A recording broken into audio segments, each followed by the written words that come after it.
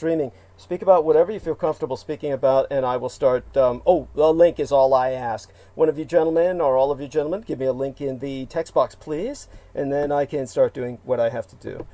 All right, I will cover you with that. In the meantime, one of you can jump in can get things started, I hope. Oh yeah, just trivial stuff, everybody. You can talk about, the wind is not trivial. I think that, that's pretty serious stuff.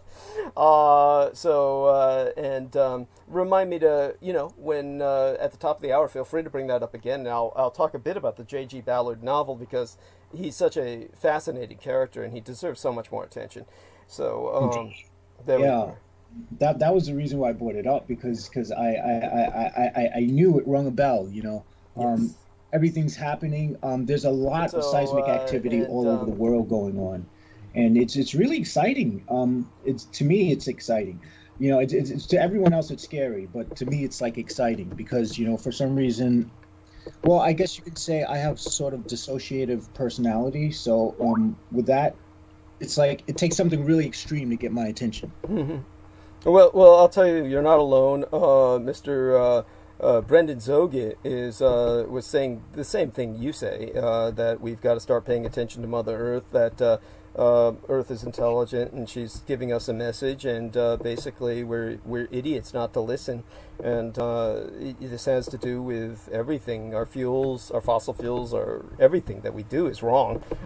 We've got to, listen or pay the price. And of course, he and I have much more optimism about this as to whether we'll accomplish that or not than Jameson does, but I can understand.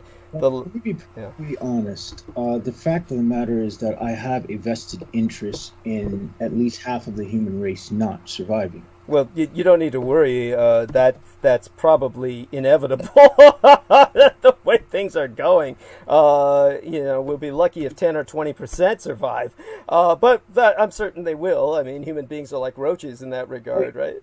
So. The thing is that there's a certain times table, which this has to be done in a certain time. I don't know why. It's just like there's something inside me that's just telling me it needs to be done now. It needs to happen now. Everything needs to happen now. It's really interesting. It's sort of like I remember in my graphic novel I had this thing where there was this unexplained phenomenon that people called the Great Cataclysm. And nobody remembers what the fuck it was. But what happened was, as a result of it, there was a new continent that bridged North America and Africa. And it's almost kind of strange because it seems like that's what's happening. Mm-hmm. Yeah, okay. Yeah, I mean, I can see that. I mean, or at least the precursor events. Okay, just changing the print here. He'll be posting live stream of critical omissions. There we are.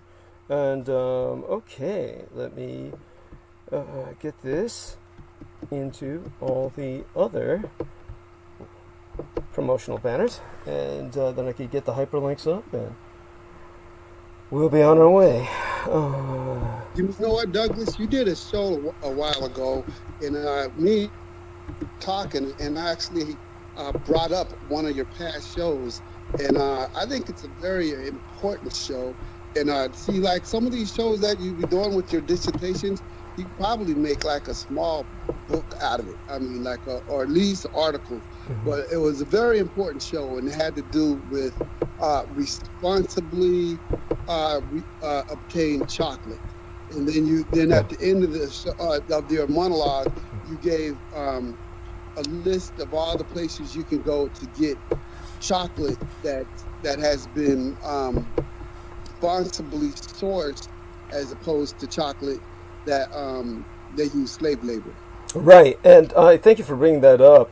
And that was at the time that I was still working with Revolution Radio. It shouldn't be too difficult to find elements of that program. Many people brought that up to me in the past, and one of the people who brought that up was an individual who was bringing up the fact that I'm not allowed on Wikipedia, where, unlike other people, there are allusions to them on Wikipedia, but even if they don't have a Wikipedia page. but no one is allowed to even bring me up on Wikipedia. And he says he's tried, he entered my name, and it was simply eliminated immediately. And many other people have said this. And so but in his case, he brought up the chocolate article, the chocolate episode, in which I was talking about slave labor. And he brought up the fact that based on what I had said, he had looked up Wikipedia, he looked up chocolate, and saw, to his horror and his offense, he was deeply offended, where Wikipedia was showing pictures of happy black children with machetes, and saying, oh, here's your chocolate being harvested, like this was fun, like this was, look at the kids having fun, and he says they didn't mention their parents or anything like that, and he said he realized immediately that it was exactly as I had said, that their parents were nowhere to be found, that these children were slave labor, that they were just, basically, for all intents and purposes, orphans that had been trucked in, and it was just horrific. And at that point, he grew sick to his stomach and said he was never going to eat chocolate again, because one of the things that I had brought up, I don't know if you remember this on that episode, and this is very synchronistic,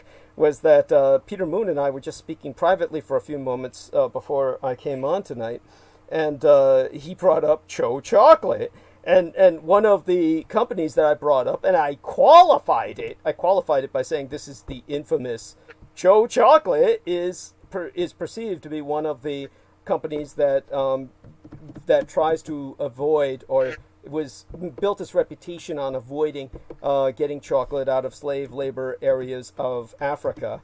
And the overwhelming majority of chocolate comes from Africa, of course. The problem is finding some part of Africa where they're not using child slave labor. And but Cho Chocolate, of course, when I went down to Walgreens and saw some Cho Chocolate little ice cream bars on a stick, like fudgesicles and shit, it pointed right out on the label. This came from Liberia and some other places where they were using child slave labor right on the fucking label of Cho Chocolate. So it was like the fudgesicle. So there you go with that. They use child slavery. They use child slavery to make everything from sneakers to chocolate to palm to peanut butter to anything you fucking eat. So in reality, there's absolutely no way to escape being complicit in this corporate evil. Well, I think another term for it, corporate evil, is one term, but you could also simply use the term predatory capitalism, late-stage capitalism, because the fact remains that this is beyond corporations. This is like something to do with the economy of nations. When you've got these African nations that are involved with that we know of, and then of course Southeast Asian, Middle Eastern, and Latin American, and Pacific Island Oceanian nations that are using slave labor. It is the economy. This is we still are in a slave economy, whether it's wage slavery or just chattel slavery. So it's a wretched situation. And just desserts going on as far as the earth is concerned, because most of these countries getting hit with earthquakes and typhoons and whatnot are countries that use that kind of labor. Yes, there's that. But remember, the horror is the majority of the people, of course, are victims who are not responsible for that. It's the predators who are running their economies are responsible for that, and they can recover easier. Then you have all the other elements of horror that I was pointing out with Lena Shea on my shows, and she was pointing them out as well, where where she did her own research and backed up what I said. To her horror, she found elements of what I said that were available online that just blew her mind. But it's a gender thing as well. The horrible thing is that you've got these situations where there's massive flooding due to global warming, and what happens in each of these floods or massive disasters is that the men they have no problem abandoning their families. They'll just run off and leave the woman with the children to drown in an oncoming tsunami, and the woman will stay with the children to die, covering them with their bodies, and the men will just say, well, I can find a new bitch and produce more kids, so, let these ones die, I'll save myself. And she found a great GIF of this. This was actual footage of some motherfucking dude who was in some place where they were doing a controlled demolition in some alpine area that was very likely Europe, might have been Latin America, but it was an alpine resort, and they were doing a controlled demolition on a mountain that when it blew, the avalanche got way out of control. The husband had total faith, the father-husband figure had total faith in the controlled demolition, and was just telling his wife and kids, stay here, don't panic.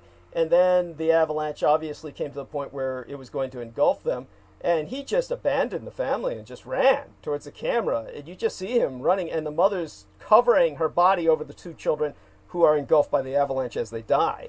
And that this is lame. Yeah, and That's lame. Yeah, and that was the GIF she put up. She was sharing that with Brendan Zoge, and the two of them were passing that around for a while, and I don't recall if that was ever posted on my timeline, but that's an example of what happens. Multiply that by orders of magnitude, and you have entire villages where they say the men just abandon all the women and children and just run out, and the women and children all die, and the men just go someplace else to find, other women to reproduce with. This is so you have that element thrown in, the patriarchal element thrown in with a capitalist element. It's just layer after.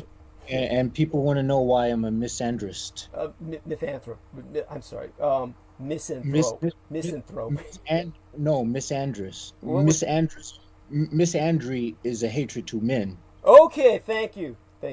Well, anthro means man too, so it used to be misanthrope was I guess hatred of mankind. They tend to generally I guess they include everybody in that. So misandry is so I stand with you shoulder to shoulder on misandry. Yeah, I mean you and I hate men pretty much. Yeah. Yes, men are despicable. Men are disgusting. They're just walking garbage cans. Yes. Well, it is the top of the hour, and on that note, we open the program, which is, as far as I'm concerned, a positive note to open it on. I have stated this before, that we could lose 75% of the male population, and we'll have nothing to show for it but positive results. Exactly. Yeah, we would thrive, and that's and this is the thing, so for all these guys who are talking about our masculinity is under attack, oh, we can only hope.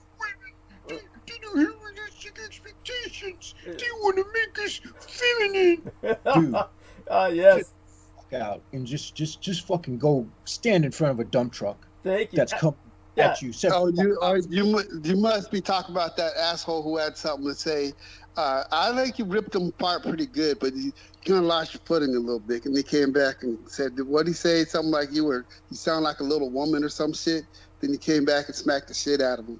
And man, it had to do with the COVID-19. You know what I'm talking about. I told him he sounded like he said I got COVID. It was nothing, and I'm like, yeah. Well, I'm like, well, see how well you were able to walk in 4 years. He said I could barely walk, and I said, see, COVID. Thank you. Yeah. Oh my God. Oh my fucking God. I have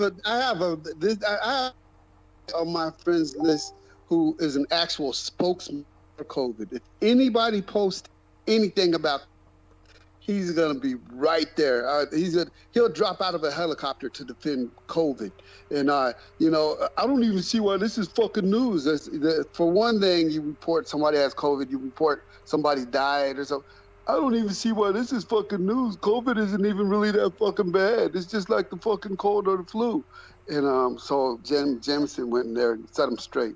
Yeah. With this fucking dumbass Kinpachi meme.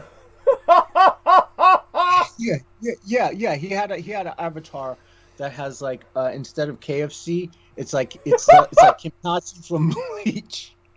And so it's like, yeah, you're not trying to write a racial stereotype. And I was like, I looked at the dude's timeline, and it's everything defending Trump. And I'm like, dude, jump off of Trump's dick. Yes, thank you. What the fuck? I mean, if everything you post is Trump, yeah.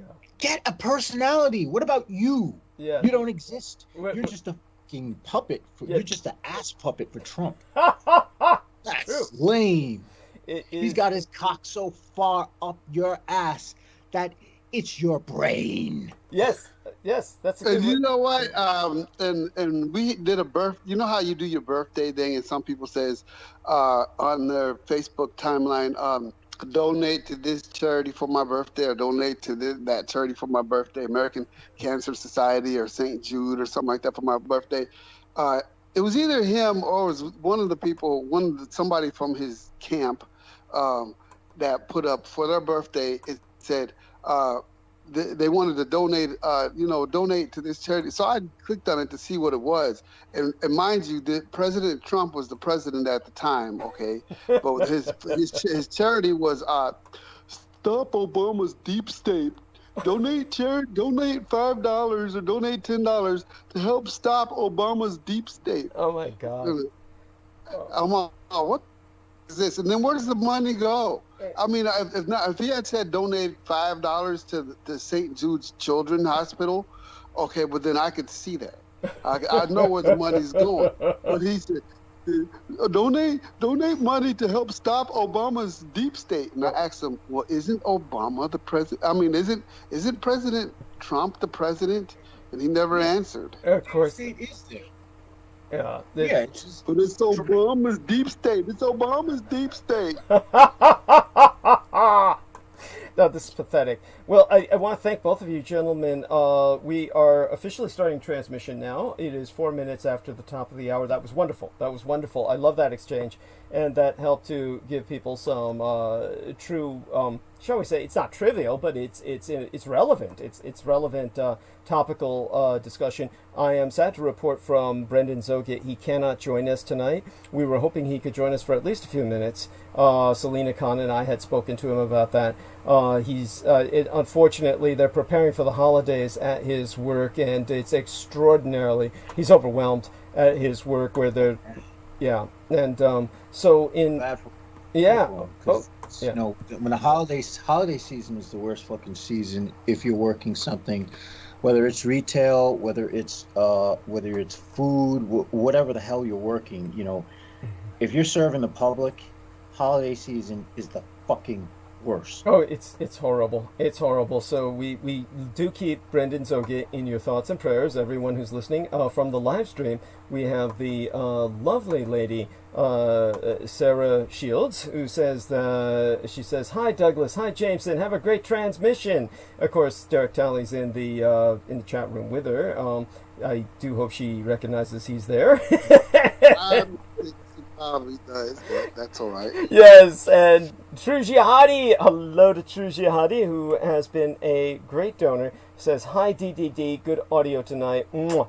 Thank you, True Jihadi." And with that, of course, we have 8 people who gave the thumbs up. We have over 30 watching, and of course, there's many more besides that who are viewing, but it comes up when it's uploaded, when it's published. And so I do want everyone to know Peter Moon will be joining us in approximately an hour. And before he does, I want to bring on Selena Khan for a few minutes and then Pac-1 Morales. So Selena Khan, do lead in for us tonight and segue to Pac-1 Morales to do his update. And just let us know how things are going with you. I understand that there's a lot going on in New York in general in terms of weather phenomenon and wind. I hope this hasn't impacted you any. But let us know if it has, or what else is out there that might be impacting. Honey, if she's able to come off mute. Oh no, I'm here. Actually, I was on the line talking to Lena, my friend, Lena Shea, actually. Oh really? Anyways, wonderful. And it's okay. Yes. I'm done. Shout out to So, Lena yeah. Shea. Oh, Yes. absolutely. Yes. It was just my work as usual. Saturday, Sunday is the busiest day. I am working with the client that it's a How come the weekends are so busy? huge. How come the weekends are so busy? Because weekdays people work, Oh, okay. and weekends, they have time to buy or see, properties to buy, and then existing clients new clients. I had a new client today. They own a lot of properties, so I had to. It was like kind of like 3 hours sit down meeting with them, and just 3 hours we were all talking, because they own everything that they like to sell and reinvest. So it was like tremendous amount of discussion over so many things and all this. So yeah, that's what I was doing. And then basically business. There's nothing else that I can talk about except that I wanted to share something. Probably I will also be busy though, Douglas. I'm going to be working on the page, your website. Oh, wonderful. So I have so much to do because I have 2 hours time. I like to finish it, and I have few appointments tomorrow. Okay. But I do have few things that I wanted to share, some interesting matters. I sent you a check, remember, of the image of this check, that almost $3,000. Right. I will share. It was a very interesting story that I would share if I have time tonight. I'll come on at when you take a break or something. That's that. But just for now, I'm just gonna be doing the pages at your website because that's what I wanted to do. So I let others to talk and present their whatever it is, those stories, anything. Yes. I'll come back. Good. Wonderful. Yeah, enjoy. Well, I love you dearly. Mwah. Love you too. Okay, honey. You're wonderful. Yes, that's my manageress, my goddess, if you will. And with that, we go to Pac-1 Morales. So Pac-1, please give us an update. I hope all is as well as can be with your family. As I say, it's as if your family lives in the midst of turmoil. I hope that some of that has settled, but you have the weather as well. Tell us about the environment and your situational report and update, status update, please. Good evening, Douglas. Good evening, everyone. Everything this week was, for the most part, everything's been on the up and up. Today I had another tree fall in my yard. Oh, so cool. Holy shit! How is it that nobody gets hurt? And it's funny because, well, it's not funny. It's pretty shitty, but I live on a dead end, so it's like just me and then the family across the street, and we both have we're surrounded by woods, but farthest side of us, both sides, it's all those trees are just falling in. It's like a little swamp area, I think. Oh my god! But, yeah, so I don't know. This is gonna be fun cleaning up. Oh shit! Luckily, how do you clean it up? That's what I was talking about, because I have homeowners insurance, and so I'm like, I don't know, do I call them and make a claim, because my siding's all jacked up on my house now and shit. Right. And, yes, by all means, call them. Try it. Yeah. So, yeah. So I got to do that then, and then I had just got done cleaning all the leaves and everything out of my yard, thankfully, because we had those couple of nice days last week. I was like, I'm just gonna hurry up and get this done, because it's a mess trying to do that shit during the winter, right? Or spring, after everything already thaws out. But other than that, my fiance, they now have on her floor, because they turned it into a COVID floor. Well, it's co, so it's like regular patients, which is usually like post-operation and shit like that. She gets those kind of people. Right. Now they turned half of the floor into a COVID floor, and they have 6 or 7 patients probably that have came in and out of there with COVID. And then she's had just as many though co-workers that have tested positive for COVID. So it's ridiculous. And then I was just doing a little bit of research today or whatever, and I guess they see that they're finding that this positive JMO dig this one. a lot of the men that have been testing positive for COVID are becoming impotent. They're like, well,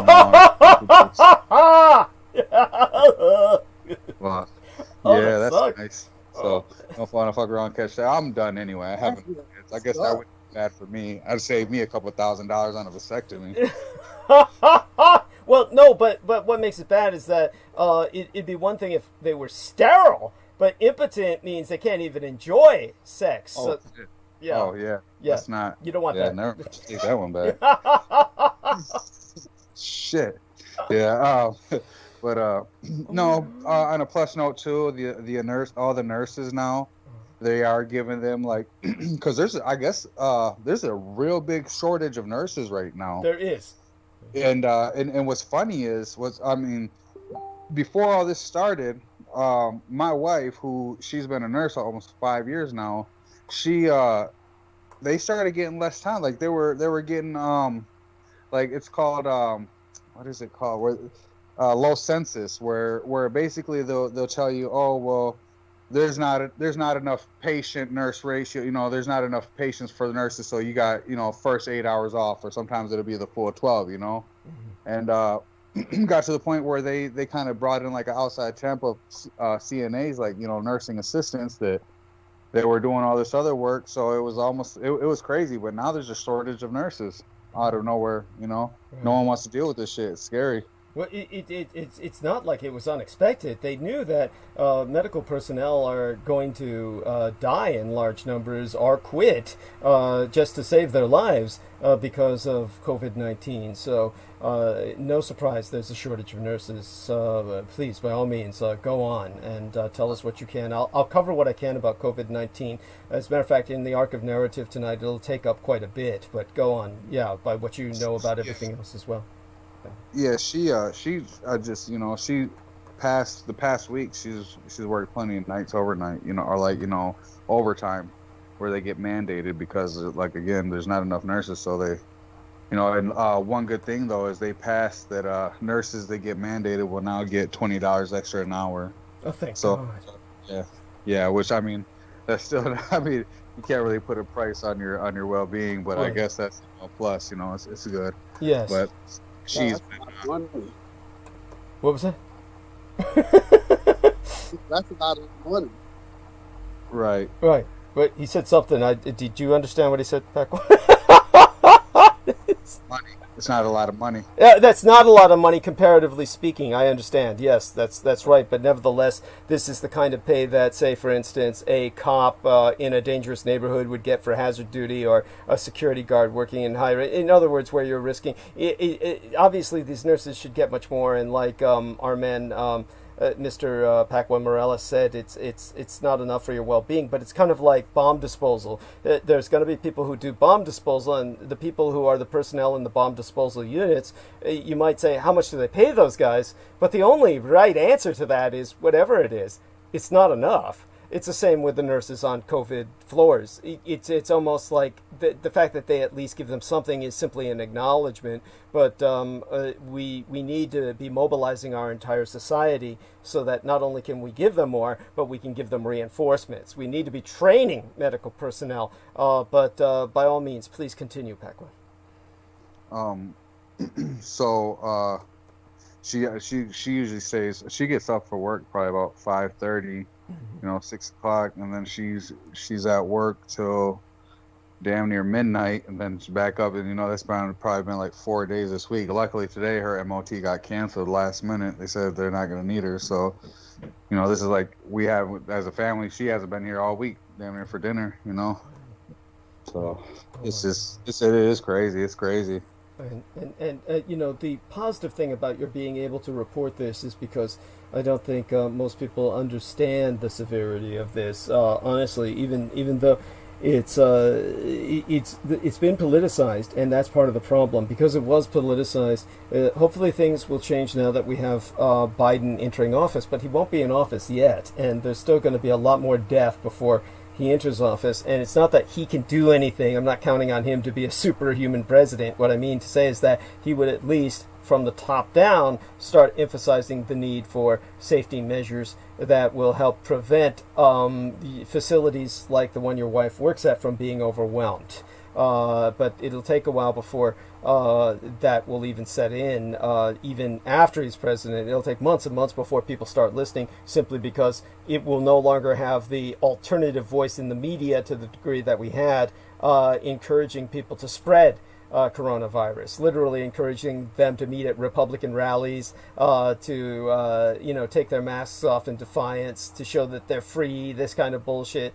To someone who's married to a nurse, or to a nurse, but particularly to people who are married to them, it's far harder for the families at home than it is for the troops in the field. So when you've got someone like Pac-Man Morales who's married to a nurse, for him to see people taking that kind of attitude, I'm sure it just must be heartbreaking. It's got to be heartbreaking to see idiots out there like that. So, it is, because I'll tell you how serious it is. I'll tell you exactly how serious the hospital takes it.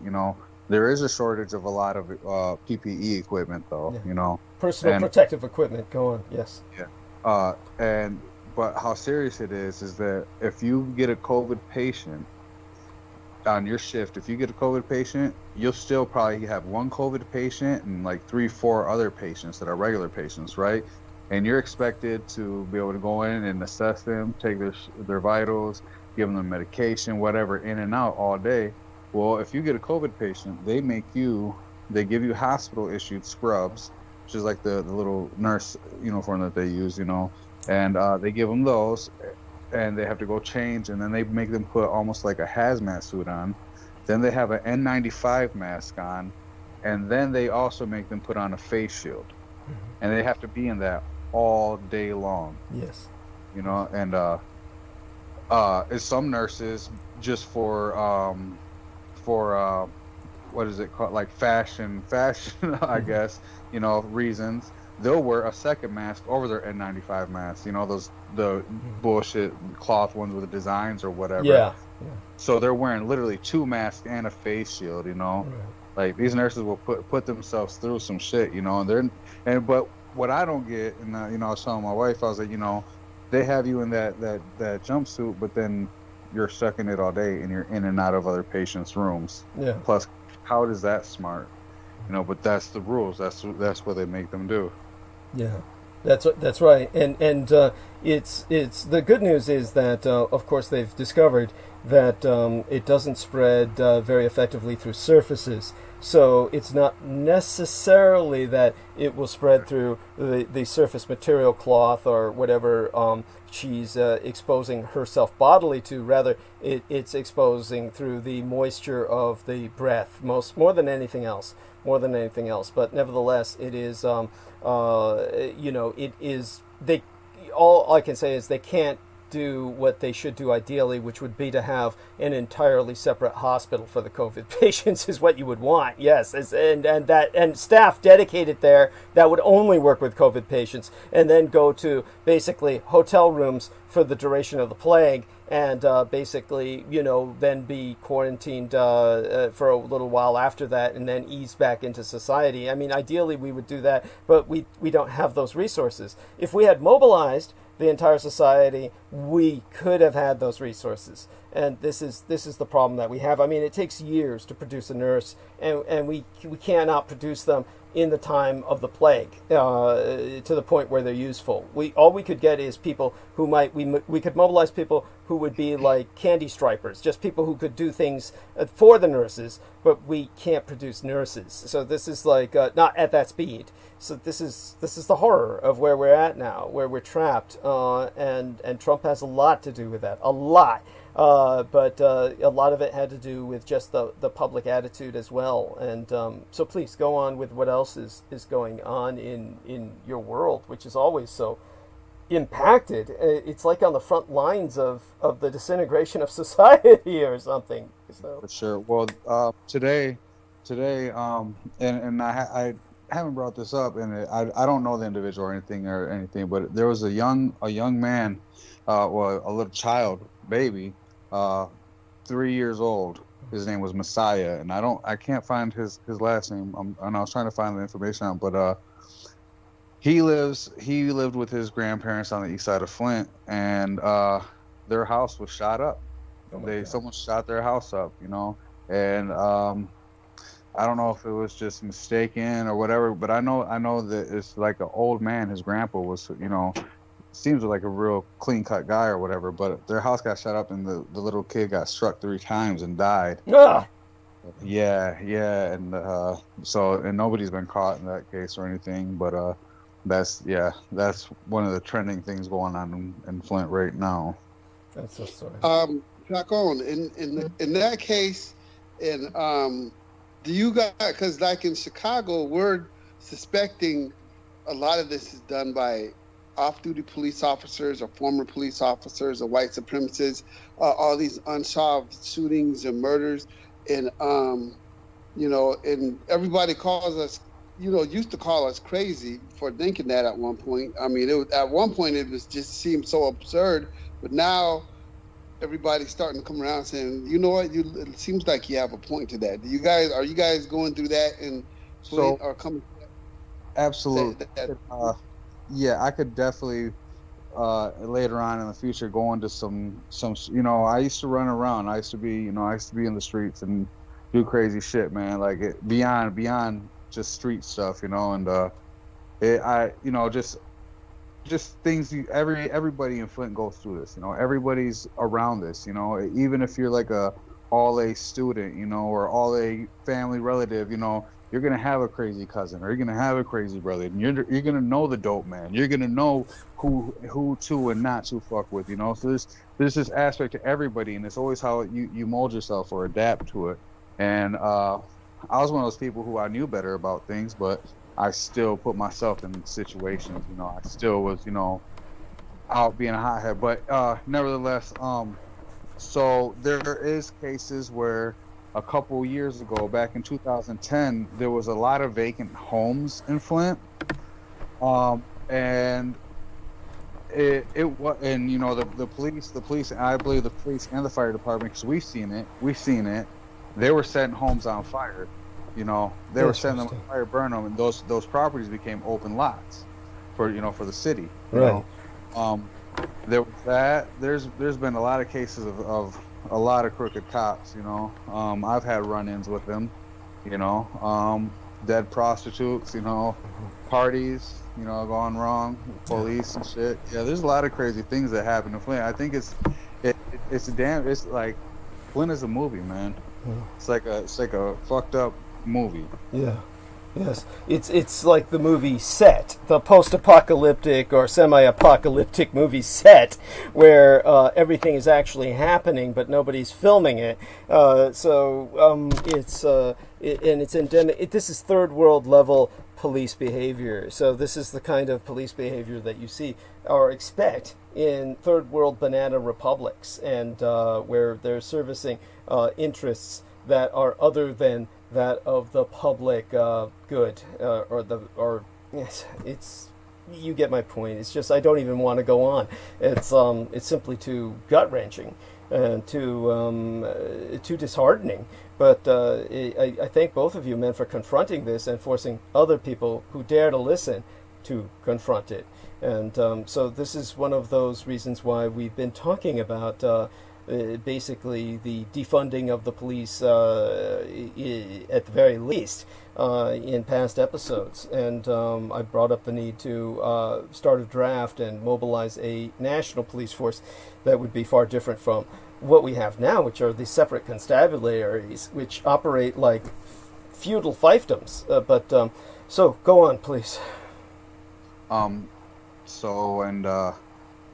And other things like here in Michigan right now, the governor came out today, and she's moving back to, I believe, phase 3, where all in dining restaurants and indoor bars and public gatherings and high school sports, movie theaters and stuff like that. That's, you know, bowling alleys, clubs, crazy things that were open. You know, it's all closed again now for the next 3 weeks.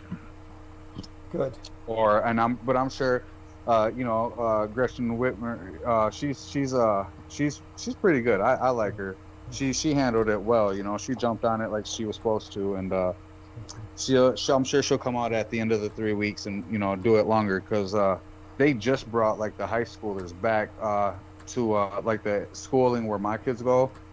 The school district, they just brought the high schoolers back, and we're allowing them to come back for 2 days during the week, which to me was just like fucking retarded. Thank you. Like I said, I told my daughter, I was like, "You're not going back." She's like, "I don't want to go. Hell no. Like, I'm not trying to go back." Yeah. So this is ridiculous. But I honestly, in my opinion, man, and I guess my life through quarantine, man. I was like, oh, is that what they call my life, is quarantine? My life has not changed. If anything, I've benefited more from quarantine in my life than, there's been ups and downs and just that's just fucking life. But I'm talking direct impact, like man, this has been honestly a blessing to me and my business, It's unfortunate that it's a serious, it's a pandemic. It's something that's serious, it's taking lives. But I think personally, if we could buckle down as a nation, as even if we were divided and people are Republicans, if motherfuckers just said, okay, look, let's halt everything for this year. What is anyone gonna hurt? If everything it's almost like putting a time freeze on shit. It's not realistic, but it's like putting a time freeze. Like, you just stop. Society, bills, everything, electric, everything, your rent, mortgage, all that shit, money flow, period, stops for a year. And the government does their fucking job, comes in, regulates rations like they did in the World War, Yeah, it was hard times, but I think we're further as a nation now than we were in those times, technologically, agriculturally, economically. We are further than what we were in those times. If we could just halt for a year and everybody do their part to stay away from everybody else and just let this shit pass, and then come back and then jumpstart everything. Yeah, I know we're still going to need nurses and doctors and realistic things like that, and that's fine. That's where they come in, they do their jobs. But that's their jobs at this point, right? That's what they signed up and took their oaths for. As long as everybody's being provided for and everyone can come together, I honestly know that we could beat this shit, and that could be something that could be impacted worldwide, but that's unrealistic for egos and people with ideals, Well, what's going to happen is that the catastrophe that will continue to roil in terms of repercussions from what's going on right now will have to lead to that level of social revolution. We're going to have to establish a society that will do that, and it's going to require basically enforcement, and it's going to require the fact that people understand this to be war. See, right now everybody's still treating this like this is a choice, as opposed to a no-choice situation where there's no volition about it. It's you either do this or we all pay the price. Now, all of the American public was willing to go into quarantine and do what they were ordered to do. What fucked it up was Donald Trump and the Republicans, who went along with him, who said, no, you don't have to do that, and politicized it. And that's what's fucked us ever since, and gave us these horrifying numbers of deaths that just aren't happening in any other country on earth. So this is all the fault of the Republicans. There is no denying that, even though they go into total denial about it. And that's why they're the ones spreading that kind of attitude that we were speaking of earlier, of this is like the cold, this is like the flu. No, it's not. You're losing, as I said, Keith Call, that the straightest guy I know, who I caught up with, he caught it and he lost his sense of taste and smell, and he's never gotten them back, and he may never get them back. And other men are becoming impotent, which is like worse than sterile. Sterile would be one thing, but impotence is you can't even get it up anymore. It's so these are men who, if they're not going to be able to enjoy sex, what are they going to do? I can tell you what they're going to do. We're going to have a lot more mass shootings. That's what they're going to do. And so this is like this is where we're at. So it becomes a an issue of basically one side triumphing over the other. So the mobilization for that war to triumph over the Republicans in what will inevitably become a civil war will then lead to a society that will impose these restrictions when they're needed, and the very fact that it's able to do that will enable us to evolve to a higher social form of existence, and that will be one which will be more inclusive and more considerate. It definitely entail exactly what you're saying. I mean, first off, the thing that we all need right now, it's universal income. Everybody needs universal basic income, and they could do that. They could just print the fucking money, and we could all be issued universal basic income, and that would boom the economy. That would boom the economy. It would recover even in the midst of pandemic. But no, they refrain from doing that simply because that's in their nature. And by they, I mean the Republicans. Again, if it were to lean towards the Democrats, we would veer towards that universal basic income, because that's the nature of the politics of democracy. So beyond Democrats and Republicans as parties, we have to conceive of democracy as opposed to republicanism. The fact that the United States is not a democracy but a republic, it's time to change that, and change it through violence if need be, so that we're no longer a republic but a democracy. And so that's what we represent on this program. So please, anything else you want to say, go ahead, Pack One, and then when you feel ready to do so, then turn it over to Derek Talley, who will give us his situational update report. But we really value your correspondence, and honestly, it's I never want to go into your personal family business, but there is so much that Pack One doesn't share with us, whether it's the occult and his experiences with the occult. We can get into that in another episode. But definitely his family is extended, and he has multiple families that meld into his family, as so many people do who have marriages and many relations that are still alive. I don't have any of that because my immediate nuclear family, which was all that mattered to me, is dead, even though I have relations on the East Coast who were my father's relations and relations of my mother's in Taiwan. Basically, I'm the only one left from the family that mattered to me. And most other people aren't like that, and Pack One is even more not like that. He has families within families, and there's a drama that he never touches, which this is all just the tip of the iceberg of, which itself would make a television series. But go on, and whatever you're willing to share about anything, please go ahead. Well, so I hope you don't mind saying what I said just now. No, you're fine. Yeah, literally. I've literally contemplated writing a book. You know, nothing. Yeah. I don't have the discipline to sit down and write or even anything. So I get what you're saying. Yeah, but it's like this is I think about things all the time. Like always the past. It's always like it's literally like. So I mean, I started. I'm not gonna give her the whole spiel, but basically I started running the streets and skipping school, and you know. Was pretty much like a little drug runner for one of my relative of one of my buddies, and we did it together, you know, and we came up in these streets together, man. We did a lot of traveling. There was a lot of double crossing going on with people. There was in the end there was you know, I lost my best friends, you know, my brothers.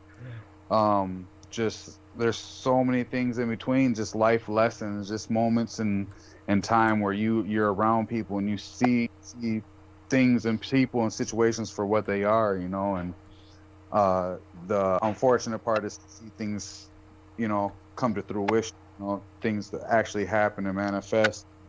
You can't stop, you know.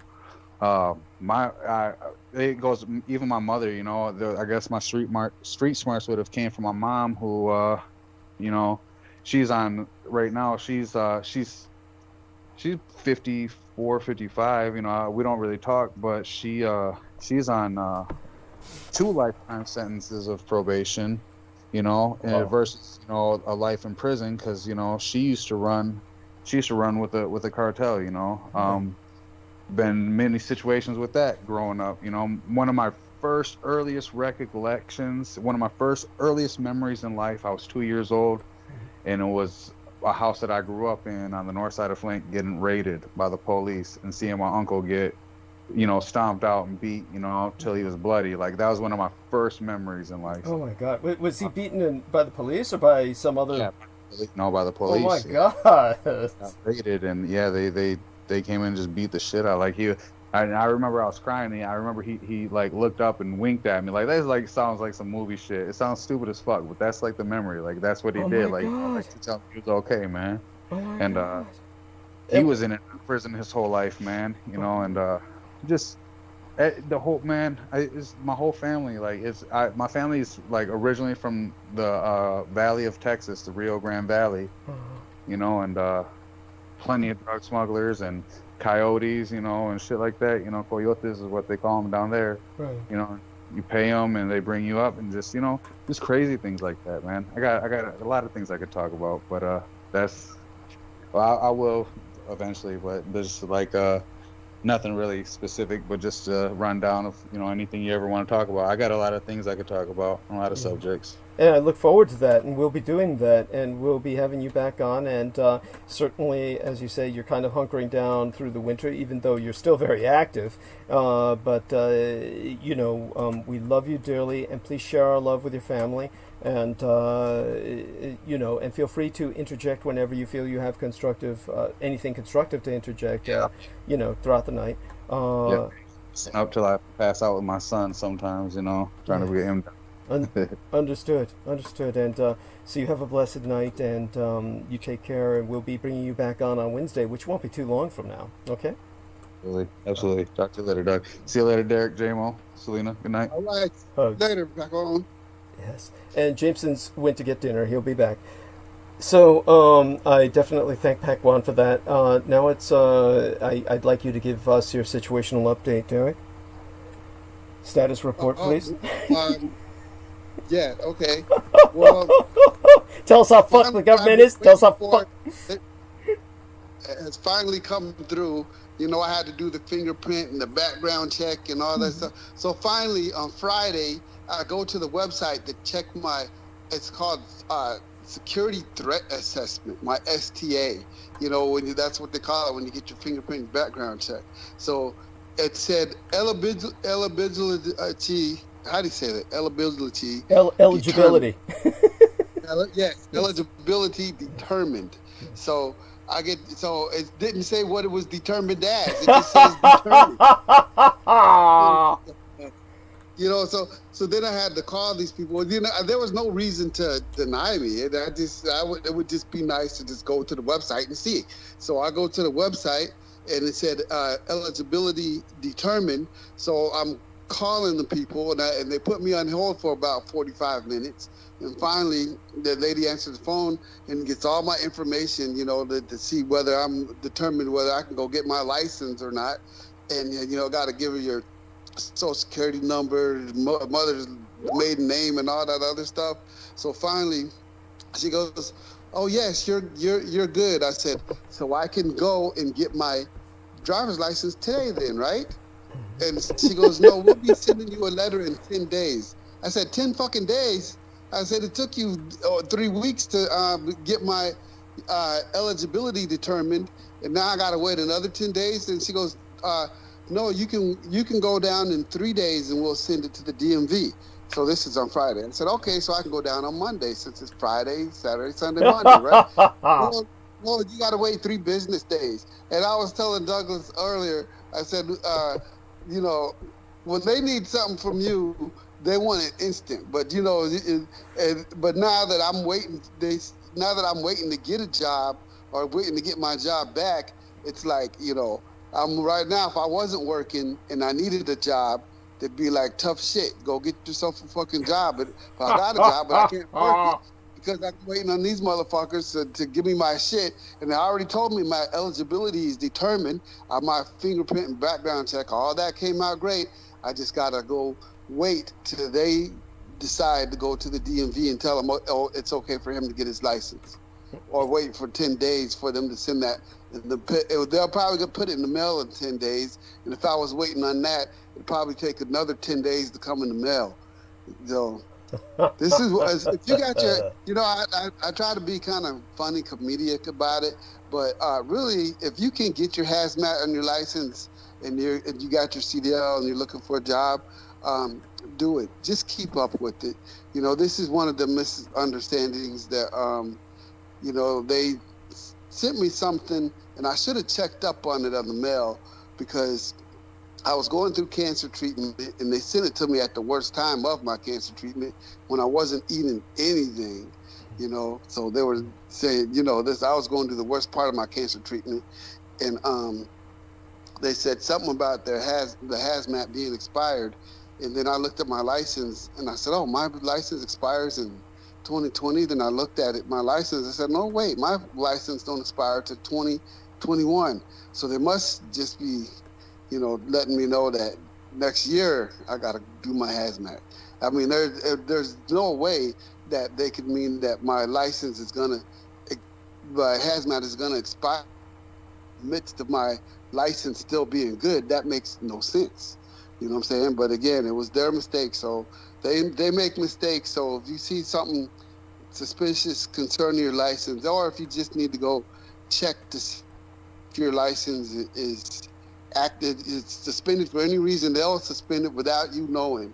And if I worked at Target or someplace, that wouldn't be no problem because then, as long as I could drive back and forth to work without got caught by the police, I'd be good until I can straighten that shit out. But if you use your license to drive, if your driver's license is your job, and if something goes wrong with your license, you're straight off cut off financially till you get it fixed. That's more of a nightmare. Oh my God. Well, I definitely appreciate your relating that, and certainly there must be other things to relate as well, though I understand this is predominant in your mind for obvious reasons. Are you surviving all right? Do you need any help? I'm doing good. And see, that was another predicament I got myself in. Now, and I was able to put myself back on disability, and I'm getting that now. So I'm in a place to where I can pay my rent and buy food and all that stuff. So and pay my bills. So just the very thought that I have everyone out there with their thoughts and the prayers and praying for me, and believe me, that means a lot to me. You know what I'm saying? Because there's a lot that me and Douglas discuss privately that I really don't discuss a lot publicly. But I've been alone for most of this year. You know what I'm saying? Yeah. Douglas knows that you guys are like family to me. Yeah, the audience. Douglas is like family. And the whole audience is like family. So, sometimes when it comes to me not doing good, I'll drag it at, to put some entertainment value on it and everything. But you know how family does. I'm big cousin. You know what I'm saying? Everybody listening. Yes. Yeah. So, but I really appreciate everyone being there for me and everything, but I'm doing decent right now. So, but yeah, the predicament that I'm in now is now that I'm able to put myself back, disability. My disability extended to December 13th.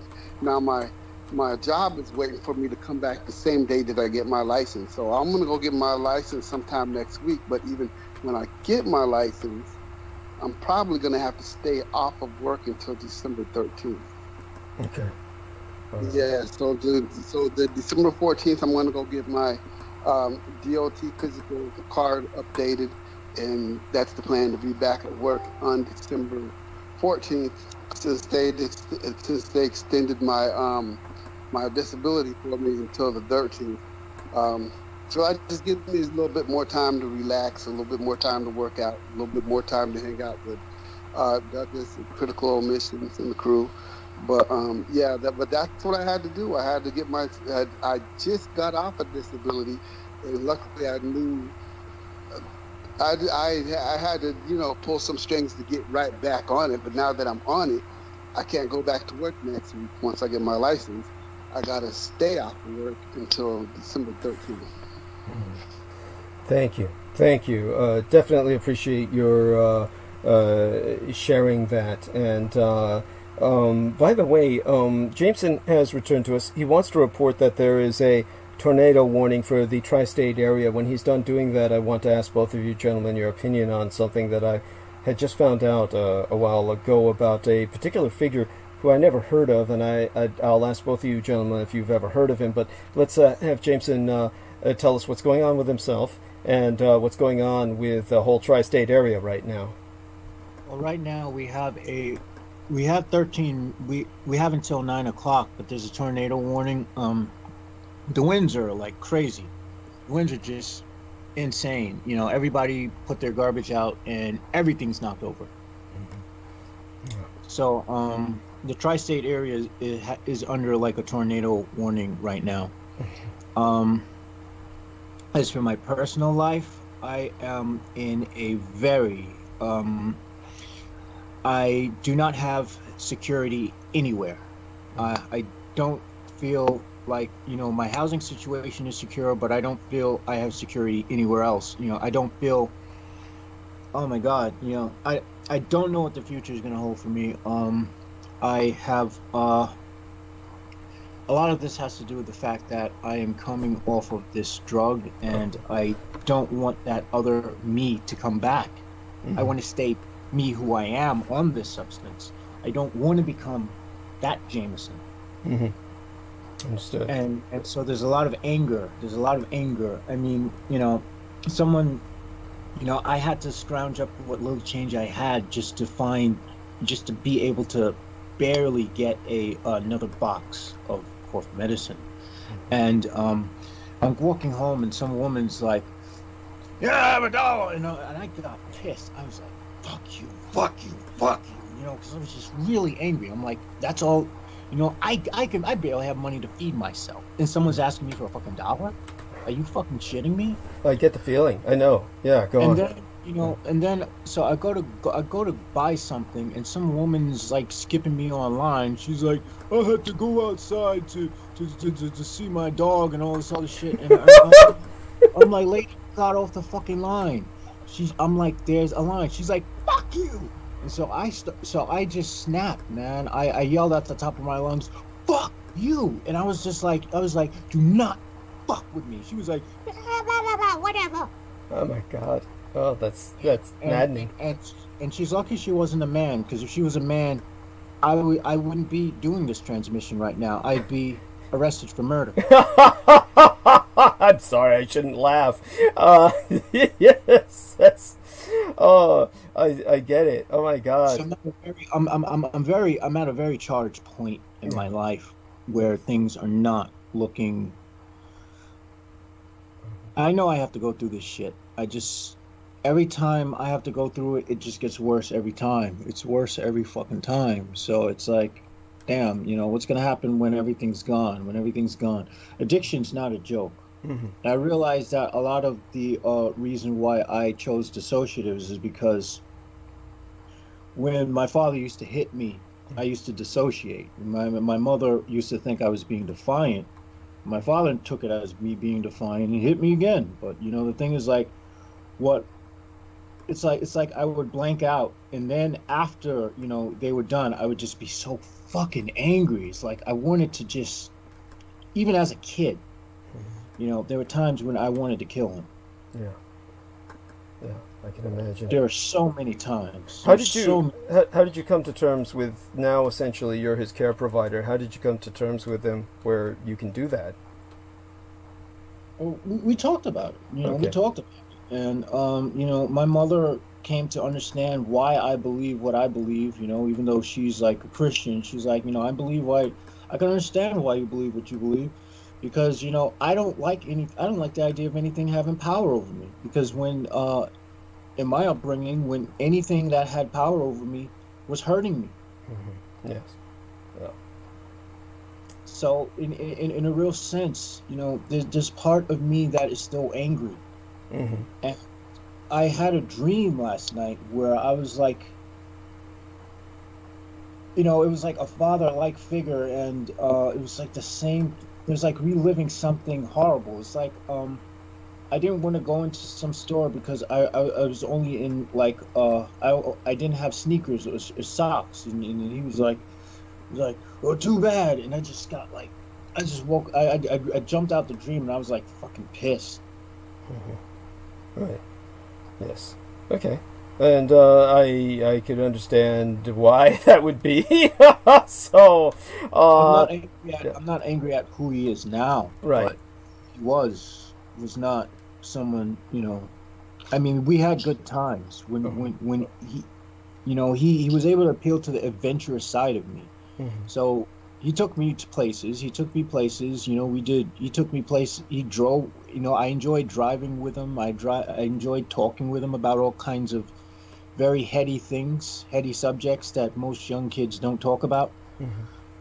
But you know, it's like having two. It's like he had two faces. You know. Right. So I never knew. So there was always that uncertainty. Like I never know when, you know, when I would trigger something. And so now I'm facing the same uncertainty. I don't know what the fuck's gonna happen. And you know, it's like, who am I gonna become? You know, what am I gonna? You know, my only way of dealing with shit is to dissociate. You know, when I dissociate from it, it's like, you know, I know I'm not processing the emotions. You know, I know that's what. But that's the only way I could get through it. So, without that sort of crutch to help me, what the fuck is what am I going to become? I'm scared. Yeah. Yes. Okay. Well, thank you for sharing that. And if is there anything anyone in the audience could do to help? I know financially you might need some help. Is there any resource that they can drop something off at, or? I don't think anyone's going to do anything. So I human nature. I know human beings being human beings. I'm not expecting any help from anyone. I'm someone who's always had to shoulder shit. I'm used to shouldering shit on my own. So I'll find a way. Okay. Yeah, and well, I appreciate that. Well, Jamison, when I get back to working again, just talk to me. So. You know, like, you know, come around January, February, once my paycheck starts kicking in everything. If you need something more than anything, you know, once I get back to regular working again, you hit me up privately. You know, I don't have no problem. You know, the people have helped me out in the past, and you know, if you ever need something, bro, just, you know, hit me up. If I can, I will. I truly appreciate it, man. But you know, I can't do that. You know, it's just, it's not in my nature. You know, it's like I've been used to doing this. I've been used to being on this mission by myself for so long. So it's like, check it out, bro. How do I accept help? Hey, look, bro. I know exactly where you're coming from, man. Because there was a long time there where I was alone, man. Where people thought I was crazy, you know.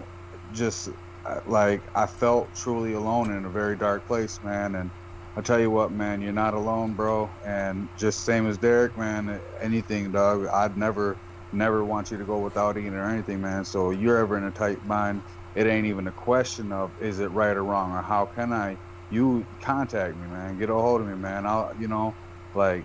Seriously, man, because I'll tell you what, man, there's very few seldom people in this world that one can understand or even and begin to say, okay, I know where this person's come from, or I've been there, or you know, and like you're one of those people, man. Like I see like a lot of the ways, and you know, I used to feel and shit, man. Like I see that in you, you know, and you know, I know you have your own path and you do your shit and you handle your shit, you know, and that's 100, bro. But man, I'll tell you what, man, never feel like you can't accept help from a friend, because I'll always be there to help you out, man. You ever need anything, that's 100, bro. Thanks, I appreciate it. Thank you. Yes. Thank you, both of you, gentlemen. I really do appreciate it. Before we bring Peter Moon on in a few minutes, he'll let me know, I believe, when he's ready, which should be at the top of the hour or shortly thereafter. I want to thank everyone in the chat room. I know that Veronica Bellera says, Hola Didi, hola Maria, buenos noches a todos, and buenos noches a todos back, Senora.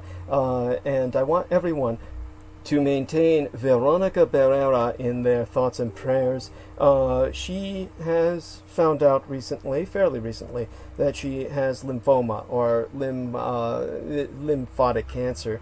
So fortunately, I do believe that in many cases that can be treated. So, but she needs all of our thoughts and prayers mobilized in her direction. Veronica Barrera is this wonderful human being who's been a fan of mine for many years, and all the way back to Revolution Radio, which I honestly can't even understand what a decent lady like her was doing listening to, except that it was just for me, I suspect. And it would be like in one of those bars or environments where you ask the lady, you know, what's a girl like you doing in a place like this? And but Veronica Barrera, God bless you, honey. I'm praying for you, and I think of you often. And do please coming back to visit us as well. With us is the lovely Maria Michaela Grigorich, and she, of course, is in Canada, and she is been getting some new health issues after recovering from COVID-19.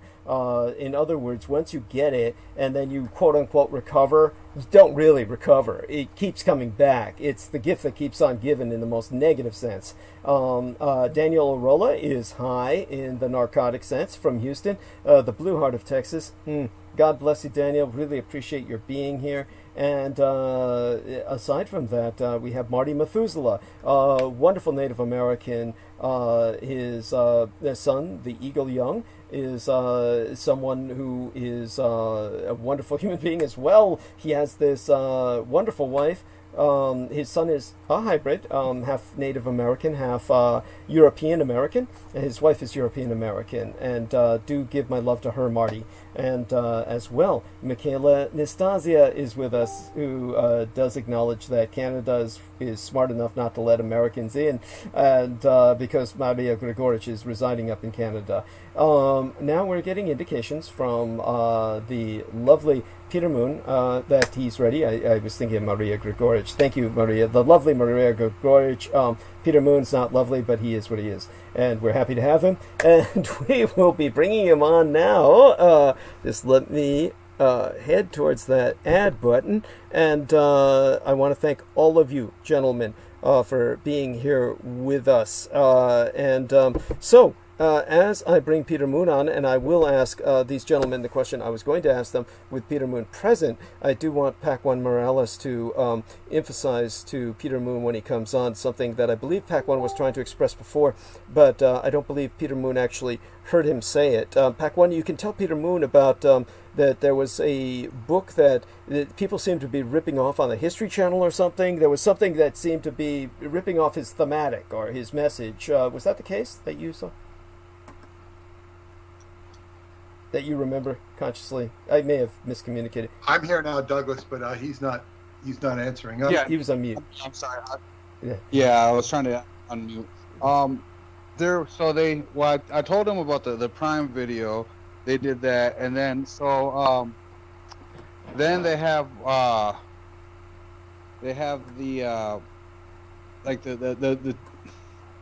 how they do they incorporate the World War II into the time travel, you know, right? And they don't, but it is funny because it was like two brothers. They try to say it was two brothers, and one of them invented it, and he turned himself into the subject, and then they kept going back in time to the furthest back they could go was to the time of the Philadelphia experiment. Right. Okay, that makes sense, because that would be, if you accept the logic of that black man who claimed that time travel could only go back to the point of the first time travel machine invented. So if you accept that as the invention as opposed to Die Glock or the German bell, then either way it can only go back to that point, according to that one black guy whose name I forget, who Spike Lee was going to make. He was an idiot. He was It was horrible. His name was Ronald Mallet, and he had a PhD. He worked out of Connecticut. I think it was the University of Connecticut.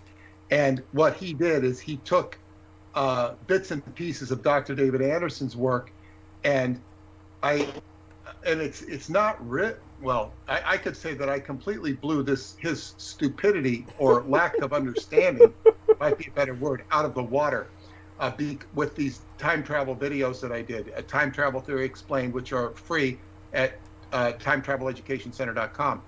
This is the work David Anderson. It's like a closed time-like curve. You can bend time. You can bend, and so what happens is when you bend, it's sort of like bending the bend, to explain it in very crude terms. You can go back infinite. The problem is, and there was a man named Frank Tipler who created a thesis called, it was in his PhD work, the Tipler cylinder, which basically demonstrated that you could bend time and move in time if you had something like 10 million times the power of the sun. So you needed infinite power. And Michio Kaku had said that David Anderson's time reactor device, had no power. He said, this is the scrawlings of a child. Yet he lied, and he did not read the paper that was put in front of him, which demonstrated the power, explained the power, and there's further videos on this on YouTube. So anyway, you can go back as long as you have a device that works, and because it will generate its own power. Okay. But that's a whole nother subject. Understood. But anyway, Understood. Oh, sorry. Go on. Just to disclaim Ronald Mallet. Right. Understood and appreciated. And thank you for remembering his name, because I couldn't have gotten that out without you. I'll also tell you that Spike Lee purchased the rights to his book, and just sat on it and didn't do anything with it. Interesting. That says volumes. That speaks volumes. So in terms of what I wanted to say to Veronica Barrera, I want her to know that aside from Maria Gregorich expressing her prayers in the chat room, Selena Khan says that Veronica will be fine. My prayers for her. We will all pray for her. She will be fine, like Derek Talley. So I hope Veronica hears this, and I just wanted to get that out there. So Peter, thank you for that input. And Pac One, was there anything else that brought to mind before I ask all three of these gentlemen a question? And you of course are open to answer this if you know anything as well. But before I do that, was there anything else you wanted to bring up to Peter that you remember that you saw? Maybe something else. I'm sure he's ripped off all the time. Well, and it's funny because it wasn't like, had I not, and I just got done reading, like I said, last month, the Montauk Project, the Silver Edition. So I just read that, and it was funny because, Peter wrote that. What was that, Peter? Like 90? What was it? 93? Well, the book was published in 92. Okay, so and this is something that is 2019, 2020, so it's not even, it's like you can tell there was something they based it off of, but they couldn't, they didn't have facts, they didn't, so it was bullshit. I didn't buy it. I already knew it was like, it was just one of those things where you already, like, you've learned the information, and you see someone like kind of mimicking it or half-assing, and you're like, oh yeah, I see what you're. Well, it's exactly, but you see, the thing with the Montauk Project, it was amazing information that was suggested by Preston Nichols, who obviously had experiences with time. But what Preston always said is you can't replicate Montauk unless you have extreme power, and they had problems with power. And even Preston's descriptions of how they were getting power, I don't know that was enough the ultimate power was tying into the Philadelphia experiment itself. However, when David Anderson came onto the scene and developed his own technology and demonstrated his mathematical theories, it kind of blows all this stuff out of the water. So what happens consequently is you have people that don't really understand it. You have Wikipedia, who puts their description of a closed time-like curve, and a closed time-like curve is basically a loop in time. But we're all on a huge loop of alpha and omega. It's like that's the statement from the Bible. I am alpha and I am omega. That's what Christ says. It's like I am the beginning and the end. That's one allusion to a closed like time-like curve or an Ouroboros. Ouroboros is the snake eating its tail. Okay. Now, the thing is this whole concept is a little unwieldy to the human mind. And Wikipedia defined a closed time-like curve. In the beginning of their definition, it says one of the most disconcerting concepts in the field of modern physics. And I quoted it on my videos. And within a month of those videos being published, Wikipedia changed their statement because it made them look stupid. Now, although I've described a closed time-like curve and explained it at least in 3 ways on those videos, it is, you could say it's disconcerting, but it's definable. It's like, because we're in a limited 3D space. So this whole idea of the Montauk Project is like some kid trying to learn how to swim in the shallow end of the pool. It's a little over his head. And he's like flapping he hasn't quite learned the Australian crawl. And then, David takes us up to a level where we can learn the Australian crawl, but we really can't do the Australian crawl because they won't let us in the pool. Okay. We're not allowed in the pool to practice our swimming stroke. Yeah. So this is the situation we're in as far as time travel goes. And what I would also say is it has to do with chaos.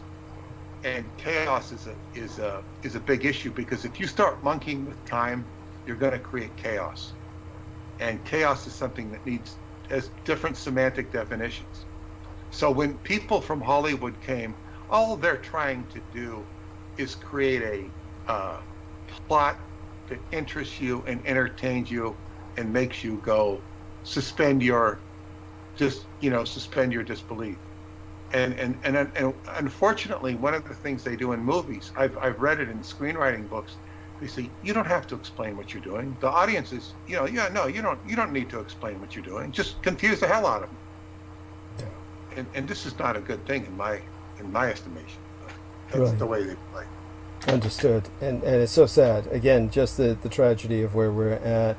One of the things that was brought to my attention recently was a particular individual that I had never heard of before. So if any of you gentlemen have heard of this individual, let me know. It was the Blacks for Trump founder, Maurice Simonet, who's also known as Michael the Black Man. He's apparently a former violent cult leader who basically was posting these Judeophobic screeds and racist conspiracy theories online. But he was a featured member of the audience at Trump campaign events since 2016. He's got this website that was brought to my attention where Simonet, surname spelled Symonette, he makes just a variety of bizarre claims, including that various black Democrats, artists, and athletes, inclusive, of course, of former President Barack Obama, Jesse Jackson, Spike Lee, Colin Kaepernick, and the Representative Maxine Waters, the Democrat from my own California, are all just fake black people. They're really Indians. Apparently, he says that the Senate is controlled by a secret underground of Cherokee Mormons. Maybe Peter Moon can give us a bit of background on the Cherokee Mormons, where apparently I'm not certain this individual saying what Peter was saying, that apparently a number of presidents come from. This guy sounds like he is fucking gone. Well, I think he's probably funded and connected to a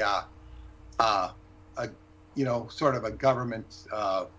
Yeah, he is. He's one of those. He's one of those people.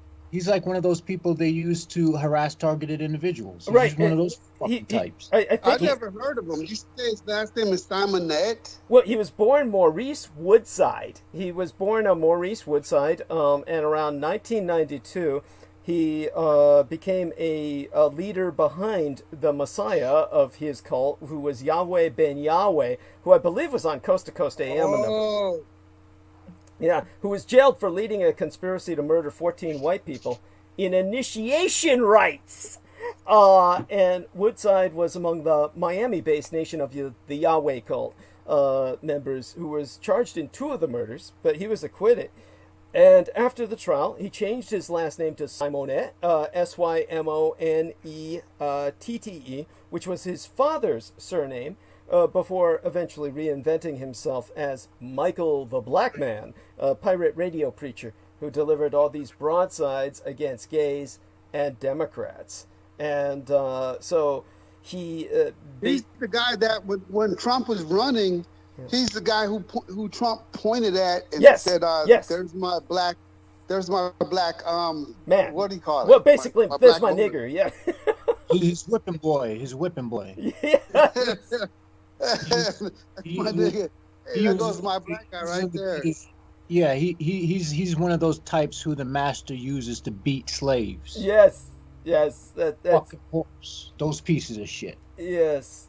When President Trump was delivering this basically this attack, this xenophobic rant against the Representative Ilhan Omar, the Minnesota Democratress who fled Somalia as a child, the black supporter in the bleachers behind him was visible on national television, coast to coast, who was rising to his feet and cheering. And that was this individual, the Blacks for Trump founder, Maurice Simonette. So there you have that. But this Cherokee Mormons cabal, this secret underground that controls the Senate. Now that's interesting to me because Peter Moon was saying many of our presidents are, of course, descended from Native American stock that they've hidden completely. Maybe this man is alluding to that or somehow perverting that. Peter, do you have any? I will say one thing interesting. I can't directly address the Cherokee side. I'm looking up Cherokee now to see the extent of where they were. I think of them mostly on the East Coast, but they might have extended beyond that, Mississippi and whatnot. But I one time spoke to the Moors in Chicago, and this was in South Chicago. And of course, I was meeting many, if not different, all of the audience at one point. I think this was before I spoke. And there was a man, very nice man, Walter Lewis, and he gave me his card, his business card. And it said, Reverend Walter Lewis, Latter-day Saints. And I about shit a brick because I said, I said, how are you a reverend of the Mormon Church? Because, they were infamous for not allowing black people. Right. And, well, they kind of got forced by the political mores of the time to accept blacks into there. But still, you don't see too many black Mormons. But what I used to live in California. I know some. Yeah, well, they exist, but you don't meet too many. Would you agree that you don't meet too many? Yeah, I agree. I agree wholeheartedly, 100%. Yeah. So anyway, I learned from him that, and he was a very good friend of my friend Sid Catlett, and Sid had arranged for me to come to Chicago, but there is what's known as the Washita Empire. Washita, W-A-S-H-I-T-A-W, Washita. Right. And Washita is where we get the name Wichita. Right. And also where we get the name Washington. And if you ever want to find a white man who's named Washington, good luck. I one time had a customer whose name was Joe Washington, and he was obviously white by his voice, and we talked about it. He said, yeah, he was the only white Washington he knew of. Right. It was hard to find white people named Washington other than George Washington. That's right. And there are claims that he himself had Indian blood. I've done some work on his genetics, and they go back to England and whatnot. But he could have Washita blood because the Washita or the Indians did migrate to England. Yeah, and that reminds me of a shout out to Valerie Elby Washington, who was this wonderful black African American lady. Was a fan of mine for a long time on Facebook. I really should refriend her. There was just a severance at the time of Sarah Rachel Adams because I actually just decoupled or unfriended with a lot of the people who were interacting with her on my timeline when Sarah Rachel Adams was launching attacks against me on my own timeline. So it's understandable. I just pretty much just, shall we say, decoupled with a lot of the people who were interacting with her while she was doing that, because I just found that reprehensible that people would even interact with her when she's attacking me on one of my own posts on my timeline, which I didn't even realize until, hours later after I, saw that she was doing that. She was like doing that on an older post, so I didn't even see that going on until it had been going on for several hours. Just shows you how demented she was. But in terms of Valerie L.B. Washington, obviously she is descended of that line. And as Peter Moon says, I once saw a photograph for a fashion magazine. It was a fashion magazine where they showed the great granddaughter of George Washington, and she was beautiful. She was just like, it reminded me of the Kaiser's daughter from we're talking about the World War I era, obviously, but obviously there are still descendants of the Kaiser of the Wilhelmite dynasty since the abdication of the throne. But when I saw her from the photographs that were conveying her at the time that the royalty was enthroned, the daughter of the Kaiser, it made a great impression upon me. That was the impression that George Washington's just great, I can't remember how many greats there were in that granddaughter, was in this fashion photograph, and I realized that at that time that her family truly is kind of like an American nobility. They must be like European royalty, fairly inbred, for the very reasons that were just articulated. They're not, obviously, it's not a common name, and they have not married out, so they've maintained themselves exclusively. So it's very similar to a distinctive line of royalty.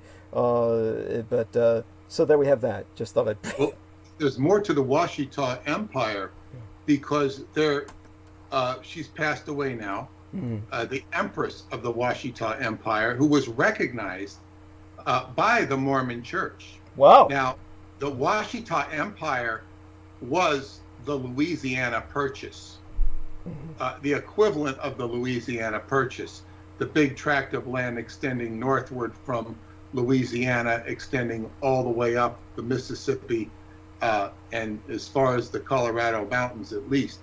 And this was what Napoleon sold by sleight of hand to raise money, I guess, for his battles in Haiti. Douglas would know better than me. But Napoleon didn't really own the land. He sold the land to the United States, but it was the Washita Empire. Now, there's a very mixed story. I don't remember it precisely, but if you've heard of the great slave Nat Turner was a descendant or of the Dauphin. The Dauphin, of course, was the missing heir, or the heir of the French throne. Right. And it was related to, and he was of a dark color. And Nat Turner was related, and Nat Turner was tied to the Washita. Now, you're not going to get this in standard history, but just to show you the depth of the Native American, I'm driving back with the medicine man from Michigan back to New York. I'm going to let him off in the city, and I'll come home to Long Island. But it's an 11-hour drive. We get into Ohio, about halfway through the journey, not quite. And he says, I want to go visit Aunt Roma. Is it okay if we visit Aunt Roma? She lives in Akron. It's about an hour out of the way, 2 hours. But I said, sure, we'll go see Aunt Roma. And so we went to see Aunt Roma, and they fed us. But this was the special thing about Aunt Roma, who he'd grown up with. To a certain extent, he spent time with her. But staying with Aunt Roma was, they called her Miss Kitty. That's different from disambiguation from the movie Gunsmoke, the TV series Gunsmoke. Miss Kitty. Miss Kitty was an elder. And she was a Montauk Indian, the grandmother. I guess she was the grandmother of the medicine man, but they called her Miss Kitty. And she was very sweet, and she was related to Nat Turner, she told me. And this just kind of came up spontaneously. So you see that the bloodline to the all this Native American was a melting pot before America was a melting pot. And they have their own indigenous lines of interfacing. It's like it's like a network of birds. And sometimes you'll read in novels or in stories of birds communicating with each other across nature. This is what the natives were like.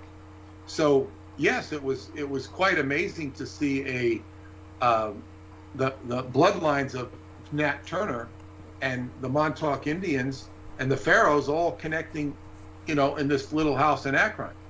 But the Mormons did an official recognition of the Washita Empire, which is very odd, because if you think that they were a racist organization, but they recognized the power of the Native Americans. The Washita Empire was reduced from the Louisiana Purchase to a relatively small parcel of land. I don't mean tiny, but small, in Louisiana. And they still have not received their proper recognition of their sovereignty. The Empress did have a son in San Pedro, California. I don't know what he has done. My friend Sid had some frustrations trying to get him to recognize certain things. He didn't seem, from what was told to me, incredibly well-versed or educated.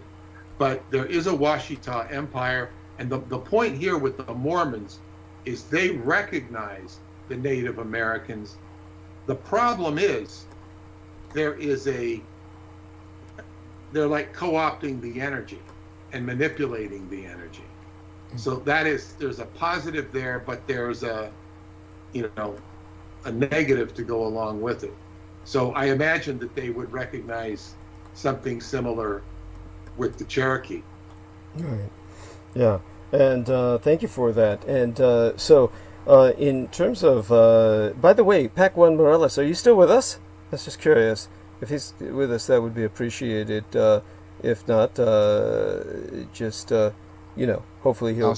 There we are. Oh, good man. I was just wondering, while you're still with us, I wanted to go into something, since Peter is with us now. And since you're still with us, then along with Jameson Reese and Derek Talley, you can all be able to see what I put on a screen share, which I'll do, because unlike Peter Moon, most of you are unfamiliar with what I've been dealing with lately. Now, Peter Moon and I have looked over the claims of my latest attacker, an individual who's put his reputation on the line to join my gang stalkers. So I'll go on screen share here so the rest of you can see what Peter Moon has seen already. And this is something that I found out the other day, and it was very tragic because I never expected this from this individual who I've been absolutely nothing but positive towards. Yet he's claiming I'm negative because basically his politics disagreed with mine. And so when it comes to Richard K. Cole Jr., he is, of course, recognized as the most active and most insane of my gang stalkers. But then again, he's just as mad as Stephen Outram. So with this particular blogger, his whole life is about myself. His entire life is nothing but a reflection of myself, and his madness is quite visible. It's quite obvious. So to see David J. West, who I considered a friend and have always promoted and spoke highly of, as well as trying to contextualize in the most positive sense his religion, which is Mormonism. And of course, our man Peter Moon can emphasize quite academically, scholastically, and factually the negative aspects of Mormonism. And I try to put it in the context that I have Roman Catholicism and Scientology, that there are elements within these movements that have brought this negative aspect out in all of them. And of course, Peter Moon can emphasize what it was with Scientology quite readily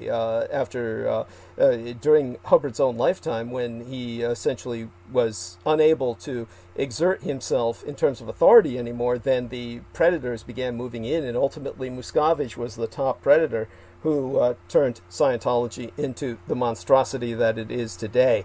And whatever negative aspects there might have been under L. Ron Hubbard, they were magnified into and perverted into something beyond recognition under Muscovich. And the Roman Catholic Church, of course, has, after 1,000 years, been perverted by many influences, one of the worst being Pope John Paul II, who, of course, allowed Vatican II, which allowed for much quote-unquote reformation, but really allowed for much more corruption. And now the Polish nation is all defensive about John Paul II, who they consider an actual saint, who was the man who was covering up all the pedophilia. And under the new pope, whom everyone was afraid of, the Argentinian pope, you're getting this exposed via various reports that it was the Polish Pope who was hiding all this. So all congratulations to the Argentinian Pope for exposing the Polish Pope. And what a son of a bitch he was, what a subhuman piece of shit he was. This kind of corruption can happen in a church, inevitably, that's been around for thousands of years, well over 1,000 years. With the Mormons, they're comparatively a very young religion, not as young as Scientology, but and they're basically a purely American religion, well, which some could say Scientology is. But in the case of Mormonism, I've always admired, of course, their respect for Native Americans. Whatever racism they have towards anyone else, they perceive the Native Americans to be the lost tribes of Israel. And because of that, they had a deep respect for Native Americans, which was why they recognized the Washita Empire. So when they fought an on-running guerrilla war to escape the U.S. government, to move outside the United States and establish their own theocracy in Desiree, there was much to admire about the Mormons, and that this is when they treated the Native Americans with respect, and they had long hair like the Native Americans did, and that's how the Native Americans recognized them as differentiated, disambiguated from the normal white man, was they maintained their hair long. So there's all many things that I've always expressed about Mormonism, so that people wouldn't simply judge it on its negative aspects, which are quite obvious to many who bother to look. And there's also polygamous. The Native Americans were often polygamous. Yes, thank you. And so there was much in which the Mormons related to with the Native Americans. So in that sense, they were probably the most positive white encounter the Native Americans had on the Great Plains. And I have another very important thing to tell you about the Mormons. Yeah. Was that Joseph Smith studied at what was called Moore's Charity School in Connecticut. Moore's Charity School, he studied with Montauk Indians. It was a charitable school put together for Native Americans. So this means that he would have had to have become, he was part Native American, or he wouldn't have been studying there. He was already part Native American, Joseph Smith was. Thank you. Thank you. That's it. Now, just Moore's Charity School later became an Ivy League college you've heard of as Dartmouth University. And if you are a Native American, you can go to Dartmouth for free. Thank you. This very day. Yeah, no, that's very important. And, of course, that has to deal with Mormonism, which, of course, I have always defended regardless of David J. West. Now, Jameson Race mentions that he just dug into him and says that he writes these Lovecraftian horror stories and is a fiction author. Yes, all of that is correct. As a matter of fact, I collaborated with David J. West in the authorship of one of his most popular short stories, which is published in the book entitled Space Eldritch. And Space Eldritch, it has credits with my name. And as a matter of fact, I'm one of the most credited in the list. In other words, the list has my name last on the credits, which, believe it or not, is the most important credit. The names that everyone pays attention to are the first and the last names. And so when you're first or the last, those are the most important credits. And mine is the last. So I'm the most recognized in that book. And he has always told me that that was one of his most popular short stories. Certainly the most popular short story in Space Eldritch, which is he donated that one short story. He contributed that one short story with my co-authorship. And he also became the most popular short story in that collection of many other authors. It's an anthology. And everybody has been waiting for a sequel forever, but he and I never got together to work on another sequel, and now I know why. Now, in terms of David J. West, there may have been a lot of lingering resentment, smoldering over the years. He had this wife who became a friend of mine, who was the mother of his 3 children, and her name was Debbie Meadows, hyphenated with the West name. And Debbie Meadows, her father had served on the USS Kitty Hawk, which was the aircraft carrier which experienced the largest race riots in the Vietnam War outside of Long Binh Jail. The Kitty Hawk had all the black sailors and white sailors going head-to-head trying to kill each other when a group of militant blacks started murdering white sailors in their sleep. And this was, her father was one of the sailors who had survived those very violent race riots on the Kitty Hawk, which was nothing more than a prison at sea. And so she came onto my show to speak about that. So she was a guest on one of my programs. Now, eventually, she got to the point, well, you can see why. Look at the son of a bitch. I mean, he's short, he's bald, he's ugly. And so his wife came down to San Francisco to rendezvous with myself. She wanted to actually consummate a physical relationship. I was very leery about this and did not really want this to take place. But she wound up being interdicted along the way. She stopped off at her cousin's in Oakland, right across the bay, wound up spending the night with him, and then having intimate intercourse with him, physical intercourse. Later on, her husband found out not too long thereafter, because she didn't get a chance to see me. She had to go back home the next morning. Regretted it for the rest of her life she didn't meet me. I regret the rest of my life that I didn't meet her, not because I wanted to consummate physically, but because she was a wonderful person, and she had helped with much in many ways that I just can't describe. But here you have this woman who was living in a trailer with this son of a bitch. All he could provide her and his 3 kids, 2 sons and a daughter, was a goddamn trailer to live in. And while they were living in this trailer together, she was talking to her cousin on the cell phone, where he overheard her talking to him and then realized that they had been physically intimate, and that's when ultimately what led to their divorce. At the time, he was very apologetic to me that this had happened and was very distraught, obviously, but his anger was projected towards the cousin. I do realize that after many years, his anger probably smoldered in my direction, but that may have happened subconsciously over many years. But I think beyond that, it was politics. Now, before I became more and more political in my stance out of necessity, he had been very friendly and was offering to bring his new wife. He had went down to Los Angeles for a convention and books. He met his old high school love, who was this blonde-haired, blue-eyed white woman who was very who worked as a public speaker and a salesperson. And as a result, she had to be very much a presenter, and her entire life was based in Los Angeles professionally because of presentation in media. He wound up marrying her, and her children were integrated with his children into this new Partridge family, extended family arrangement, and their much larger expanded nuclear family.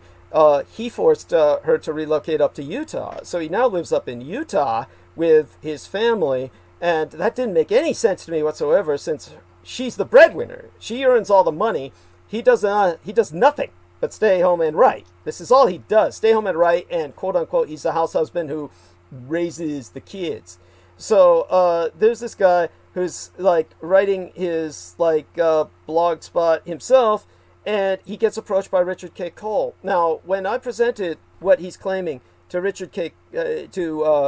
Gary States, the Veterans Administration Federale, who exposed the fact on my program that every formatted document that Richard K. Cole is presenting about myself is a forgery, and the fact that he takes these forgeries and he formats them in such a way that you can't even read them, that he presents these things up here in such a way that if you try to enlarge them, you get shit like this. You can't enlarge them, so you can't even see this. You see shit like this where they're half cut off, which means that, why doesn't he show the whole goddamn form? Well, because it's a forgery. And then when you do see a whole form, you can't read it. All of this is, Gary States was pointing out the fact that beyond all that, it's all forged anyway. So you have this guy who's committing a felony. He gets away with it. And then he claims, of course, that The Red Undead was never published. Now, Peter Moon, of course, has how many ever books that David J. West has published? Peter Moon has published just as many, probably more. And Peter Moon's been around a lot longer than David J. West. Peter Moon has been around the publishing industry back when there were actual fucking publishers. Back when they actually had printing presses. Before people were just going online, putting shit together like David J. West, slapping it up so that you can download it on Kindle without any pulp, any paper being put between covers, and claiming you're an author. Long before that stage, Peter Moon was out there publishing pulp, getting paper together between covers, and he's seen it from the Model T all the way up to the space age. He's been through publishing, and he knows certain facts like an ISBN number. Now, the funny thing is, there again, you see this? No one can look at this. No one can read this. But basically, what Richard K. Cole is saying is that Douglas Dietrich never published this book. Well, there's an ISBN number that you can't read here because it's so small. And an ISBN, as they call it, ISBN number, is like a social security number for a person. You don't give a social security number. The federal government doesn't issue them to people who are in the womb. It's only if the person survives, gotten through that birth canal, and makes it a little while beyond that, can actually breathe, then a social security number gets assigned. No one is passed out a social security number before they're born. An ISBN number is not issued to a book unless it's published. And in terms of Amazon, it says right there, out of print, limited availability. Nothing is out of print unless it was in print. Now, as I said, David J. West was working with me for a while on the book. You notice my name's on the cover, Douglas Duane Dietrich. David J. West is only credited on what was supposed to be the title page because I insisted on that because he had tried to help us for several months and, he had worked hard on it for free. So I insisted his name be included. And that's why Lorien and Fenton went that far. But David J. West was fired from the project. He was fired because he is a fiction author. And he was taking what Peter Moon read, and he can confirm this, was a bunch of medical records that I then tried to contextualize historically, and David J. West was trying to turn it into a love story. Because I had told him, only for the sake so he could understand, yes, I met what was one of the survivors of the Soviet program to try and produce artificially female vampires. And I met her in the Balkans when I served in the Balkans, and I did not want to talk about it. And I said, we're not going to include that in the book. And he said, oh, that's the only thing that'll make it sell. And I said, I'm not going to talk about it. But he tried to run with that, and he was just making shit up. And so he spent this whole time trying to, like, oh, take these medical... It's like taking Grey's Anatomy and trying to put a love story around Grey's Anatomy, trying to pornographize it. It's preposterous. It's something that's just an exercise in absurdity. So Lorien Ann Fenton fired him. And this is what this son of a bitch has to say. Richard, I watched those 3 videos today. Very interesting. Now, anyone can see the stupid videos put up by Richard K. Cole saying, oh, Douglas Dietrich was never in the Marine Corps, and he shows these stupid forged documents, which you can't see, because they're so small on the screen, and you can't enlarge them. And he says, yeah, see, he was never in. And then he just throws up shit like that. And if you watch that, you're going to say, this is the stupid video I ever saw. And so anybody who watches that, the first thing Gary State said, the VA Federale, when he saw this, is he said, why would any family man who's approached by a deranged stranger whose blog spot you can look at and you'd say, this guy is a homosexual stalker.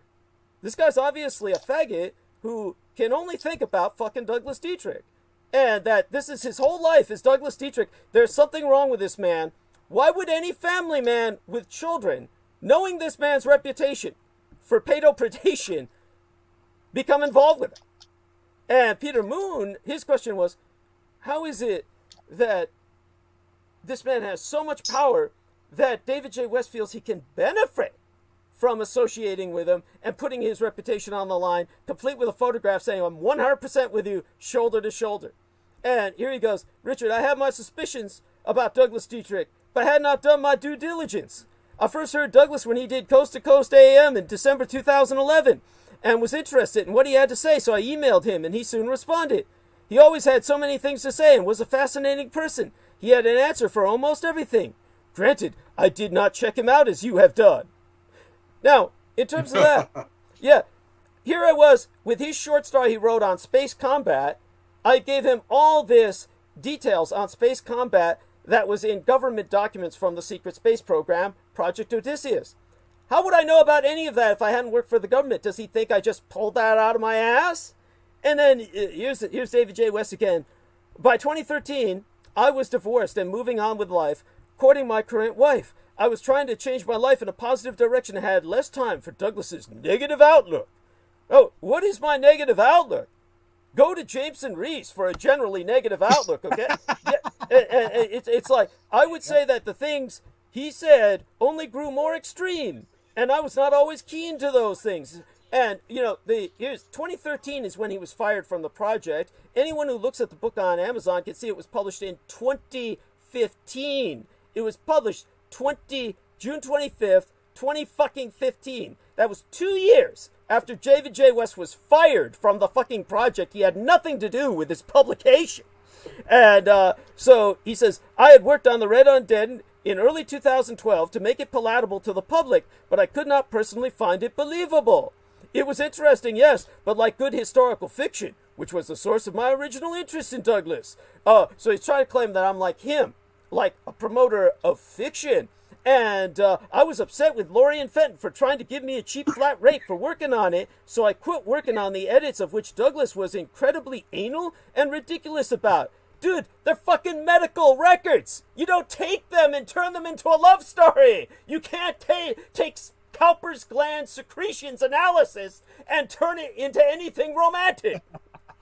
And then the son of a bitch says, oh, I quit working because this cheap flat rate. Lorien didn't pay you, you son of a bitch, because everything you produced was crap. So she fired him. You know, and then... his very writing style right there is shit. Thank you. Yeah. I could write better than... My Facebook posts are better than his writing. Thank you. And then, here we go. As time went on, I spent less and less time talking with him. He said a lot of things publicly that I didn't agree with, and soon I felt it best not to have anything more to do with him. I had to laugh about Doug's assertions about the book. He should know if it was ever published. It wasn't. I had no idea he dreamt up the conspiracy about it until you showed it to me. All the best, David J. West. And he includes his photograph, this smug little son of a bitch, looking like the mini-me from the Austin Powers franchise. It's up with some pubic hair that's been transplanted around his chin and shit. So yeah, there you go. I have a question. Yeah. how do we know that Richard K. Cole didn't forge this entire thing? Because he knows too much about about the Lorien Fenton connection. Okay, I see. Because I thought of that too, but this guy, David, he's telling information that there's no reason for Richard K. to really know this stuff. I see. Yeah, no, it's definitely David J. West. And so that's how I found out something that just shocked me was when I looked up David J. West on Facebook and I went to his timeline, which I hadn't been to in forever. And then I scrolled down it a bit. The first thing I noticed is with his kids, you can see, look, his daughter does not look fucking happy to even be sitting next to him. No. Yeah, and he's this fucking couch potato. He looks like he's pregnant with another child about to come out. And, it's like, she's like sitting next to baby Godzilla and shit with Minya, the one that looked like a pollywog, that version. And so then I came down to this, and this is what destroyed me, devastated me. Turned out his wife had died. And this was on October 26th, shortly after my birthday. He publishes this post at 10:20 a.m. in the morning, and it shows the lovely Debbie Meadows. And basically what he says, I mean, guys, look at this. Derek, Pac-1, Jameson, look at this. The humanity. This is weird, kind of surreal. But my ex, Debbie Meadows, passed away yesterday morning in her sleep. We definitely had our differences, but I am grateful for the 3 kids we had together. She was 39. Figured I'd better post here since many of my friends knew her. Notice the total lack. That's it? Yeah, that's it. Total lack of any sympathy. Nothing like... Really fucked. Yeah, nothing like, oh, I knew her well. And then you go down a bit further and shit, and it's, it just gets weirder. Brendan Zogin said that the whole thing is a creep show. Look at this shit. His daughter, this is Ivanka Trump territory here. Basically, Athena tells me there's a boy at school who likes her, and he's 21. I'm like, what? He's how old? What? Yeah. Wait. Yeah. What? Yeah. He's 5, but he's number. Wait. Look at the comments of the people down there. Everybody around him seems deranged. Thank you. Yeah. For them not to say, wait a minute, what's going on here? Yeah, that's an awfully coy look. Yeah, anyhow, this is just deranged, and so I'm there for you, Dave Butler. Yeah, probably some child predator got arrested or something. Anyhow, this like for him to even associate with the man. The point is that I get the feeling he might have been paid. He's probably get. Oh, okay. I think I see. I suspected this, but I didn't say anything. Maybe he has kind of predatory aspect. Something's going on. I mean, yeah. I mean, because those people who are shitheads who do shit to children, they seem to clump together. Yeah, well, definitely. Why would any man associate with Richard K. Cole, who has a family, who's a family man? And then you take a look right here on his banner. I write because the voices in my head won't quiet until someone else can hear them. That I think that says it all. That pretty much tells us where we're at. So here we've got this son of a bitch doing what he's doing, and he's coming out against myself. But it really makes sense when you realize he probably realizes now it's been long enough since the publication of the book, which was like 2015, and it's 2020 now. It's headed toward 2021. He probably, because he has a copy of the manuscript that I sent to Peter Moon, he probably wants to copyright the material and publish it. This is what's going on. So he's saying that it was never published so that he can now come out and publish it. And the son of a bitch, here's why he knows he could do this from my old stance. I was always insistent at the time I was working with him. I said I have a moral obligation never to copyright history. I said, if you can't copyright history.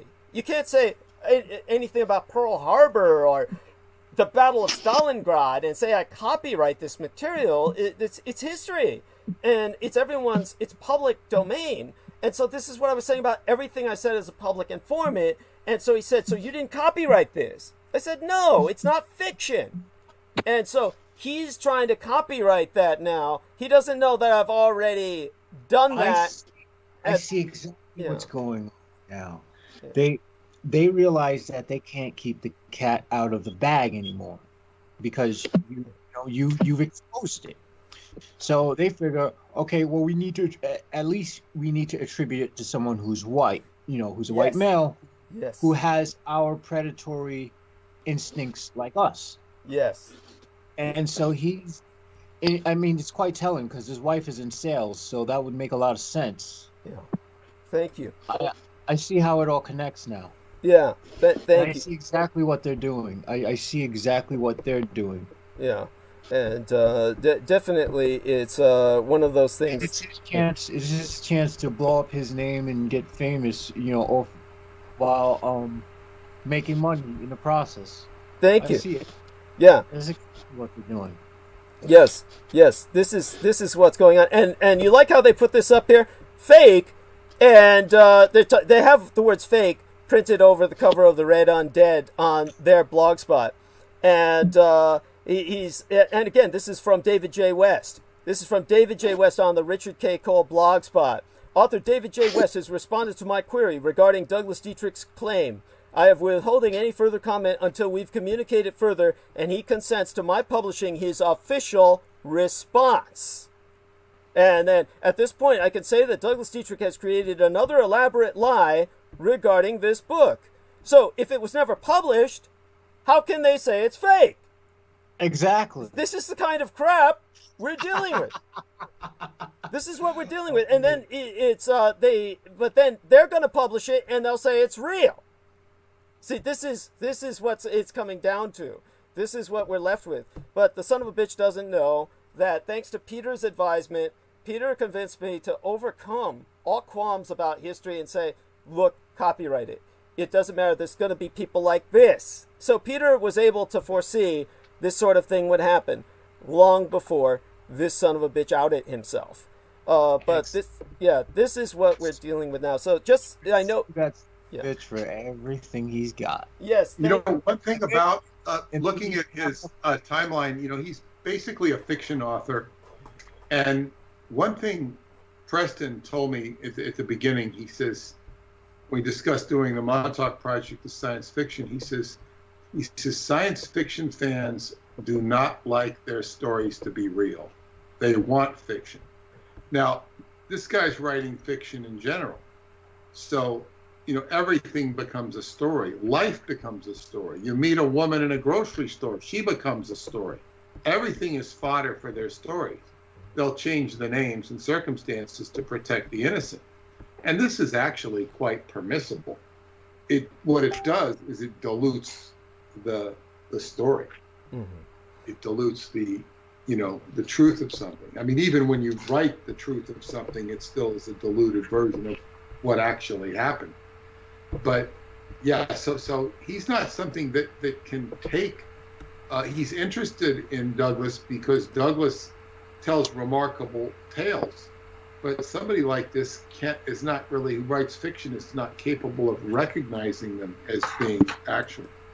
Right. Now, go on. I want to say, Selena Kahn points out something important. She says, on the cover of the book, it has only my name as the author, as it did on the published work. However, Amazon describes two authors. So that this is, again, because of the title page.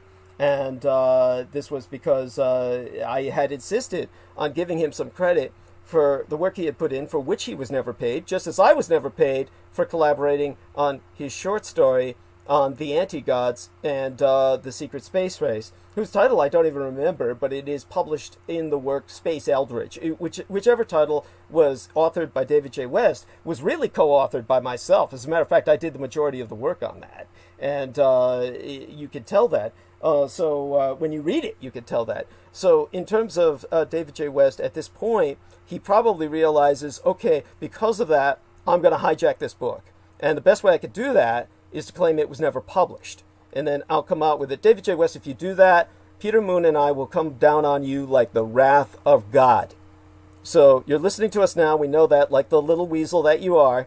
Peter Moon and I are prepared to take you down to the fucking floor, you ugly little midget. And this is something that will happen if you try to go through with this and try to publish that manuscript, write it out and publish it. Whatever you publish would be. I don't think he'll try it. I think he'll, at best, he'll write fiction on it. And I don't even think he'll do that because he's got a ton of other things to write about. Yeah, well, one hopes, but he might be. It's easier for him. I'm sorry, could you repeat that? What was that? I'll smack out of that motherfucker just for the fuck of it. Yeah, thank you. Yes. And I appreciate that. Yes. Here's an individual who is definitely is ready to sell his soul. He must hate his kids because all I ever talk about is the future and how we're not going to have one if the cult of the kings of Edom prevails, of which Richard K. Cole is a preeminent member, a preeminent cultist of the cults of the kings of Edom. Just for people who aren't familiar with the ancient Semitic languages, Edom simply means red, and it is the same root for Adam. And Adam, of course, meant ruddy, as in rud, as in blush, because the Caucasians are the only race that can blush. They have what is known as blood in the face. As a matter of fact, the blush actually, when they're naked, covers the entire body. But other races do not manifest that blush. Well, except for Asians when they're drinking, and then they turn all red. But other than that, the whites are can do something in terms of that manifestation in the flesh that other races, because of the melanin, just don't manifest. And therefore, Adam, as a white man in the Caucasian region of the world, from whence we get the very term Caucasian, was from the Caucasus Mountains region, where Eden was located, was known as what he was, the Rud, or the Blushing Man, and his tribe was named after him. Edom simply means red land, and that was south of Israel. And the reason the Edomites are infamous is because they sired Arad. Arad was a scion of Edom, and he was one of the Edomites who conquered Israel. He was an Edomite who ruled Israel, and he was the man who tried to kill your God, if you're a Christian. He attempted to have the Christ child killed. That was Arad, who was an Edomite. Hence the term the Red Gods refers to the anti-gods, or the Red Kings, the kings of Edom. That is hence the cult of Red, or the Red cult, the cult of the kings of Edom. And so that's another way to identify them whenever you hear people with, or see people with a t-shirt that says Red Gods or Red Kings. That is the direct admission that they're a member of the cult of the kings of Edom. They recognize each other. Yeah. Yes. So, and when you bring up Herod, it brings a delightful conflict, if not outright contradiction, when you talk about or not you, but the Bible talks about the affection for Christ and the temple. And the temple, the second temple, was built by Herod, and it did not contain a properly constituted Holy of Holies in the way that it was designated in the original temple. Well, so you had an abortion of a temple, and this is the Solomon's temple that they wail for at the Wailing Wall. Yes. Well, just remember that everything that the Israelis have to show the world in terms of archaeological artifacts, overwhelmingly, if not entirely, in terms of their tourist tracking, what's above the ground was all Arad. It's all Herodian. The Israelis have taken Arad, the man who would have killed the Christian God, and they've placed him on the currency. His likeness. He is their God in a sense, or rather, they're certainly the closest they have to anyone who's given them a tourist industry. And this was because he was a paranoiac who had multiple fortresses built all over Israel so that he could retreat into a fortress no matter where he was, because he knew everybody wanted to kill him. And he was he was recognized as a great builder. For that reason, yes, for the very reason I've just articulated. And for that, if it weren't for him and his paranoia, Israel would have nothing to show the tourists above the ground. And so he's the reason for their tourist industry. So this is why they love him. And so as for Christ, remember, of course, Christ was hated by the Jews because he was very irreverent towards the ancient Judaism. He was very much the king of the Jews through the line of David, which all the Jews generally deny unless they're members of Jews for Jesus or some modern offshoot of Christianized Judaism. But the Jews themselves deny that Christ was of the lineage of the kings of David, the lineage of David himself, and therefore the true king of the Jews, the true king of Israel. But this is, of course, obviously deconstructed by Herod himself, who was the man that the Israelis so admire, and Herod definitively said, this kid is of the lineage of the line of David.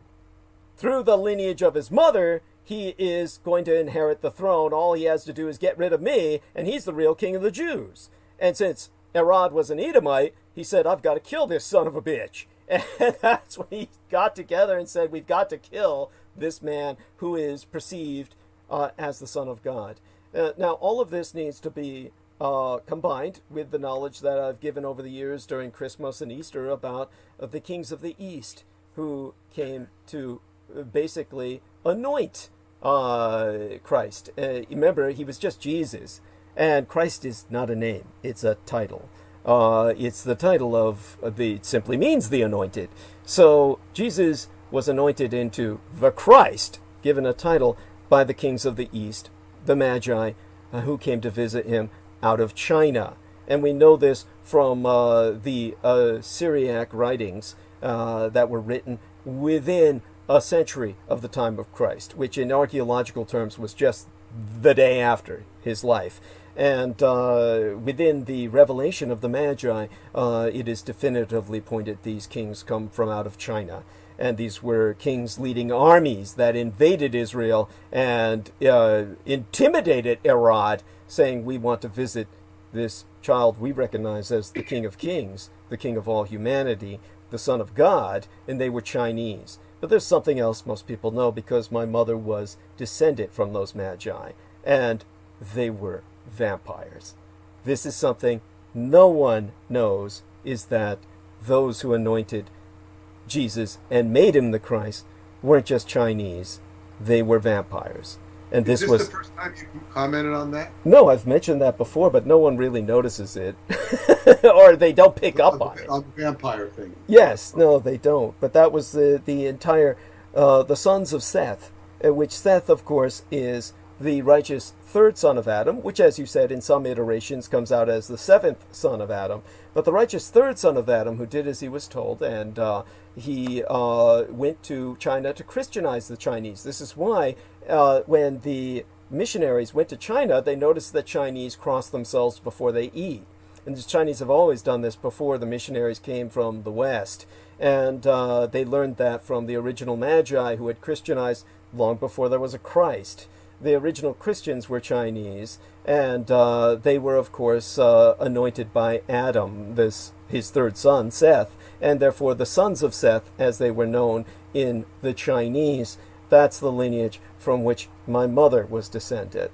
And that vampire lineage is, of course, the ascetics of the monastic tradition of waiting for the Christ child to be born, and when he was born, they were given that sign and followed the star, his star, which was perverted by Nostradamus into Hister. And his star meant his star, the star child, whom is revealed in the revelation of the Magi, whom the Magi followed from the east into Israel, where they went with their armies and invaded, and Rome could do nothing. The Romans had to stand back and stand down because the Chinese armies, we're talking about 3 kings and actually a dozen in the revelation of the Magi, with 3 as the high representatives in the sense of the popes in the Asian tradition, and the rest is actual kings with their armies and their caravans. It was truly the kings of the East invading Israel, which is biblical. And when they did, the Romans could do nothing, and they stood back and let Arad speak to them as the local representative. And there was no time to rouse armies from Rome to counter the invasion. And Arad said, oh, they're simply here to see this child. And that's when he knew, this son of a bitch is going to inherit the throne. I've got to kill him. And that's when he committed the massacre of all firstborn sons within the realm. And Christ's birth led to a massacre of thousands of children. And this was a night of blood and tears that is biblical again. And all of this is also historical. It's not metaphorical in that part of the book. So yeah, if you had a child, you wouldn't want the Christ anywhere near around. Yes. You know? It's kind of interesting how that comes in. It comes in with a bag of smelly fish. Yes. So definitely. The way you want to put it, it's not very appealing. Yes.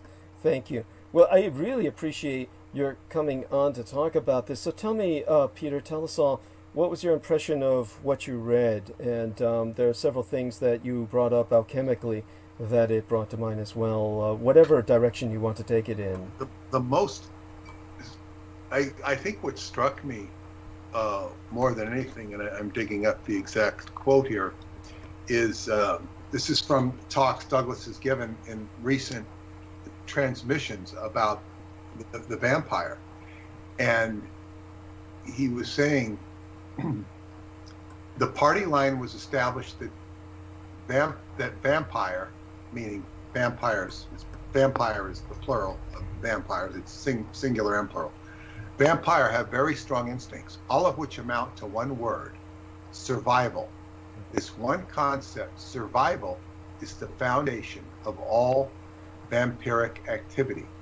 It is the strongest motivation of any vampire. To ensure its own survival, a vampire will do anything, including selling out every other member of its own predatory state. Now, why this struck me so strongly is if you read L. Ron Hubbard's Dianetics, The Modern Science of Mental Health, and some of his other writings, he will very clearly state that the common denominator of existence is survival. And this is repeated often and continuously. He even wrote a book in the early 1950s after Dianetics called The Science of Survival. And while I do not begrudge him for stating this, because it is all life organisms have to survive, the emphasis on it that's in this material, it caused me to speculate if Hubbard could have read this, because he was privy to certain Russian things. I agree. As a matter of fact, as I've mentioned before, L. Ron Hubbard could read Russian very fluently. And he is someone who was employed by the United States government to produce a book on brainwashing during the time of the Korean War era that the Americans then tried to use as evidence that their soldiers had been subjected to behavior modification by the Russians by waving this book around in the Russian that was really written by L. Ron Hubbard. And so definitely is something to bear in mind, just how familiar that L. Ron Hubbard was with Russian culture, and therefore very likely, because of his intelligence background, privy to what we're speaking of. By the way, Jameson Reese says that there's something odd about Dennis Marshall's behavior in chat. Well, it could be that maybe Dennis Marshall is just turfed for the night if he's coming up. Jameson is concerned that somebody might be using his name as an avatar, which is always possible because he seems to be saying things that are not necessarily making sense. Of course, we all do that if we might have a few drinks in us, and he's in Australia, and there's not much else to do than drink on some nights. He's not in Australia. Oh, he's not? No. Oh, Dennis Marshall. He's someone else. I was thinking of Marcus Griggs. My apologies. Oh, shit. So Dennis Marshall. Oh, Dennis Marshall is always kind of obtuse. Yes. It was Marcus Griggs is in Australia with the pregnant wife. Yes. My apologies to Marcus Griggs. who I don't see with us tonight.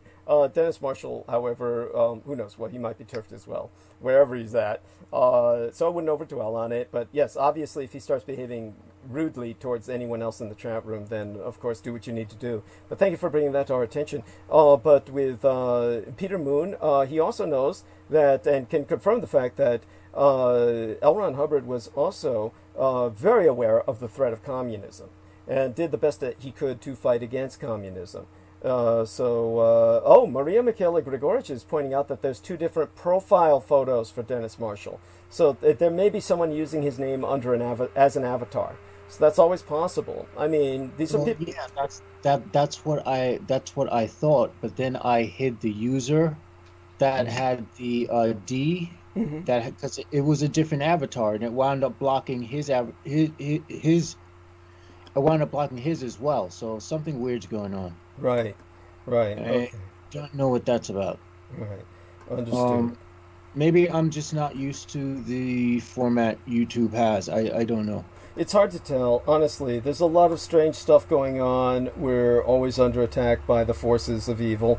This is something that I definitely appreciate Maria Grigorich and yourself doing what you do. You people are my line of defense against this. And so without you, we would be much the more vulnerable. Thank God you're with us. Either way, you're doing what needs to be done. And if he winds up getting blocked, we can always, bring him back at some point, like we did with Marcus. Yeah, well, what I did is I unhid him. Because I didn't know that there was an unhide option, so I see now that you can unhide him. Yeah, I guess I have to apologize for that because I did not know whether that was someone else or him. Mm-hmm. So, my bad, dude. No worries. He understands. Considering what we're dealing with, this happens. Marcus Grix understood, and you remember we had blocked Marcus Grix, and he understood completely when we were able to get him back. And again, to Maria Grigorich, thank you, honey. And Peter Moon, please take the stage and tell us a bit about Mr. L. Ron Hubbard's struggles against communism and his knowledge of the Russian Empire, if you know any more that bears telling off the top of your head. I think the most interesting thing about his Russian connection was that, and I'm going by what he said that he was approached by Stalin's people to come over and work for them, provide him everything he needed, full laboratories, full everything. Right. Offered, I guess, a lot of money and a lot of this, but I don't know what you do if you have a lot of money in the Soviet Union. You really can't use it too much. I was about to say, what would you even use it on? Caviar? Vodka? Not much else. Maybe imported toilet paper. It was a big problem. It was. Yeah. Thank you. And I remember the San Francisco 49er quarterback, John Brody. I remember him. I was reading a letter, probably answering it too, that he wrote to L. Ron Hubbard after he had visited the Soviet Union, because he was an active Scientologist. John Brody was, and he had written a letter after a trip to the Soviet Union, and he was so dismayed by the state of the culture over there. This would have been probably in the late 70s, early 80s, just completely dismayed by how horrible it was, the lack of toilet paper. They would use newspaper for toilet paper. Yeah. And part of what turned the Soviet Union around, even pre-Gorbachev, and what helped the Gorbachev revolution, was when the young people began to see what the rest of the world thought of them. They'd show that all the Russian women wore babushkas. Yeah. They looked like old, overweight peasant women, sturdy, stocky peasant women, and it just kind of, this is not who we are, and that helped with the revolution. But so Hubbard, Hubbard said that when he wrote his book Excalibur, which was, he had what we call a near-death state or an out-of-body experience where he had all the answers of the world revealed to him, he was on an operating table, he said, and he said that the one thing that was different is that you're told to forget everything you see. And I guess he was told to forget, but he didn't forget. And he remembered it all. So it was like he was accessing his own portfolio of Akashic information. So in other words, he says, I have the solution to everything. So if you study his life and read all of his stuff, he was a problem solver on many levels. He could solve problems in metaphysics, physics, watering plants, growing tomatoes. He was very broad in terms of what he would apply solutions to by communicating, whatnot, etc. So he claimed that the Russians had stolen this manuscript. And I think I don't know if I'm mixing my stories here. I don't think so. But I think he said somebody snuck into his place at night and, put a needle in his heart or something. Holy shit. Induced unconsciousness and took off with his manuscript. And it was this manuscript, Excalibur, was a legend. There's you could find stuff on the internet about it. And then one day in must have been 81, it might have been even before that, probably 79. I think it was 79. His public relations officer came to address the crew, and she said that the book Excalibur had turned up. They'd found copies. There were at least 3 copies of it. And it's, I talked to somebody who had read it, or at least what he could, because the person who discovered it took it away from him. You shouldn't be reading that. It was a lot of his old stuff in a different form. It was about how organisms survive. It wasn't in the context of what the vampires are. It was in its own context of organism survival. And he said that's where he got the command survive. This was the whole secret. So that book, I've written a chapter or 2 about it. But it's, this was his inspiration. I do believe it was his inspiration. He might have told different versions of it, but he had an experience where he went out of his body, and that is what eventually evolved into Dianetics. Now, Dianetics was very limited in terms of its approach because it only dealt with what was called prenatal engrams, or prenatal incidents of unconsciousness. So you go back and find out where you had been influenced in the prenatal stage. But even though he was doing that, he knew well that the human being was a spirit. Mm-hmm. And then he branched out into Scientology, where it became more open-ended and more spiritually based. Mm-hmm. So the Russians were taking and back in the day, he was never criticized or taken to task with what he said about the Russians. Maybe he has since in the last 15 years, but he was originally never criticized for his outrageous statement about Russians. Now, his son, L. Ron Hubbard Jr., who is not the most credible source in the world, but sometimes it's hard to understand why he would say certain things. He claimed that his dad sold secrets to the Russians. He would counsel or audit high-level people whether they be in the Parliament or the British government when he was in London, and he would have their files with whatever they were divulging in their sessions. And this is according to his son. He would allow them to sneak in at night and ransack the office and read what these people were saying. And he was reportedly highly paid by it. I don't know that that's true. Right. That sounds so bizarre to me. I mean, it could be because, as you pointed out, and most people are not even aware of this. You mentioned, I don't know what people say about this at this point in time. It was never commented on while during his day. That's because we were in the middle of a vicious Cold War. The Russians were the enemy, and no one had any doubt. So when But Douglas, if he was British intelligence, as all indications point to, the British intelligence and the Russians had a lot of back doors. The old Kim Philby guy, and there's a lot of complicity between, the Brits and the Russians, and certain Brits and certain Russians.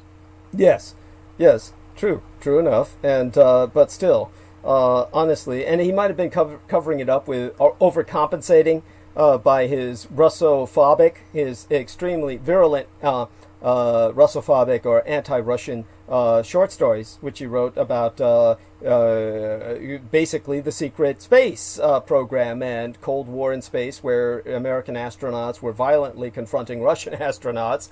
And so he was one of the people who knew what was going on, portrayed what he could in short stories. This was a man who was on top of the game. So yeah, maybe all of that is true, what the Sun says, but it doesn't feel right to me. I feel that his anti-communism was sincere, and so you would agree with that yourself. I appreciate what you're saying. Yeah, and I don't want to act as an apologist or certainly somebody negative, but I will tell you one of the things. There were many signals that encouraged me to leave Scientology, and one of them was a management evaluation done by a friend of mine who actually believed he was Aleister Crowley.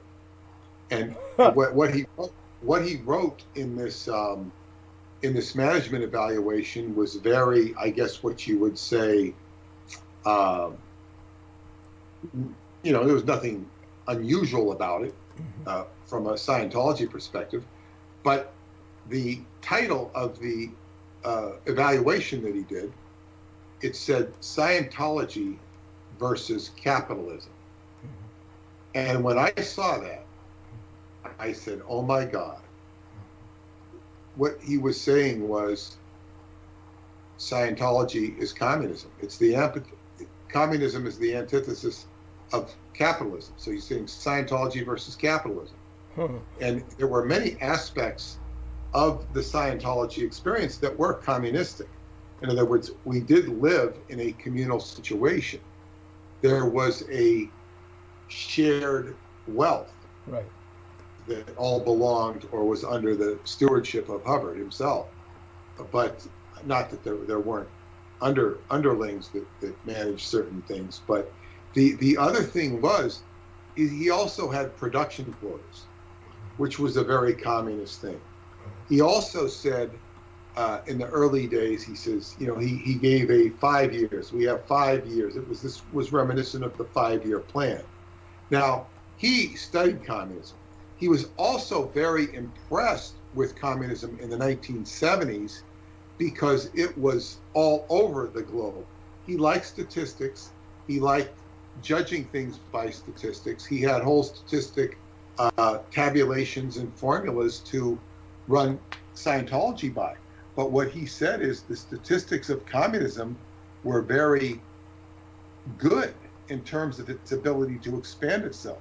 He was then referring to the infiltration, in particular at the time, of communism into Portugal, communism into Chile, communism into South America. In other words, communism was spreading in the 1970s. The United States was a dirty word. You talked about in a recent transmission about if Trump wins, how it will ruin he's ruining the reputation around the country.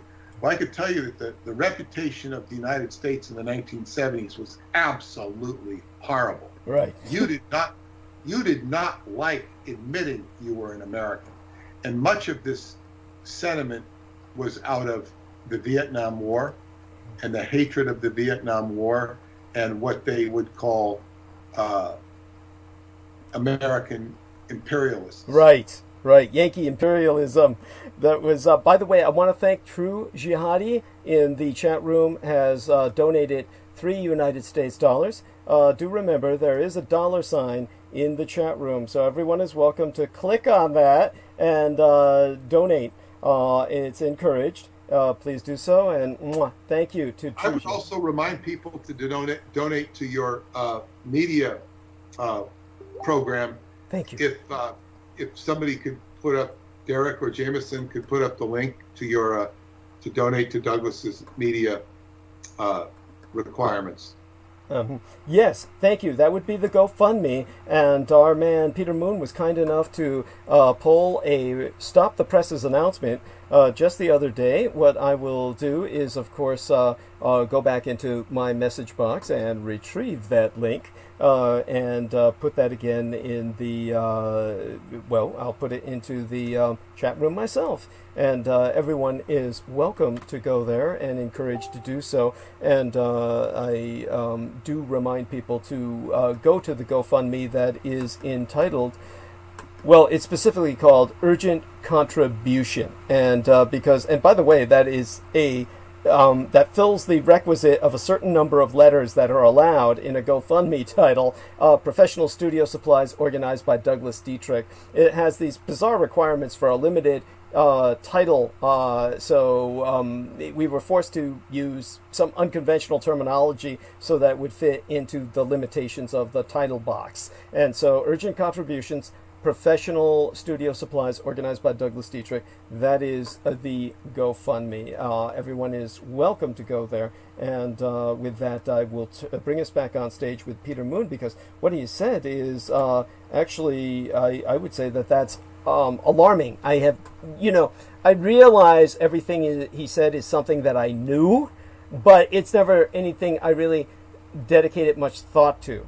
Obviously, in the end, we are talking about a cult, and cults tend to function along those lines. They tend to function as statistically run, centrally run, 5-year plan type affairs, government by conspiracy, for lack of a better word, and that is something that I think is how I always thought of it. It's so when I think of the L. Ron Hubbard potentially having been excited by communism to the point where he maybe could be considered a sort of collaborator, then that is frightening. And He was a political animal. Yeah. And he was very politically savvy. I would also say, part of this, what made it stand out so boldly to me was, as when we went, see, the ship was a very, I guess what you call confined space, even though it was the size of a football field. There's not a lot of elbow room on a ship, even though you can move your elbows around. Right. That's right. You know, it's closed quarters, and there's certain strict behavior that is just completely different on land. So and there's also restrictions you have, like, you take a 30-second shower on a ship. You put water on your body, you soap yourself up, shave, whatever you're going to do, and then you wash yourself off. That's like 15 seconds to wet yourself and 15 seconds to rinse yourself off. It's and yeah, you could cheat when you were ashore and we were hooked up to a direct water. But that's kind of living you're subjected to is very, what's the word, regimented, stoic. So and of course, money is really not something you need too much on a ship. So there's a limited amount. So when you're okay, so when we went to Florida, the huge difference, we began to and this was like the elite of Scientology services. So what you had is you had people coming from all over the world to spend money, and they a great majority of these people were very wealthy. Some of them were, barely hanging on. They had saved their money to come and whatnot, but some of them were very wealthy. I remember there was this one very wealthy diamond trader from the Netherlands, and he was, European, and he actually got kicked off of the base, got kicked off and sent back to Amsterdam or where he was from, because he was urinating on the grass across the street in a Christian church. Oh my God! Now that sounds horrible, and they considered it a public relations disaster. Yeah. Whereas hell, I don't know if the police saw it, but in Europe in those days, that's what you did. In the 1960s, 1950s, anytime after the war, I can't speak before the war, if you had to go to the bathroom, number one, you just, went by a tree on the side of the road. So if you're riding down the highway, you might see a man with his hand cupped over his genitals while he's taking a leak. Mm-hmm. And I know this because I had teachers that used to go there and talk about it. Okay. And invited one of my friends it took him to Europe, where he was, I don't know if he was sodomized or they attempted to sodomize. He was vulnerable. Uh-huh. And but anyway, he told me some pretty wild stories about my teacher. Oh my God. One of my teachers. But anyway, that and even then, I didn't really believe in homosexuality. Mm-hmm. Yeah, I mean, you kind of knew about it. Of course, the homosexuals. But it wasn't until I was counseling somebody in Scientology that he was describing these incidents of, I F him, he F me. I don't know what the hell he's talking about. There's two guys. I still didn't quite get it. What's really going on here? Oh my God! But even the camera, I didn't really understand it. But in any case, these so back to this guy. So he was chucked out of Scientology because he was urinating, much as any worthy European man might do. Uh-huh.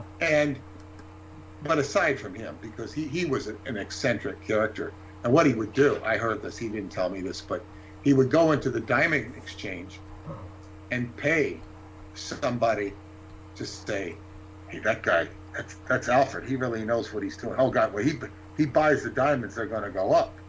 And he'd go buy the diamonds, and everybody go buy diamonds. Oh my God! And then he'd come back the next day and sell them. Oh God! He would manipulate the market on the most coarse level. Right. And he was extremely wealthy. Years later, they invited him back because they wanted his money. Right. And maybe they showed him where the toilets were. But there was a huge conflict of culture with the wealthy people that came to Scientology to spend money. They had a completely different view of Scientology than, say, the staff would. And there was a huge conflict in living styles. Whereas the average person in Clearwater, which they were Sea Organization members, they were used to a very stringent lifestyle. And here you had these guys that, could buy and sell people, and sometimes they'd try and steal the staff away because they consider them very good workers. And this could be problematic. But basically you had, with a huge culture clash, and I could easily go from one culture to the other because I wasn't limited. I wasn't restricted And of course, I was taught everything I learned from Hubbard was to communicate. So you communicate to people, and you communicate to them from their reality level. You don't try and this is another good one.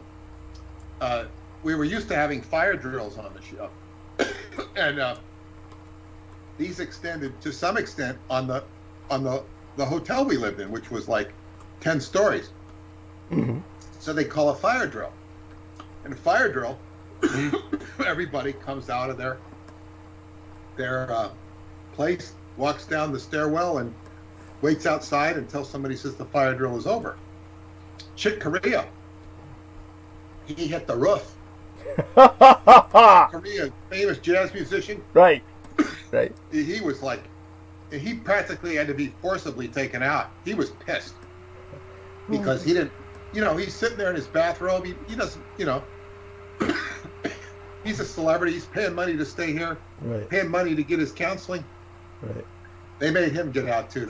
I think that resulted in some change of rules. But these people often didn't know how to treat celebrities. Right. Or they wouldn't even have to be celebrities. They just had to be well-to-do people that were, you might say, deserve some form of platinum, gold, elite status. If we're talking or platinum, whatever American Express calls its elite card, they deserve a sort of a different reference frame. So you had capitalism, and then you also had people of affluent Americans that didn't have this destitute mindset of what many Scientologists had. I would say the majority of Scientologists, not all of them, particularly the staff Scientologists in the organizations, had a poverty mindset. They lived cheaply, they lived in groups, and whether they were in the Sea organization or not, there was a poverty consciousness that flowed through them. So that was a problem. And then you were under the umbrella of the great feeder, the feeder unit, which was Scientology management, and it could behave, and it did behave. So when I saw this evaluation, I go, Scientology versus capitalism. I go, oh my God, that we're being positioned as communists. That's incredible. I mean, that's And that was a good reason for jettison, because it was a denial of capitalism, and it would even get really stupid. Let me tell you, there was this guy. The church needed to buy a new building for housing. There was a Heart of Clearwater motel where I eventually lived. It was a nice enough place, and this guy walks in his Sea Org uniform. He walks in his Sea Org uniform, which he shouldn't have been wearing. His mission was to go buy this building. okay. He walks into the place. The place was on the market for, I think, $500,000. Right. By the way, so our listeners understand, because most people are not familiar with these terms, and we always get new listeners. I want people to understand that when Peter Moon is talking about somebody who walks into a place with their Sea Org uniform on, they're basically dressed in a nautical uniform that looks very military or paramilitary. The Sea Org was, of course, essentially the personal navy, or the organizational navy of Scientology, which was essentially the personal fleet of Mr. L. Ron Hubbard himself, which is why he is the true archetypal model for the James Bond villain. So if somebody walks into an organized, any place dressed that way, they'll probably be mistaken for an officer of the United States Navy or Coast Guard. So his doing that was something he wasn't supposed to do, I'm presuming, because I'm telling you, he shouldn't have done it. I Okay. mean, if I was managing him, I would have, don't you dare walk in like that, you fool. Right. Because his purpose was to buy a building. So he goes in and he speaks to the owners who I guess were in the lobby, and he walks in and talks to them, and the thing was listed for 500,000. He goes, I am going to buy this building today. Oh. And they went and called their broker and raised the price $300,000. Oh. That's how stupid he was. Yes. Oh my God. Now, this was told to me by somebody who was counseling me. Right. And he was a public guy. He was getting his, credentials certification. So he needed somebody to audit. And he's saying, he says, can you help? Look, this has cost the church $300,000. And for me to bring that up, which I did, it's like some of the staff would go, oh, they didn't know how to deal with it. Right. And they considered, there was another public Scientologist who bought a building for Scientology. He bought it because they were spending their money and they were renting from this building. So he bought the building and tried to give it to them for the cost that he paid for it. And they went crazy accusing him of trying to make a profit. And he didn't make any profit. He didn't want to make a profit. Like he might have bought it for $200,000 and they say, you want us to buy this for $200,000? This kind of stupid. Like $200,000 is a lot of money, and we're gonna give it to you. Well, we can show you the bill of sale. Doesn't do any good. This is how stupid people were. Yeah. That didn't understand money. Right. It was very ridiculous. So, there was that definite element of, as you say, communism and cult. Right.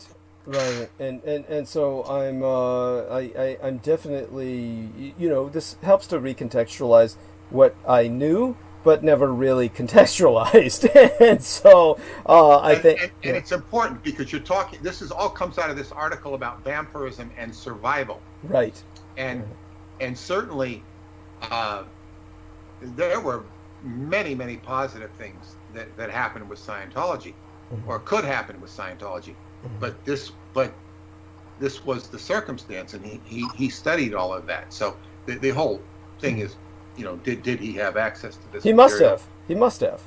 I mean, it begins to make more and more sense. It begins to make more and more sense if we take into account a potential collaboration with communist Russia. Then it makes sense that he understood this. And he seems to have understood it, and because he seems to have understood it so well, I think that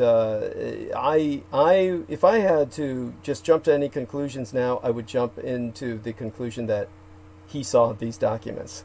That's or not necessarily the medical student's notes, but the documents themselves written by Dr. Fyodor Andreev. That would make sense to me. 1957. In 1957, he said that he was offered to look at the I think maybe he did all the stuff of Tesla that they had, because they couldn't figure it out. They offered him to look at it, but it really wasn't. And he's talking about this in 1957. He mentions the great Tesla, but Tesla was not a household word in 1957. That's correct. Nobody knew about Tesla that much. So unless you watch Superman cartoons, right? But that's right. Yes. Yeah. So Hubbard is like, he knew who Tesla was. There's no reason for him to be lying about somebody offering him to see all the work of Tesla. And I think he did see it. But as they say, it's like, what's he going to do with it? It just really wasn't his forte. His forte. Yeah. But he certainly knew a lot about electronics and what it could do to the human mind. Yes. That might have been more why they showed it to him. That makes sense. But with regard to vampirism, there is a subject to do with Scientology, and that's parasite. A vampire is essentially a parasite, and Scientology is all based upon parasitic phenomena. When you talk about the what he calls the body thetans, which attach to your body. These are called parasites. They're parasites on the body. So when you have people are all considered to have parasites,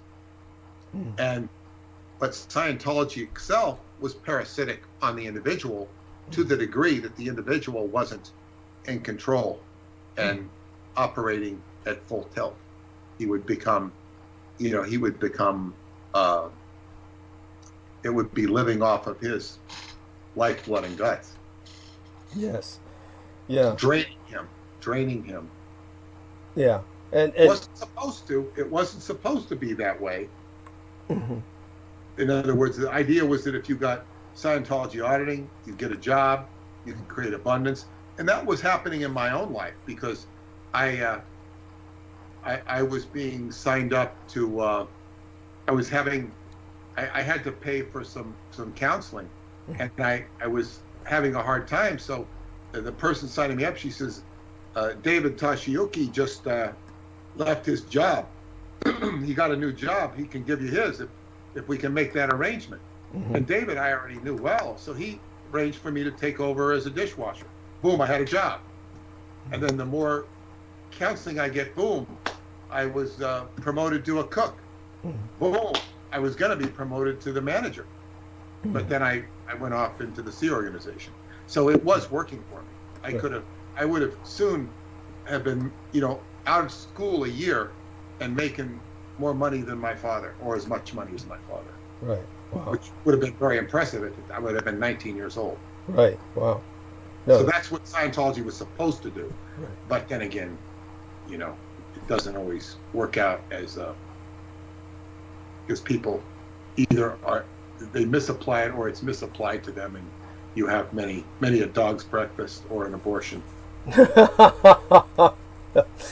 Oh, well, there you have that. Well, thank you for sharing that with us. What about the concept of the out of the body, the DMT, and what that brought to mind with you concerning the vampire ability to basically,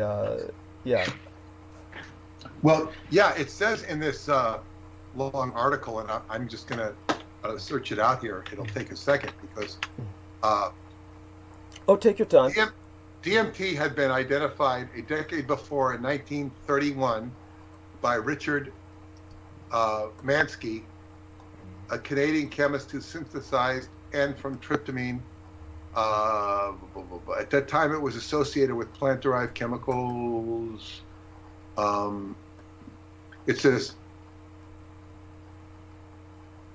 I'm trying to see where it talked about to produce, produce psychedelic effects. What does it talk about out of the body? It talks about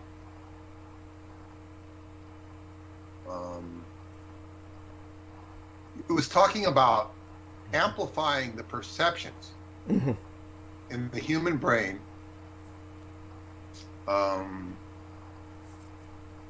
so that basically, here it is. And this is the phenomena associated with vampirism, but just from DMT.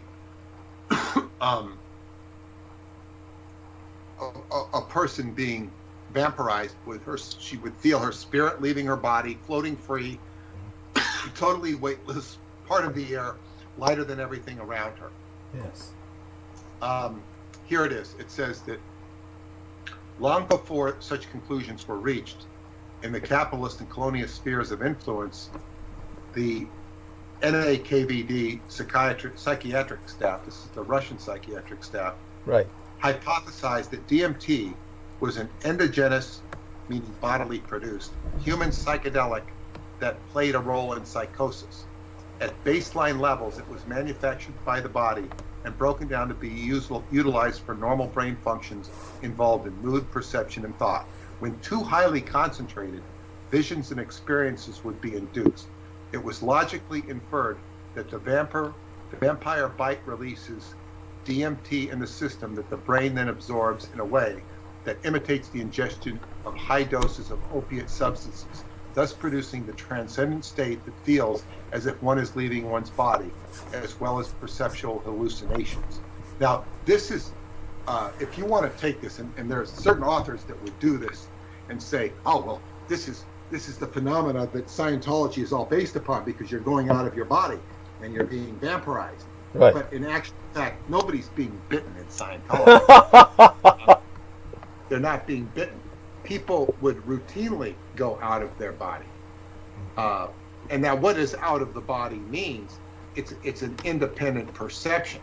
Now you'll see if you read the recovery sites on Scientology, you'll see people that have been there for 20, 30 years and I never went out of my body, it doesn't work, it's all a bunch of bullshit. And they're 30 years, I don't know what the hell they were doing.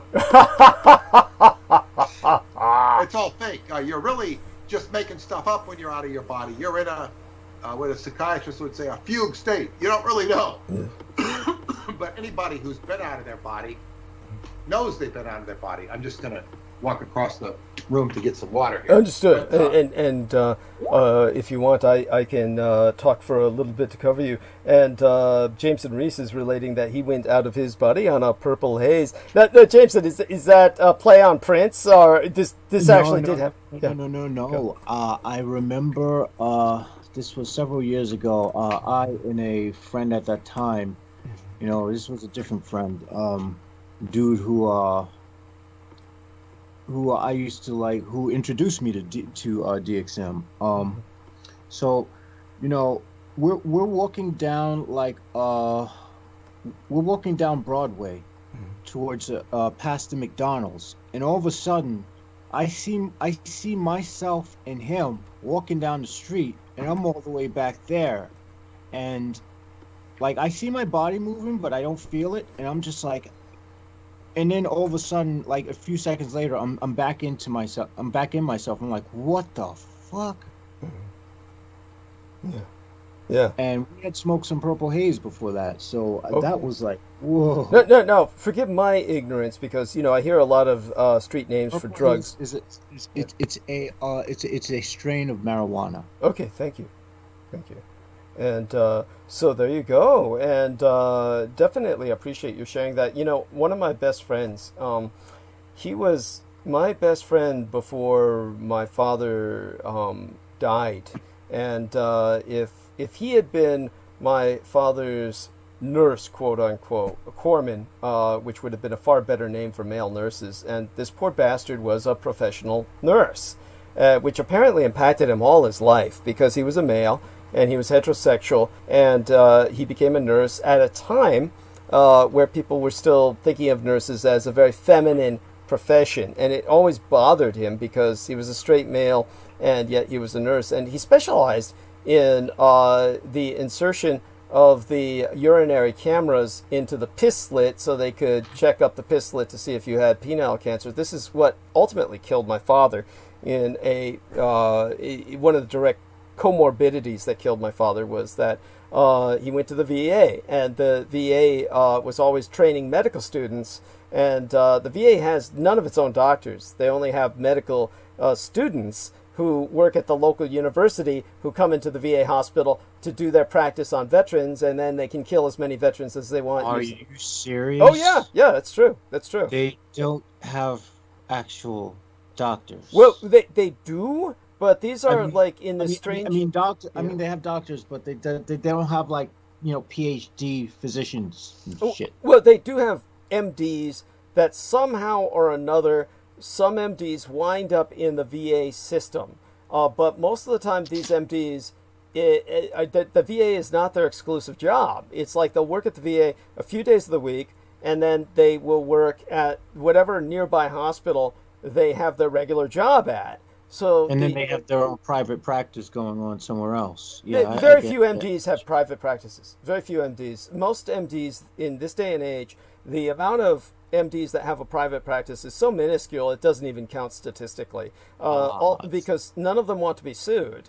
And so what they do is they all go into a hospital system where the insurance covers them for lawsuits. That way, a doctor is free to do anything they want, and then the hospital covers them. and the hospital.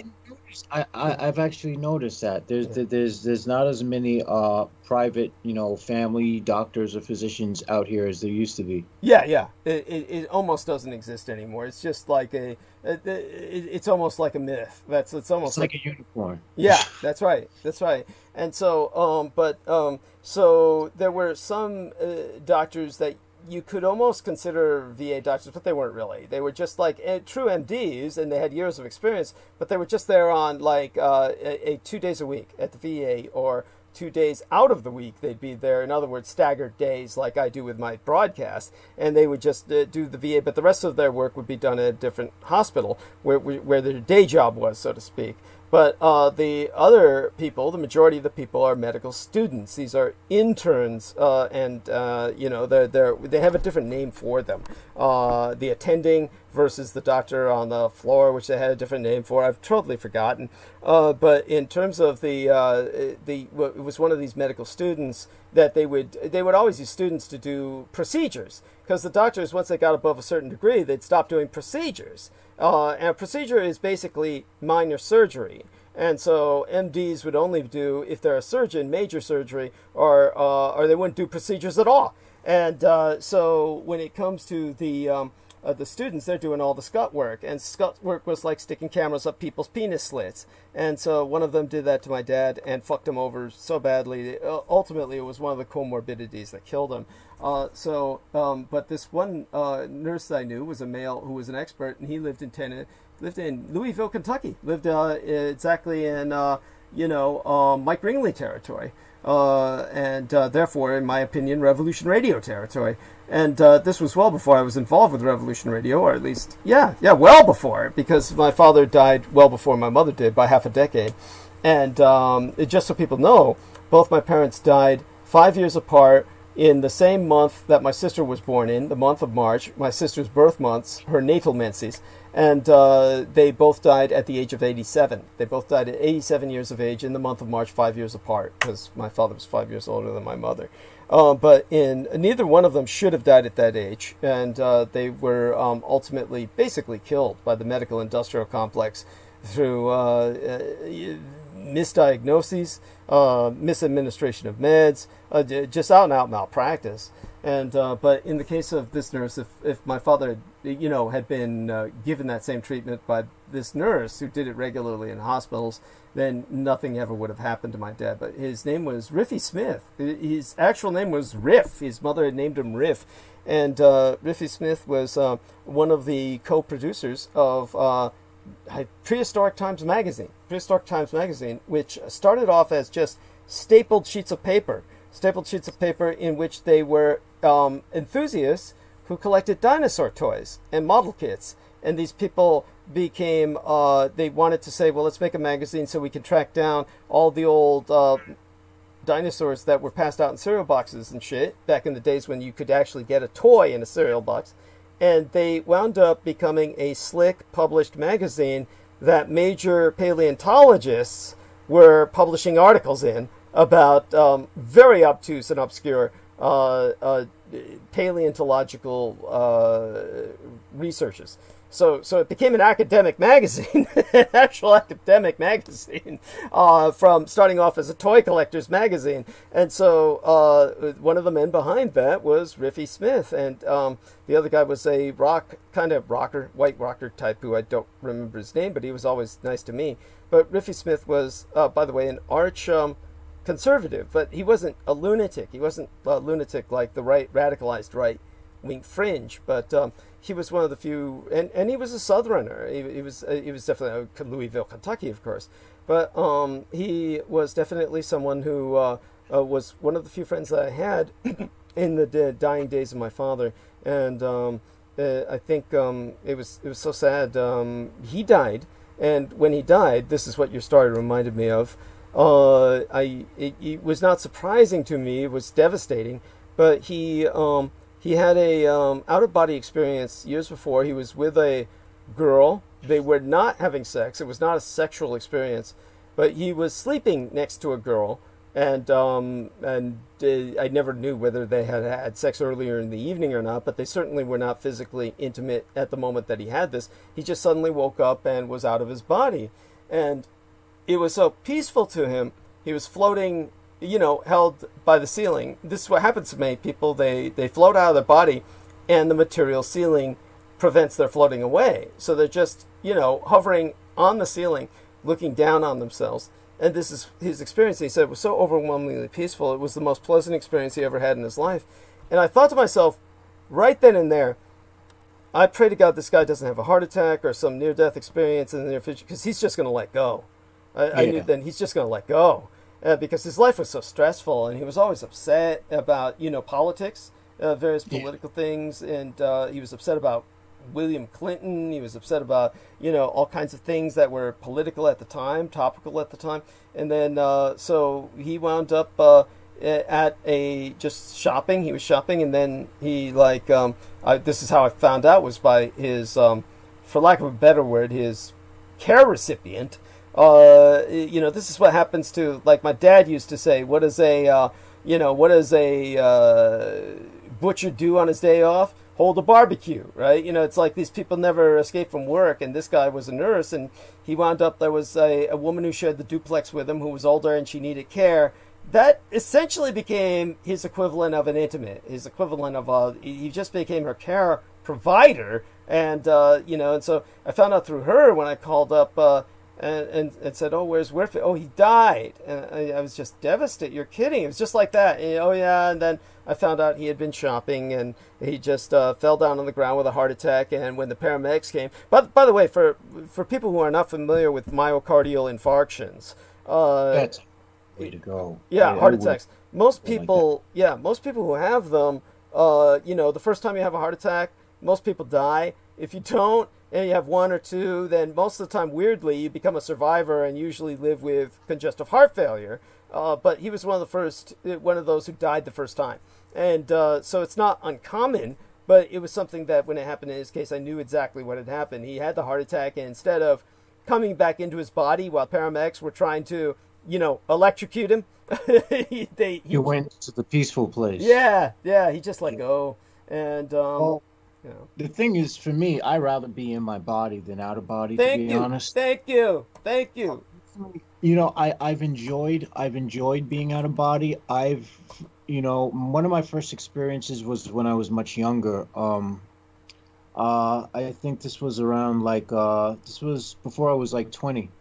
And I was focusing on my third eye chakra and doing all this energy work stuff, because I was just getting into the magic thing. And all of a sudden I found myself above my house, and I wasn't asleep in bed. I was just above my house. I could see the sunset. And it was just holy fucking shit. This is incredible. And I was just floating around. And there would be other incidences where I would float around, but it would be it was weird. Because I wouldn't be it's you would expect to see people if you're out of body and shit. People walking around doing normal shit. One time I left my body at night and I saw a gray alien, and the thing's standing next to a light pole. I'm like, what the fuck? Shit was kind of weird, but it wasn't an alien. Granted, it's no. Whatever, I get what you're whatever saying. That was. That was how its formulation or its manifestation was how your mind filtered it, which it looked like what it looked like. But what we've done is we've perverted that into aliens because of that's. I should have just said gray. Yeah, thank you. Yeah, but the thing is, I had some out of body experiences when I was working with Kenneth Grant's Cult of Lam work, where you would stare at the Lam entity and invoke the name silently. Over a period of, and I would do this for hours and hours and hours each day, and this entity actually guided me out of my body. I think the last time I was out of my body was 2012, and after that I haven't been able to leave since. And to be honest, there was a point in time when I was feeling a little distraught over it, because I was like, why can't I go back out? It's something's blocking me, But now I realize I don't really want to be out there. I like my body. Thank I you. love Yes. my body. Yes. I don't want to leave my body now. You know, I'm very comfortable. It's a very important issue that you just brought up, because you're right. If you're gonna be living the life of a human being, you don't want to be, you know, flying over the clouds. Yeah. Because, and I found this personally, if I was outside, I would neglect things I would later regret, necessities of life. Might be as simple as forgetting to change the oil in my car, and consequently having a problem, or just not taking care of myself properly. So it's very important that you do. And you on the other hand, because at that point in time in my life, I had neglected a lot of things. I was pretty much just working, and when I wasn't working, I would just play video games and meditate. And so I wasn't getting exercise, I wasn't doing anything else, and it was all to get that outer-body experience. It was sort of like a drug before I started drinking. Well, yes, and the thing is, the one positive about Albert said, he says, when you're in a truly exterior state, you can fix anything in the body. Interesting. You can fix it. You can fix what's going wrong. Now, you know, what doesn't mean you could necessarily fix a paralyzed hand. Right. Depends what was paralyzing it. But yes, you could relieve ills or ailments. Right. And this is just because you're disconnecting from the trauma. Right.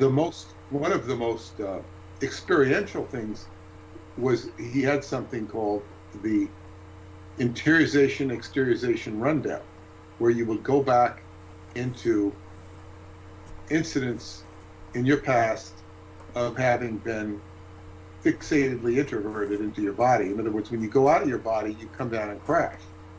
He had a term called going up the pole, when you went up into a higher, it's sort of like a Kundalini experience. And then there's the accompanying crash. Now, not everybody has to crash, but by and large, they do crash. And so it would pick you up out of the crash state and get you so you were more fluid. So if you went out of the body and you went back in, you wouldn't be discombobulated. And that was a very fun thing to do. And it got you in touch with the essence of you, your mind, your body, and your spirit. Very, very subjective, but very relieving of the whole phenomena of your mind, mind-body stuff. So it's like this was a great thing that certainly many, if not most, Scientologists that I knew experienced this. It was a great thing. Yeah. You know, the problem was, you know, the wizard doesn't have all the answers. The wizard, and then the great lesson of the Wizard of Oz is you've got your own ruby red slippers, and you are the one who can do everything. Yeah. And you need, but you know, I mean, what he introduced into my life was nothing short of absolutely astounding and amazing. And it's enabled me to negotiate all the stuff, all the occult territory I've been able to negotiate. But I have to take credit for it myself.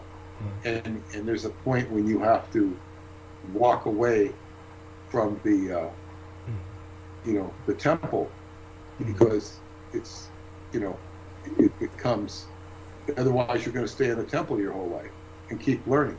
Learning what? For what? You've got to go, this is the card in the tarot that's known as the world. You have to go out and participate in the world. Right. Very, very important. By the way, I do want to apologize to the Mr. Marty Methuselah, who I confused with Majikia Young. and the two M names. And Marty Methuselah lives in Canada. He is a Native American of Canada, and therefore a member of what they call the Indigenous Peoples First Nations. The Canada refers to the Native American nations as the First Nations of North America, and he's an American Indian, but an American Indian of Canada's North American territories or regions. So you would call that a Native Canadian, but we're all Americans, whether we're north of the border or south of the border. Mexicans have Native Americans too within Mexico, such as the Maya, etc. So always remember that Native Americans are indigenous throughout the American hemisphere. So Majikia Young is the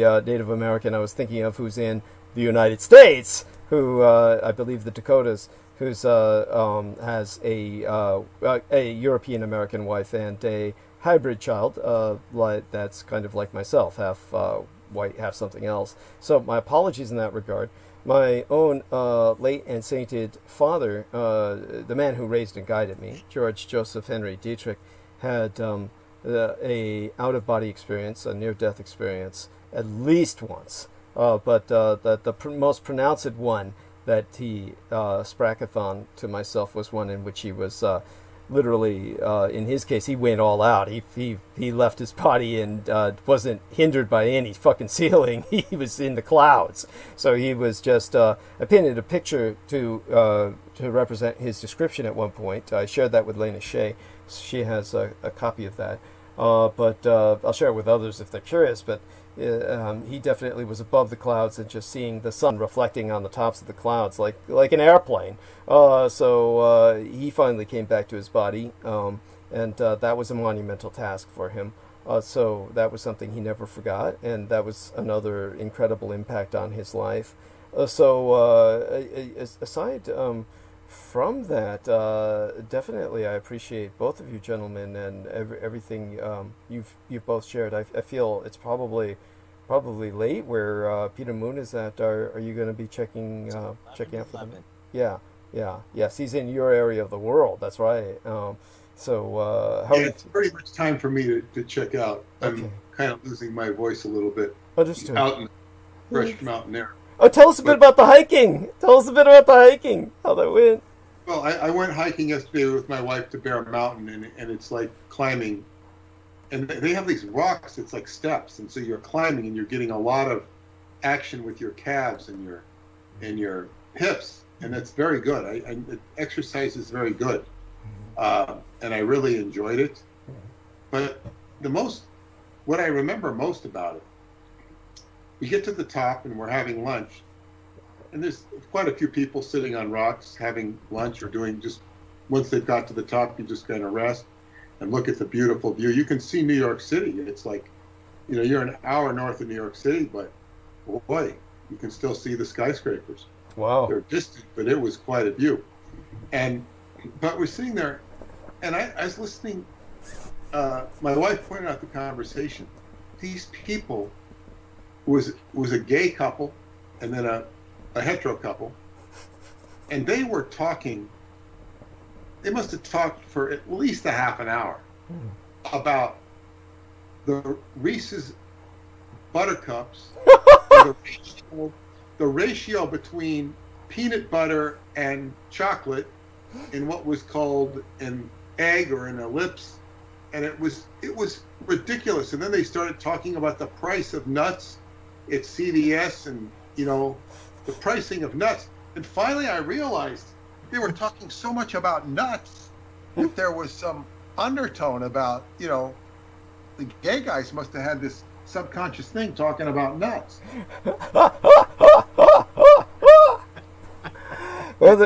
Yeah. And she said she felt like turning around and saying, you can get a even better price than nuts at Trader Joe's. But she wasn't going to engage them. Right.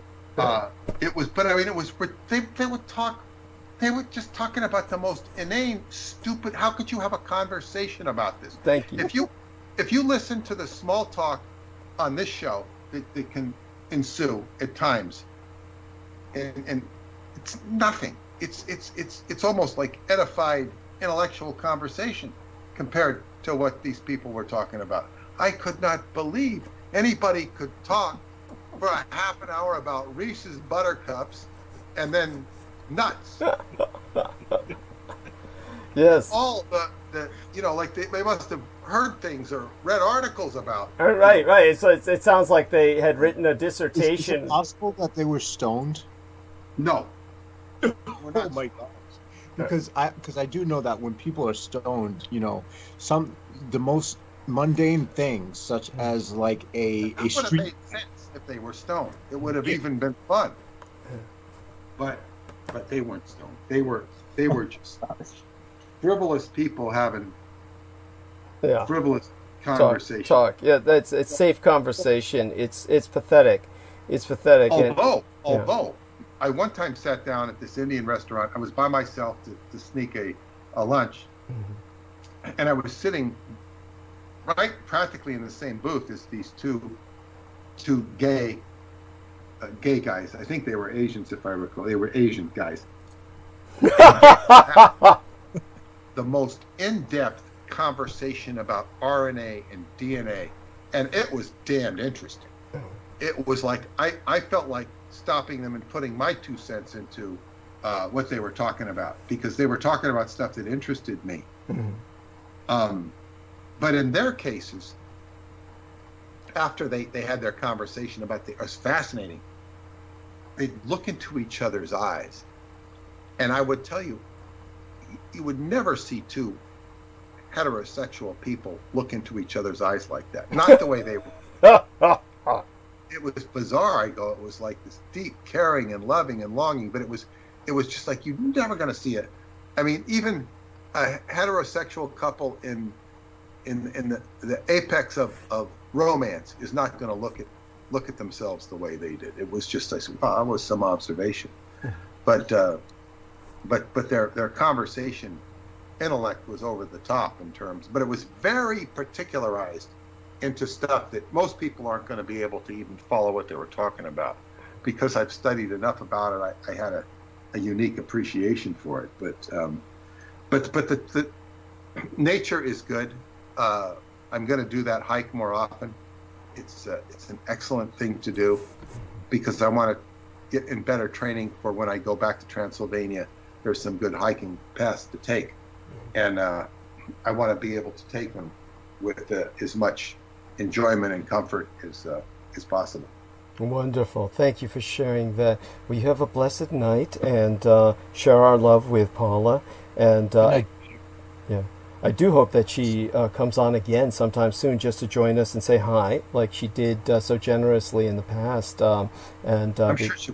Wonderful. I'm sure she will. She's going into busy season right now. Understood. With the oil and.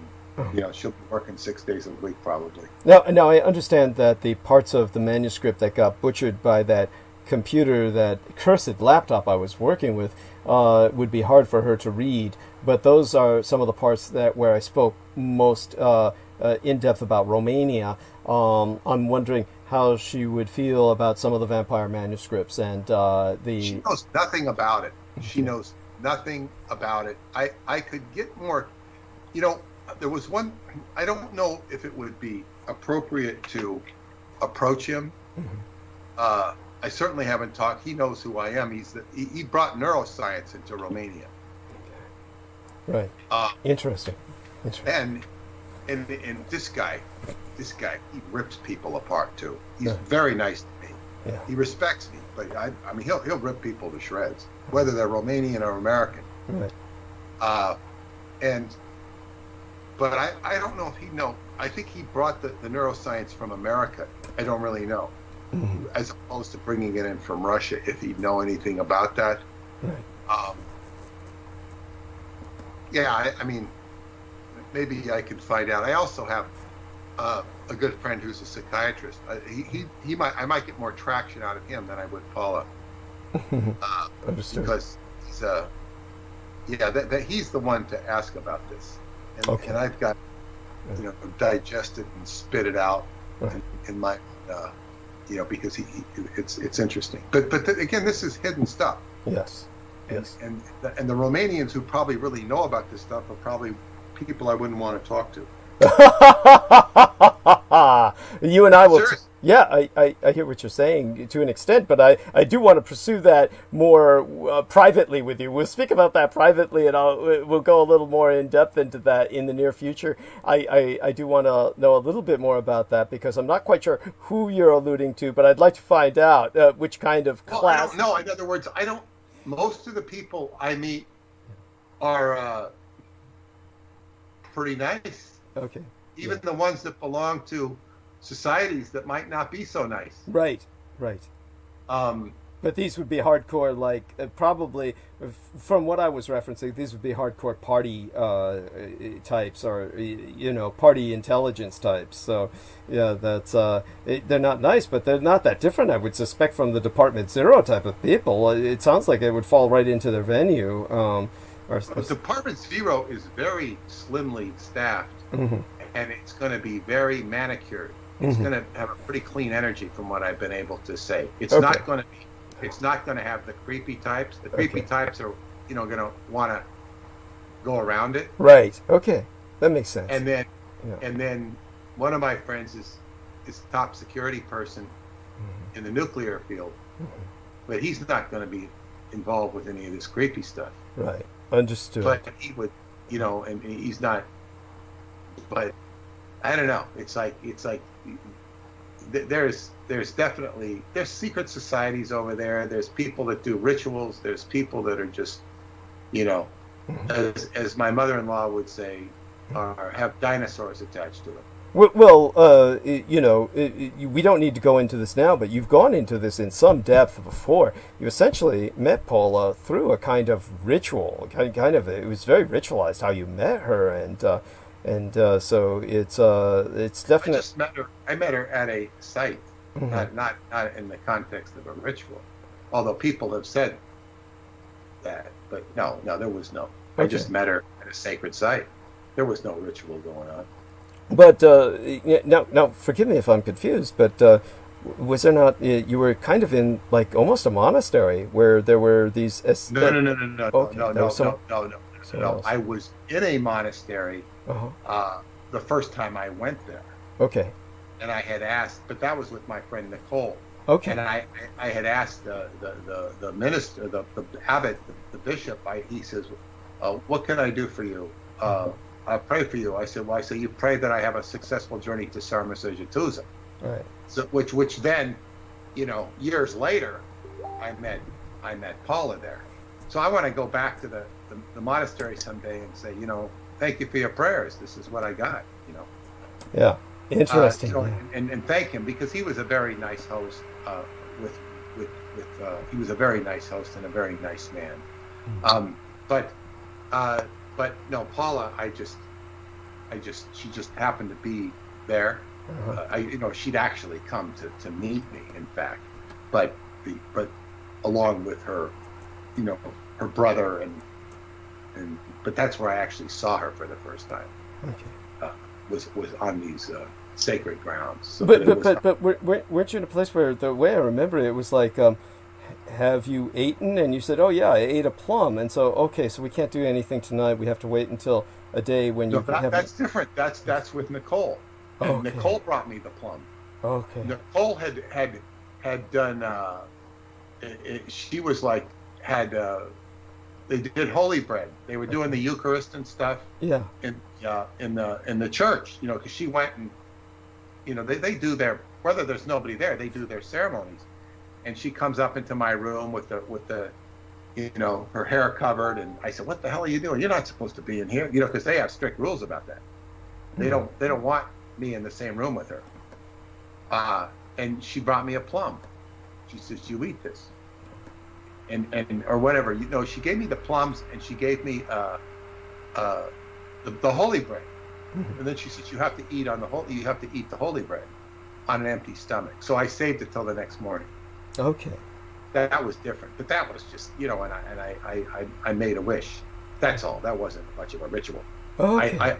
I honored their rigmarole. I see. Thank you. But that, you can indirectly relate Paula to that, but no. And people have said that there were great rituals done to put me and Paula together, And maybe that's the case. Somehow I get that impression. Yes, somehow that resonates with me. Yeah. So apparently, and people have said this, but she's just been a very positive. She's not perfect, but nobody's perfect. We've both been very positively influenced by each other. Yes. And yes. That's a blessing. Yes. And, Yes.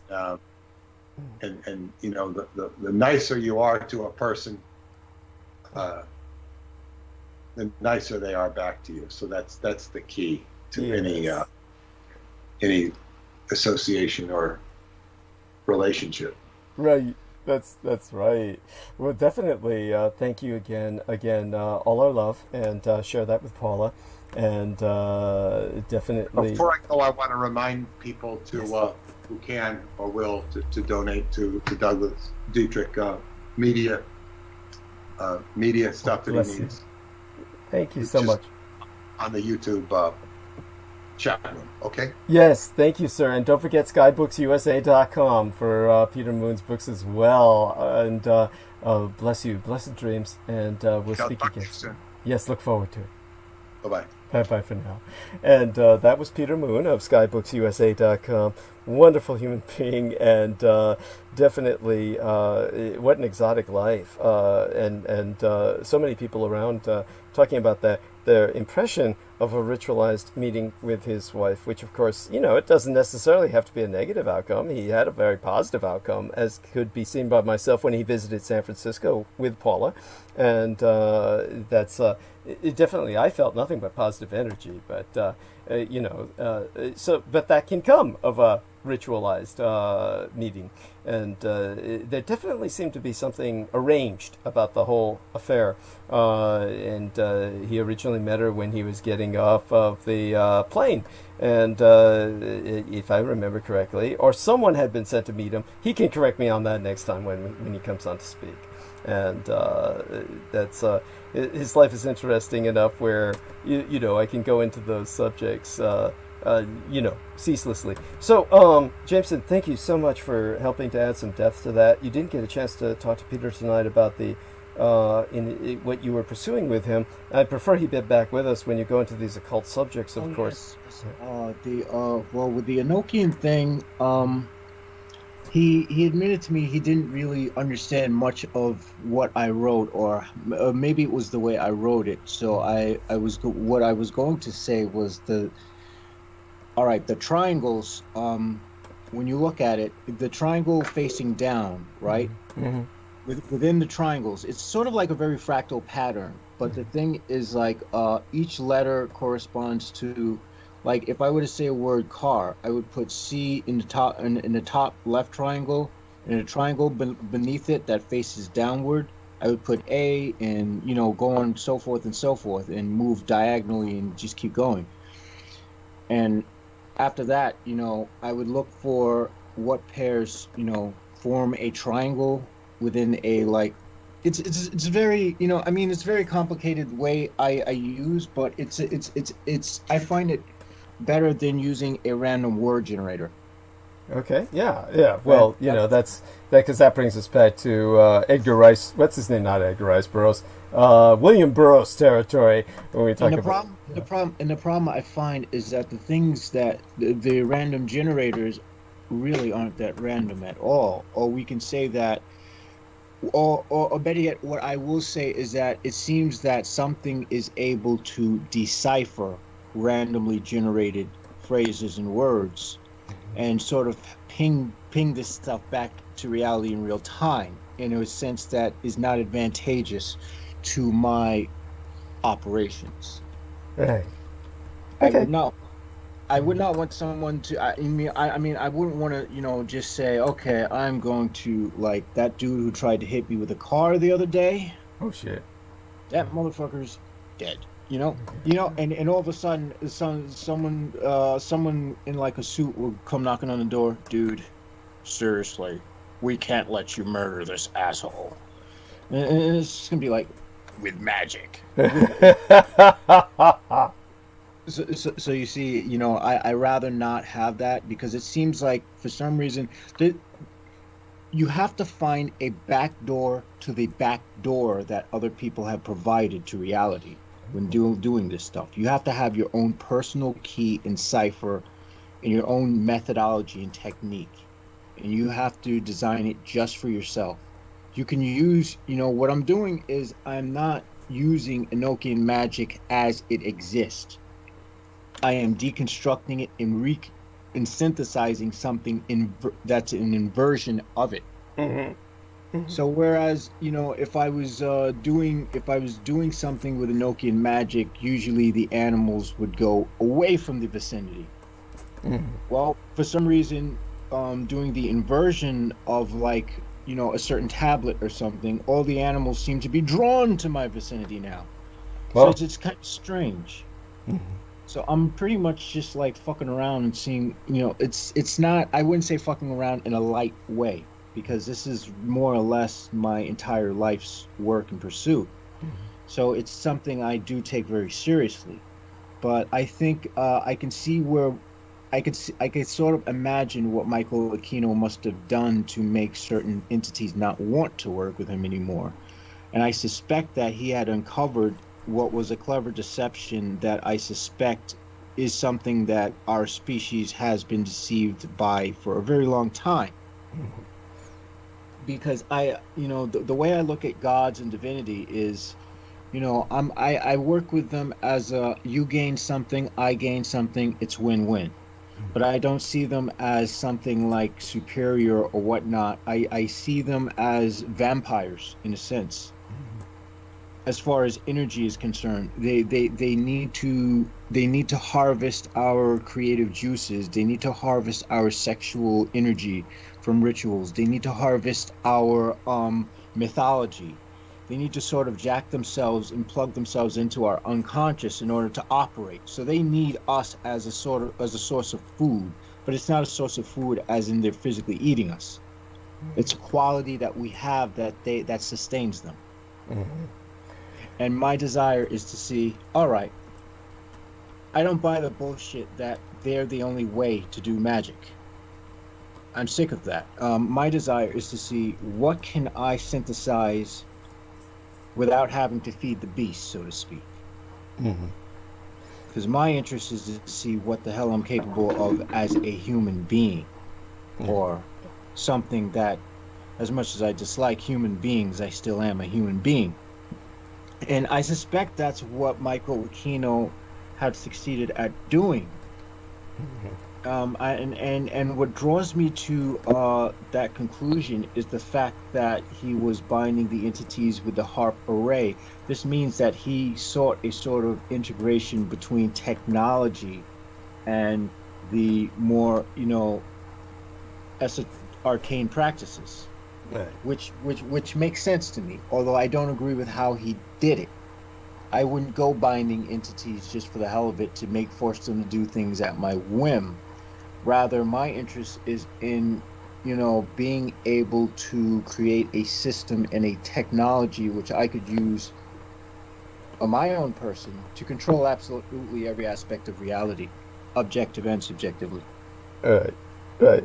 Well, thank you. Thank you. Of course, you realize many people. That doesn't sound nuts, does it? No.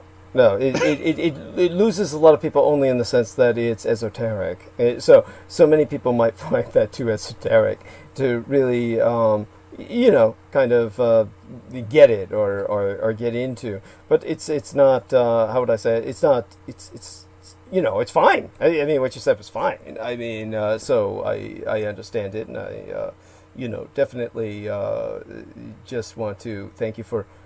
Well, I think you're probably the only person I think who would grasp it. Well, Peter Moon grasps it to an extent. He does to an extent, but you know, like other people who practice magic, they would just be like, okay, and they'd be like, that's interesting. Moving on, right? Because when I used to participate in forums, it used to just go over everybody's heads, and I'd be like, "Well, come on! I mean, I know it's a decent idea, Well, many people just don't have the, how would I say it? In a very real sense, you have more time than most people. And so because you have more time, you're able to dedicate more thought to pursuing concepts that most people can't even begin to formulate in their mind. They just don't have the time to conceive. Literally, they don't have the time to conceive such things. And as a result, much of what you say goes over people's heads.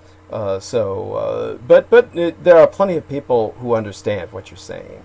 There's plenty of people, especially in the chat room. We get many people who are occultists themselves, so they understand.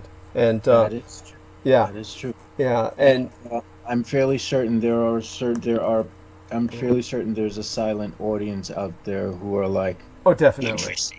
Oh, That's what this motherfucker's up to. Yes, no, they grasp it. They grasp it. We've got to have more people texting every time he walks by. Yes. By the way, if the other gentlemen are here, I want them to know how appreciated they are. They're welcome to come on and say goodnight, because I'll start monologuing.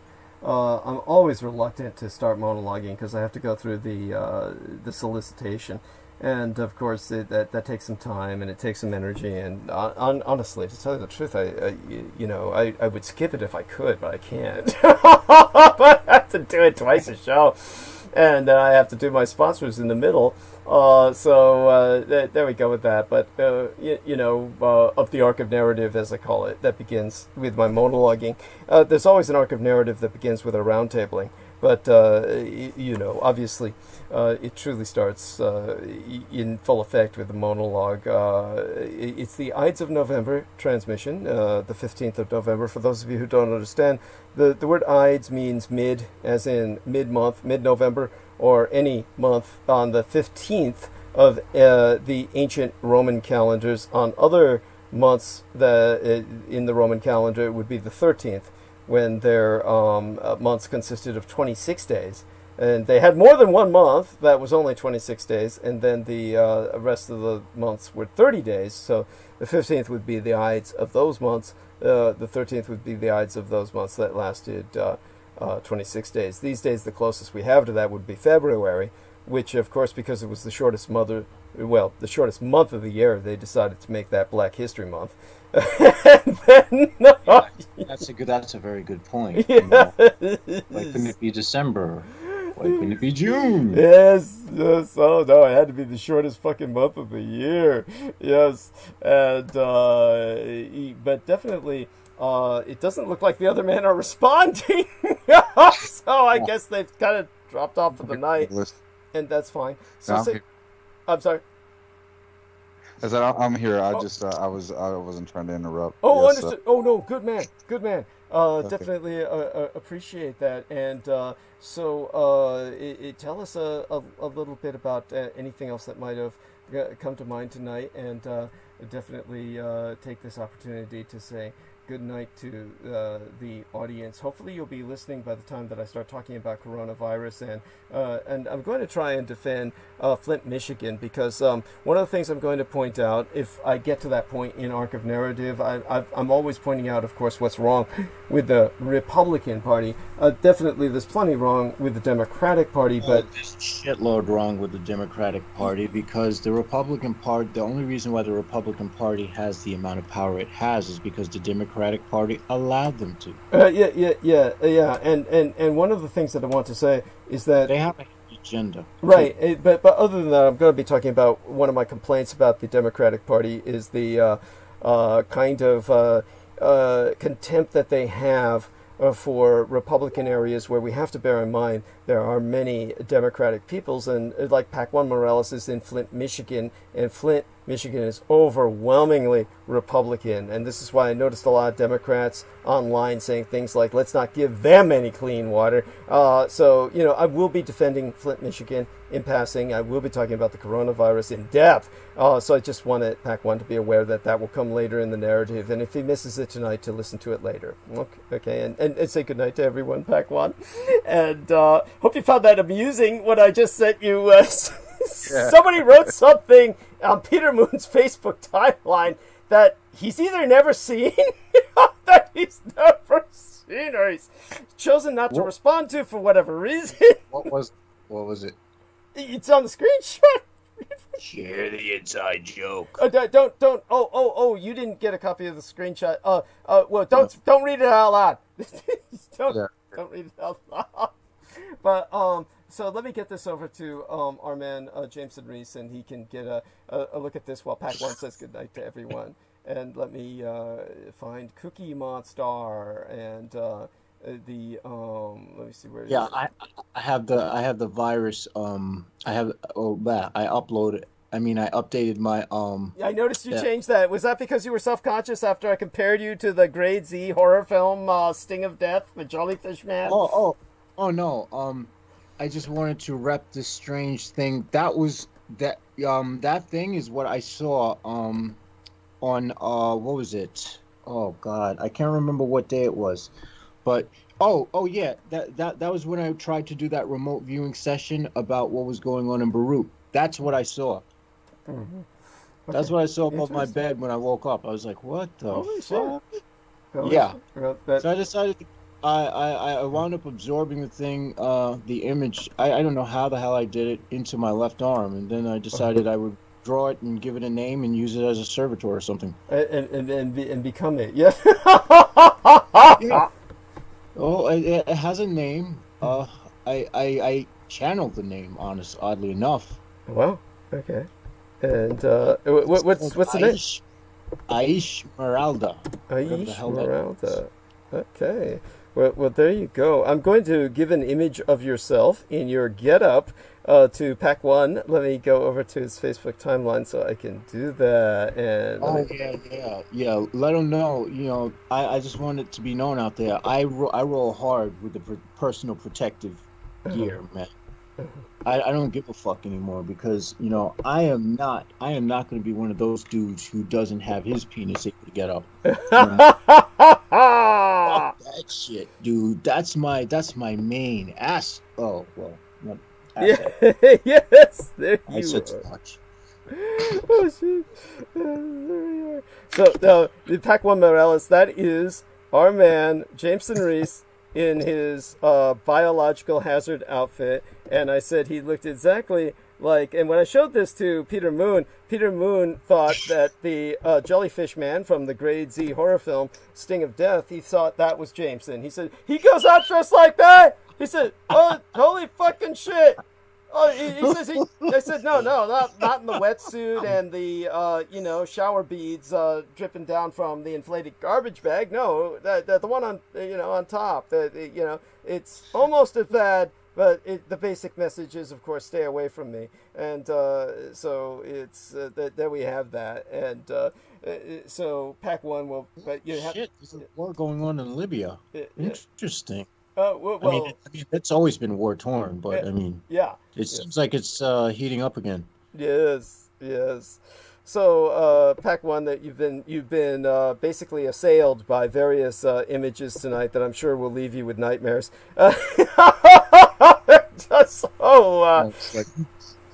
You remember, like in the early '90s, I was a kid, but they had all the different versions of like different kinds of like Power Ranger rip-off shows and shit. Yes, it's like one of those. Yes, that's right. Jameson goes out dressed like one of the Power Ranger monsters, and he does his sketching on a ferry like that. Is that how you're dressed when you're on the ferry sketching?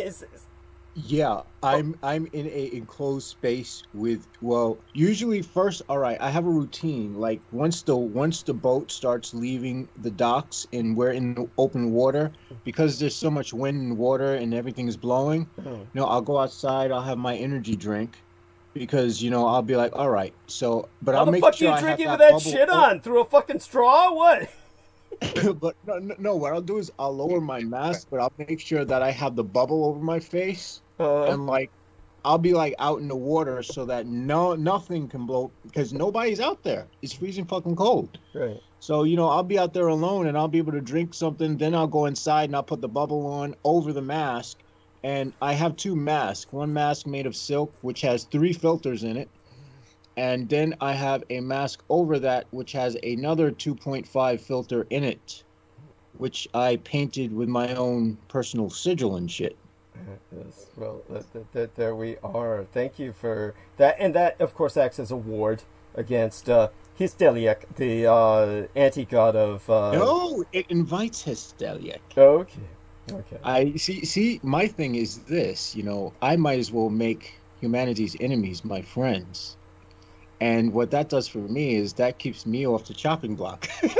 Well, there is that. There's that. Of course, most of us would wonder why we would want to be alive in a world without others of our kind, but Jameson is in a class all his own. Well, you do realize that, I actually, real talk though, I've been working with Hysteliak as a sort of composite deity with a servitor I created. And it seems to be having an interesting effect on electronic devices. Not surprising. And, well, that's interesting. I thank you for sharing that. And, by the way, for those of you who don't know, there are the creatures that are like crazy ants that destroy electronic devices, and the entire nuclear accelerator. We were going to have our own. What's the name of the one in Switzerland?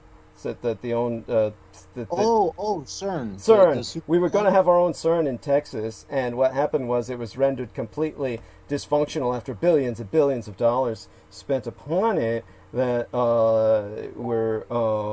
It just, they destroyed everything, all the wiring, all the circuitry, all the nuclear components. Just the crazy ants in Texas chewed it all up. Nice. Yeah. Yes. Score one for nature. Yes. Score one for. Take that, Homo sapiens. Yes. Oh. Yes.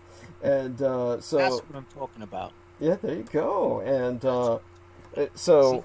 Thank you, Douglas. You gave me something to be hopeful about. Right. And so when you can see the nuclear accelerators in Texas, you can see its insides, because the entire film Cyborg, starring Jean-Claude Van Damme, was filmed in the ant-gutted interiors of the Texas nuclear accelerator, the nuclear collider.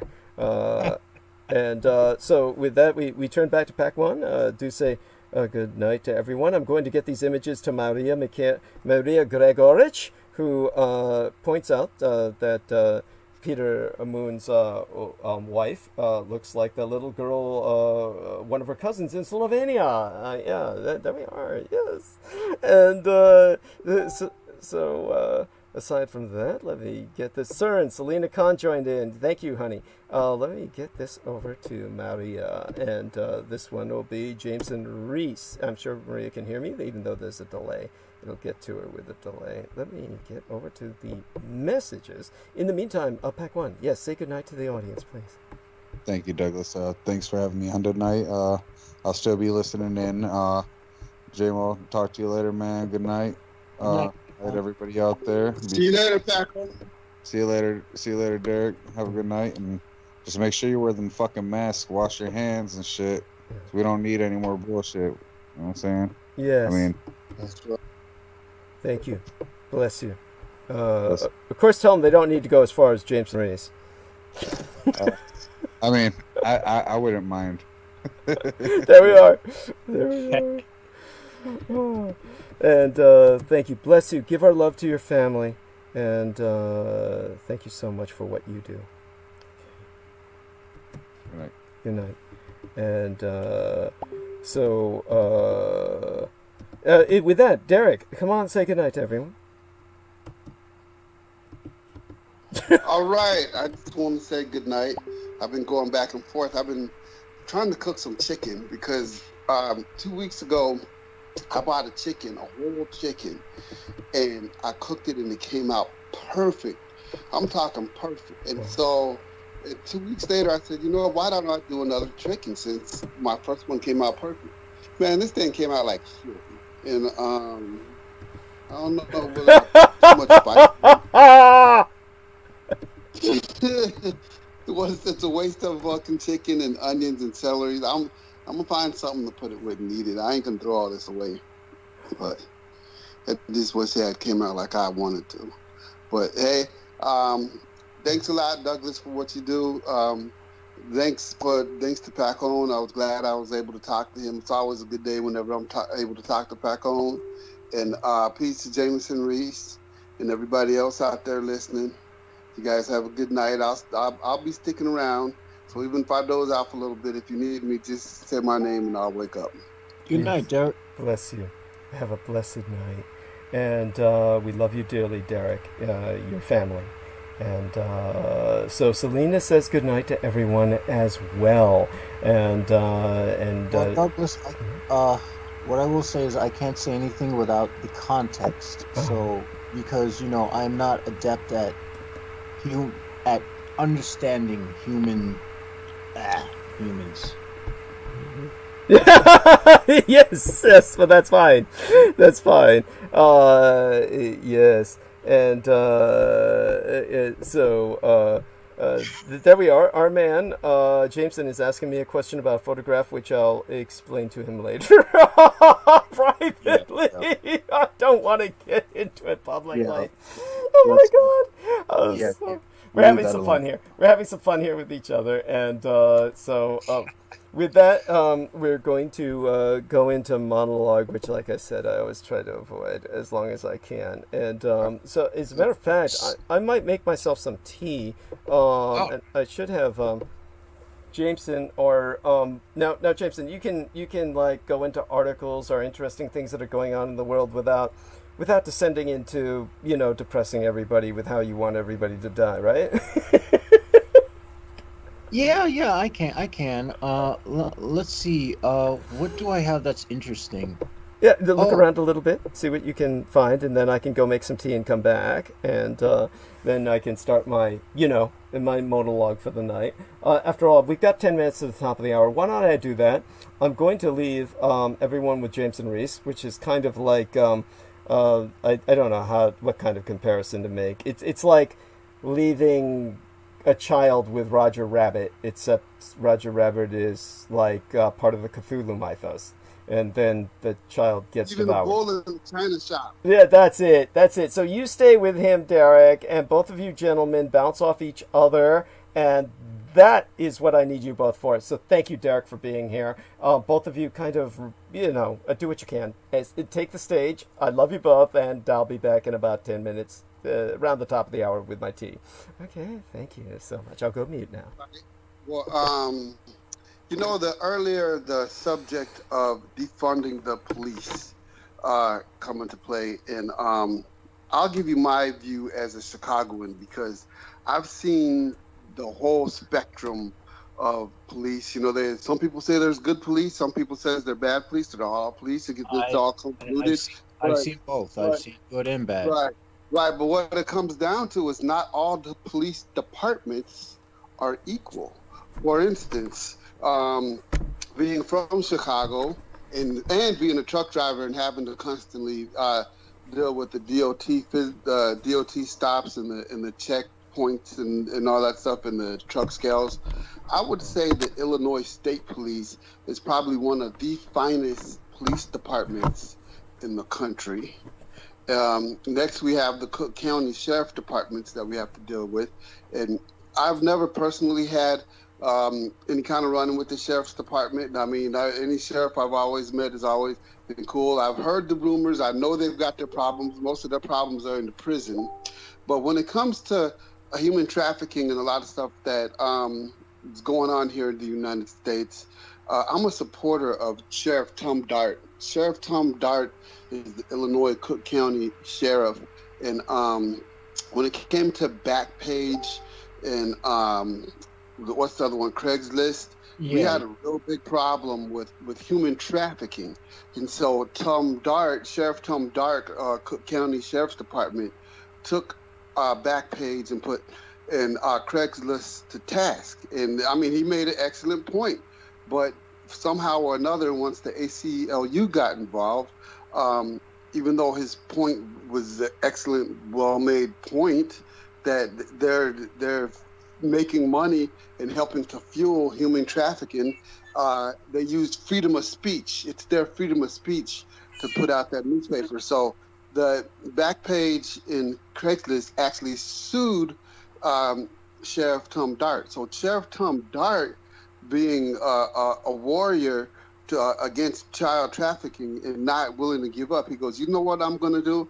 I'm going straight to Visa and MasterCard and telling them, look, this Backpage and this Craigslist, they're making tons of money off of human trafficking, and you guys are processing their fees, their payments, so that they get paid. You need to cut that shit out. And so Visa and MasterCard stopped processing all of their stuff. I don't care whether you was selling a bicycle, buying a bicycle, selling some car or rims. It all came to a complete halt. I see. Yeah. That might also be why the personal ads got this. That might also be why they got rid of personals. That's why they got rid of personals, because the human trafficking was wrapped up in there. So, that's where they cried uncle. Because see, in the beginning they were winning. In the beginning they were winning. Like, hey, there ain't shit. That's just the way it is nowadays. It's modern day technology. Can't do shit about it. People are being human trafficking. We're gonna make the money off it. Ain't shit you can do about it. And Sheriff Tom Dart said, "Oh yeah." So he changed that shit for the whole country. That's Cook County, Illinois Sheriff Department that actually did that. So you wouldn't want to defund, especially somebody like Tom Dart. Somebody like that you wouldn't think of. But now the next department that we have to deal with. The human trafficking issue, though, goes a little deeper, because that's the surface of human trafficking. That's not right. He can only do so much. I mean, as just the one man, as the sheriff, he can only do his part, and I respect him for doing as much as what. Well, what I'm getting at is that this. The reason why it's probably never going to end is because you can't run a nation. You can't run a nation on just the economy and consumers and buying and selling goods alone and taxes. A nation, essentially, if you're going to have enough money to run a nation, you need a black market, which involves running guns, running people, running body parts, running whatever the fuck. So what I'm saying is, every country on the planet, all this illicit shit that is like really dark, that's what makes a nation functional. You don't have a nation unless you have the people, the black market, unless you have people running guns, unless you have people smuggling people. And I'm not excusing it. It's fucked up what they do to, exactly. Because running human trafficking is bringing in more money than drugs at some point. Because I think heroin and cocaine is on a decline. So everybody's going to crystal meth, which you don't have to go across the border for that. You just got to go to Home Depot, get 2 AA batteries and some liquid Drano and shit. Nah, but geez, shit, man. I wouldn't mess with crystal meth, because those labs, once they blow up, man, you don't know what you're doing. You'll get your face blown off trying to make that shit. What I would say is, even when it comes to illicit drugs, the CIA was really, really big on that when they did those campaigns in South America. That's what they were doing. They were running drugs. They were running drugs into, our neighborhoods. And in other words, I'm not excusing it. I'm just saying that this is a part of the entire country that has to be dismantled. If you're going to dismantle that, you are essentially dismantling most of the country. So it's not a question of defunding the police now. It's a question of re-engineering the entire structure of this society, which is right. That's what I'm getting at, because I got one more police department to cover, and the police department to cover is the Chicago Police Department, which is a satanic death cult. Those motherfuckers need to be defunded. Fuck them. You know what I'm saying? I don't want them to. I kind of worked it up to that. You know what I'm saying? But this guy's saying defund all the police. Well, see, they're purposely putting it like that because they want to blend themselves in with all the police. But no, the Chicago police officer is nowhere near Illinois state trooper. In order to become an Illinois state police officer, they up the ante. You got to have a 4-year degree now, and you have to have classes in certain areas like forensics, and there's different requirements that you have to have besides just your degree. And they make it like that on purpose because they're seeing what kind of people join the Chicago Police Department, and they're all, we don't want that shit over here. So they had to raise the bar too high for some of them dope fiends who joined the Chicago Police Department to jump. Yeah, and you bring up a very good point. The problem is when people say defund the police, it's like nobody is specifically stating what that means. What does it mean to defund the police? So, the right is taking that terminology and running with it. They want to abolish all police. Oh, come on. There's a difference between defunding and abolishing. That's what the alt-right is spinning, Speaking of the alt-right, there's this Hell's Angel dude with this like really long beard, and he said, "Hey, Black Lives Matter. Once they defund the police, who's gonna protect you from me?" Come on, man, this pussy motherfucker will get his ass popped the first second he even sets foot up there trying to fuck with somebody, piece of shit. Well, that's the thing, the reason why they could roar so loud and pop all this shit is because they realize that the police are still there to protect them. Right. If there were no police, his fat ass wouldn't be saying shit. Or, if that's the case, people. Same reason Dylan Wolf wouldn't come to the neighborhood, wouldn't come to the hood. He had to go to a church with a bunch of old ladies. Yeah, even Dylan Roof's little punk ass knew not to come to the hood. Well, see, but then again, who's, with all these shootings going on in the hood, who's to say that we don't have, people who are, who's to say that we don't have, people from like white supremacy organizations going on shooting safaris and killing sprees on the hood? That's what I believe is happening. Framing other people for it. The cops are just going to bust whatever. In '93, they would do that, and they would even have some black officers involved. And what they would do was they would impound cars from the west side, and then they would impound cars from the south side, and then they would take those cars out of the pound, like from the south side, and then they would go to a shooting.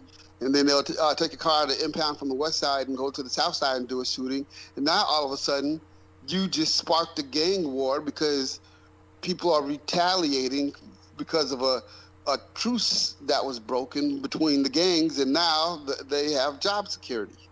And see, this is the problem. This is why I tell people, don't fight harder, fight smarter. Try to get inside of the heads of, this is why I emphasize critical thinking, is because we don't really know what's going on the surface of things based on, what the news outlets are telling us. And there's always something deeper going on behind the scenes. And there's always a possibility, there's always a way to control the chaos, because ultimately what the cult of the kings of Edom and all those other people want is control over every little thing. And the best way to have control is by, manipulating the situation to get people to fight who, meanwhile, you have some other agent out there who had nothing to do with those two groups setting the shit up, Exactly. It's a wise strategy of sowing divisions and sowing strife, so that you can, while those two are fighting, you can, do such and such behind their backs and find some way to gain something from it. It's basic manipulation. And plus, whenever a Chicago police officer's either killed his girlfriend or wife mysteriously dies, they're smart enough to say, well, this one's going to be handled by the Cook County Sheriff, or it's going to be handled by the Illinois State Police. If the whole United States was one U.S. police force, then they would all be covering for it. I'm afraid that it would really become a cult. I'm glad that we have the Illinois State Police to protect us from the Chicago police, because the Illinois State Police made up a rule that on Illinois actual interstates, if you go on the if you're on I-94, I-65, that starts in Indiana, by the way, but I-80, I-90, I-294, the Eisenhower, the Dan Ryan. If you're on any interstate, the Chicago police cannot pull you over on the interstate. That's state property. Only a state police can pull you over on the interstate and give you a ticket. And then that's because they don't want people. The state doesn't want Chicago police planting drugs on their citizens on the state freeways. They're pretty much say, well, you know what, you might as well keep that shit in your neighborhoods and shit. But you're not even allowed. If somebody's going 120 miles an hour, you cannot pull them over on the interstate. Period. Yeah. And well, what I will say is, if we thought that we were seeing sparks fly now, we haven't seen anything until January gets here. I am not trying to project doom and gloom. I am just saying, regardless of who becomes president, the outcome is the same. In other words, what we just had was a lose-lose. So the idea of people, I can understand why people were celebrating, and I can understand how this is a big step for women, and that's a great thing. But if one looks at the larger picture over a longer span of time, I see where we are at the precipice of what can potentially be a very nasty civil war. I am not certain of it. I cannot say with certainty, but I will say that it's not going to be a war. We're not going to have tanks and people running around with musket guns and shit like that. No, it's going to be people just clashing at random places. It's probably going to be a lot of upheaval. There's probably going to be a lot of businesses burning down and shit. And there's probably going to be a lot of people shooting each other up and shit. I mean, it's not going to be pretty. Right. Well, I agree. And I the only thing I would say is that Mother Nature has the potential to throw us a favor by, with this extreme weather, because if the weather's so extreme, you're not going to have that many people out there. You're not going to go fighting. You're not going to have people fighting in the streets in the middle of a hurricane. Right. But let's see. You have anything? Well, I'm sure you found some interesting articles. Okay, I'm back, gentlemen, and I'm sure both of you held up well during the time that I was gone. Yeah, we were having a blast. Yeah. But I only got 2 articles. One of them is a upbeat good news article, and one of them is a bad news article. Oh, share them, with the band. Please. Okay. Where are the guns? Where are the drugs? Attorney says cops held 2 black college football players at gunpoint as they were on their late night food run. So as these black college students went on a late night food run, they said black people at night, they must be drug dealers. I mean, that's the only black people that go out at night, right? It says, one of 2 college football players who say they were stopped, harassed, and held at gunpoint at Baton Rouge police last weekend has retained a group of civil rights attorneys who are calling for body camera footage to be released. Attorney says their client, Louisiana State University football freshman wide receiver Kay Moore and University of Alabama freshman receiver Trayshawn Holden were getting food together when the incident occurred. Moore and Holden are longtime friends whose teams were off last weekend and had been scheduled to play on November 14th in Baton Rouge before the game was postponed due to the positive coronavirus test on the Louisiana state side. On Sunday, November 8th, around 2 a.m., Baton Rouge police responded to a report from a security guard that 200 people had gathered and were playing loud music in an apartment building rooftop. While officers arrived, they couldn't find any evidence of what the guard described. The official police report ends there and makes no mention of the encounter between the police, Moore, and Holden. So the police went and harassed these guys, put them at gunpoint and said, where's the guns, where's the drugs? And they didn't even put that in report. The only thing they put in report was that some security guard had called and said, there's 200 people partying on the roof.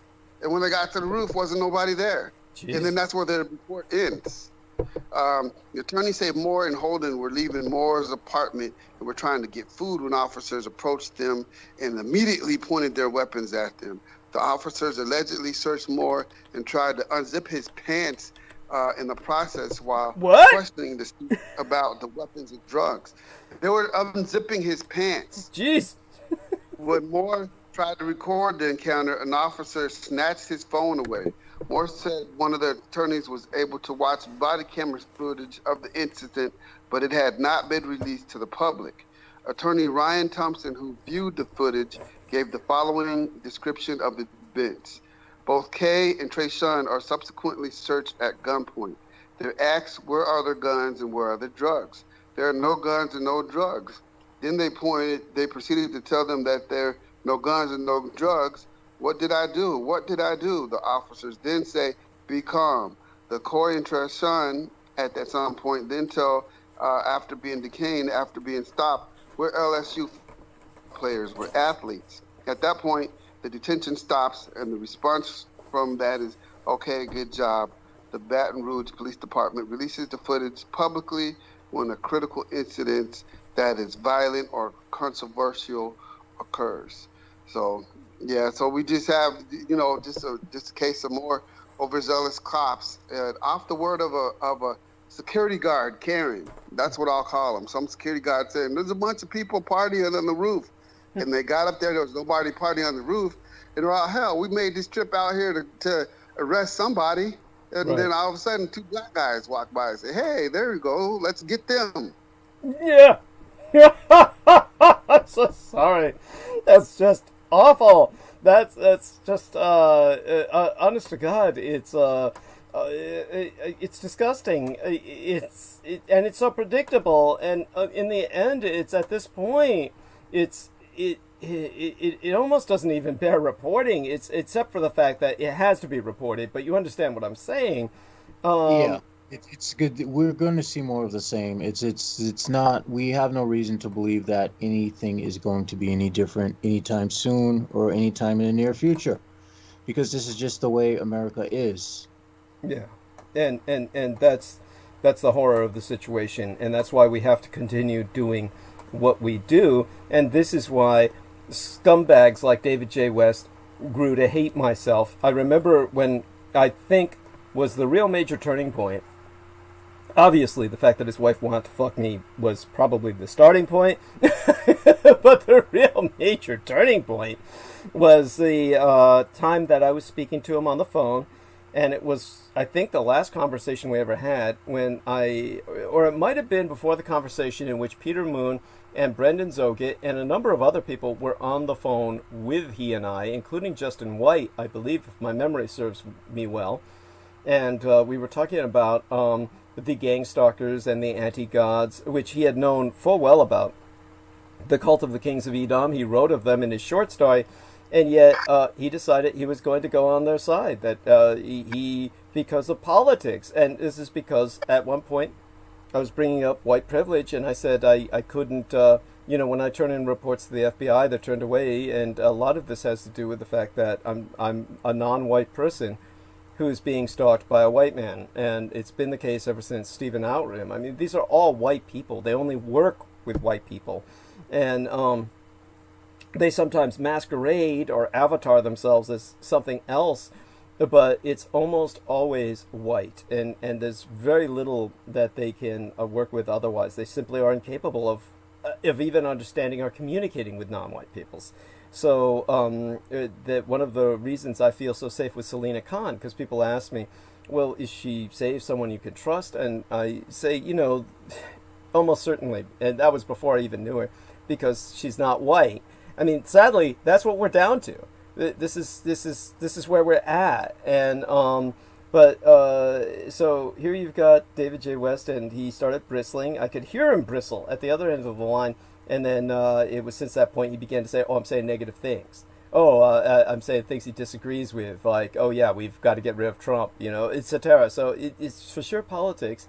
Then this guy goes to stand with the anti-gods and the annihilists who want to destroy all life on Earth. This is like, there had to be something beyond that. Crystal River said, based on her own readings, I hope she allows me to say this, she was going to come on and say it herself.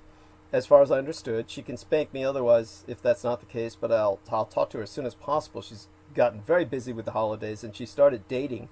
So everybody wish her luck with that. But Crystal best of luck, because from what I understand, human relations are a very difficult thing to figure out. Yes. Oh, that's... I can't process them. Oh, yeah, they're bad. They can be.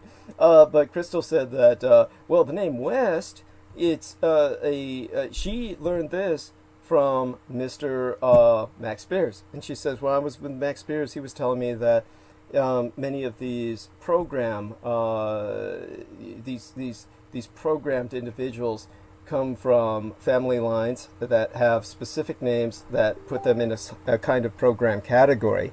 And of course, Maria Michaela Grigorich points out she's white, very white, yes, but she's also female. And generally, females are almost always much more trustworthy than males. And so, of course, we always have to take things into account. Are there white men that can be trusted? Of course. Well, look at Peter Moon. And so when it comes to the name Crystal River was talking about, she said, just take a look at programmed people with the same family name, Kanye West. She brought up Kanye West. She says, take a look at him, and that there's an example of a product, of that family. And the way Max Spears had taught her was that you'll run into people with a name like West, and it shows they're part of a certain program template, and others with the name South or East or North, and it's a different program template. Normally, the most common names are West, and other points on the compass are much more minor programs. So that's possible. Yeah. And Peter Moon was saying, well, if he's Mormon, they're so deep into many of these contracted programs because of the number of children many of the polygamists produce, etc. And it's not that David J. West was part of a polygamous sub-branch of the Mormon Church, but nevertheless, it's definitely, how would I say it? It adds to the credibility of something like that. I mean, just his behavior, the background, it tends to all converge. So Crystal River was bringing that up. Sadly, she couldn't be with us. That's a astute observation. I like that. Yeah, that makes sense. Thank you. And the Kanye West thing, in particular, it just it exemplifies it. Yeah, please go on. Oh yeah. That guy's brains. He might as well have put his head in the microwave oven.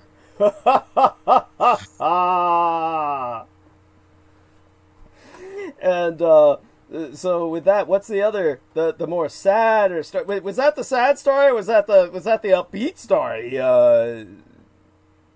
Mr. Derek. I'm here. I was on mute. Sorry about that. I was on mute. Oh, no worries. But yeah, I do have one more story. Please. Now here's the up story. It says how black-owned craft beer label and crowns and hops is how black-owned craft beer label, crowns and hops is changing the face of beer for the culture. So there's a black-owned craft beer label called Crowns and Hops, and the article is about how Crowns and Hops is changing the face of the beer for the culture. Because most cultures have their own beer. If I say Corona, you think of Mexico. Yeah. If I say what's that one they have in Jamaica? It's called Red Dot, something like that. They got that down there. Then they have the, you got your good German beers, you got your Irish beers, your Guinness, Well, it looks like we're. Well, don't forget about Qingdao for China and Asahi for Japan, of course. Oh yeah, yeah. But that one's a wine, ain't it? Or no. What's that one for Japan? Asahi beer. All right, I'll check it out. Thank you. And Kirin, also Kirin and Asahi. And I'm sure the Koreans have their own. So, yes, by all means, check it out. Qingdao from China, you are aware of that, yes? No, I didn't know. Oh, well, Qingdao, just so you know, Qingdao was a German colony in China, and the Germans taught the Chinese how to make beer. So, Qingdao is spelled I'm thinking of the old Cantonese spelling that the British used, but the English via the Putonghua or modern Mandarin, it's romanized as T-S, Tsingtao, T-S-I-N-G-T-A-O. So if you look that up, T-S-I-N-G-T-A-O, Tsingtao beer, then that's the Chinese-produced beer from the city of Tsingtao, which used to be a German colony. And during World War I, the Germans were attacked by the Japanese, so the Japanese could invade that colony and subsume it into the Japanese Empire. So that was the only historical combat between German and Japanese forces was in China. And so when they collided, the Germans also had an aerial unit who, of course, took to the air to defend the city. And that's how the Japanese also produced their first aces. As a matter of fact, when there was a young Japanese multi-millionaire, maybe a billionaire, who had wanted to go up into the International Space Station, like when they started opening it up for tourists, he wanted to go up there, but he wouldn't go up there unless they allowed him to dress in the uniform of the first Japanese ace of World War I, who was a product of that conflict for Tsingtao. And I don't believe they allowed him to dress as that. And so he didn't go up to the International Space Station because he wanted to, be able to wear that uniform while he was up there in the space station. And they just didn't, they felt it was too militarized or some bullshit. So there you go. I may be wrong, and maybe he ultimately went up there, and but I don't remember that ever happening. But so there we are. Go back to what you were saying, please. Thank you. Just had to get that in there. We were talking about the craft beer. It says yes. The craft beer industry is not one that one typically thinks of when it comes to having a lot of black owners. But in Inglewood, California, business partners Benny Ashburn and T.O. Hunter are brewing something to change that. There was a lack of black people in the craft beer period, Hunter said during an interview with Atlanta Black Star. Beer is probably one of the most universal beverages on this planet, and to see it done on a local and premium craftsman level and to not see your community present was a bit difficult for me to understand. So I can understand what he's saying, because beer is, a social thing. So he's creating one that's coming from the community. Ashburn felt the same. Image-loving beer, going to breweries, as soon as you step in the brewery, you don't see anyone that looks like you. You don't hear the music that you love, Ashburn said. It can oftentimes be a little uncomfortable. When they see black culture in the industry, they know that it was subject to appropriation. We started to see our culture presented on beer cans and in craft beer, but yet the culture wasn't there. It wasn't craft beer, so one, it was a cultural appropriation, and two, we just saw that an opportunity had to have an authentic cultural representation within the industry that hadn't seen us up to that point, Hunter said. Well, he's got a good point, because when I was in the Marines, I used to drink Old English 800. I used to get them by the 40 ounce. And I used to suck on that thing, a 40 ounce thing like a baby bottle. Well, why? Because, the NWA used to drink it, and then the Ghetto Boys did a commercial on it, and I said, man, this has got to be the shit right here. And then, even after when I got the Marines, I actually credit Old English 800 to me never becoming an alcoholic. You know why? Because they sold them in 40 ounces. So I used to go to parties and different stuff, and I used to have these little Dixie cups, and after drinking beer after beer after beer, if somebody asked me how many beers you had, I'd be like, I don't know. I've had the same cup, but I filled it up probably 5 times. I could have filled it up 20 times. I don't know, but you get a 40 ounce, you just suck in that sucker till it's finished. And once you throw that shit away, you're done. Oh my God, you are. Yes, you're done. All right.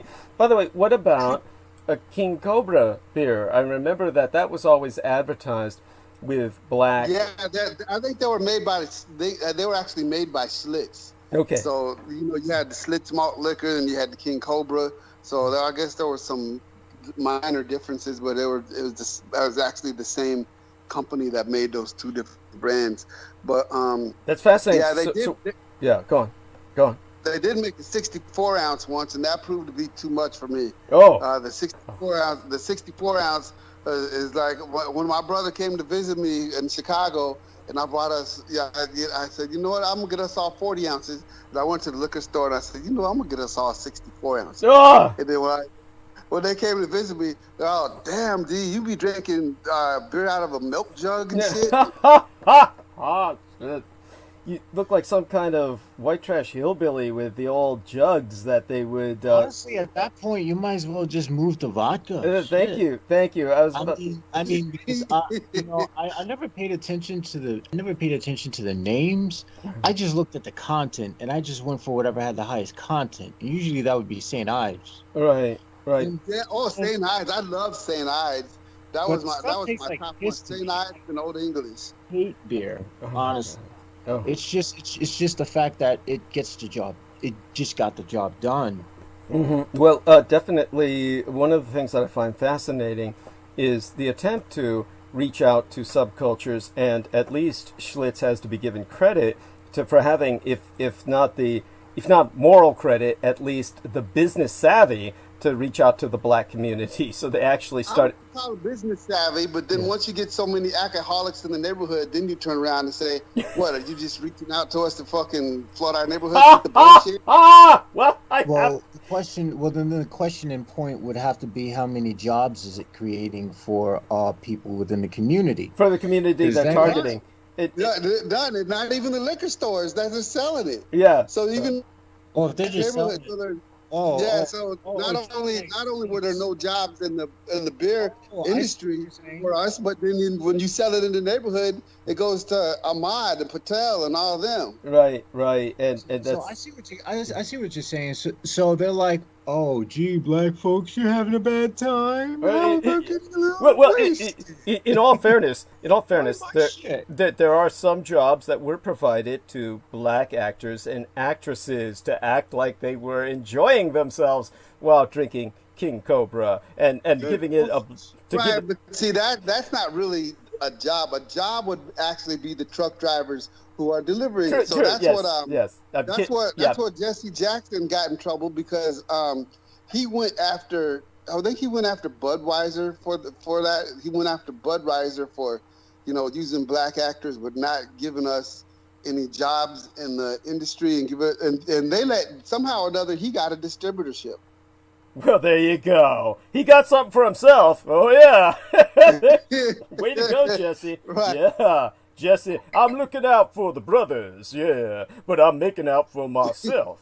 That's, but in terms of, why am I not surprised? In terms of the King Cobra, the advertisement, what would I call it? The slogan was, bites twice. And I always had the impression, does that mean it bites once when you drink it and the second time when you're pissing it out of your asshole? Is that what they mean? That this guy No, it means it bites your fucking kidneys. Yeah, there you go. You're on dialysis and shit. Yeah.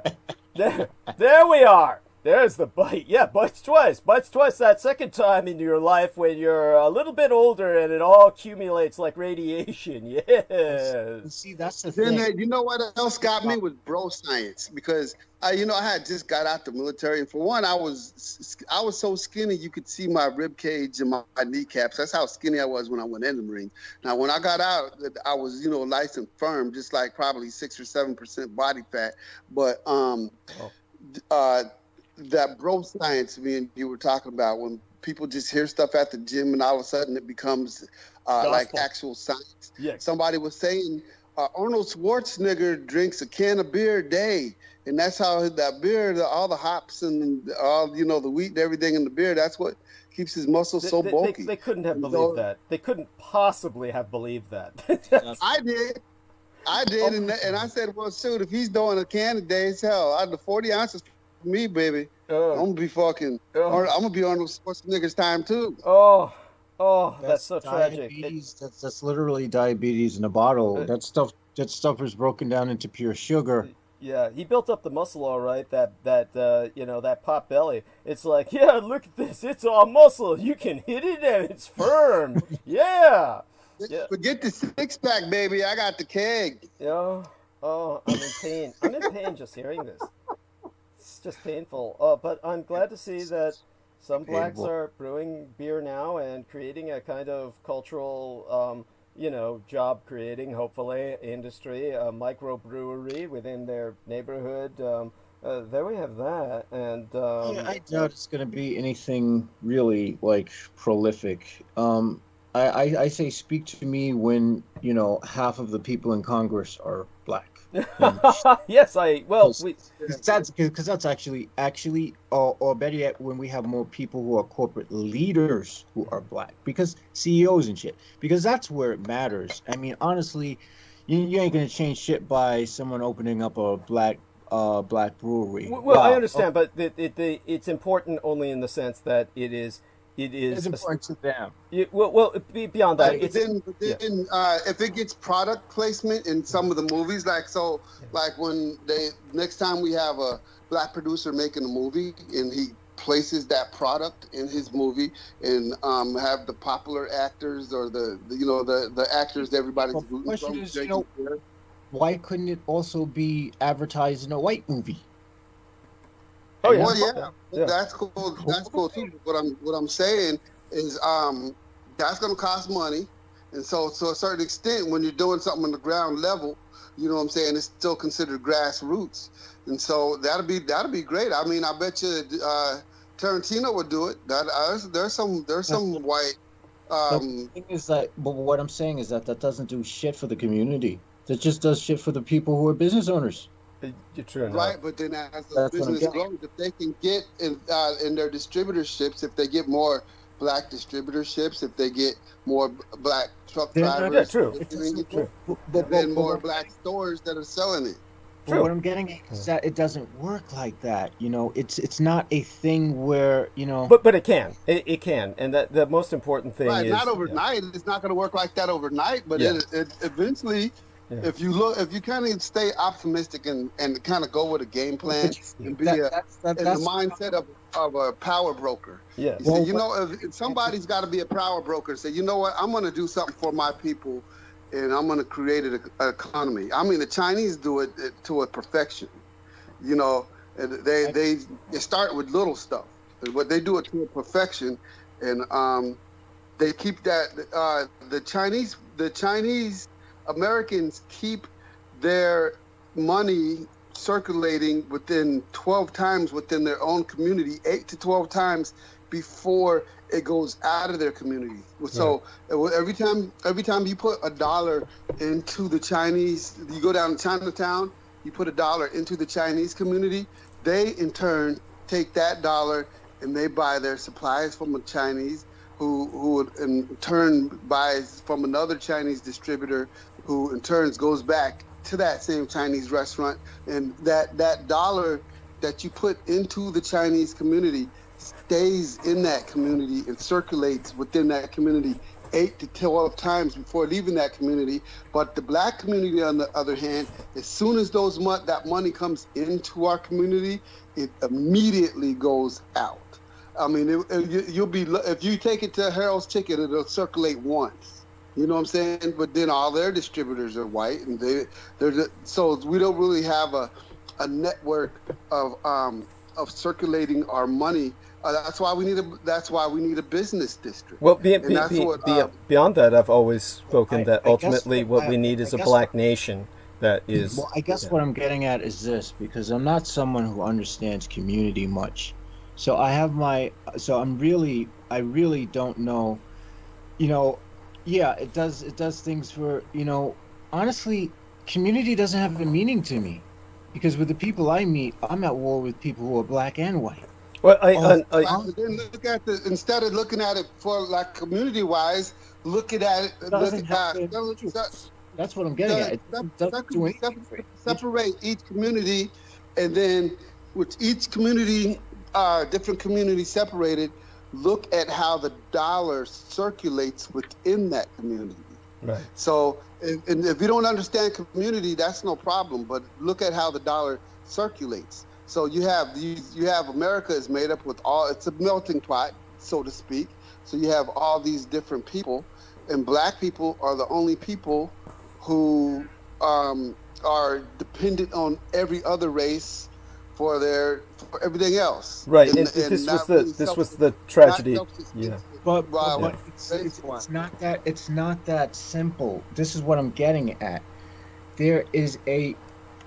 There are so many black people who have tried and tried and tried and tried. It is deliberately shut down. That's what I'm getting at. Yes, What that I'm too. getting It's been shut down since the 1900s. Right. Early 1900s. Right. So what I'm Yeah, saying, but you know what? Dr. Clark Anderson has successfully built eight black business districts across the United States. Tuskegee, Alabama is one, I believe, in Philadelphia, Pennsylvania. And basically, a black business district is just like a little Chinatown, but Right. with black people circulating their money amongst themselves, Right. which isn't a threat to anybody else, because if we make money, everybody else is going to get money. I mean, we're eventually that money's going to spin out of our community and go back to Cadillac, or Lincoln, Range Rover, GMC. Right. Are you there? yeah. Okay. Well, Okay. I guess- So, what I was going to say was that, but this is simply returning to the roots that the black community had before. It's merely a shadow of the kind of black communities that existed before integration.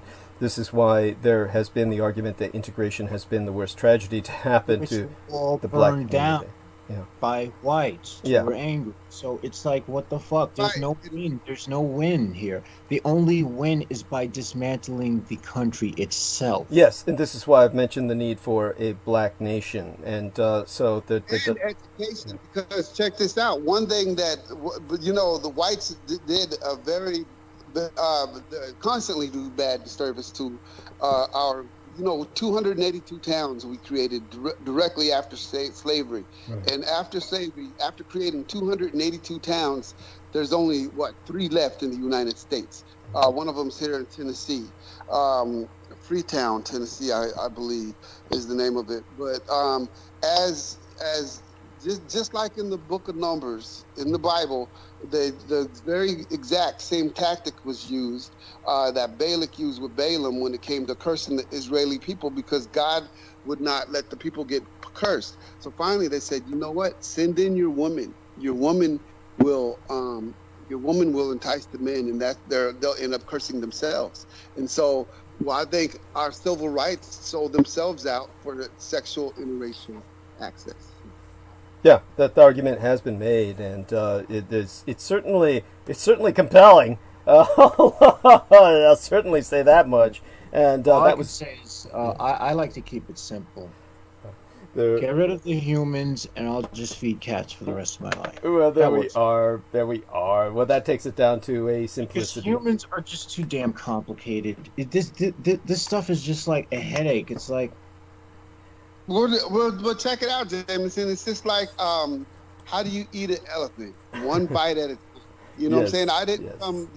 a lot of what I learned and what I know come from me sitting down, pondering, and then learning about one subject at a time, and then learning about separate subjects, and then eventually connecting those subjects and looking how they all work together, like the complexity of the human body, or the body of any other animal, where you got the heart, you got the liver, you got the lungs. They all got different, but I can process one, they all work together. process the data. Right. That's fine. Right. So I'll never. One gives me an idea. I'll never say that'll never work, because that would be like the little toe telling the thumb, I don't have no need for you. I can walk just fine without you. But yeah, you can't. No. You're interpreting what I'm saying wrong. I'm saying that will never work because I'm basing this on historical models and patterns. The patterns speak for themselves. If you look around, you'll see patterns in human behavior. You look around long enough, you'll see patterns in how people interact. You'll be able to predict everything they do. And at that point, at that level, you're able to tell when something is going to fall and when something's going to make a difference and when it's not. It's just and look at the ones that have made it. One reason they have made it is because they didn't allow themselves to get sold out by the promise of interracial sexual access. I think we're the only group that hasn't been genocided out on the planet yet. That all you got to do is wiggle a little booty of the daughter's enemy in front of them, and then the fight's out the door. As someone who has some mixed blood in him, I really don't even know how to process that. In terms of, I say if it's a woman, I don't give a fuck what color she is. Right. I understand that. Right, yes. But you would bring her on your side. But see, a lot of people, it's one thing to bring, for you being the male, to bring her on your side. You would know how, if you were in a war situation, which I'm sure you can. Well, honestly, if I'm in a war situation, I don't need a woman. If I'm in a war situation, I need to focus on survival first. I'm not going to be interested in procreating if I'm in a war situation. But that's it. Guess what? We'll give you the booty and the war is over. And now everybody else is getting killed. But as long as you got your white woman, you know what I'm saying? We look at all these congressmen. You're talking about putting black people in Congress, but look at the ones that do have white wives. Clarence Thomas. Whose side is Clarence Thomas on? Who won with Clarence Thomas? Clarence Thomas will kill me and you quicker than faster than a barefooted jackrabbit with a crack habit. But by the way, I do want people to understand I'm eating a slice of pizza right now. What I'm getting at is the guy, he's an individual. As an individual, he can make his own decisions. If he decides, what I'm saying is his wife didn't turn him. The guy was gone already. Okay. That's what I'm getting at. Right. And her job is to make sure he stays turned. Right. In a sense, and so just so both of you understand it. Well, how do you know she just doesn't like that black dick? That too. Well, it's all part. Well, that's a bonus. Yeah. I'm just saying, Well, I guess I don't know. These things. I'm not trying to disrespect anybody. Because I've got mixed heritage too. I've got Indian, I've got Irish. Oh yeah, most Black Americans are of mixed heritage because of generations of being exposed to, I used to call myself a Moneig Indian. And when people said Moneig Indian, I said, that's just short for more negative than anything else. Yeah, there we are. That's good. I like that. And so just to let everybody know in the audience, I'm eating a pizza slice right now, so I'm kind of letting this go on, which is fine, and they're doing great, but I do want to add another perspective to it so that they process that, which I think needs to be processed into this discussion so that people understand it. The problem, well, I hate to use that term, but a problem with black perception in America is that it's very limited to the history of North America, particularly the United States. And so it's very important to remember that blacks are, like Native Americans, a hemispherical population. By the way, Maria Michaela Grigorich brought up the name of the Caribbean beer. It's Red Stripe. Thank you, honey. So it's Red Stripe beer. Right. Yes, and so in South America, and as a matter of fact, so people understand this, the largest Japanese population in the world outside of Japan is in Brazil. The largest black population in the world outside of Africa is in Brazil. So many people have a problem the problem is ignorance, and ignorance is not an insult. There's plenty of things I'm ignorant of. I'm ignorant of all kinds of things. And so what most Black Americans are ignorant of is that Brazil is majority black. And there are probably more blacks in Brazil than there are in the United States. So in terms of that, the biggest problem in Brazil is they have so suppressed the black population that it's not really statistically counted. Indeed, I can go further, and I can tell you without any sense of exaggeration that Brazil is targeting its black population for death. A black person is murdered in Brazil every 23 minutes. The Brazilian police are responsible for killing a generation of black mothers and fathers. Honestly, it is appalling. So I do want people to understand that you have an Afro-genocide ongoing in Brazil in attempt. That doesn't mean it will succeed. But one of the reasons that they're so violent about it is because what you have in Brazil are extant black communities. So these are known as favelas, and now favelas were established by escaped slaves who escaped into the Amazon rainforest.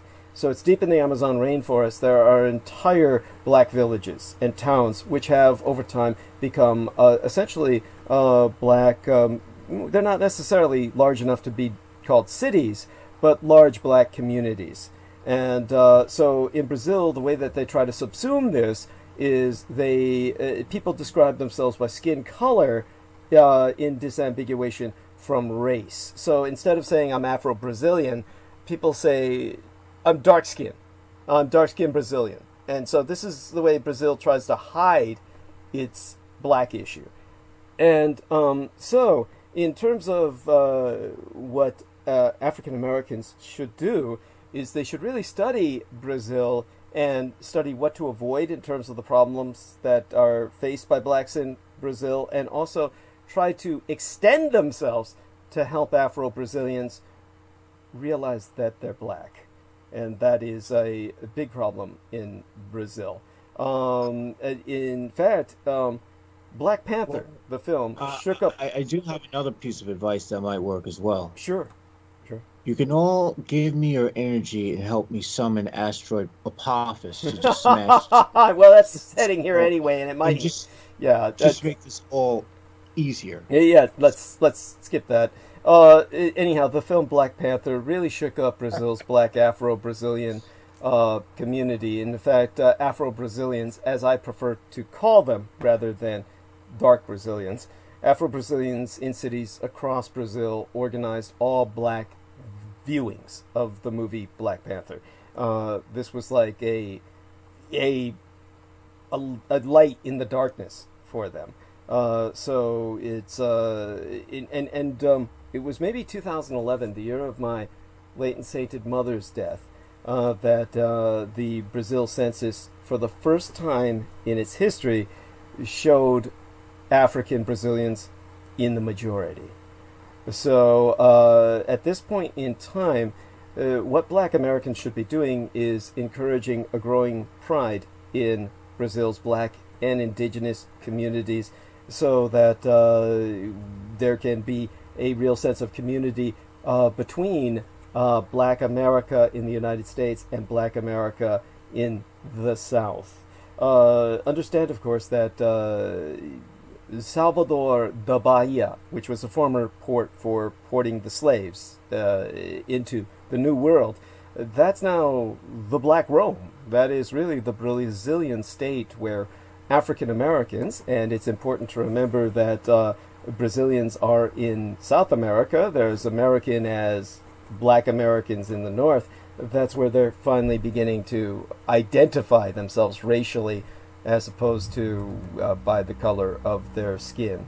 So just some things to bring up for black Americans to understand, to give a greater sense of depth to creating black community in North America, because in Brazil there was never any choice. The black communities exist, and their economies are essentially self-sustaining because many of them were in the Amazon rainforest. They've had to do their best. Now, granted, much of the welfare that is needed to provide any amenities in Brazil goes to the north, where the majority of blacks are. The south is where all the whites are. So Brazil is facing its own civil war of north and south coming up. and it is the Black North versus the White South in Brazil. And hopefully they secede and just create two new nations, and that would be the best solution.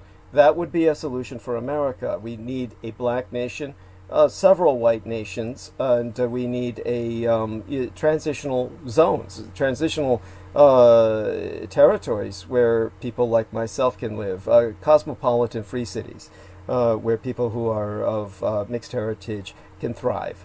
And that is probably the most opportune future for America. The problem with black success is, as President Obama portrayed it in his latest book, and when President Obama released his latest book, he basically states that his presidency is what caused the Trump presidency in a white lash. And he's saying that his presidency is what caused the division just by having a black president was such a threat that it has resulted in the Trump presidency, which has essentially broken the presidency.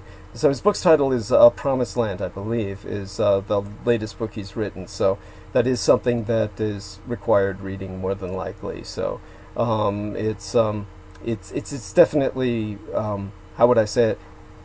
He's not condemning himself, but he's facing the hard reality that just by his succeeding, he damned us to Donald Trump and probable race war just by having a black president. So this is the problem with black success. But that's a positive thing, though. I agree. I agree. Yes.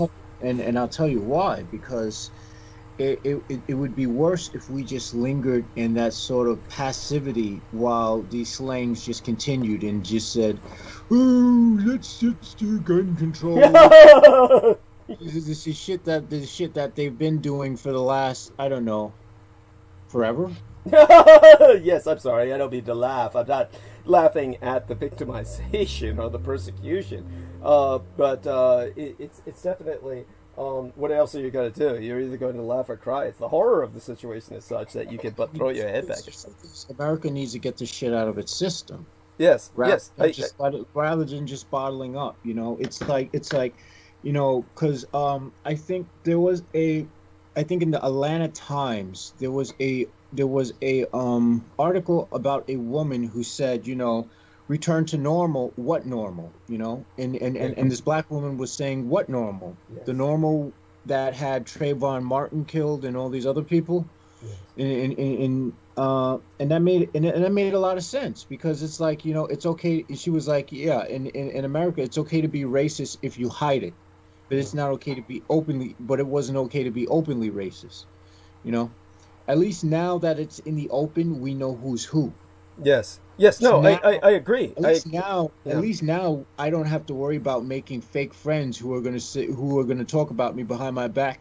Yeah, man, that dude is such a nigger. You know what? Actually, Derek can tell you this: the insensitivity was such that they were practically saying that anyway all the time on Facebook. It was Derek can relate some experiences.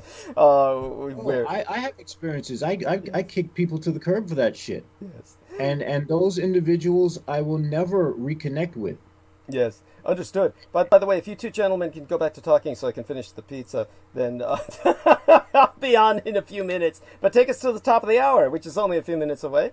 Derek, you're still with us, right? Both you and Jameson? Yep, I'm still here. Yes, so thank you. And so by all means, both of you continue back to where you were, and I'll go mute for a few minutes and just chew on this, and you're both doing wonderfully. So please do go on. I think both your points are well taken, except of course when Jameson goes into the apocalyptic in the nihilistic sense. So let's try to avoid going there. It's not that. It's just that I don't desire to. I see something I don't want to touch, because the human species and their interreactions is so foreign to me. I understand, but do us a favor, and what you need to do is role play. What you need to do is just role play, and I can't role play. You can. Yeah, you can do it. You can do it. Just role play. I won't, because that's not who I am. I understand that, but I don't put on airs. Consider it an exercise in just theoretical you know, I'm sure you can handle it for a few minutes while I finish this. Thank you. Oh, what are we role playing now? Just experiment. Anyhow, you know what? Let me talk about one of my most frustrating experiences working at when I was having to deal with the Chicago police. Okay, when I got out the Marines, I soon found out, because it was a culture shock to me, because I grew up on base all my life. You know what I'm saying? So that's why whenever someone says, all you got to do is just do what you're supposed to do, the police will leave you alone. Well, I can understand if they lived the sheltered life that I live, but it don't work like that. Okay. I used to work the midnight shift at the Chicago Tribune. Well, I worked all three shifts. I worked the first shift, and the second shift was like 3 to 11, and then there's a shift that goes from 11 to 7, and then 7 to 3. So every once in a while, I would when I was on the second shift and I worked from 3 to 11, if somebody called off, I would actually work an extra 4 hours, and they would see if they can get somebody from the first shift to come in for 4 hours and kind of cover that time for the person that called off, or if someone's going on vacation or whatnot, it leaves it open for us to get some overtime. And so I worked till 11, then I worked an extra 4 hours, which was 12, 1, 2, 3, 3 in the morning. So I get off at 3 in the morning. I get pulled over by the police, and they said, well, so where are you coming from? I said, work. And then he was quiet for a minute. He said, work. I said, yeah, I'm coming from work. I got on my uniform right now. I've got my name on it. Work. Right here, I work at the Chicago Tribune. And he looks at his watch, or looks at his arm at least. He goes, this time of night? I said, I'm a mechanic. He says, there's no mechanic shops that are open this late at night. I said, this is the Chicago Tribune. We're open 24 hours a day, 7 days a week, Christmas, New Year's, Thanksgiving. We're open. We're there. Right, we're right there. It's on Chicago. It's on Chicago and Halsted. It's open. You can drive right past it. You'll see the garage doors open. We're open 24 hours a day. We never close. So if I call your job right now, somebody's going to answer the phone and say that you just... Well, I said, what the fuck are you talking about calling my job? I'm a grown motherfucking man. I'm a veteran. I served this fucking country. Who the fuck are you talking about? You're going to call my fucking job. I said, you know what? Do what you got to do. But we do clock in and out on computers. So whatever ticket that you're going to write me, just know that when I go to work tomorrow, or if you take me to jail, when I get out of jail, whenever I go to work, all I simply have to do is print out my time card, and I'll show you my date. It'll show you my work for the month.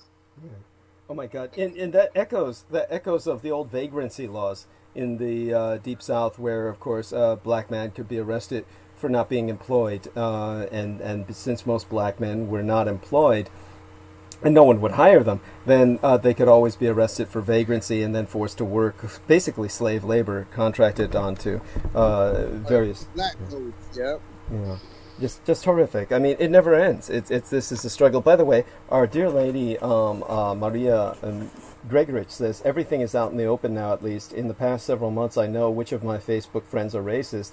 I deleted over 1,500 people because of it. Thank you, honey, and deeply appreciated. The Le Rene Encounters says, Derek Talley rocks heaven down. Thank you, honey, and so glad to see you here with us, dear Le Rene. Mwah. And of course, Jameson has his own fan base as well. And by the way, just out of curiosity, so this Annabelle Echo, what was her trip, Jameson? What was she basically? Just randomly spamming things and saying, boring. So wow! Oh my fucking God! I mean, really? That's It's like if you're bored, change to Thank channel. you. Like, Thank you. You know what that reminds me of? Remember I told you about that weird like motorcycle country guy who was like poking me while I was transmitting? By the way, for those of you who don't understand that term, that Facebook has this absolutely idiotic little option where you press a button and this little finger comes out like it's diddling a clit or something like that, where they call it poking, and this finger appears where it's poking you. And Turner Chevy AJ would poke me at various times during my transmission, and I would just poke him back because that's what you're supposed to do. It's like somebody is hungry for acknowledgement or something. This went on for some time, and then he asked me, do I even know you? I mean, it would have been one thing to say, do I know you? He says, do I even know you? Like, really? You've been fucking poking me, like you're fucking, like, groping me if we were at a bus stop or something. And then the guy dares to ask me, do I even know you? Like, what the fuck? You got electronically roped. Yeah, and this is like... They need to get rid of that feature. Yeah, and I figure it's because, you know, his mother-in-law came over and discovered the stash of my images that he had next to all the cheerleaders who said no to him in high school and shit, and he had to, like, go defensive and type that out where she could see it or something, because it otherwise doesn't make any fucking sense. If he were so not, you know, if he weren't so non-threatening, I would block him. But then he sends me this other message recently of, why are you sending me all this? And I'm like thinking, dude, there's a fucking blocking option. If you don't want my fucking promotional banners, then just block me. But no, he's like asking me, why are you sending me all this? It's like, you know, I can't stop jacking off or something. It's like, please, I'm sorry, I'm jacking off 3 times a day now instead of just once. It's like you're weakening me or something. What the fuck? It doesn't even make any sense. I mean, block me. I mean, Jesus Christ. But no, it's like I get these stupid, like, questions. It's why? I think he's trying to, like, somehow rationalize it. Somebody's got to be looking at his computer where he's trying to normalize himself in their eyes or something. Like, see, I'm challenging this person. I have all these images, but, you know, I'm asking him why, even though I don't delete them. It's anyhow. So there we have that. I understand the frustration. At any rate, so then there's some chick in the chat room saying that this is boring. Like, well, what the fuck? We can't spend all night entertaining you. Well, I think it's just a troll. It's just one of your. Oh yeah, I know. I know. I'm just like because I'm doing a search on YouTube to see if I can find this person's channel and see what I.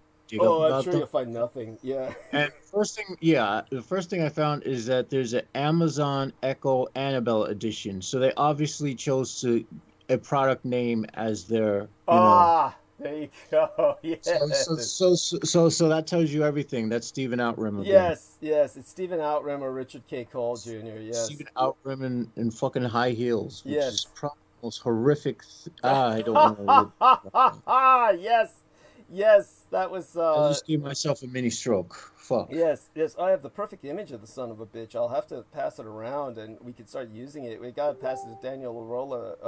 Laura Lee Solomon used to call him Meme Boy, because Daniel Rolla, of course, that's his forte. So there she is. Maria Michaela Gregorich pointed out Annabelle Echo YouTube channel. Weird. So yes, I'm not surprised. It is weird. That looks pretty weird. But there you go. So she found something, and it's nothing. Yeah. I actually have a channel. Yes, yeah, Annabelle Echo YouTube channel, a weird one. I can't seem to find it. Yeah. So I guess. Well, I guess that's a good thing. Yeah, you aren't missing shit. It's kind of like what I say when I get, and Selena Khan was telling me about this. Honestly, we've got to figure out a way to monetize this by just responding very succinctly and pithily and curtly to these various. Unfortunately, when Laura Lee Solomon started the Sora Aoi channel that we got from Sora Aoi in Japan, and Laura Lee Solomon fluffed it all out and packed it all out to make it functional. Whoa, this is a weird as fuck channel. There we are. And so no wonder we're boring to her. Civilization land on the soldier field. Well, she's like, Annabelle Echo describes herself as, Annabelle Echo exists in a universe where intergalactic travel and extraterrestrial abduction is commonplace. Yes, I go there too when I take the right drugs. Little is known So about in her. other words, this isn't a she. This is some dude who's just really fucked up in the head. Somebody. I mean, maybe male, female. It could be, transsexed. We don't know. But at any rate, as I was saying about anyhow, when we got the ŵoaumphyieorai channel, I never thought this would become our Facebook timeline. I never thought that would become my main timeline, but of course it was the backup. And then when I was banned from Facebook, that's what became my timeline. But one of the things that, because of that, because I had never taken it seriously, like this is going to be my timeline, I just let all of the South Asians pack up and all the Muslims who were friending me from Pakistan and Bangladesh. And so I have just all these various North African and various, the one thing in common between them is they're almost universally Muslim, and they constitute like 75%, 80% of everybody on the ŵoaumphyieorai timeline. And of course they all think that I'm female, and they all keep sending me just all these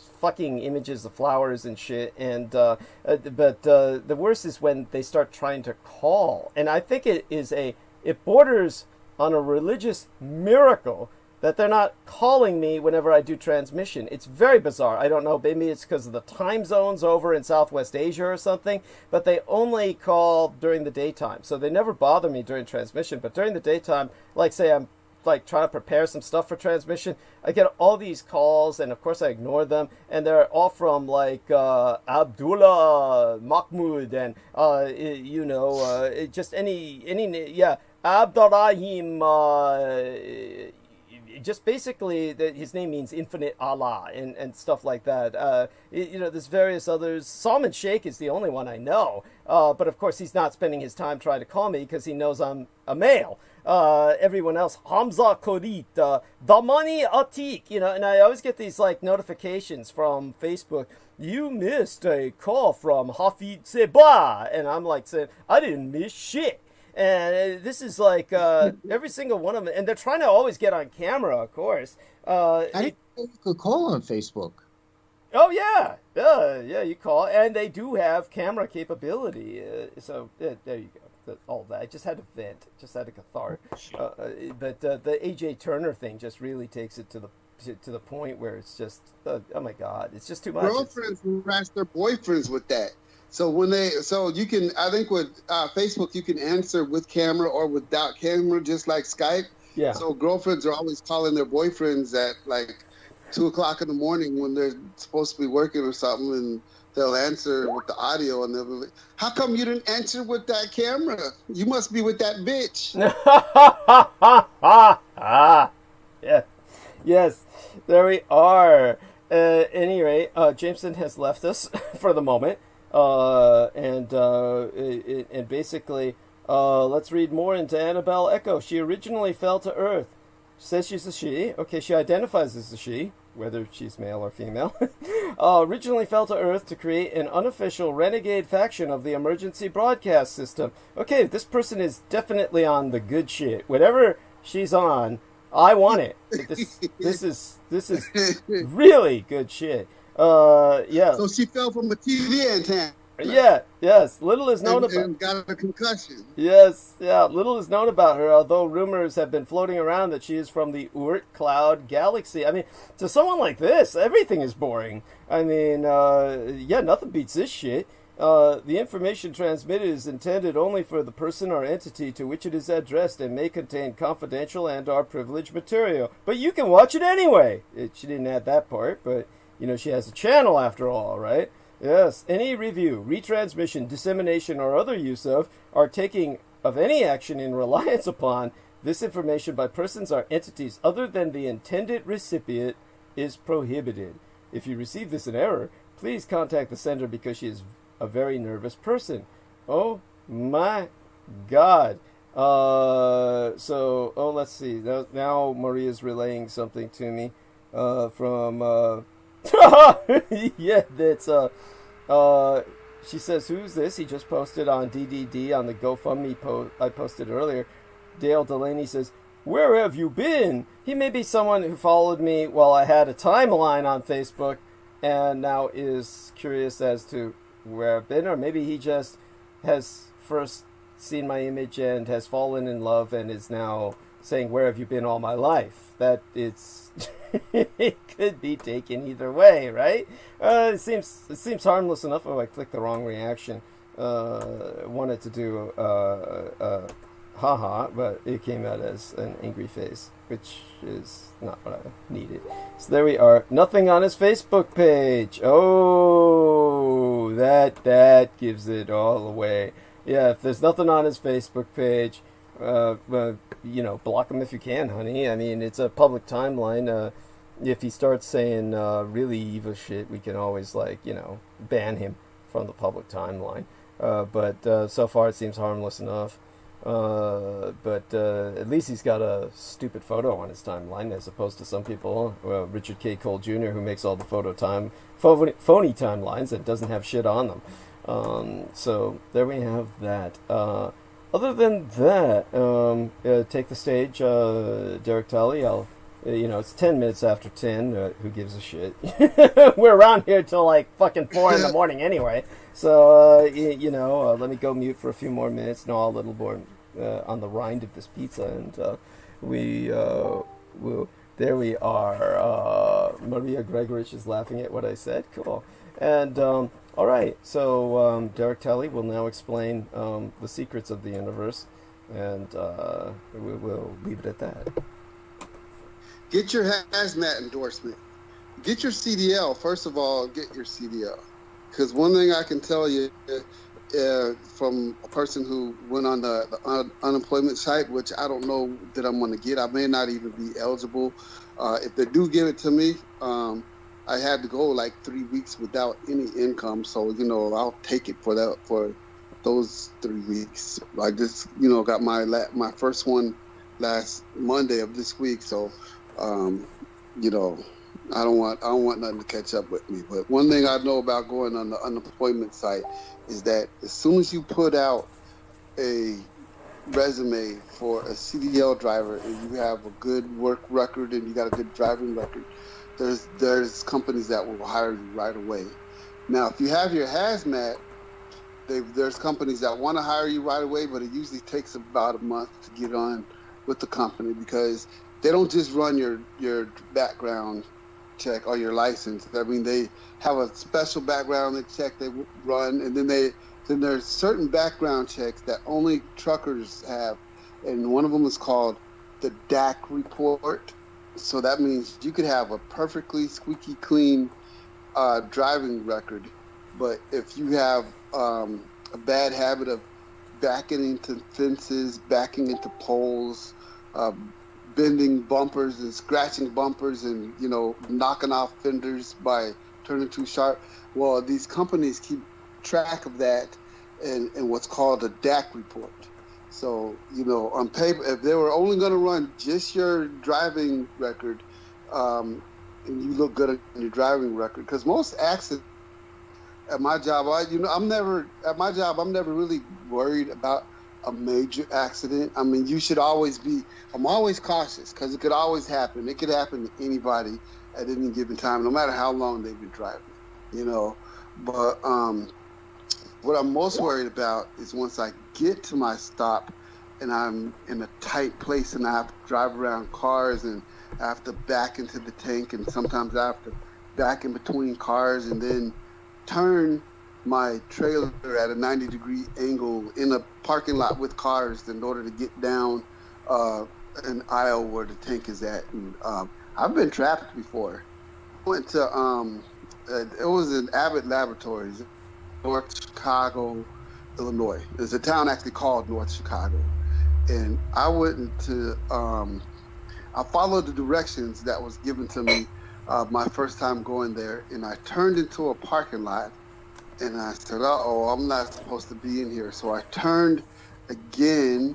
I made another right turn in the park, thinking that there was like two entrances to the parking lot. Like there was an entrance. I was thinking there was an entrance up front, and there was an empty entrance up back. And what I ended up doing was wedging myself into the parking lot.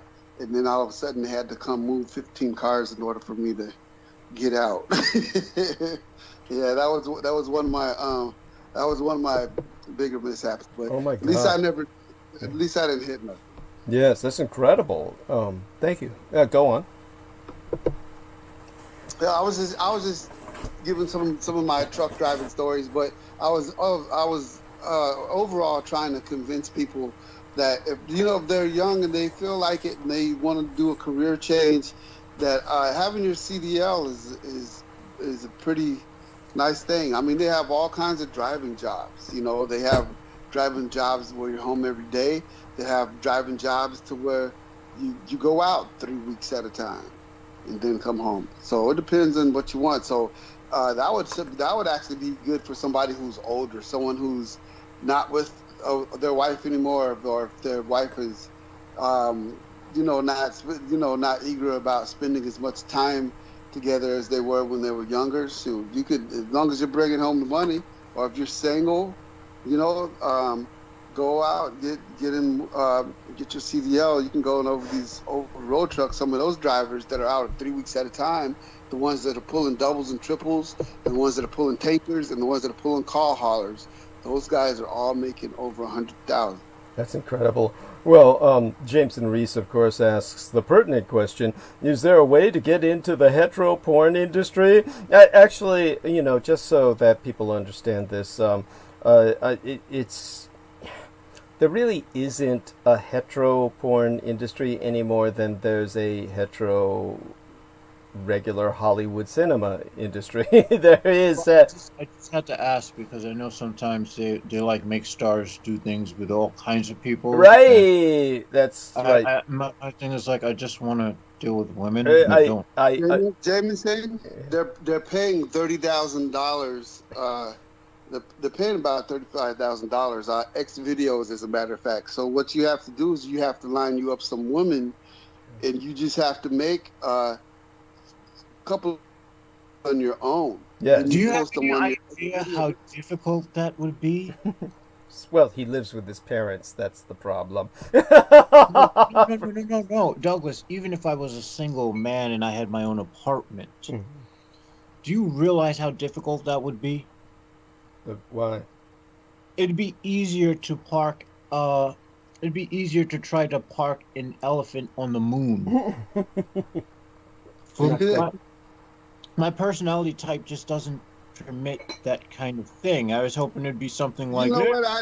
It's funny you say that because I'm listening to people from Houston, and they say, pussy is like just a convenience store. You go to a convenience store, buy you a couple of things, and there's usually a young lady leaning outside against the window, who's going to stare you down and ask you, if you got any. If you got a couple $, for some weed or some shit, you need to move to Houston, Texas. From what I'm hearing, if you want an unlimited amount of just free pussy, if that's what you're looking for, it's just like, I think Houston, Texas is. I'd rather not get my ass flooded out of existence by hurricane after hurricane, because I have to say that when. Sexual gratification and pleasure is actually last on the things because survival takes first place for me all the time, and I do not see myself surviving a hurricane. No, definitely what we can say is that obviously someone like who's that poor guy who got senile? And it reminds me, shout out again to Miguel Andujar. I have to have him on at some point. You talking about Ron Jeremy? Yes, Ron Jeremy, thank you. The man that Miguel Andujar said he could actually bring onto my program. That's probably not possible anymore. I think Ron Jeremy is very much probably in a rest home at this point, but we'll find out from Miguel. I should bring Miguel on at least, if not Ron Jeremy. But if he can bring Ron Jeremy on, I'm not quite sure how productive that would be, considering what Miguel has described and many other people have described about basically his Alzheimer's setting in, which is just sad. And of course, but Ron Jeremy, obviously there is straight porn, and there was an industry for straight porn that's really kind of become more and more blurred as time goes on. So what you have now is more of a kind of freewheeling. But to tell you the truth, it's always been that way. The quote-unquote professionals like Jamie Gillis. Jamie Gillis was someone who had this incredible bi-coastal career, and I use that term pointedly. And he wound up just basically, whatever pays.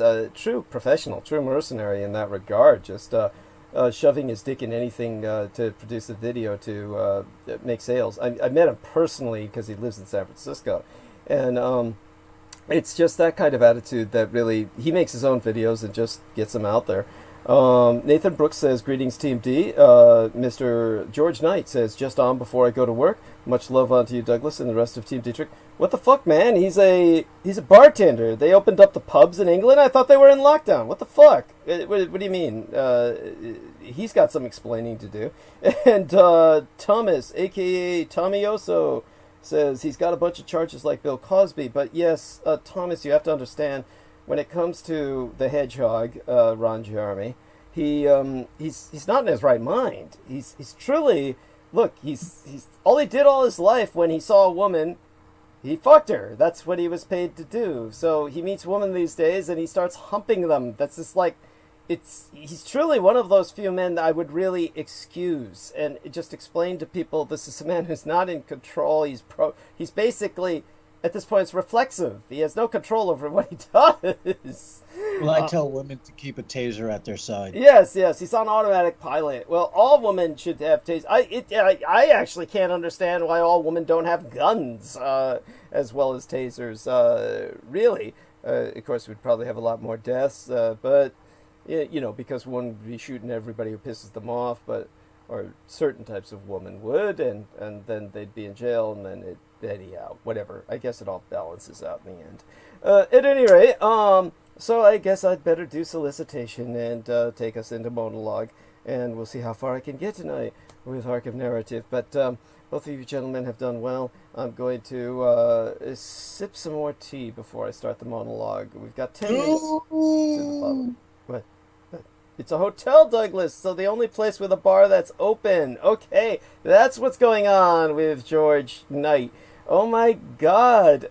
So he works in a hotel with an open bar. That's incredible. I'm impressed. I would have to hand them the drinks with like a tongs or some shit. Like. Now that's interesting. Hey, have a good day at work. Yeah. Yes. COVID. Yeah. I wonder how. That's interesting. So it would be interesting to see how he handles that. Like this, I'm sure he wears a mask. I'm sure that he wears gloves. I wonder if he wears a face shield, like his wife, the nurse, who we cannot give enough credit to. His wife is also a nurse, and so hopefully what he's heard Pac-1 Morales say, hopefully he appreciates that. I know he does. That this is the difficulties his own wife goes through in England. And she says, isn't it 7 a.m. over there? Honey, that's when they all start drinking. Yeah. But by the way, England, it's just, I don't know how they are with the bars and the hotels. I would suspect it would be different, but people just don't get how bad it is in England, always was before COVID-19. And he says, I missed that, the phone crash or something. He says he's I'm the O-N. I'm the one, is maybe what he means to say. Anyhow, so in England, what happens is they close the bars really early, like at, for us, it would be like, I don't know, 10 p.m. at night or something. Or, and then everybody just gets as drunk as they can, because then they're going to close the pub. And then you have no access to booze unless you bought it at the store earlier, because the stores sell, and then they shut down on selling booze during lunch hour. This is how bad it is in England. If you go into a store during lunch hour and you're an American and you say, oh, let me buy a beer, let me do, and then you bring the beer up to the counter, they'll just look at you like you're really stupid and put the beer away behind the counter where they'll have to reshelve it later, and they won't let you buy the beer because it's lunch hour. And then if you investigated the matter, you'd find out that they don't sell beer during lunch hour, because if they did, then every Brit would basically rush out during lunch and get themselves pig-faced drunk and not be able to return to work, at least not function at work. That's how bad it is in Britain. And so they have to shut down on selling booze. Okay, so here we are. Mr. George Knight says, the only barman working in my town, and PPE, personal protective equipment, all the time, and 24-hour service. Sanitize and wash my hands constantly. Oh, God, thank you. Thank you for sharing that. That's awful. So there we are. Oh, that's incredible. So stay safe, George, as Maria Gregorich says. Yes. And Nathan Brooks says, women are always better students in the martial arts practice, whether it involves firearms, swords, empty hands, or whatever. Yes. Well, yeah, they can be. And, well, that makes sense, because guys are always like, yeah, I'm super powerful, let's do this. Guys just try to put everything into it, and it's like, no, it doesn't work that way, dude. Yeah, thank you. No, I appreciate what you're saying. By the way, Thomas, a.k.a. Tommy Yoso, that's his full name, was you going to say that Ron Jeremy is probably being targeted with false claims? No, not at all. No. Ron Jeremy is doing what the women say he's doing. It's that he can't be blamed for it only in the sense that he's not a responsible or competent adult. The man he's demented. He's suffering from Alzheimer's. He's dementing when he does what he does. He's doing it because he did it all his life. It's what he was paid to do. Yeah. And there we are. Mr. George Knight says, only reason why I do it is for the tax-free tips. Cool. Yes. He's talking about doing what Ron Jeremy does, George Knight. That's for the tax-free tips. That took a while for that to sink in. Anyhow, the woman don't mind from Mr. George Knight, because he's like Jameson Reese. He's got a cut and buff body. They actually pay him for that shit. Ron Jeremy, of course, looks like shit, and there's no woman wants it from him. The only reason he had a porno career is because the common guy related to him, because the common guy looks like shit. And so people would say, man, if that guy can get it, I could get it. And there we are. Thomas says, good call. Thank you, Thomas. Appreciate that. There we are. And, okay. So I'll start monologuing. So why don't you gentlemen now say good night to everybody while I take my final class. I will be on standby. Yes, thank you. And Derek, okay, and I'll be on standby too. So good night, everyone. Thank you, both you gentlemen. Wonderful human beings. And there we are. Now I'll start the. This is the Ides of November transmission, and of course, getting to this point is a struggle. Not because of anything negative from anyone who was with me. It's, of course, you notice we're always in the struggle. There's always an attack. From assholes, betrayals from people I considered friends, like David J. West, who I've been nothing but kind to. I mean, truly, a stab in the back from somebody who I've spoken nothing but well of all my life. And on the basis of his feeling that I'm anti-white, that this is the crap I deal with. Like, what can you do? You can't stand up and advocate for yourself and not be perceived as some kind of villain. And the end result is that people like him, there's so many reasons for his doing what he did that we've already articulated. Crystal River believes he's just a product of a fucking program and therefore a threat to everyone around him. Obviously, he's proving her right in so many respects. Whether he's the product of a program or not, he may as well be. And he's therefore what he is. And so dealing with scum like that, but the lowest of the low who would stab their best friend in the back. I mean, this is a man who, like, I wrote birthday cards to his children online. I provided him e-cards online for his children's birthdays and shit. This is what I get in return. This is Mein Kampf, my struggle, and my struggle be thine own. Contribute to the struggle at paypal.me/Douglas Dietrich, where we now be accepting contributions via PayPal Holdings Incorporated at douglasdietrich.com. And in all due acknowledgement unto our own personal hero, we asketh of everyone moral and our fiscal support on behalf of our dearest English brother in battle, John Henry McMills Warrington, whom you can friend and follow via his Facebook timeline at facebook.com youtube.com/john.war, and subscribe to his YouTube maggot channel at youtube.com/c/Magator, which is spelled Maggotaur, he being the property manager thereof, who also serves as Team Thrax, Dietrich's or Dragon's ultimate post-episodic producer, and our final productions archivist at DouglasDietrich.com. For word no for he, nigh all videographic works of the internationally recognized renegade military historian would have been lost, so if financial aid no be prohibitive per budgetary constraints, electronically relay monetary assistance via PayPal, where you can donate to the Maggot Man, aka John Warrington, by clicking send on your PayPal account page and then entering his email address, john_war@hotmail.com. That's john_war@hotmail.com. And you can PayPal him at paypal.me/Magator, which is spelled Maggotaur. Let me take a look at his latest private messages sent to myself. God knows what he's saying. Oh, by the way, Daniel Arola sent me a GIF, which I didn't acknowledge in forever. Says, got a boy in red and a girl in blue. This is Bob. Bob voted for Donald Trump. This is Bob's friend Sally. Sally voted for Joe Biden. Bob and Sally are still friends because Bob is stupid and Sally is smart enough to keep Bob in the friend zone. Be like Sally, basically. That's beautiful. Delightful. Thank you. Thank you, Daniel. That is, a heart for him. So let's give him, let me give him a different one. Here we are. And in the meantime, very clever. I don't know if he made that up or not, but it's got little snowflakes falling behind it. I shouldn't say this on air, but I'm tempted to call, Our Lady Crystal River a stoneflake as opposed to a snowflake because, she's stoned and she flakes.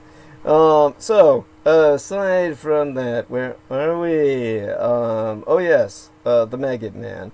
John Henry McMills Warrington. Oh God, he had to send me this shit. Says he won't give up that word. Anyhow, he sends me obtuse stuff, and I'm trying to make. Why is he tormenting me with this? Yes, here we are. Let me see. One of the pictures I was using for 2020, Douglas Dietrich on critical emissions was curse. This is it with the curse lifted. Okay. Thank you.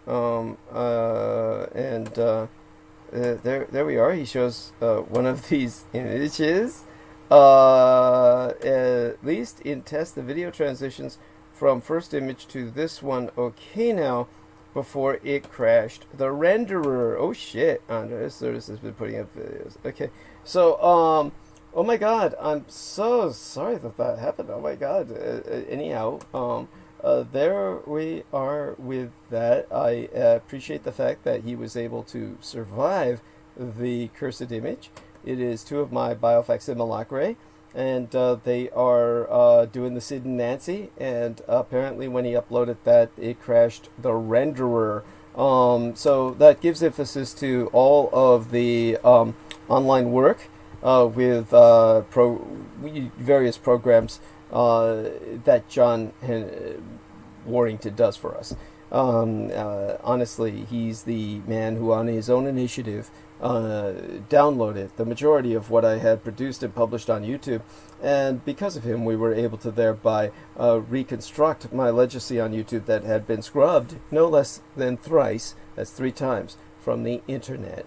And so in that sense, he acted as the bridge between the Akashic records and the cyberspatial data matrix of the material world, enabling my persona to interact with you digitally in context of a legacy that otherwise wouldn't be here. So in that sense, he's my creator. And now you, too, can do your part to help in the fight against total annihilation, whether of my legacy online or the, all life on Earth, which be the ultimate objective of the cultists of the kings of Edom. Spread the word about Douglas Dietrich, that he, the biological son of Adolfus Jacob Hitler, which you can find out more about at douglasdietrich.com/2019/05/08/Douglas Dietrich, son of Adolf Hitler, fighting against white supremacist neo-Nazis, and confer while there a footnote on mine bio, sire, which providest on the homepage of showsdd.com the meaning of my biological father's name, Adolfus Jacob Hitler, the name what made the man, and by that time you'll know enough to go forth and spread the word to all and sundry, far and wide, that the scion of Adolf Hitler, Douglas Dietrich, be alive and well and resident in the city and county of San Francisco. And if at all possible, as you enlighten and educate and, shall we say, impose yourself upon people as to the reality we be contending with, convince them to electronically relay their contributions at paypal.me/Douglas Dietrich. For people are forever asking, Renegatus Humanus Arma Amaza Reducio, the renegade human weapon of mass instruction, what they could do to fight the paedopathophyllocracy, such being our present Slavo-Western government by patriarchy of pathological pedophiles. You can all help spread awareness by supporting myself. We have a new contribution page on douglasdietrich.com where you can make us donation online using either thy credit or debit card. Simply go us to douglasdietrich.com and click the yellow donate button. That will take you to the PayPal page. You can also click the red donate button, and that will take you directly to showsdd.com, the payments page, which is important because it's there that you're going to log into the archives. That's what all sponsors will be granted exclusive electronic access to both my videographic and audio recorded archives through to this year, from the 2011th year in our Lord, the very year mine own late and sainted matriarch, the Grandma Dame Diana Lin Tsuchin Takabayashi Hideko Dietrich, was murdered, assassinated nigh immediately aftermath San Juichi Sensemi, the 3/11 terror attack against the Fukushima Daiichi, or Big One cluster of nuclear power plant facilities on site, the 7,000 islands of the Greater Japanese Empire, when 'twas deemed by much Native American cosmological reckoning that the first rays of the dawning of the sixth world broke upon us, and magics could again be worked conjointly with Mother Earth to redeem the folk upon her. They're not on YouTube anymore, whereon the intra-global crisis analyst Douglas Dwayne Dietrich long ago established his high-profile visibility platform per rationale or personal security by way of public promotion. Only on contribution will thy membership be processed within 48 through 72 hours, between 2 to 3 days, for full access to all mine archives, meaning all those videos that John Warrington saved, aside those on the Maggot Douglas Dietrich channel and the YouTube channel named Taboo Bros 2, which be spelled TABOO space BROS space Roman numeral 2, as managed by mixed martial arts maestro Daniel Arola, whom you can visit at facebook.com/Daniel.Arola.3 of Damage, DAMAG, Daniel Arola Martial Arts Group Incorporated, Cali Combatives. Optionally, mail either checks or money orders, never cash, to the personal residential address of the Mr. Douglas Dietrich, which itself be listed on douglasdietrich.com/donate to. The most important thing being that people regularly donate what they can within their means. Foremost among Axis Daddy D's donors, aside his mistress and manager, Selena Khan, be our most beloved greater British brother in battle, Team Drax, Dietrich's or Dragons, heavyweight lifting keeper of the spirits, and YouTube Bizarre HD channel managing mixologist George Edward Knight, whom you can friend and follow at facebook.com/George.E.Knight.7, he being my known personal hero who has substantially delivered towards my salvation from the streets, and who self-produced videos entitled How the United States Won World War I and Why We Are Still Legally at War with the Failed Reich, both be factually substantiated per my known expositions. You can also see trailered on his Bizarre HD channel He is in production, or the production he's currently working on, entitled The Thousand Year Reich-In-Exile, subtitled The Third Reich's Flügelrad and Hanebut Technology. And what was it I wanted to mention? Oh yes, I mentioned, of course, he being this individual who kept me off the streets with large donations, up there with manager Selina Khan. I will now add onto the text my web mistress, Lena Shea. There we are. And, okay. And his, let me get that just right. His web mistress, Lena Shea. Good. And, okay. Lena Shea. So good to have her back. Indeed, the last Dietrich Glovies, that would be son of Dietrich's or son of a dragon's, Anglo-corrupted as Dracula's, expositions via YouTube would not be possible sans generous benefactions from my listeners on a monthly basis. The Amerasian agent of the Peacock Angel, Tavush Maliek, be the only person on the surface of this world with the insider knowledge and experience necessary to lead thy resistance against the Russo-sub-satanic occupation and anti-godly insurgency. It bearing no end of emphasis that Judy, Anglo-corrupted as Jedi, literally Master D, or the Master of Enlightenment, myself, is not paid to articulate mine expositions, and have never once been remunerated for my services rendered unto thyself and all thy holdest dear, at incomparable sacrifices to myself, most tragically of all mine loved ones, in my most singular and quite unenviable role as the ultimate public informant at personal risk, still at large. Your taxation cannot support myself, as I be denied access to the United States Department of Veterans Affairs, benefits, and or services due dishonorable discharge. So again, go to paypal.me/Douglas Dietrich and enter mine remunerative compensation. The very survival of the human race be at stake. And I am not exaggerating. Do not wait. Donate now. It be appreciated beyond my ability to express in any language. As well, forget not to subscribe to the Douglas Dietrich YouTube channel at youtube.com/C/Douglas Dietrich and click on that notification bell in order to receive notifications that live streams has started. Even if you be subscribed, you will only receive notifications if you select all in notifications. To re-emphasize, subscribe to the Douglas Dietrich YouTube channel at youtube.com/C/Douglas Dietrich. Tune in at 8 p.m. Eastern Daylight Time. That would be 5 p.m. Pacific Daylight Time. Every Sunday and Wednesday. And click that notification bell in order to receive notifications that live streams has started. Finally, most importantly, above and beyond all else, subscribe and support at douglasdietrich.com.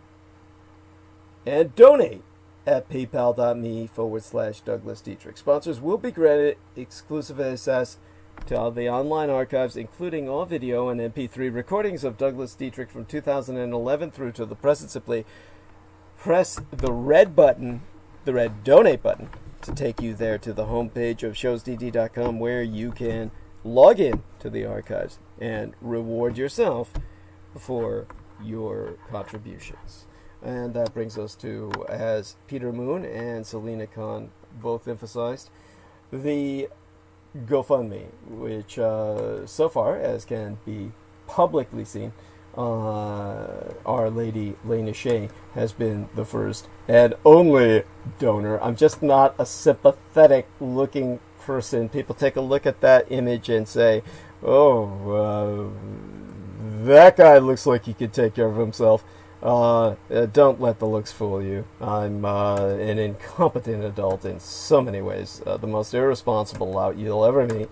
Therefore, support is needed, and this is going to be done through the, it's the GoFundMe that's entitled Urgent Contribution, and it is, of course, subtitled, pretty much, what is it subtitled? Oh, yes.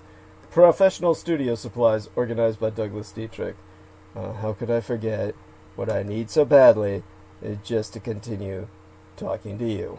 So in order to ensure that I can continue talking to you, I'm going to need new equipment, because the equipment I've got, it's held together by paper clips and rubber bands, and it won't be much longer before all of those snap. Now, aside from that, as everyone is aware, I am targeted by the cultists of Michael Aquino, and he has now been superseded by his much more aggressive wife, Lilith Aquino.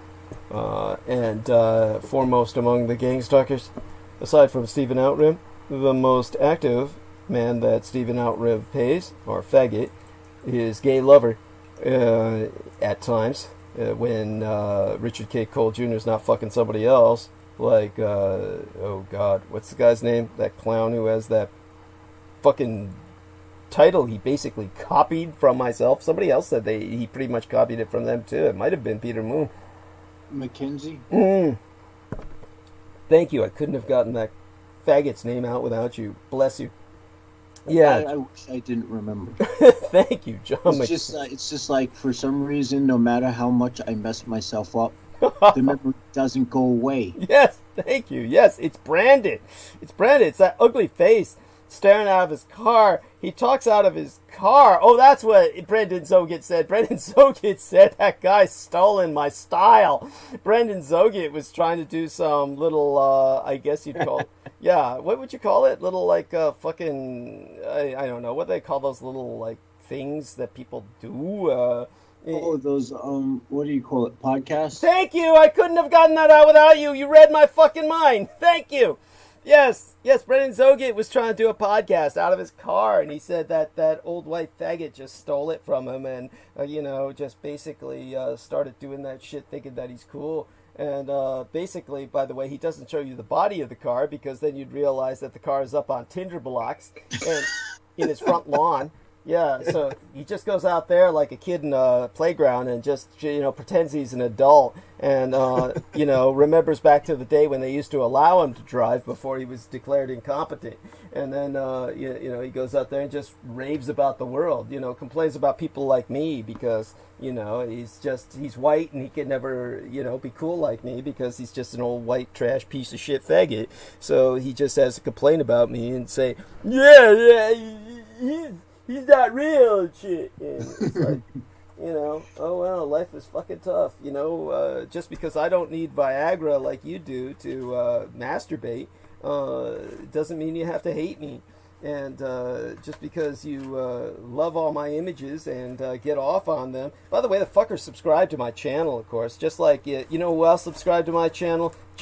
Miles Johnston of Bases, the man who took part in the murder, co-murdered Max Spears. Miles Johnston of Bases subscribes to my channel. They all subscribe to my channel. They hate me so much. Why do they all subscribe to my channel? Are you shitting me? Yeah, no. That's hilarious. Yeah, and maybe he wants to invite you on to speak. Oh God, Let's have a showdown.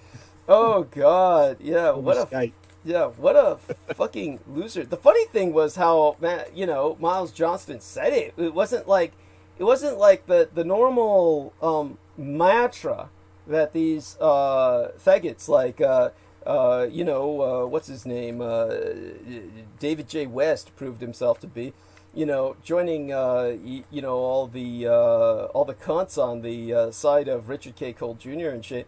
Their one string mantra that Stephen Outrim and all these guys play, they all keep saying, liar, liar, liar, to the point where they contradict themselves, because I can't be lying about everything. It's like literally impossible. I mean, try doing it. Try lying about everything, and you can't, because at some point you've got to tell the truth on something, even if you're trying to lie, and yet they say everything I say is a lie. And it's like, instead of saying something along those lines, Miles Johnston, when he was asked about me, he said, yeah, that Douglas Dietrich, because they said, why don't you bring him on to talk to Michael Aquino? And he said, he's two-faced. And that was interesting, because he was implying that I pulled the David J. West and I stabbed someone in the back. Well, who would I? He's implying a keynote because that was exactly. Yes. You know, it's funny because the language they use, no matter how much they try to crush your credibility, they betray themselves every time they fucking try to do it. Thank you. It's like are their brain cells operating on a rational level? Obviously not. Obviously not. Obviously, they lack the capacity of critical thought, because if they didn't, they would go back and check their shit and say, "Oh shit, what did I just write?" Thank you. And no, I appreciate what you're saying so much. And beyond that, the horror of it is someone like David J. West, who's saying, "Oh, Douglas knows this wasn't published," and is just promoting this bullshit, trying to, of course, back up this never-ending theme, which is always the same thing. The ISBN number. I mean, come on. Thank you. It wasn't published. Bullshit. Thank you. But beyond that, he's counting on the ignorance of those who don't know anything about publishing to just buy his word. And yet he knows, based on the ISBN number in particular, but just every other aspect about what happened, he knows he's lying.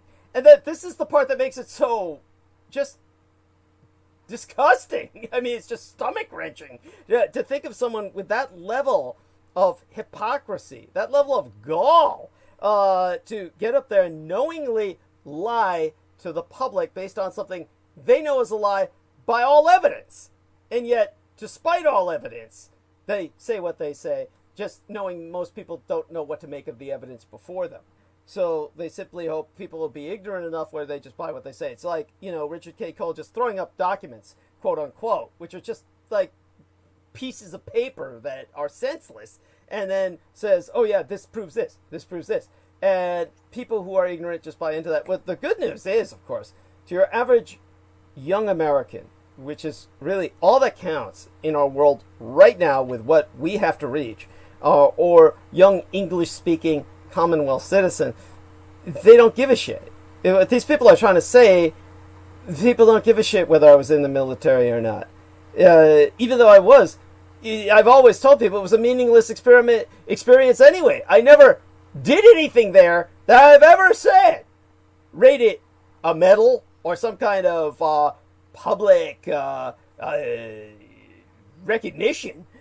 So the fact that they bring that up as if I were is what destroys their own message, because obviously I haven't paraded around in a uniform with medals on saying I'm a hero.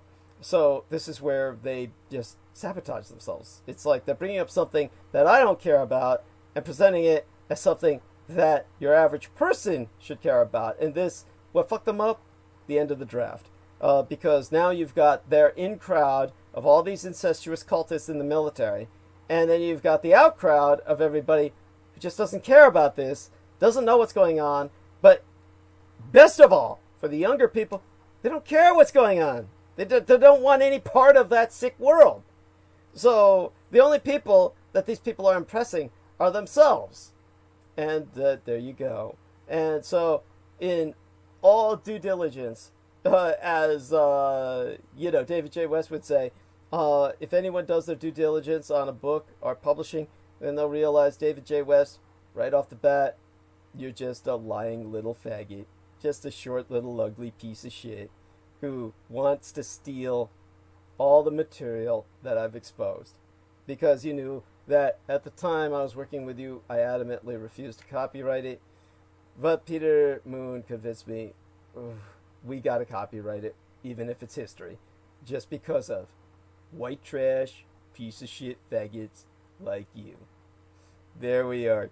So that takes care of that. With everybody being aware of that, do remember to report Richard K. Cole Jr., a Lance Corporal, United States Marine Corps dropout, to the Office of the Inspector General at the VA, at least to reopen his case, which should never have been approved.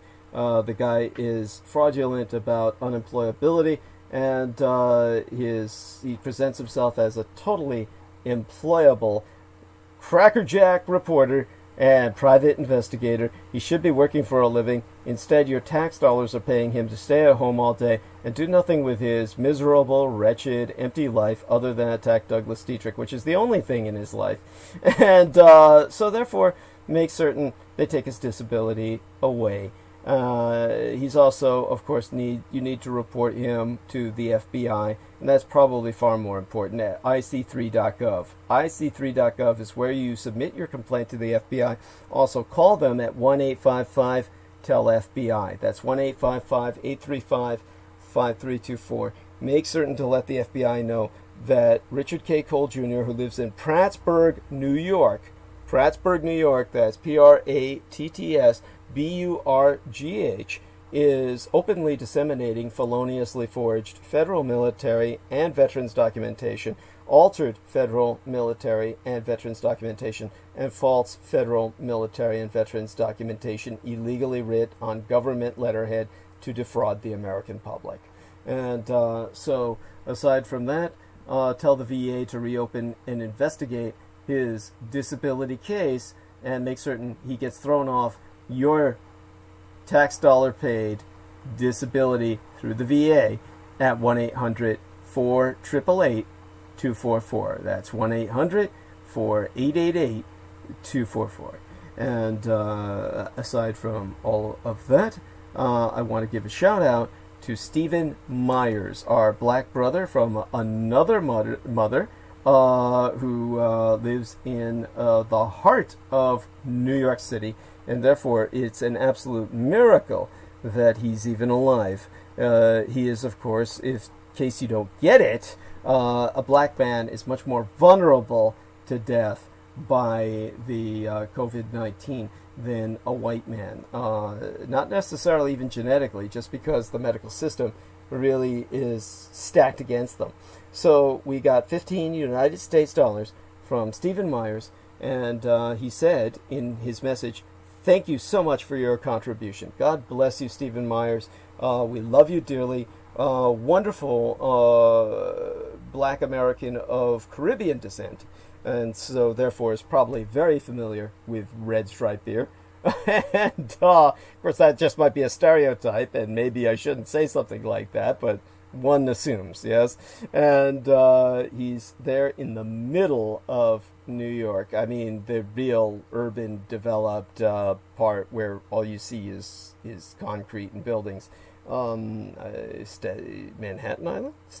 He's not Staten, that's our man Jameson. Long Island is, of course, Selena Khan and Peter Moon. He is, I believe, Manhattan Island. I might be wrong. He can correct me on that again, but I think he's in the thick of it. Definitely deep New York, deep city New York. And aside from that, Tropical Storm Ada has moved out into the Atlantic Ocean after dumping torrents of rain on the southeast. One person at least is dead in Florida. 5 others were killed in North Carolina when the storm combined with a cold front to bring flooding there. Eta made landfall no less than 4 times. First in Central America last week as a Category 4 hurricane. The storm has been especially devastating in Nicaragua, Honduras, and Guatemala, where dozens have been killed and governments are ill-equipped to handle the disaster. We won't know the true damage from Ada for a while, but the fallout from it might only be beginning. According to a study released on Wednesday, the 11th of November, the Marine Corps birthday, hurricanes are keeping their staying power longer once they make landfall, spreading more inland destruction. So, let me reiterate that so that this sinks in. Hurricanes are staying stronger, longer after landfall than in the past. Warmer ocean waters from climate change are likely making hurricanes lose power more slowly after landfall because they act as a reserve fuel tank for moisture. Now, with Ada threatening Florida and the Gulf Coast, the study's lead author has warned of more damage away from the coast than in the past. So this new study looked at 71 Atlantic hurricanes with landfalls since the year after I was born, 1967. It found that in the 1960s, hurricanes declined 2/3 in wind strength within 17 hours of landfall, but now it generally takes 33 hours for storms to weaken that same degree. Now, this study was published in Wednesday's Journal of Nature. And by the way, speaking of hurricanes, Hurricane Maria, or Hurricane Gregorich, is taking her leave for the night. She says good night. And let me tell her, love you, Maria. And send her into bed. Okay. Hopefully she has pleasant dreams and a lot going up north. And so she's been dealing with a lot all her life as well. And she says, love you too. Thank you, honey. Mwah. And just a wonderful human being. We're so lucky to have her and everyone else on Team Thrak. And take a look around here. Peter Mayer has joined us but a few seconds ago. And so glad to see other people doing their bit to provide moral support. That's just wonderful. So glad that they're out there. Honestly, very heartwarming. And so, in terms of the magazine or journal in the academic sense, known as Nature, it was while I was transmitting last transmission, the episode that was Veterans Day episode. Then what happened was we had this study emerge, which brought up, well, the author is Pinaki Chakraborty. That's it's Pinaki Chakraborty. It's a professor of fluid dynamics at the Okinawa Institute of Science and Technology in Japan. But obviously, someone of, I would say, Chakraborty. Chakra is very Asian Indian, I would say, but it's almost like Krishnamurti. It would be someone like, let me look up the nationality of U.G. Krishnamurti, and that would probably give us this person's nationality. Nationality of U.G. Krishnamurti. This is probably Asian Indian, almost certainly. Well, definitively now that I'm looking at it. Asian Indian. There we are. This is an Asian Indian scientist in Okinawa who has stated there's a huge increase. There's been a huge slowdown in the decay of hurricanes. There's a huge increase in hurricanes happening in their occurrence, their manifestation, and a huge slowdown in their decay. So Hurricane Florence, which in 2018 caused 24 billion United States dollars in damage, took nearly 50 hours, half 100 hours, to decay by nearly 2/3 after making landfall near Wrightsville Beach in North Carolina. Hurricane Hermine, spelled Hermine. It was a pun. Hermine, she's mine. In 2016, took more than 3 days, 72 hours plus, to lose that much power after hitting Florida's Apalachee Bay. So as the world burns from human-caused climate change, inland cities like Atlanta will be seeing more damage from future storms that just won't quit.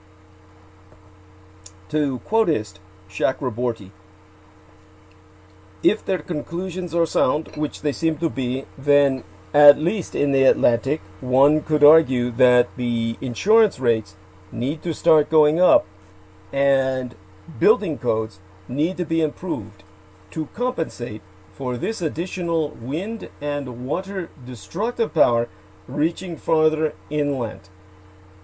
Actually, now that I think about it, that wasn't a quote from Chakraborty. That was from the man named Brian McNulty, who wasn't even part of the study. And he's a researcher at the University of Miami, a hurricane researcher. And he made that point in the journal Nature, which I'm just looking up now. And therefore, I assumed it to be said by the author. It's not. I'm just now looking at the credit of that quote. So, moving out of that, so I don't further confuse myself, there's less study of what hurricanes do once they make landfall than out at sea. So, Chakraborty, to go back to sourcing him, said he was surprised when he saw a noticeable trend in decay taking longer. I don't know why he was even surprised. Knowing what we know about climate change, everybody's been saying we're not going to have hurricanes anymore. We're going to have hypercanes. Now, before he started this study, Chakraborty said he figured the decline in power shouldn't change over the years, even with man-made climate change, because storms tend to lose strength when cut off from water, well, the warm water that fuels them. It stops going like a car that runs out of gas. But hurricanes aren't running out of gas as much, especially in the last quarter century, the past 25 years, when this trend has accelerated. To find out why, Chakraborty charted the ocean temperature near where the hurricane had traveled and found it mirrored the decay trend on land. And researchers then simulated hurricanes that were identical except for water temperature. And seeing the warmer water storms decayed slower, they reached their conclusion. The trend showing a slowdown of hurricane decay resulted from warmer ocean temperatures. All this caused by the burning of coal, oil, and natural gas. So, Jim Cawson, who is a National Ocean and Atmospheric Administration climate and hurricane scientist, or rather a hurricane scientist for NOAA, the National Oceanic and Atmospheric Administration, the climate and hurricane scientist Jim Cawson said, that's an amazing signal that they found. It's important to emphasize he also was not part of the study, but did review it for the journal Nature before its publication. He reviewed it for publication. So, the study joins previous studies, many by Cawson, that show tropical systems are slowing down more, wetter, moving more toward the poles, and that the strongest hurricanes are getting stronger every goddamn day. Now, this relentless Atlantic hurricane season has put nearly every mile of coastline, from Texas to Maine, on alert. People along nearly every mile of coastline, from, the Lone Star State to the state of Maine, once its own republic, on borderline with Canada, have been put on alert this Atlantic hurricane season as but a dozen, 12 out of 29 storms made landfall in these United States in this record-setting year. Jake Carstens, the meteorology graduate research assistant at Florida State University, said every mile of the American Gulf and Atlantic coast has been under a tropical storm or hurricane watch or warning, except for one single county with coastline, Wakulla County, Florida. Almost the entire Gulf and Atlantic coastline, save for a small stretch in Florida, have been under a tropical storm watch or a more serious advisory throughout this year. And advisories stretched from Texas, where Hurricane Hanna and Tropical Storm Beta made landfall, all the way to Maine, where Hurricane Isaias made a big impact up the East Coast. Now, according to the individual, Jake Carstens, the meteorologist at Florida State, to quote his, so far this year, 3,598 out of 3,613 miles, that's 99.6%, have been warned.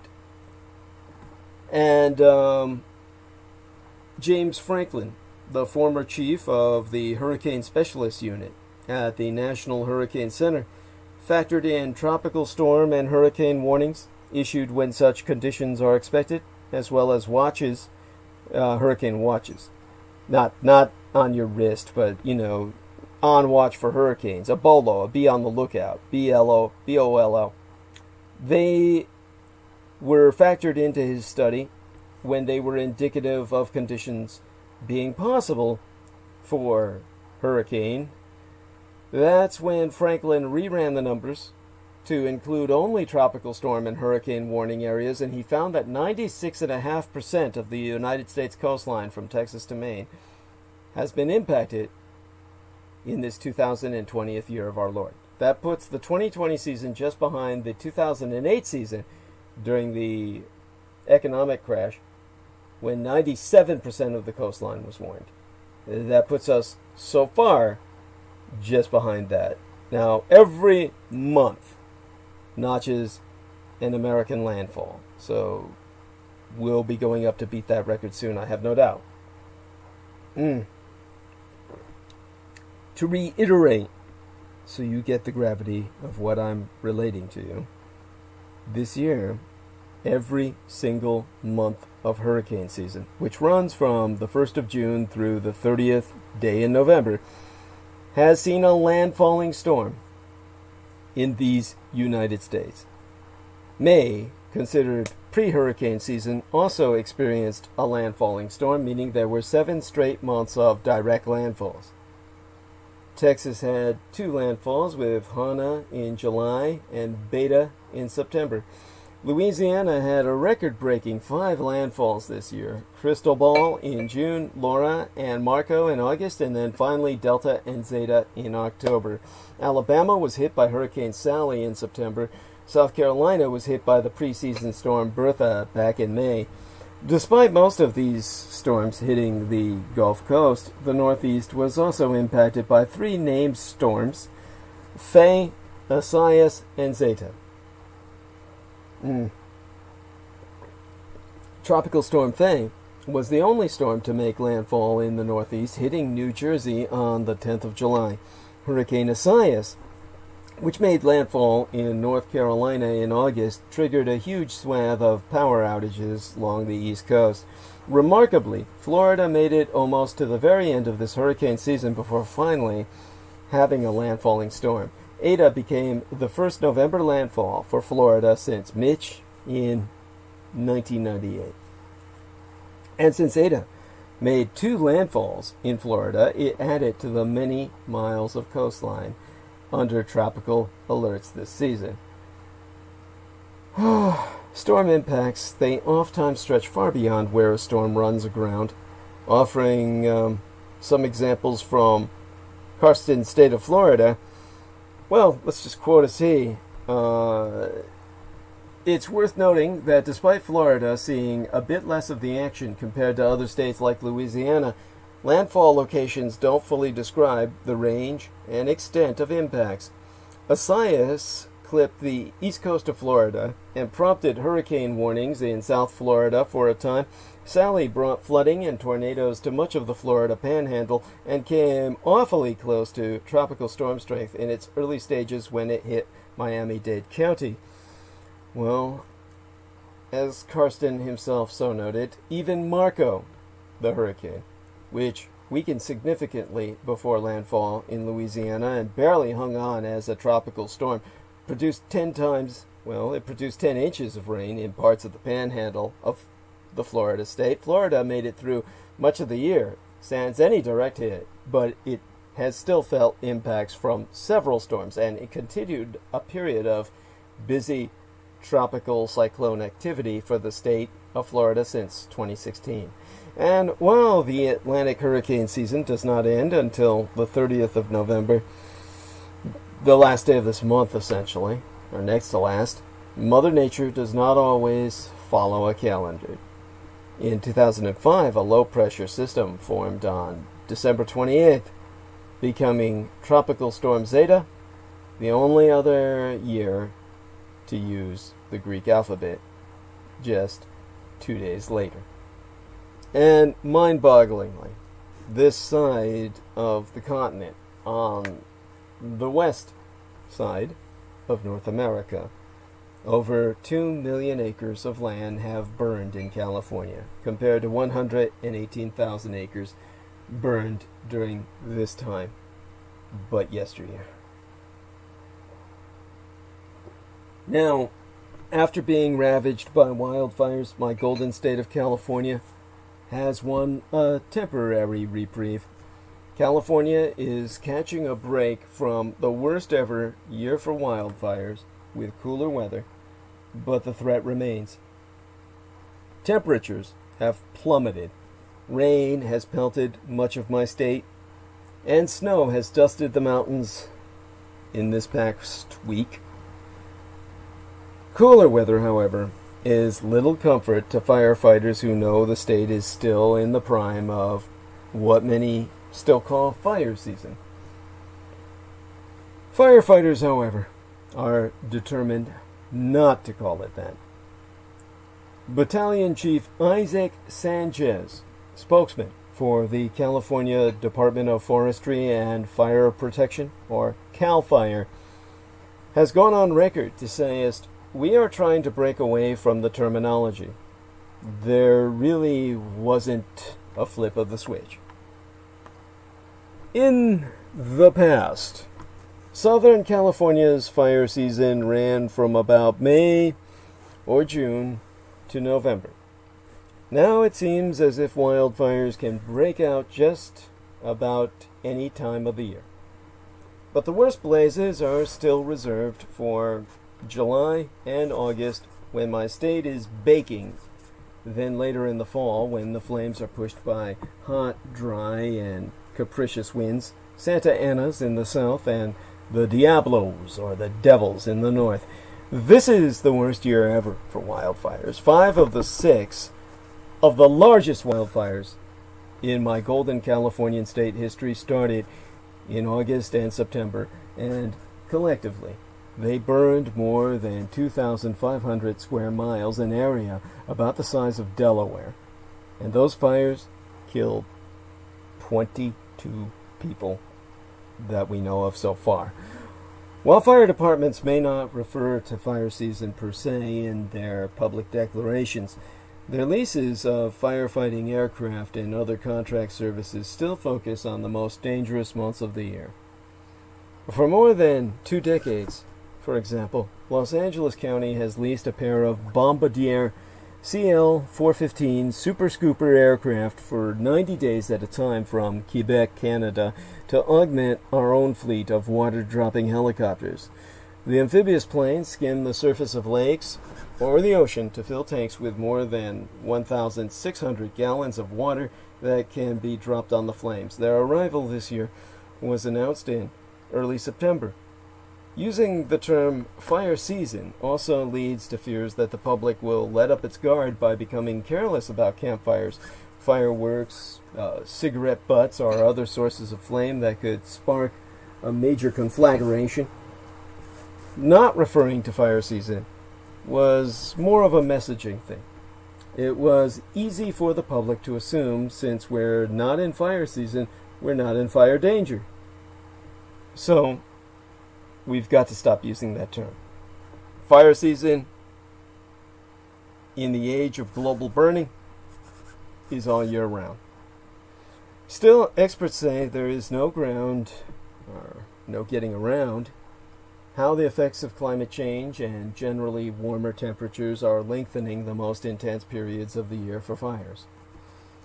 Scott Stevens, professor of fire science at the University of California, Berkeley, whom I consulted, confirmed that Southern California has had a year-long fire season for years.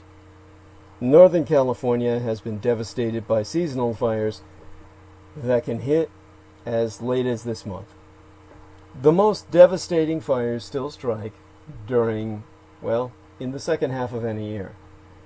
The state's, mine own Golden California's, 20 largest wildfires all occurred from June through December. August is the worst month.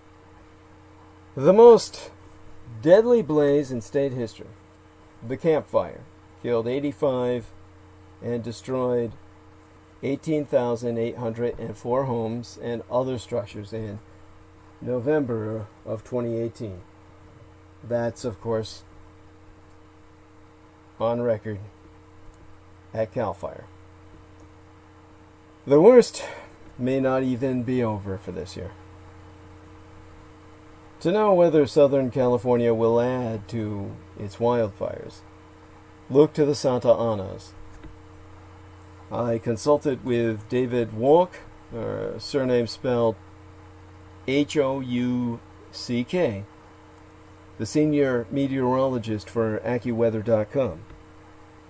And those winds, the Santa Anas, already put a scare in many Orange County, California residents when 2 wind-driven blazes broke out yestermencies last month, one threatening neighborhoods in Irvine, California, and the other residents in Yorba Linda, California.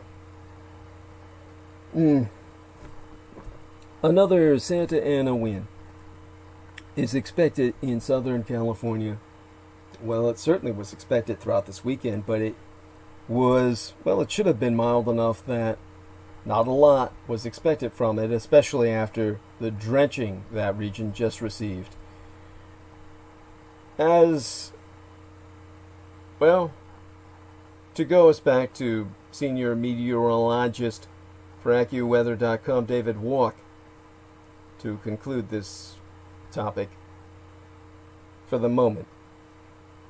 He said, as for the future ones, the best thing I can say is we have to keep focusing on any future Santa Ana events. Now, one of the things that Derek Talley was bringing up was that in Chinese ghettos, which is essentially what Chinatowns are, they're just Chinese ghettos, which means originally ethnic enclave in disambiguation from what it's used for today, basically a poverty zone. Anyhow, when we were speaking of these ghettos, where the Chinese keep their money in community, many of their children have grown up going to college and married into white families. Especially the girls always marry a white guy. And the men usually can't find anyone to marry. And when finally, because they have enough money, they get a mail-order bride back from China or whatever country they came from, or they wind up purchasing the hand of marriage from somebody here, they basically become white acculturated. Bananas. Meaning that they're yellow on the outside, but white on the inside. They become so assimilated, which is something in the old days Chinese never did. Today, most Chinese are assimilated. Chinatowns are mostly senior ghettos. They're like giant community rest centers. The younger Asians, they become industrial strength Republicans, reactionary conservatives. And for that reason, a United States appeals court ruled that Harvard University's admission process did not violate the law because it was challenged by a group representing Asian Americans who challenged Harvard University's affirmative action policy, claiming that the school discriminated against Asian Americans who excel as it favored black and Hispanic applicants.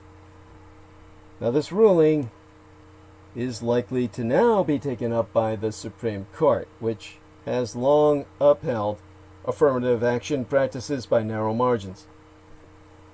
Now that the Supreme Court has a solidly reactionary majority, policies that have boosted the administrations of traditionally disadvantaged minority students and enhanced campus diversity nationwide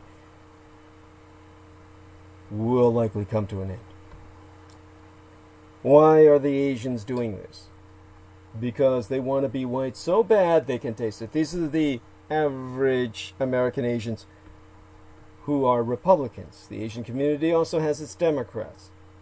There are people on my side, in my community, and people who are part of a very different Asian community that is my enemy as well as yours. One of these people who falls into that area of my enemy and yours is a man named John Woo. Excuse me, you. Ŵoaumphyieorai via romanization. My gang brother's name is the surname of Woo. W-O-O. Now, there's 3 points to take from the deep state speaking out from out of UC Berkeley, right across the bay from me. The first being that Trump has the right to mount legal challenges, but these are all Hail Mary passes. That's an analysis sourcing from John Yoo, the former legal advisor to George W. Bush, or rather his administration. Several lawsuits by the Trump administration are underway in half a dozen battleground states that Democratic President-elect Joe Biden won closely. One challenge has successfully triggered a full vote recount in Georgia, where Biden led by 14,000 of nearly 5 million votes cast and 99% of the expected vote counted. Probably 100% by now, but it's going to be recounted again anyway. So, what if Trump never concedes? The reactionary attorney, John Yoo, says the Constitution will end his term. Now, this is the deep state talking. These are the Asians who became white, so white that they're on the inside crowd of, he may as well be white. And so one of these types of bananas, the reactionary attorney John Yoo, is among the latest legal voices to raise doubts about President Donald John Trump's attempts to reverse the result of the 2020 election with claims of voter fraud. Now, again, the former legal advisor to the George W. Bush administration told CNBC's Capitol Connection on Thursday of last week that Trump has the right to mount legal challenges, but we should be clear that these are Hail Mary passes we might think of in American football. Several lawsuits are underway in 6 battleground states that Democratic President-elect Joe Biden won, but only closely. One challenge has successfully triggered a full vote recount in Georgia, where Biden led by 14,000 of nearly 5 million votes cast and 99% of the expected vote counted. These suits are an attempt from Trump's campaign to invalidate ballots cast for Biden, as Trump refuses to concede the election, alleging, since any evidence whatsoever are forthcoming, that widespread voter fraud and a stolen election aided by a historically large number of mail-in ballots. So Yoo has gone on record to say none of these cases really look like they have a very high probability of winning. On the other hand, I think that Trump has every right to try and demand that all the states be sure about the votes so that we all have confidence in the election. But I'll say, looking at past cases, These are very hard cases to prove, and generally they don't result in changes in the votes totals on the order by which President Trump lost to Joe Biden. That's what brings us to the constitutional process, because Mr. Yu is not any typical Trump critic. He's a renowned constitutional law scholar and a Berkeley law professor. He is known as a strong advocate of executive power and has previously advised the Trump administration on how to bypass Congress to enact its reactionary policies. And Yu has authored works including the so-called torture memos, which in the early 2000s gave legal justification for former President George W. Bush's employment of torture on detainees following the 9/11 attacks. Members of Bush's own Justice Department later repudiated Yu's arguments. Yu's unitary executive theory argues that presidents have the authority to assert their power over independent government agencies. Yu claiming there be no argument that enables the president to sidestep the Constitution once his term is ended as decided by the states' electoral votes. Yu then offered an answer to the question many have been asking: what if Trump refuses to ever concede? Well, per Yu, he may never concede. He doesn't have to concede. The thing about the American Constitution is that it doesn't actually require the sitting president to do anything one way or the other. On the 20th of January, in the 2021st year of our Lord, Donald Trump's term ends and Joe Biden's, as you would say, I believe, will begin. So, according to the 20th Amendment to the Constitution, the candidate with the most electoral votes becomes president at noon, high noon, the 20th of January. The current president's term is therefore over on that day, just before the clock strikes 12. And per Mr. Yu, well, let me just quote his tea verbatim, at length. And yeah, Trump could say, I'm not leaving, I'm not conceding, but at that time, at the strike of 12, high noon on the 20th of January, he's simply no longer the president. And all of the allegiance of the government, of the military, of the civil service switches to the winner of the November 3rd election, Joseph Biden in this case. And then Joe Biden will become as the president and Donald Trump will become as a private citizen, regardless of anything Donald Trump does. Now, NBC News reported midweek on Wednesday that there is growing expectation among Trump's advisors that he will never concede the loss, even when ballots are certified in coming weeks around the country.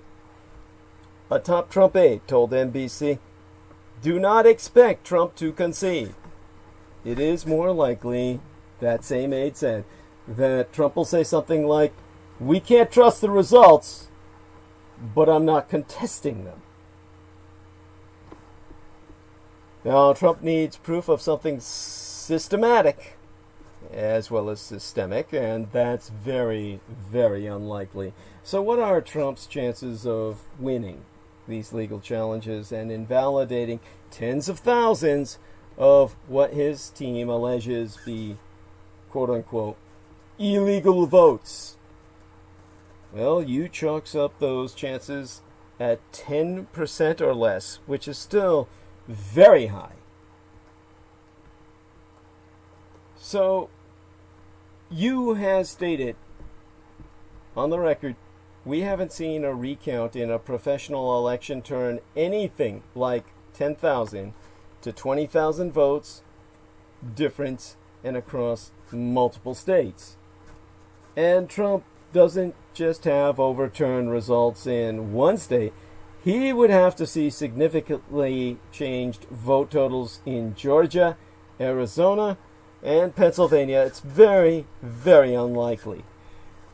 Of the more than dozen election lawsuits that Republican entities have filed in the swing states, as of Monday opening Yesterday last work week, about half a dozen cases have either been denied, dismissed, settled, or withdrawn.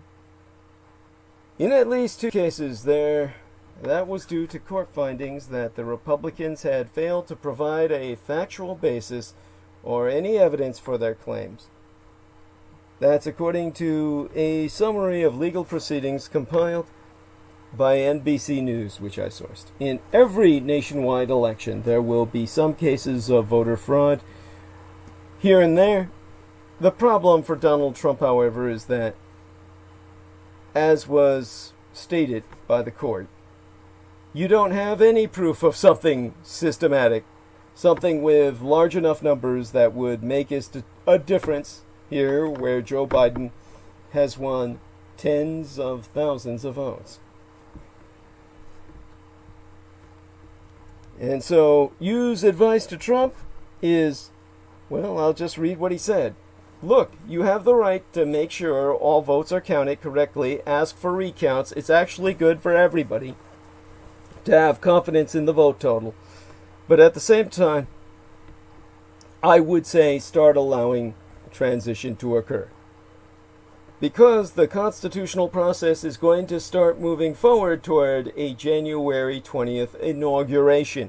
And it would be good for the country and good for President Trump himself to start the transition process immediately so that Joseph Biden can get the country going as soon as he takes over in about a month and a half. Now, from Asians on the other side of the Pacific, the Communist Chinese Empire has finally offered its belated congratulations to the United States President-elect Joseph Biden. And while President Trump has yet to concede, Trump was referred to as the previous president by the British Prime Minister in the House of Commons on the 11th of November. That brings us to Hong Kong's takeover for a few minutes.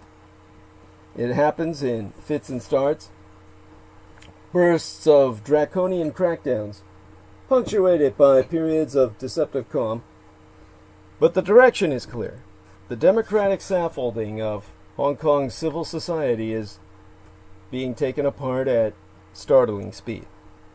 Make us no mistake, Hong Kong was never an actual democracy. The international treaty that framed its handover from British colonial rule to Communist Chinese sovereignty guaranteed the city's rule of law and human rights protections.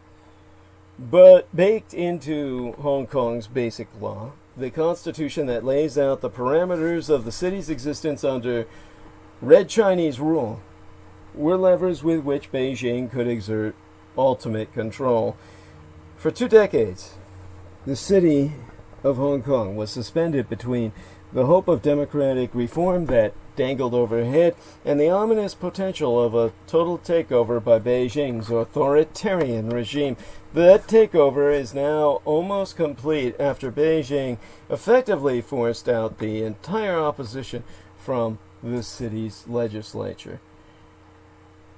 Now, many steps have paved the way to where Hong Kong is now, where dissent has essentially been outlawed and all aspects of life are increasingly subject to scrutiny, surveillance, and state control. There are headline items like opposition to, the opposition lawmakers' expulsion, activists' arrests, the vilification of the press, and the weaponization of history itself.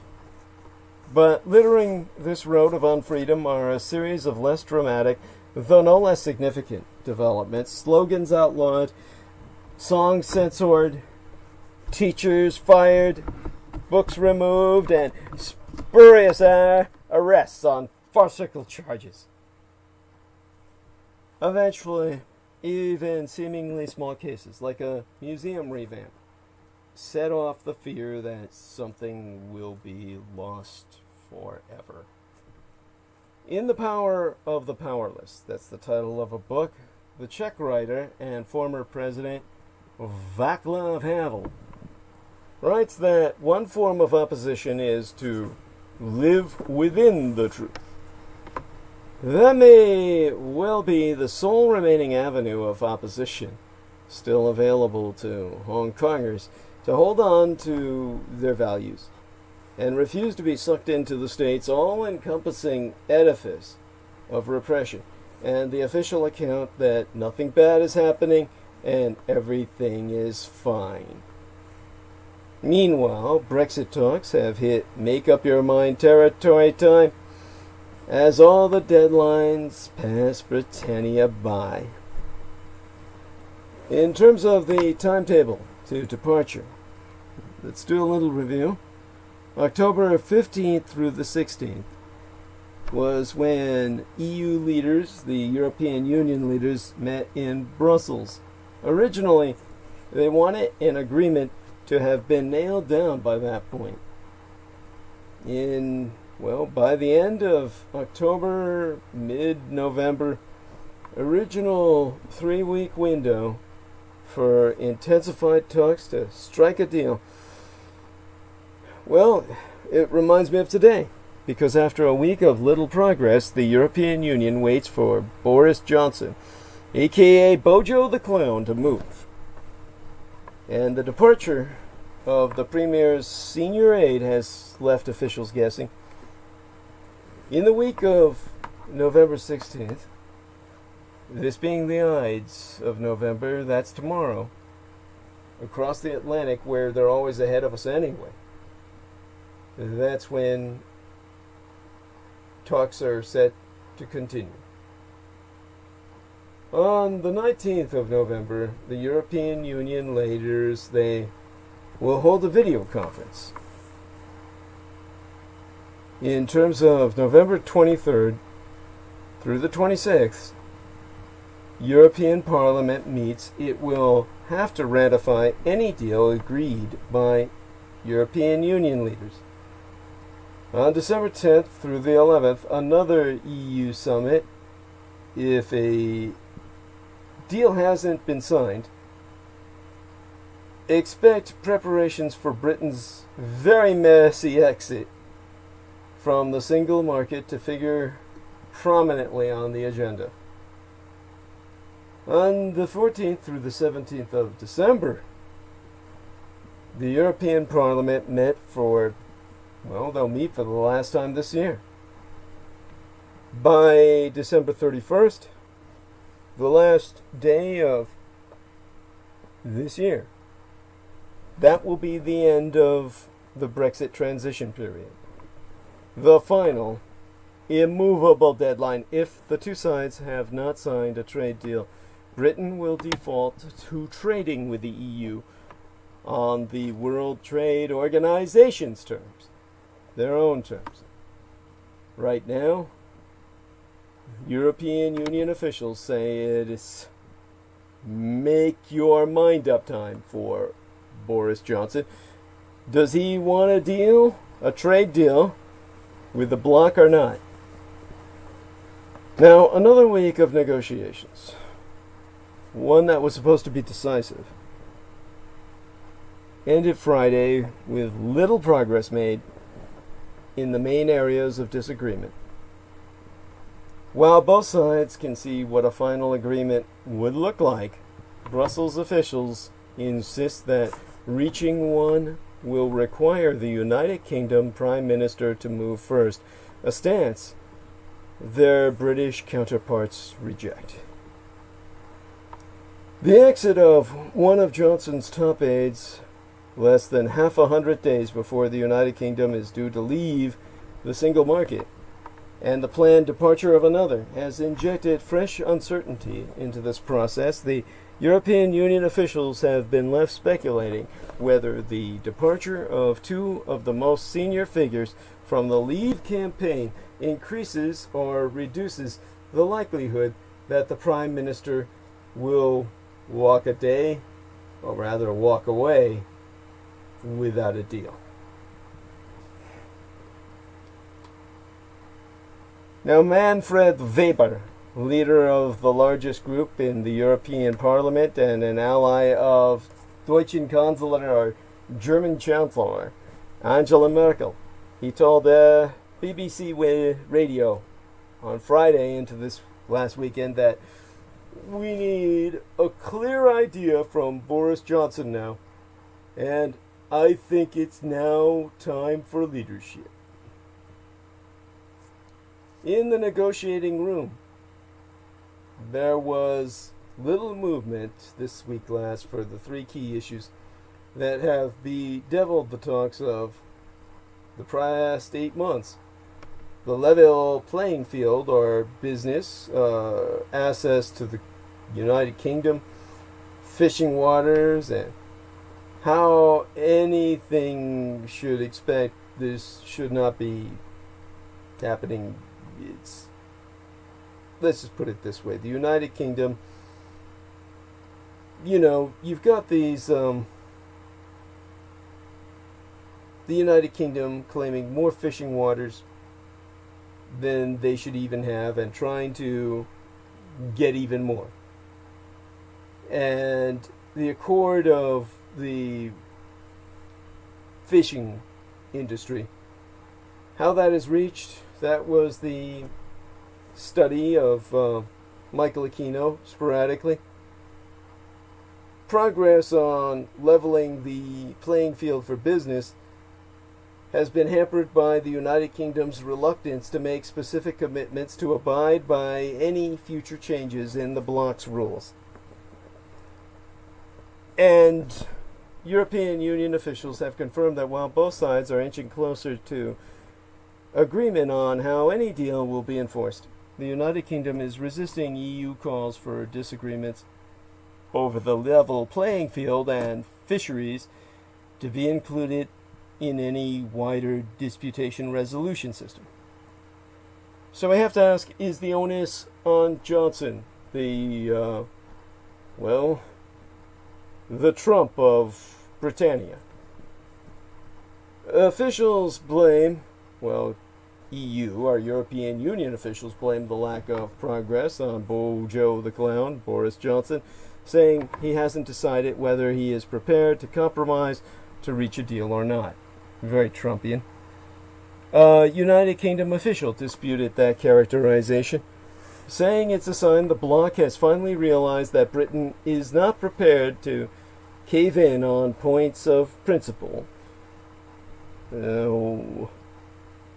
According to this anonymous United Kingdom official, Johnson wants a deal if there be a deal to be had. We need to see some realism and creativity from their side if we are to bridge the significant gaps that remain. Now, both sides have previously pinpointed the Ides of October, the 15th day of the month. Both myself and my late and sainted sire, George Joseph Henry Dietrich, was murdered. Now, rather, it's the same birth month between he and I, but he ultimately died sometime after that fucking camera tube was stuck up his penile slit. Now, both sides had previously pinpointed October 15th as the deadline to reach an accord to allow us enough time for their respective parliaments to ratify any agreement. But the negotiations will now run beyond the additional 3 weeks scheduled. Talks will resume in Brussels on Monday, tomorrow, and the EU has suggested that it is prepared to continue the deliberations into December if necessary. That was said by two different people. Now, the departure on my Wednesday transmission of Lee Kane, Boris Johnson's senior media advisor, has irked Brexiters in Downing Street, including Dominic Cummings, Johnson's most powerful advisor, and an architect of the Winning Leave campaign in the 2016 referendum. That Cummings on Thursday quit his post and will leave by the end of this year. David Frost, Johnson's chief Brexit negotiator, and Oliver Lewis, his deputy, have also been unhappy, but have decided to stay on. According to some people, well, one person familiar with this matter, he said that the developments may have weakened the hand of those like Cummings and Kane who would be happy to leave without a deal, but that doesn't mean any agreement is certain. So, Mr. Frost wants to strike a deal, but not necessarily at any cost. Johnson's spokesman, James Slack, told reporters on Friday that Cummings's departure won't change the United Kingdom's approach to the talks. Asked if Britain will take us to shorter line in the negotiations with Brussels, he replied, "Absolutely not, that's simply false."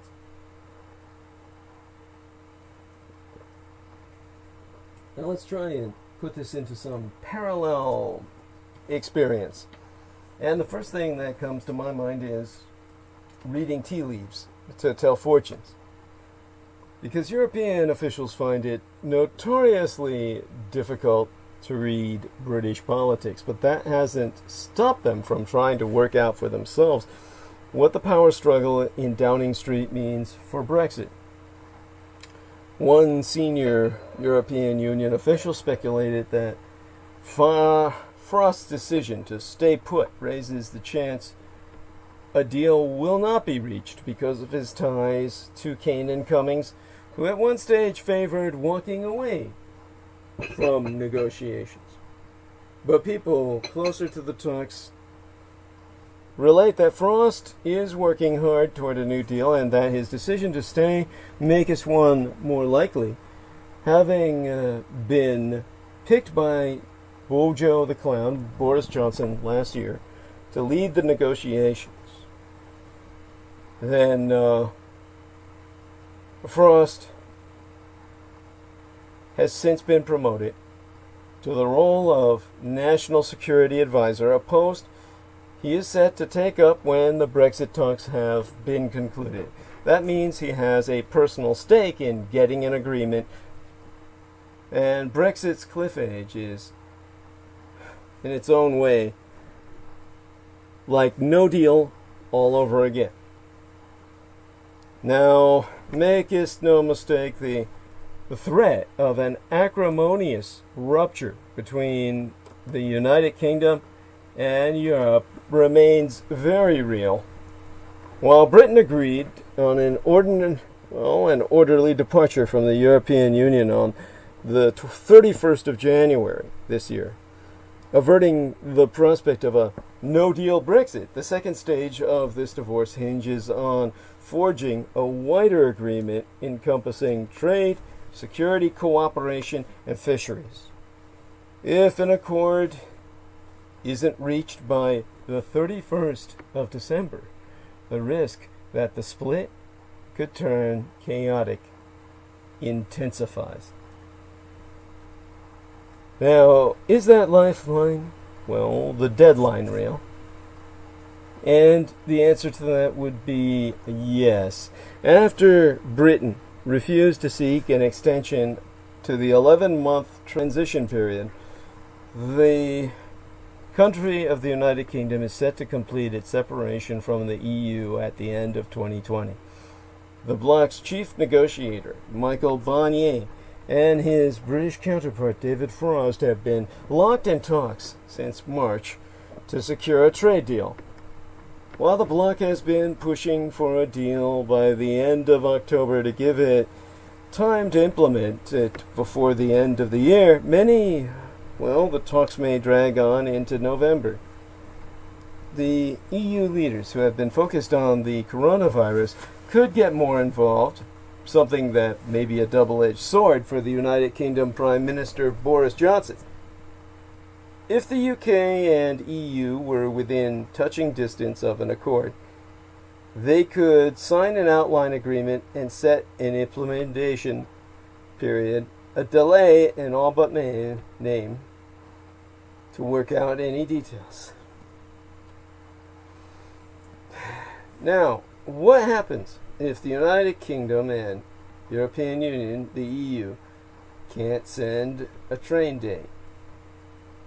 And if they can't get a trade deal going, well, new and significant trade barriers between the United Kingdom and European Union will come into force on the 1st of January next year, the first day of the year, as they would default to trading on World Trade Organizational terms, meaning the return of tariffs and quotas where none exist today. A border will go up along the English Channel, putting pressure on the English port of Dover and its French counterpart Calais, while major aspects of how the frontier between the United Kingdom and European Union around Ireland will operate remain under discussion. Manufacturers will face higher costs and see supply chains disrupted, whilst the freight industry has warned of the risk of chaos at ports as trucks moving goods into the European Union without the right paperwork are turned back. Service businesses will face substantial additional paperwork. In banking and securities trading, the United Kingdom and EU have rolled out contingency plans to avert financial chaos, but data sharing cross borders be at risk. A Bloomberg economic study said failure to reach a deal would lead to slower United Kingdom growth in 2021 and a hit to household incomes. So, you might ask what the contingency plans are. To try to avert chaos at Britain's borders, the United Kingdom government has backed down on plans to impose full controls at the start of next year in an attempt to help businesses already struggling with the coronavirus. For the first half of 2021, most companies moving goods into Greater Britain will get 6 months to file customs declarations and pay any tariffs due. But the rules don't apply to goods moving the other way. The EU has declined to reciprocate. Without any agreement in place to recognize professional qualifications, services like architects and law firms will also suffer. But unlike 2019, Britain's bill for living the bloc has been settled and the rights of EU citizens broadly protected. Britons currently living in the EU member states will be able to stay and continue to work there. So, you might ask about this last election, or probably the question you asked was, is this going down to the wire again? Well, it most certainly did. The two sides still disagreed deeply on two key issues, fisheries and the level playing field, a set of rules the European Union says it be necessary to stop Britain from trying to undercut the Euro bloc's economy. The UK is resisting that demand on the grounds that it would keep the kingdom subject to the EU rules it seeks to escape. Talks in June between Johnson and European Commission President Ursula von der Leyen revived hopes that the two sides might be able to reach a compromise, but little progress has since been made. Johnson's controversial plan to rewrite the Brexit withdrawal agreement as it relates to Northern Ireland, attacked by all 5 of his living predecessors as UK Prime Minister because it breaches international law, also injected tension into the talks. EU officials saying they're still waiting for the United Kingdom to shift after the Eurobloc offered to make concessions. Unlike most of yesteryear, however, Bojo the Clown has a parliamentary majority of about 80, meaning his threats to walk away without a deal carry weight. So, didn't this almost happen before? Yes, as the Brexit fight dragged on throughout 2019, there were stop-start preparations for a no-deal split. The United Kingdom had plans to turn the main highway to Dover into a holding zone for trucks. There were fears that bottlenecks could bring shortages of everything, from fruit and vegetables to manufacturing components and vital medicines. Britain's Operation Yellowhammer plan for no-deal Brexit, named after a songbird, of course, the yellowhammer, was activated in October of yesteryear. To maintain its fuel supplies, officers put a fleet of 80 tankers on standby. Now, consumers and companies were stockpiling goods, from medicine and car parts to printing ink and alcohol. In September of 2020, the Cabinet Office Minister Michael Gove warned that as many as 70% of trucks traveling to the EU from Dover may not be ready for the new border controls, an assessment that could lead to quays of as many as 7,000 trucks in Kent in a reasonable worst-case scenario. Finally, you have to ask yourself how the pandemic has changed anything. Because if you instead ask, has the pandemic changed anything? The answer is going to be yes. The pandemic has disrupted talks and compelled some meetings to take its place by video instead of in person in Brussels and London.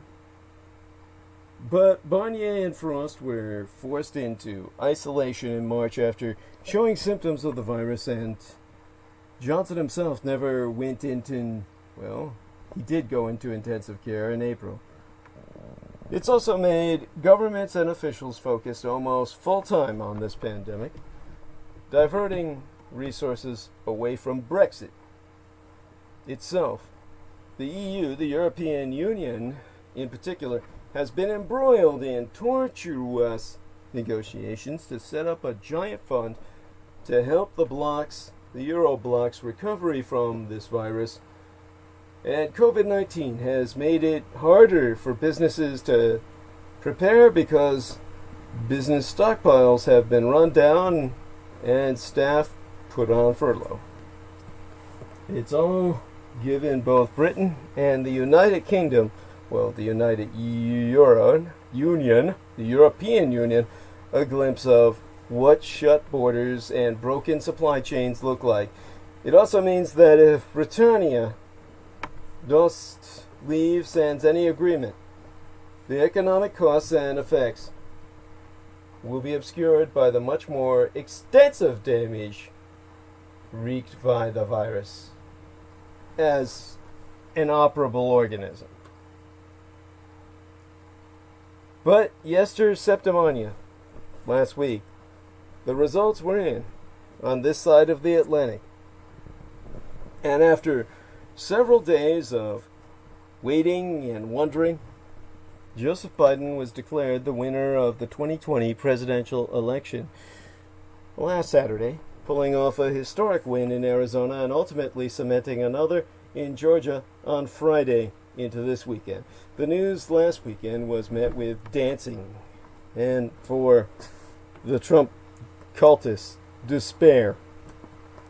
Yet, as President Donald Trump is already showing, the 2.5 months between a U.S. election and the January inauguration of a new president offers plenty of time for social engineering dysfunction and disaster. The heads of the CIA and the FBI could go next in his revenge spree, and Trump is making fantastical claims of mass voter fraud to trash American democracy and strangle Biden's legitimacy. But it could be worse. For much of American history, new presidents didn't take the oath of office till March. This was partly due to tradition, but also logistical. It would take us days for election results to reach the extremities of the American empire.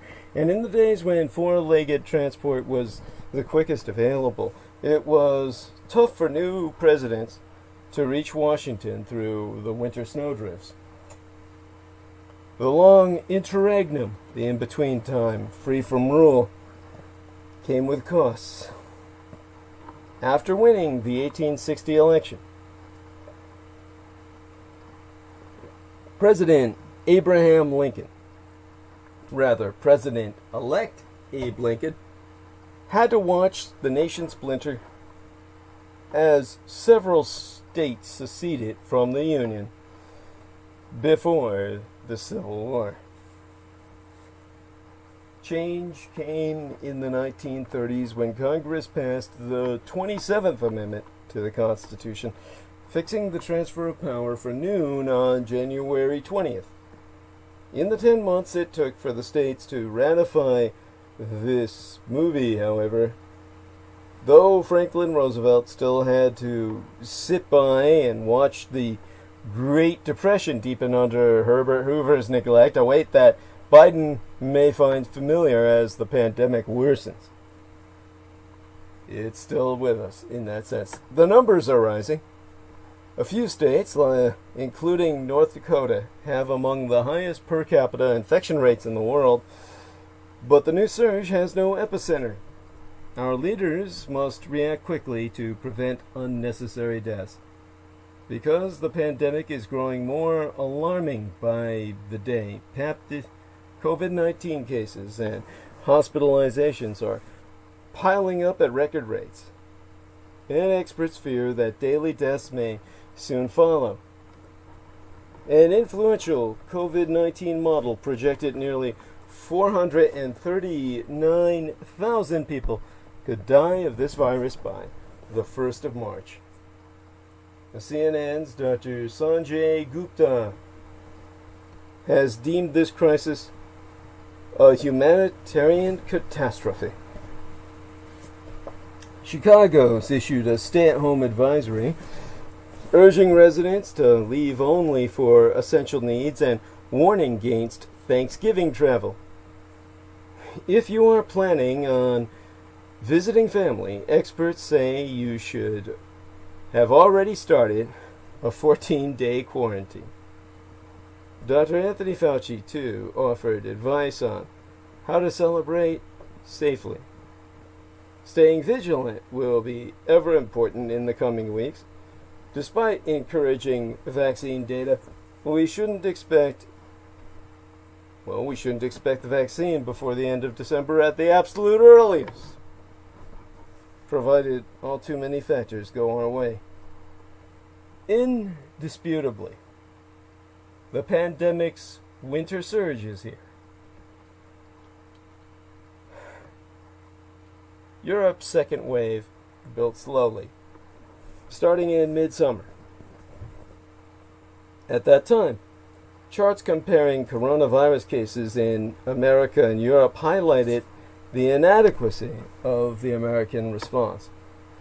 There were days on which individual American states recorded more new infections in the entire European continent. But in July, cases in Spain started to tick upward, and in August, the numbers in France began rising.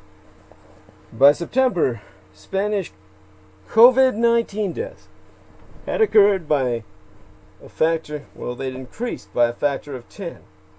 And France, for the first time, had recorded more than 10,000 new coronavirus cases in a single day. With Hans Kluge The WHO, our World Health Organizational Regional Director for Europe, warned spike soon followed in the UK, Italy, Germany, and other countries. The virus, once confronted, once confined to a few hospitals, is everywhere. Now, at first, European governments tried to avoid a return to the restrictions they'd used in February. But as the virus filled ICUs, they discovered a way they had no choice. And so this month, the United Kingdom entered a second national lockdown with bans on gatherings of more than 2 people, if you can consider 2 people together a fucking gathering.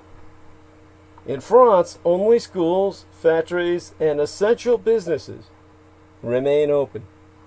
Germany has announced lockdown light with heavy restrictions on bars, restaurants, gyms, and theaters. These measures seem to have come too late. Europe now accounts for nearly half the world's new coronavirus cases.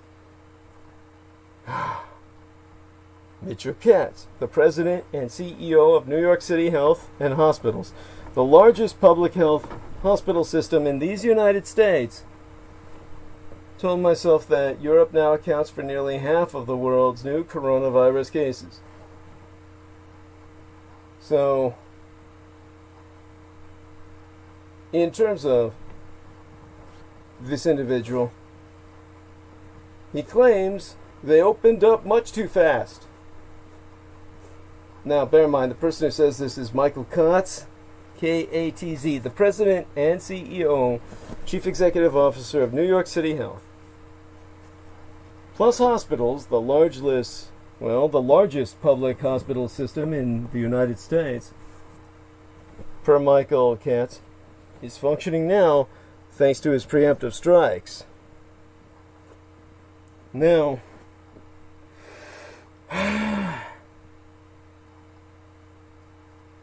in particular,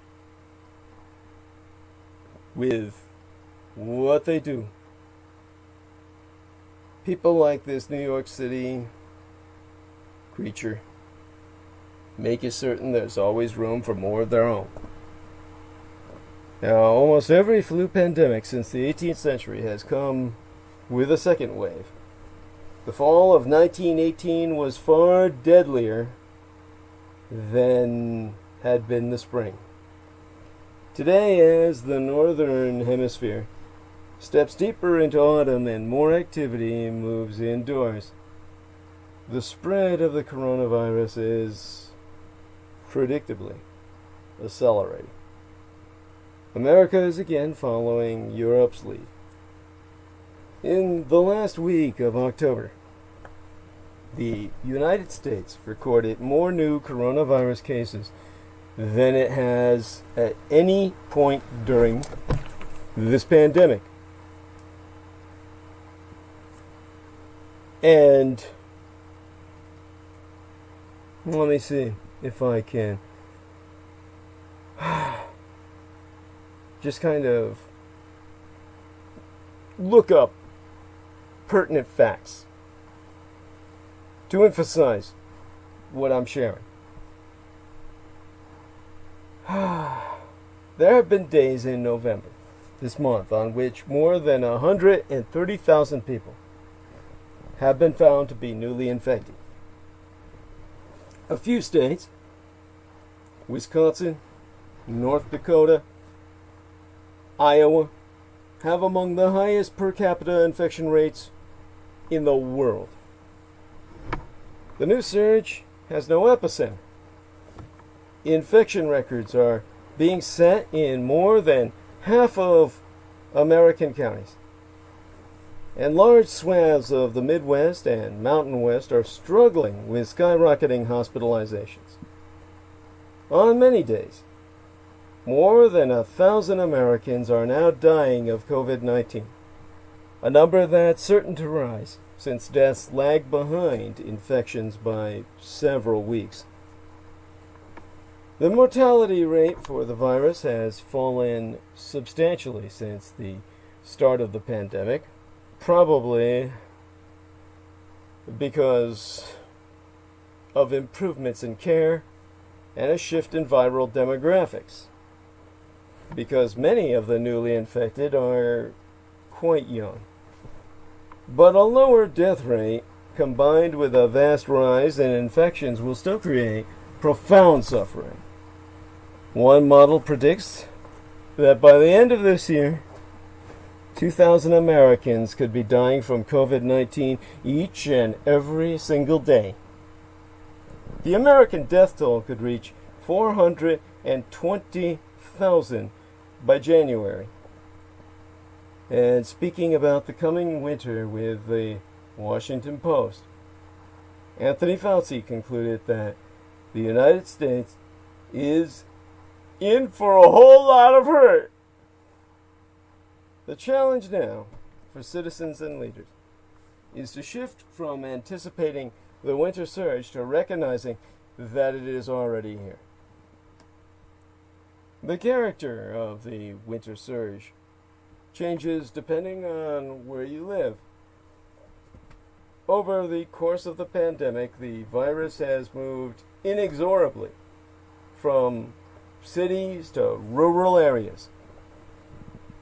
And today, many first wave epicenters, including New York City, New Jersey, and Massachusetts, have successfully suppressed the virus and are now working to prevent a second surge.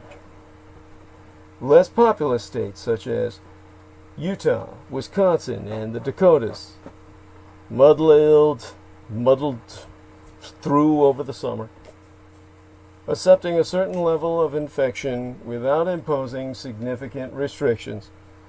But they are now losing control and face unprecedented waves of infection with limited resources. In early April, when things were bad in the Northwest, well, the Northeast, but mostly okay elsewhere,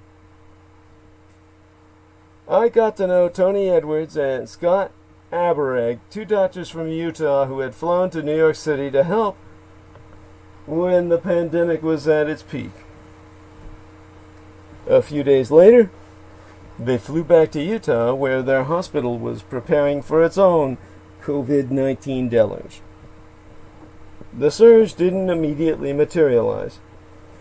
They returned to mundane May, as Abereg called it. But then Memorial Day festivities set off a rise in cases which peaked in the middle of July.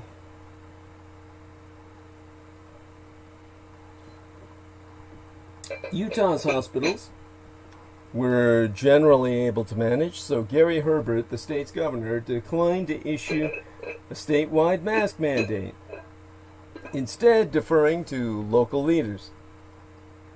A mask requirement put in place by the manager of Salt Lake City, the mayor of Salt Lake City, where the majority of Utah's cases were concentrated, was enough to keep viral spread within limits.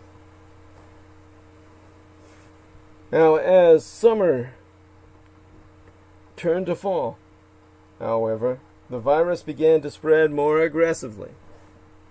In August, Salt Lake County started logging around 200 new cases per 100,000 people each day, a level of growth at which many public health experts argue against in-person feeding. So, when we think about everything going down, then we're talking about, with the virus spreading the way it has been, and we look back on the history of it, like when in August, Salt Lake County started logging around 200,000 new cases per 100,000 people each day, a level of growth at which many public health experts argue against that's when they argue against in-person schooling. Schools for all ages opened anyway. In the month afterward, the rate of viral growth more than tripled. And Utah set new records for coronavirus hospitalizations. According to officials, parents at some schools created an informal mom code, agreeing among themselves not to get their children tested in an effort to keep statistics low. In one Salt Lake City, suburb, a high school switched to remote learning only after 77% of students had been diagnosed and one teacher had been hospitalized and put on a ventilator.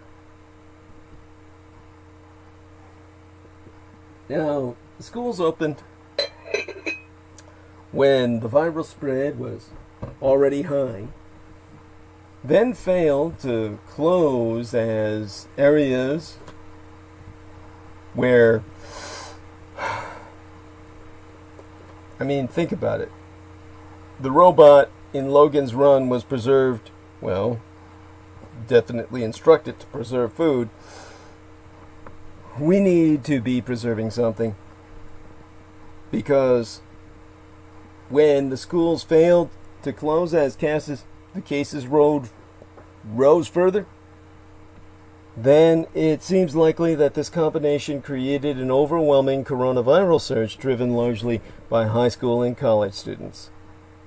By mid-September, people aged 14 to 24 had the highest rate of infection of any demographic in Utah alone, accounting for more than a quarter, 25% of new coronavirus cases, and promoting officials to develop a targeted public health campaign. Now, you can tell me you're so over it, but if you want to stay at school, you gotta avoid the Rona.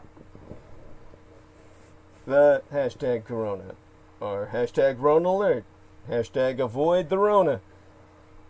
Tensions persist between parents who believe schools must maintain open or remain open, and those who think they should have closed long ago.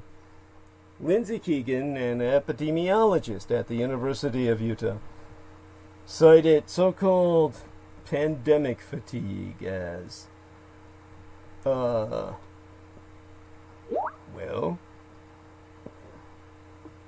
as a key factor driving the aversion to new restrictions. She told myself, early on, COVID was a new and terrifying and unknown problem. People were willing to stay home, lock down, and do everything they could to prevent the spread of this virus. But humans have a hard time staying activated against prolonged crises. And so for months, as the numbers climbed, Utah's governor acknowledged reality without acting on it.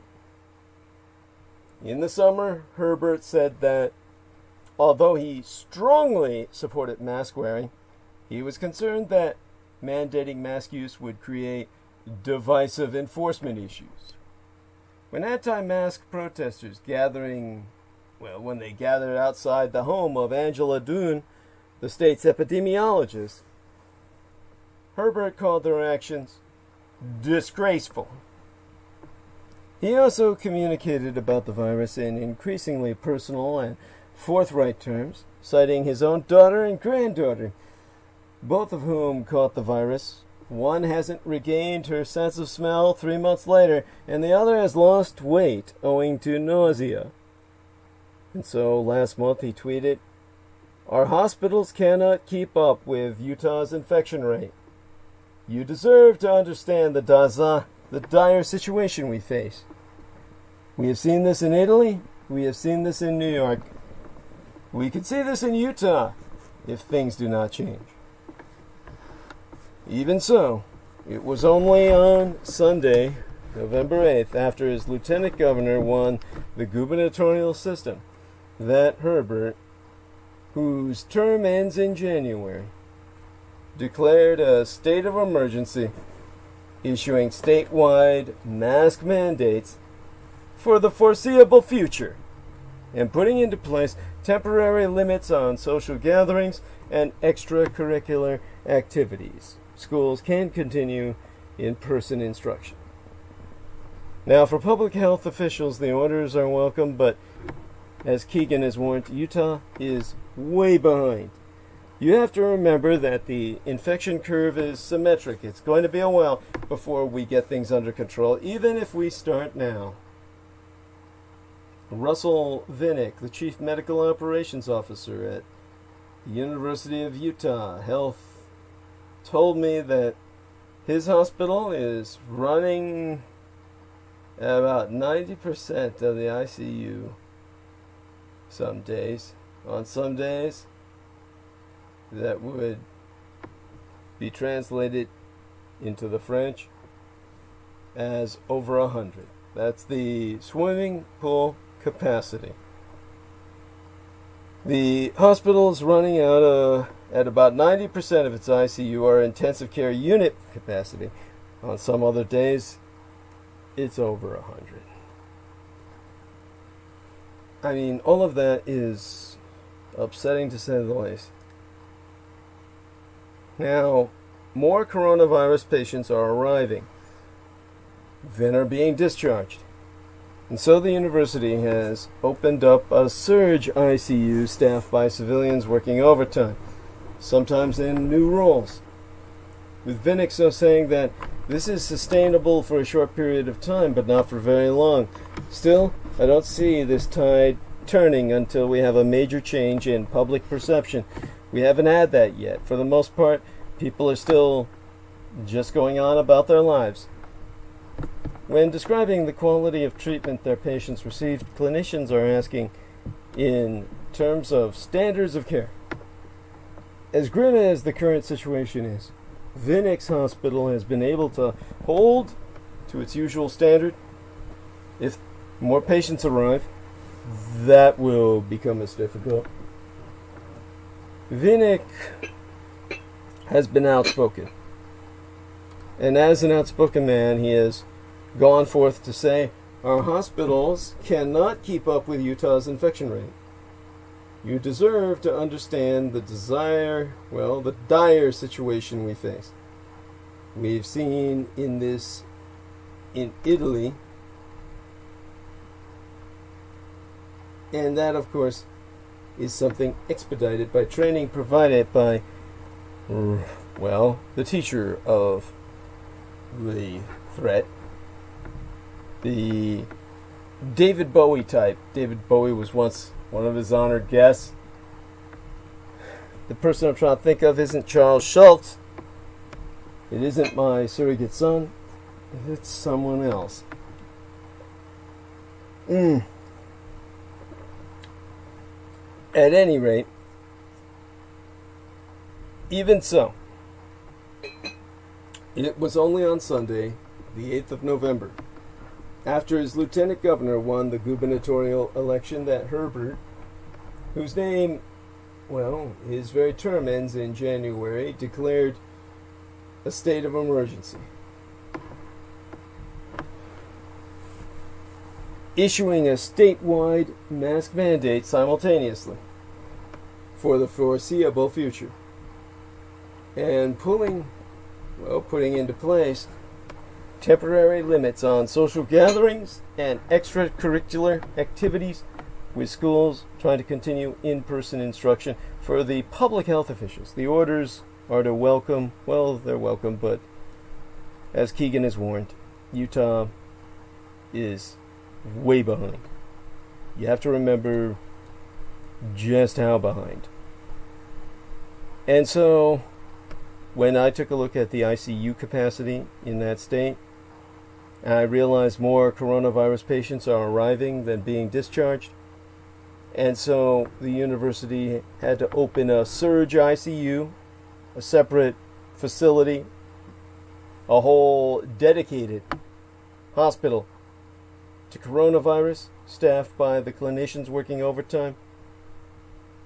And in new roles, then these people have ever worked before, it's just not sustainable for anything other than a short period of time, and even not for long before that.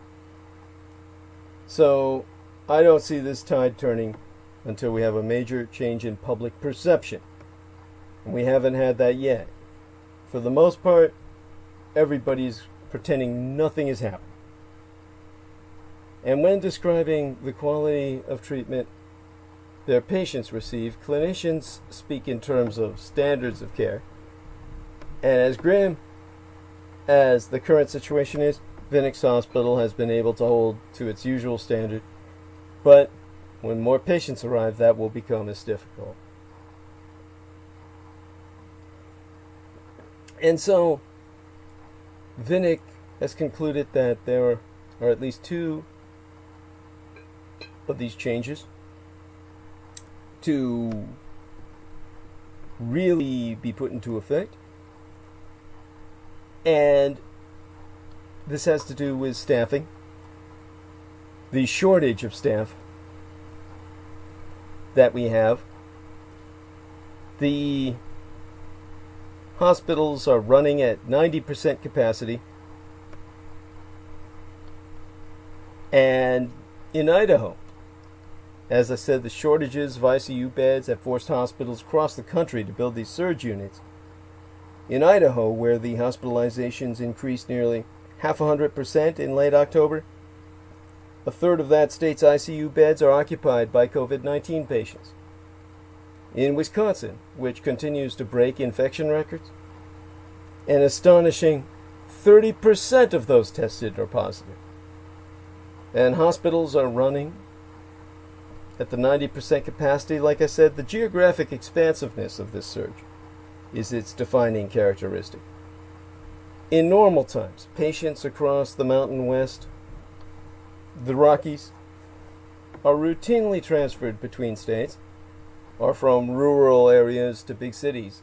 Now, with the virus consuming the entire region, many small rural hospitals have found themselves unable to move critically ill patients to larger medical centers, which are themselves overwhelmed.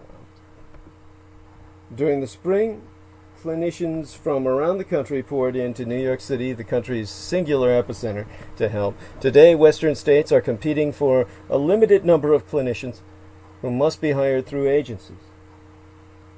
And staff shortages are further exacerbated by infections. At one point in October, 140 staff members at a single hospital in Minot, North Dakota were quarantined. More than 10% of the staff at a hospital in Rupert, Idaho, was sick.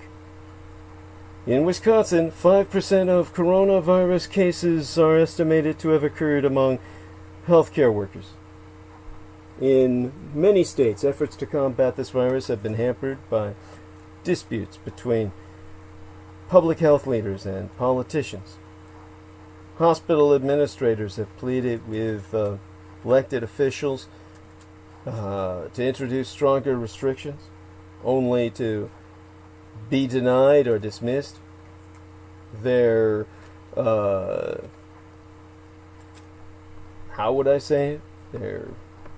appeals have been met with half measures and at times hostility. A mask mandate was recently introduced in Bismarck, North Dakota, but it won't be enforced and carries no penalties. North Dakota's governor recently announced that due to staff shortages, asymptomatic coronavirus positive healthcare workers could continue caring for patients. He has not, however, issued a statewide mask mandate, despite what he articulates. And in Idaho, even as the cases were surging in area, the local health board rescinded a mask mandate so people could open their faces up to the clear blue sky. One official saying, "I agree we have a problem with the virus. At the same time, I object to the mandate the board passed because it restricts people's right of choice." And Greg Abbott, the governor of Texas, which has recorded more coronavirus cases than any other state, criticized a recent lockdown in El Paso, a city where COVID-19 patients are filling hospital beds and the test positivity rate is more than 22%. The state's Attorney General has filed a motion to stop the unlawful lockdown order. Now, we have to ask what's to come for the small cities and rural counties where COVID-19 is now surging. I mean, unable to navigate the politics of the virus, many are now careening toward disaster. An irony of the pandemic is that leaders' desire to avoid or delay government action means they're often forced to introduce more severe restrictions to, well, in desperate circumstances. I mean, per Keegan, if you introduce measures early, you have a chance at avoiding the more stringent ones. If you wait until you don't have enough beds or doctors, you have to impose more drastic lockdowns. Hospital systems that might have been able to cope with the virus are now finding themselves isolated and overwhelmed. Tens of thousands of people will soon die completely preventable deaths. Now, early epicenters like New York City face a different challenge, preventing a second wave. In April, ambulances shrieked through New York City streets. Doctors worked for weeks without respite, and mobile morgues were parked outside of hospitals. The city sometimes recorded more than 800 deaths in a single day. Now, since then, however, New York has done a remarkable job of controlling the virus by means of a public health infrastructure, which is now a source of cautious optimism. Early on, New York's response was marred by bureaucratic rivalries.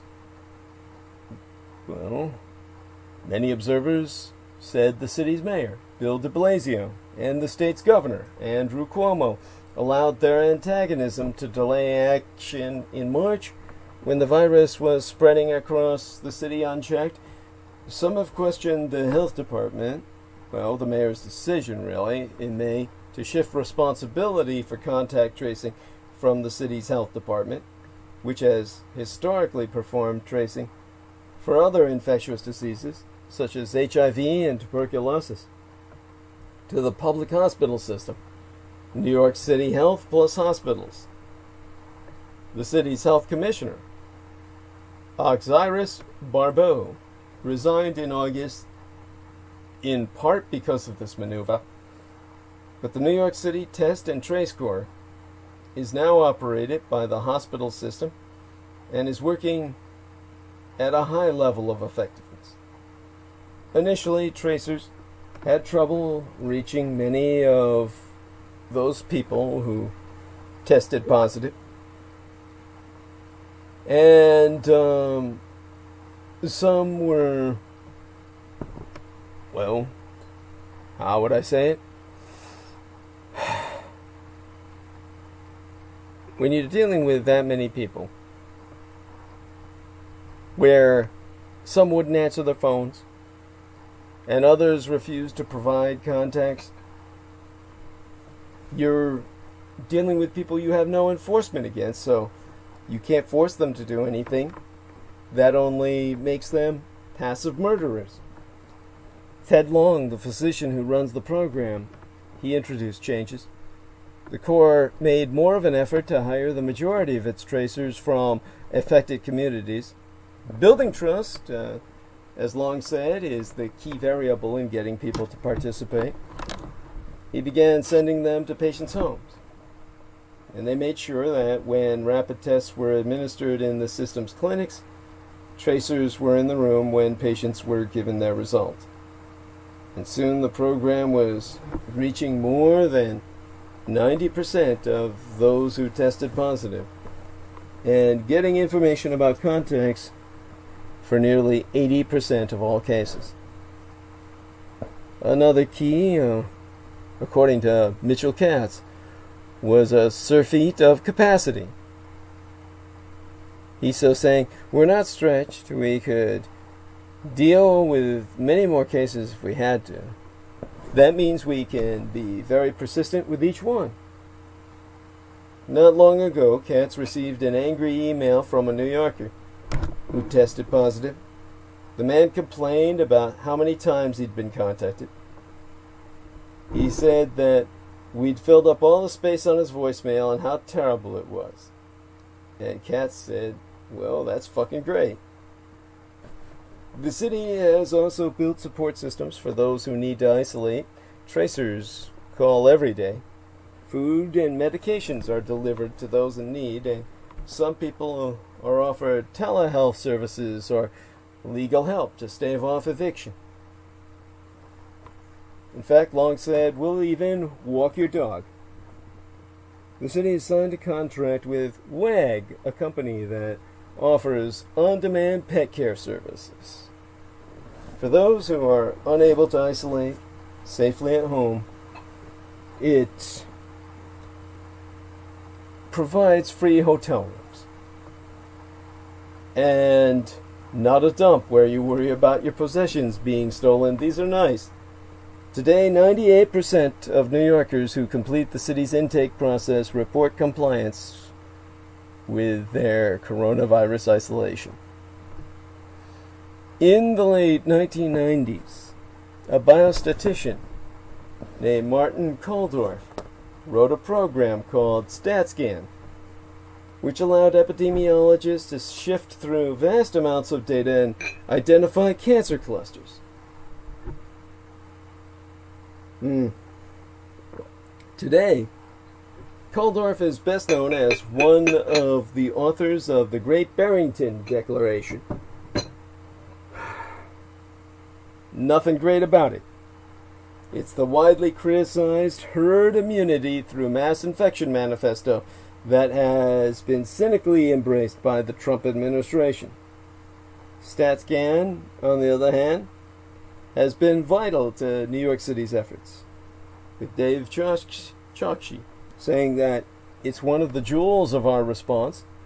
The city's health commissioner said so in 2,000 words. StatScans was adopted to work for infectious diseases such as Legionella and Salmonella. Now it helps officials spot outbreaks of coronavirus.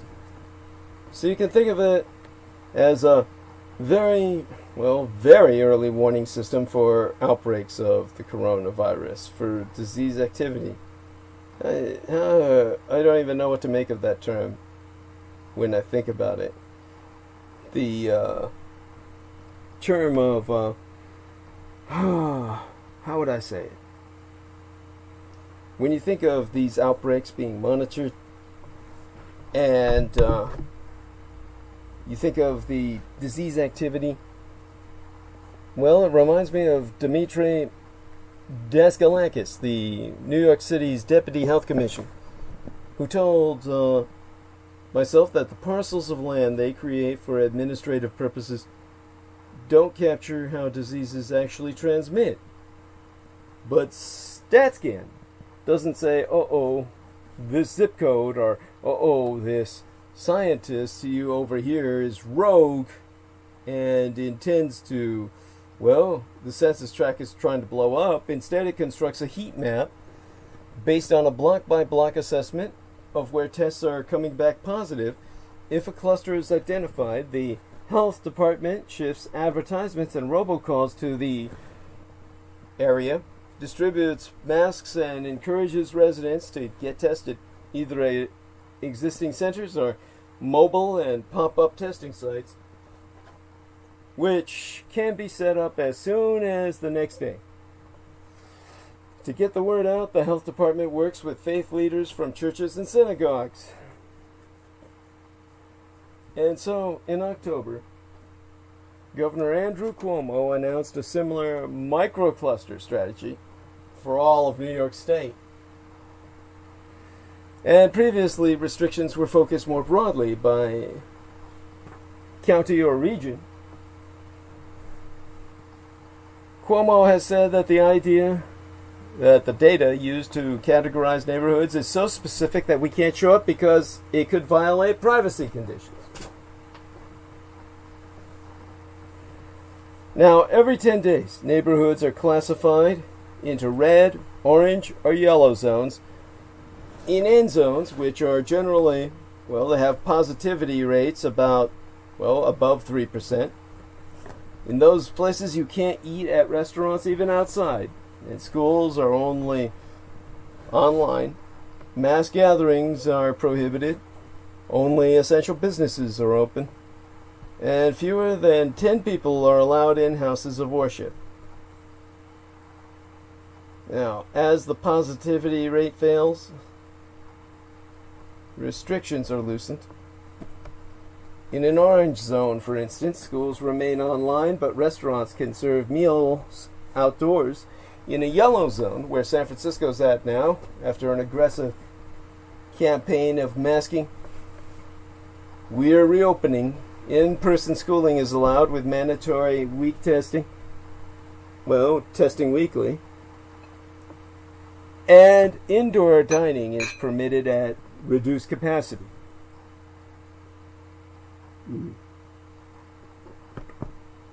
For now, these systems seem to be working. New York State performs more tests per capita than many countries we think of as having stellar pandemic responses, including the Republic of South Korea and Die Neue Vereinigte Deutschland in New United Germany.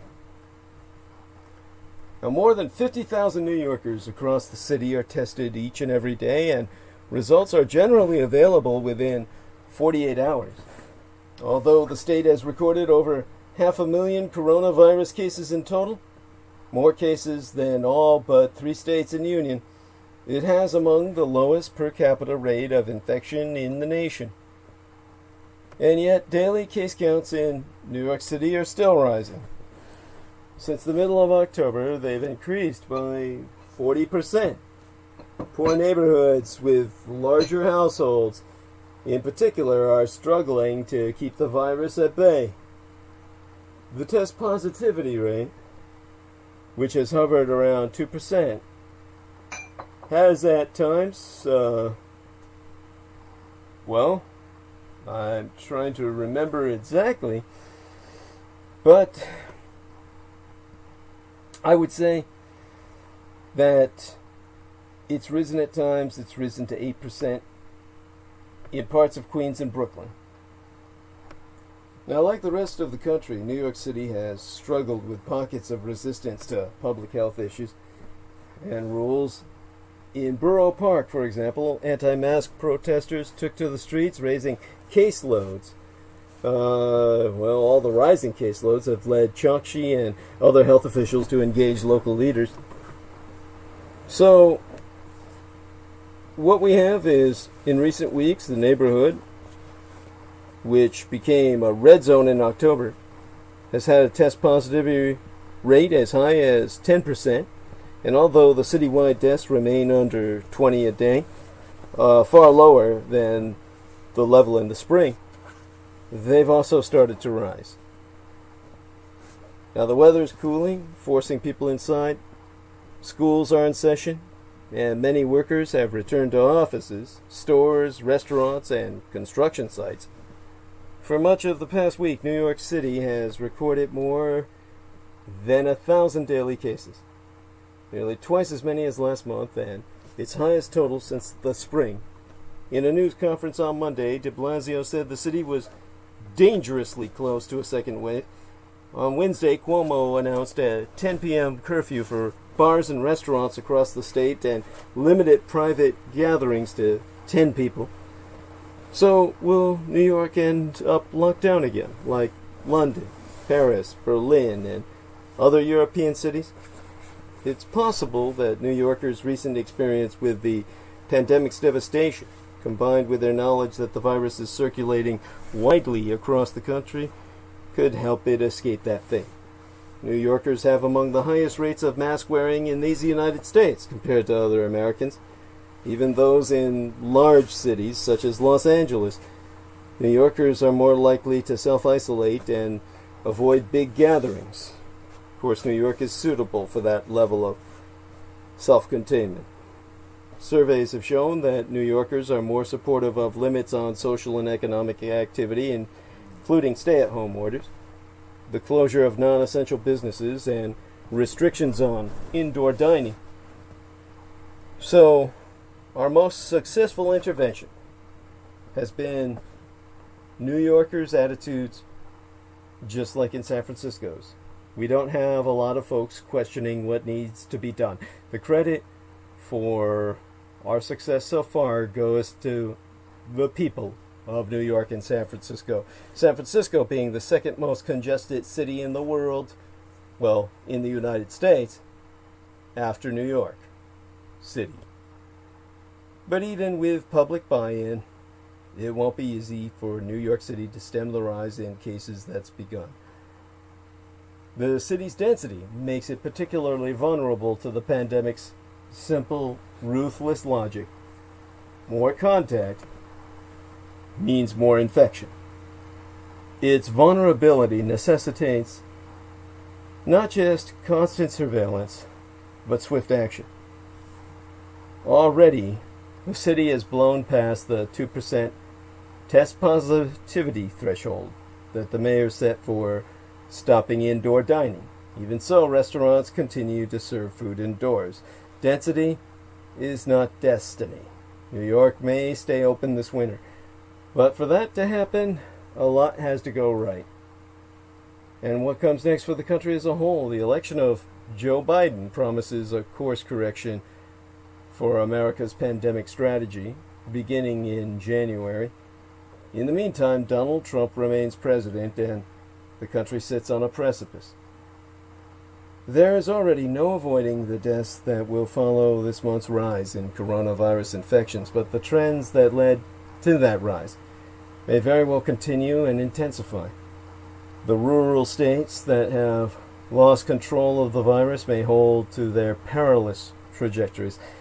The first wave epicenters fighting to keep it suppressed may grow overwhelmed as the weather cools. And in that bleak scenario, millions more Americans in states big and small, red and blue, will contract the virus, and hundreds of thousands will die. We will experience the deadliest months in modern American history. Alternatively, mayors, county executives, state legislatures, and governors can act decisively. They could take a clear-eyed view of the virus, of its contagiousness, its evasiveness. From this perspective, the restrictions recently reimposed across much of Europe look less like signs of failure and more like indications of responsiveness. As cases rise, early and aggressive action, however unpopular, will save lives. The first signs of spread may be the only warnings we get. The fundamentals of effective pandemic response are the same today as they were when the crisis started. We know the drill. Unless we put mitigating measures in place, the coronavirus will spread, and sooner than we expect, it will get out of control. The only way to avoid mass death is to move quickly and decisively, flattening the curve through masks, distance, testing, tracing, and lockdowns, until a vaccine and therapies can avert the suffering caused by COVID-19. Passivity is the enemy. The winter surge is here. We decide what happens next. But then you've got the enemy. The enemy is not just the virus. It's its enablers. The Red Russell collaborationist insurgency. The Republicans, who still say there will be a smooth transition to a second Trump administration. When asked on Tuesday of Yesterceptimania this week last about the State Department's preparations for a transfer of power, Secretary of State Mike Pompeo appeared to completely deny the results of last week's national election, telling the media there will be a smooth transition to a second Trump administration. Now, it's strange to hear from America's top diplomat, who more typically warns foreign governments against funny business in elections. Just on Monday, Pompeo's department declared it was calling on all relevant authorities to ensure tabulation of votes and resolution of complaints is undertaken in a transparent and credible manner in Myanmar, formerly Burma, and Yesterday last week it chided leaders of the Ivory Coast of Africa to show commitment to the democratic process and the rule of law. And when prodded by a reporter on whether he was undermining his own message abroad, Pompeo responded with pique, "That's ridiculous. And you know it's ridiculous. And you asked it because it's ridiculous." So it isn't over yet, but Biden has solid ground for his confidence. President-elect Joe Biden won Arizona, turning a longtime Republican stronghold blue and widening his lead over President Donald Trump. The projected victory then came as Trump was still trying to fight the outcome of the election through his Republican wall of support appeared to be cracking at that time. More Republican cult members were asserting that Biden should get national intelligence briefings, while others were starting to see Trump's efforts to reverse the results as likely to fail. Now, Trump has been losing his string of election lawsuits, leaving few vehicles to fight his defeat. And Thursday, this week last, a group of national, state, and private elections officials contradicted the president's voter fraud conspiracies, saying there be no evidence of any voting system being compromised in the 2020 election. President Trump basically suffered multiple legal setbacks in 3 key swing states on Friday into this weekend, choking off many of his last-ditch efforts to exploit the courts to delay or block President-elect Joe Biden's victory. Still, until we get yet more information, nobody should jump to any conclusions. But there be every reason that the betting markets have installed Biden as the prohibitive favorite. Wall Street's big money is betting on Biden and the Democrats in this 2020th year in our Lord. President Trump loves talking about the booming stock market. It's not so clear Wall Street loves him back. For the first time in a decade, deep-pocketed donors from the halls of finance were given more money to Democrats than Republicans. That I sourced from the Center for Responsive Politics, a research group that tracks money in politics. And Sarah Briner, the research director at the Center for Responsive Politics, told myself that this cycle was the first cycle they've seen in a while where the Democrats in the House and former Vice President Joe Biden, and even to some extent the Democrats in the Senate, were outraising Republicans. Of nearly 800 million United States dollars donated to politicians by securities firms, banks, real estate companies, and their employees by June 30th, slightly more than half went to Democrats. That hardly ever happens. While Wall Street went big for Barack Obama circa 2008, the year of the financial crash, it switched back to the Republican Party following the passage of the Dodd-Frank financial overhaul bill and has been reliably Republican ever since. That's important because the finance sector is by far the biggest contributor to political campaigns in the country. Now, President Trump still had friends in finance, such as the private equities billionaire titan Stephen A. Schwarzman, CEO of Blackstone Group, and discount online brokerage pioneer Charles Schwab, but Republican megadonor Robert Mercer of Renaissance Technologies was giving a lot less to the grand old party this year. Meanwhile, wallets were opening faster for Democrats this election season than they did in 2016. Now, Charles Myers, the chairman of Signum Global Advisors, who helped raise money for Hillary Clinton 4 years ago, went on record to say that for people to write a $100,000 check, a $250,000 check, that would have been really extraordinary 4 years ago. Today, we're seeing a lot of that. The stock market may be hitting records, but a lot of people who work in finance have soured on Trump's management style, with Charles Myers saying people are just exhausted. It's hard to make medium to long-term capital allocation decisions because you never know what Trump and his White House are ever going to do. And Andrew Redleaf, the founder of the hedge fund company White Box Advisors, has been a Republican donor in the past. He gave to the campaign of 2012 presidential candidate Mitt Romney, calling himself a libertarian conservative who favors free trade and immigration. And this year he gave money to the Lincoln Project, a group of conservative never-Trumpers who are running, well, they've been running scathing ads against the president in the swing states. And Redleaf said, I'd like there to be a right-of-center, limited government party, which is not the Trumpist Republican cult.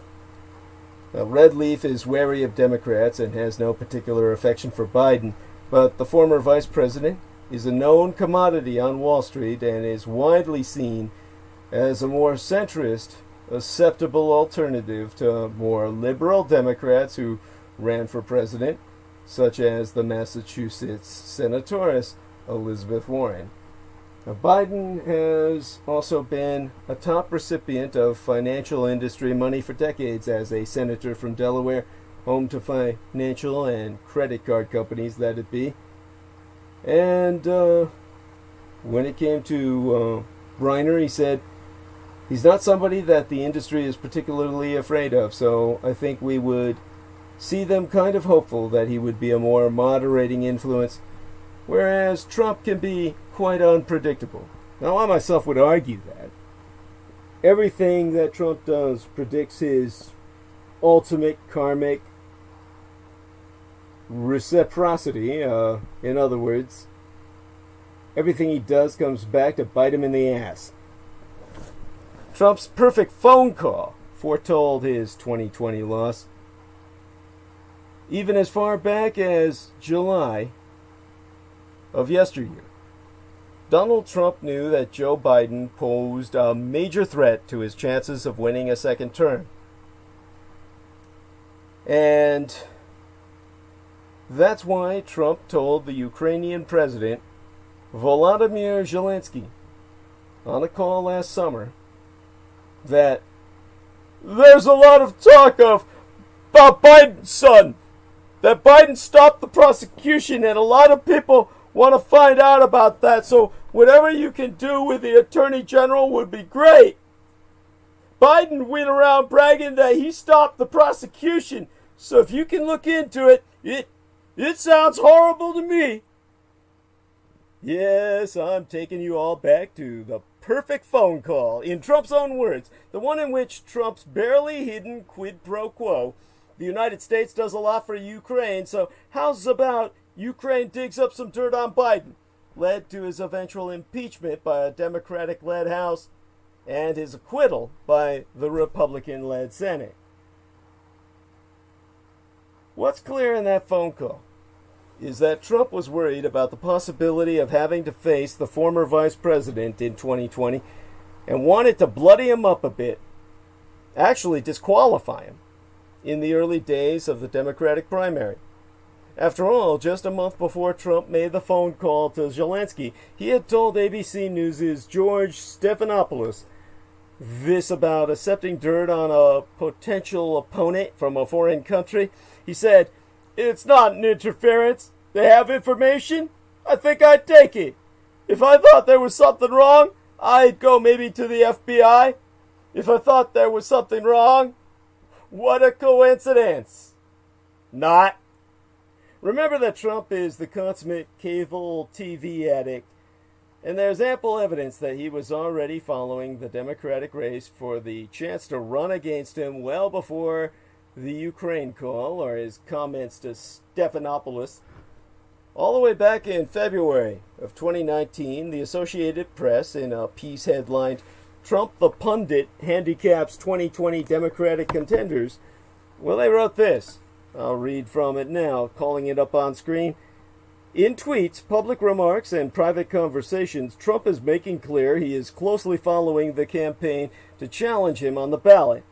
Facing no serious primary opponent of his own, or at least so far, Trump is establishing himself as an in-their-face observer of the Democratic Party's nominating process, and no one will be surprised to find that he's not being coy about weighing in.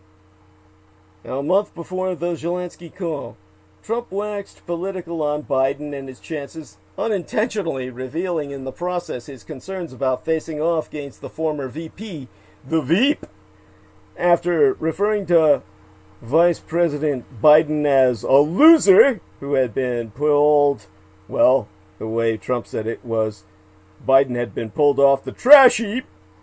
Trump said this: "I'd rather run against Biden rather than anybody. I think he's the weakest mentally. I'd like running against people who are weak mentally. I think Joe is the weakest up here." Trump pointing to his head, of course. The one on his shoulders. "The other ones have much more energy." Here's the reality. By the time Trump talked to Zelensky in July of yesteryear, he was well aware that Biden was in the race, and B, polls and most analysts suggested the former Veep was his most difficult opponent, which is why he asked the Ukrainian president to look into debunked allegations that Biden had behaved in an untoward way in Ukraine during his time as vice president of these United States, and mentioned Biden's son, Hunter, who, as the 2020 campaign wore on, became one of Trump's main attacks against the Democratic nominee. Trump knew all the way back on that perfect phone call what fate likely awaited him if Joe Biden wound up winning the Democratic nomination. He tried to put his hand on the scale to keep Biden from it, but failed. And then, as he undoubtedly, in fact, all too evidently feared, even back in the summer of 2019, Trump watched as Biden beat him anyway. Trump never delivered for aggrieved white America, but Biden can. The president was an intoxicating distraction for a core constituency. White, male, blue-collar workers, but they need more than tweets and tirades. Donald John Trump was one hell of a drug. The charlatan's grin, the dark, beguiling comedy, the us against them carnival that filled arenas and made a gleeful mess of Twitter. For half a fucking decade, the candidate turned president offered a segment of white, blue-collar, male America an ecstatic, twisted high. But as every addict knows, a high doesn't make your problems go away. It only offers temporary escape. And that escape, well, it's coming to an end. It's time to face up to reality. White, working class, macho America is in a very bad way. It's drinking itself to death. It's sick on opioids. It's watching too many good-paying jobs evaporate. And now, the country must tackle these problems in a serious way. To ease the suffering of its citizens, of course, but also to prevent the rise of another demagogue. Trump could have been more than that. He could have been something like the savior of the white male working class that he promised to be. His disregard for Washington orthodoxy, while often destructive, was also an opportunity to break new ground. During his first campaign in the early days of his misadministration, a small group of Trumpist intellectuals, well, they'd be pseudo-intellectuals if they were Trumpist, began sketching out an intriguing split with free market orthodoxy imagining a government that played an active role in reviving American manufacturing and creating the kind of good-paying jobs that can hold communities together. In history, we call this fascism. This industrial policy could have included loan guarantees for banks backing domestic manufacturers, or German-styled support for research institutes that steer new products to large and small companies alike. Instead, Trump supporters got a handful of tirades against industrialists moving factories overseas and mediocre manufacturing job growth. A destructive trade war didn't help matters. And the president's mismanagement of the coronavirus pandemic wiped out factory jobs up and down the Rust Belt this year.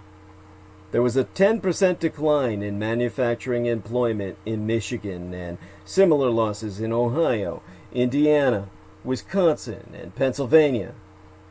But as Trump floundered these past few years, a Democratic establishment long skeptical of industrial policy began to embrace one. Joe Biden has proposed a $2 trillion United States dollar climate plan that he says will create millions of jobs, retrofitting buildings to make us then more energy efficient and creating a vast new environmentally friendly transportation and energy infrastructure. A Republican-controlled Senate would be unlikely to support a plan that sounds a lot like the Green New Deal, but a crop of younger Republican senators, including Marco Rubio, Josh Hawley, and Tom Cotton, are open to some kind of industrial policy. There'd be room for compromise, presumably there. And there'd be other ways to help as well. Making it easier to form labor unions, for instance, and using antitrust law to rein in businesses that are gobbling up market share and walking all over workers. Rebuilding the blue-collar economy could go us a long way towards addressing some of the other ills afflicting Trump country.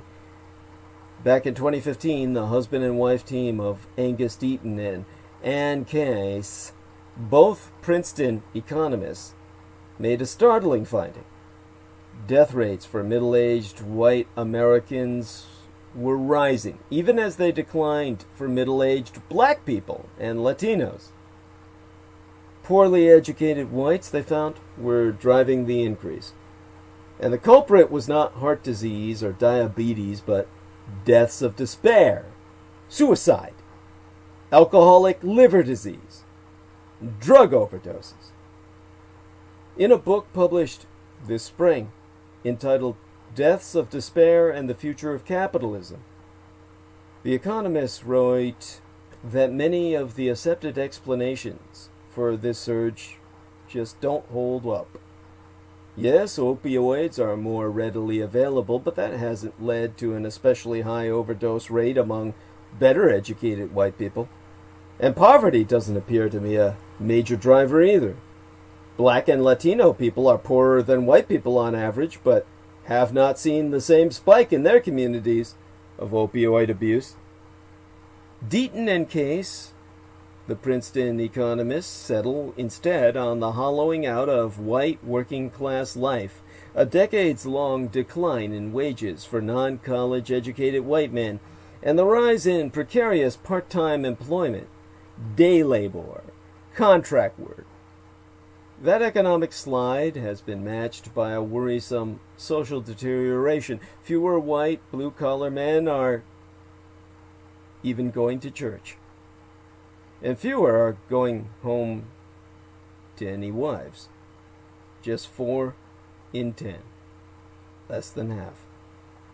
These are the conditions that pushed a struggling white America, sans spirituality, and starving for sex, to the bottle and the pill.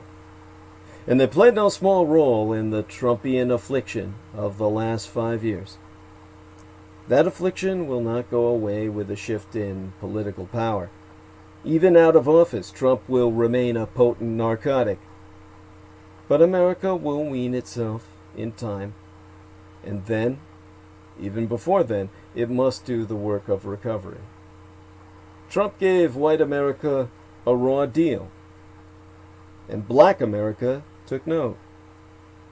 For the last 4 years, Trump did nothing to improve the lot of long-suffering white working-class Americans. Like a drug dealer, he ignored their needs and kept them hooked on toxic doses of vitriol. He encouraged them to direct their pent-up anger at black and brown people and immigrants, and they did his bidding. Yet none of the promised help came from the Trump administration. No infrastructure, no jobs, no living wages, nor quality health care. Now it falls to President-elect Joe Biden to pick up the shattered pieces of the Trump years. If Biden succeeds, it will be in large part because black Americans, more accustomed to governmental neglect than any American constituency, worked tirelessly and voted in great numbers to elect him. They were our better angels, come to tell us that Biden was the best hope for redressing the broken promises made to all neglected Americans. Now, cultists, red Republican cultists who backed President Trump's claim of a stolen election rallied in Washington, D.C. yesterday. And Trump's enablers are playing a dangerous game.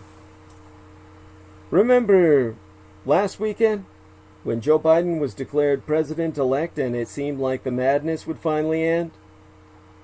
Well, it was great while it lasted.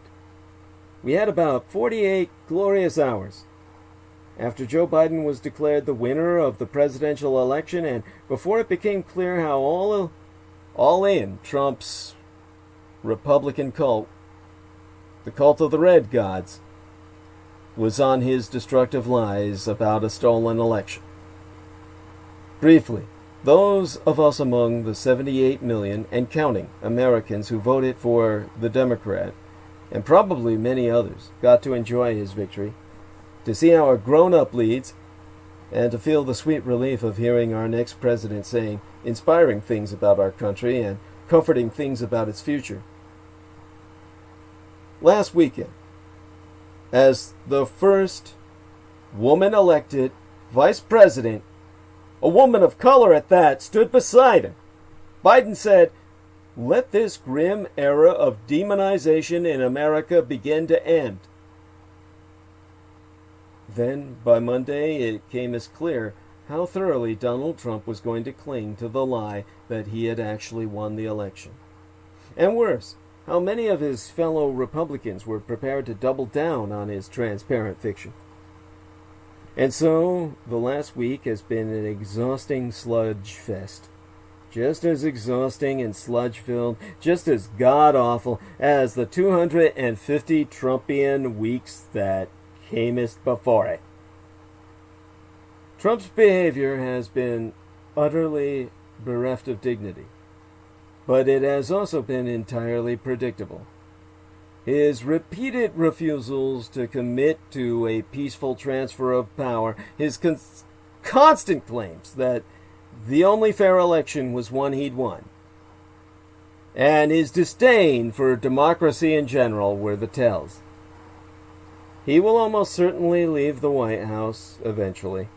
Claiming the election was stolen gives him a way to collect donations from his marks on the way out. It also fires up his fans, which will be useful if he runs again or goes back into TV. Of course, the administration that began with Trump's first press secretary baldly lying about the size of his inauguration crowd is ending with his last press secretary blithely asserting his victory on the day Georgia was called for Biden. Kayleigh McEnany told Fox Business on Friday into this weekend, "I think the president will attend his own inauguration. He would have to be there, in fact." It's chilling stuff. But what's really shocking is how many Republicans are in on this con man's biggest grift. and what it reveals about how they see this country as foreign enemies, agents of the Russians. There's no way legislators like Senators Lindsey Graham and Ron Johnson really believe Trump won this election. But they're backing him up anyway. What? As Republicans so often do, Senate Majority Whip John Thune of South Dakota gave the game away last week. Thune told reporters, "We need his voters." Now that dear leader Kim Jong-Donald has said it be so, many of those voters will never, ever abandon the narrative of the stolen election. And so Thune and the others must pretend to believe it too, even though it guarantees more unnecessary deaths from COVID-19 and compromises our national security in the face of relentless enemies. Republicans can never win with their ideas insofar as they have any beyond owning the libs, serving the rich, and making immigrants suffer. And as this election proved, the voter suppression at which they be so expert will get them only so far. So they need Trump's loyal cultists. And they need them so angry about the presidential election that they'll ignore the fact that the grand old party is leaving them at the mercy of a deadly pandemic's third terrifying wave. It will likely work, but either way it exacts an enormous price, just as Trump did. The appalling lie has taken over the Republican cult, even in Massachusetts, where the party is controlled not by the moderate Republican governor, but by Trump cult loyalist Jim Lyons. Lyons emailed fellow cultists on Thursday to claim Biden was falsely posing as the winner of the election, which he claimed is far from over. One might wonder how Republicans will court voters going forward when they've helped convince their devotees that elections are rigged. But then again, logic has never been necessary to the Red Party's pitch for some time, or its success. Perhaps Thune, Graham, and other cynical Republicans supporting Trump's dangerous lies will try to detach themselves from the outgoing president once he has outlived his usefulness in Georgia, where 2 January runoffs will decide control of the Senate. As hard as that will be, it will be even harder for Trump's accomplices to erase the stain upon them and on our democracy. Let's hope for a red Russo collaborationist Republican Jonestown, where they all kill themselves. Indeed, Trump's mass gatherings are just that, where they all drink the COVID Kool-Aid. And one among the creepiest true crime tours in America is the Tucson Murders True Crime Tours. The Tucson Murders True Crime Tours provide a historic crime investigation into forgotten lost crimes in Tucson, Arizona. These small private tours are hosted by the Mr. Ben Baron Estenius, a true crime researcher and enthusiast who will personally take us thee to real historic crime locations related to these crimes in Tucson. Relive these events and hear the untold stories behind the stories.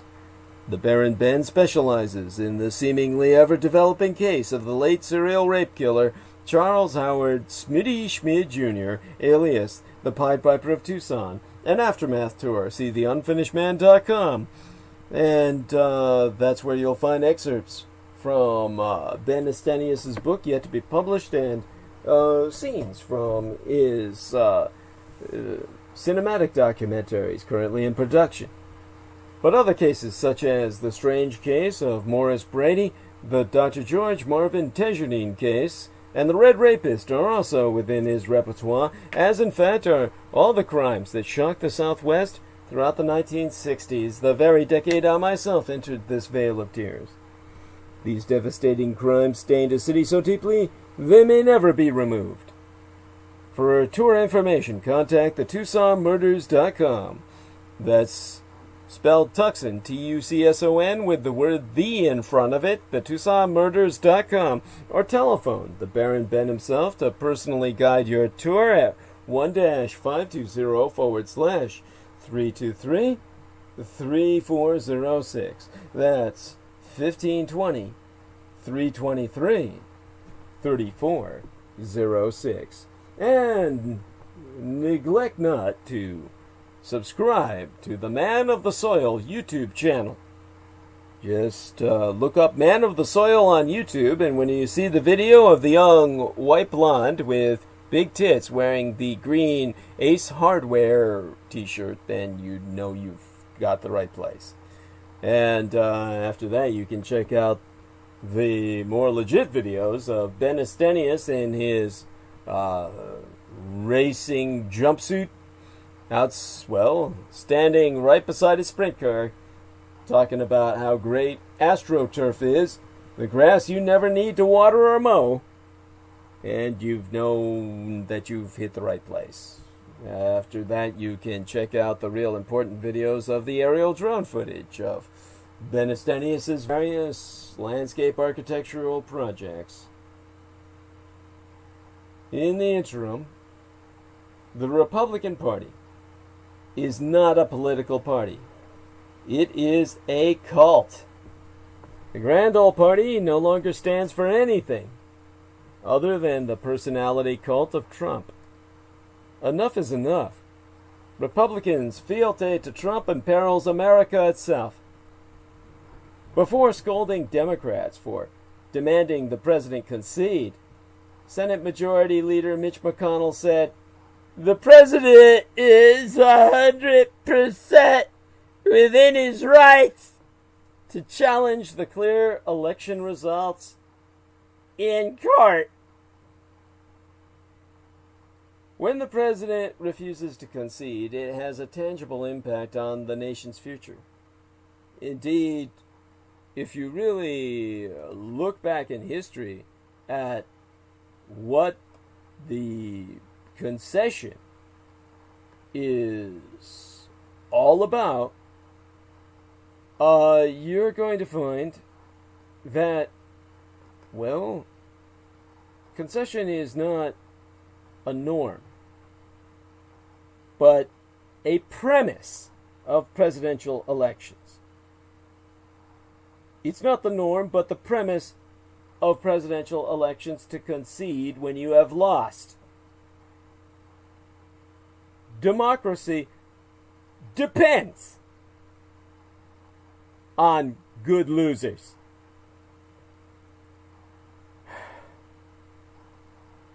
I mean, that's something, of course, you're never going to get from Donald Trump or the owner of the New York Yankees, George Steinbrenner, whom my father, being a baseball fan, made me aware of, a model for taking over an American institution and trashing it at the same time.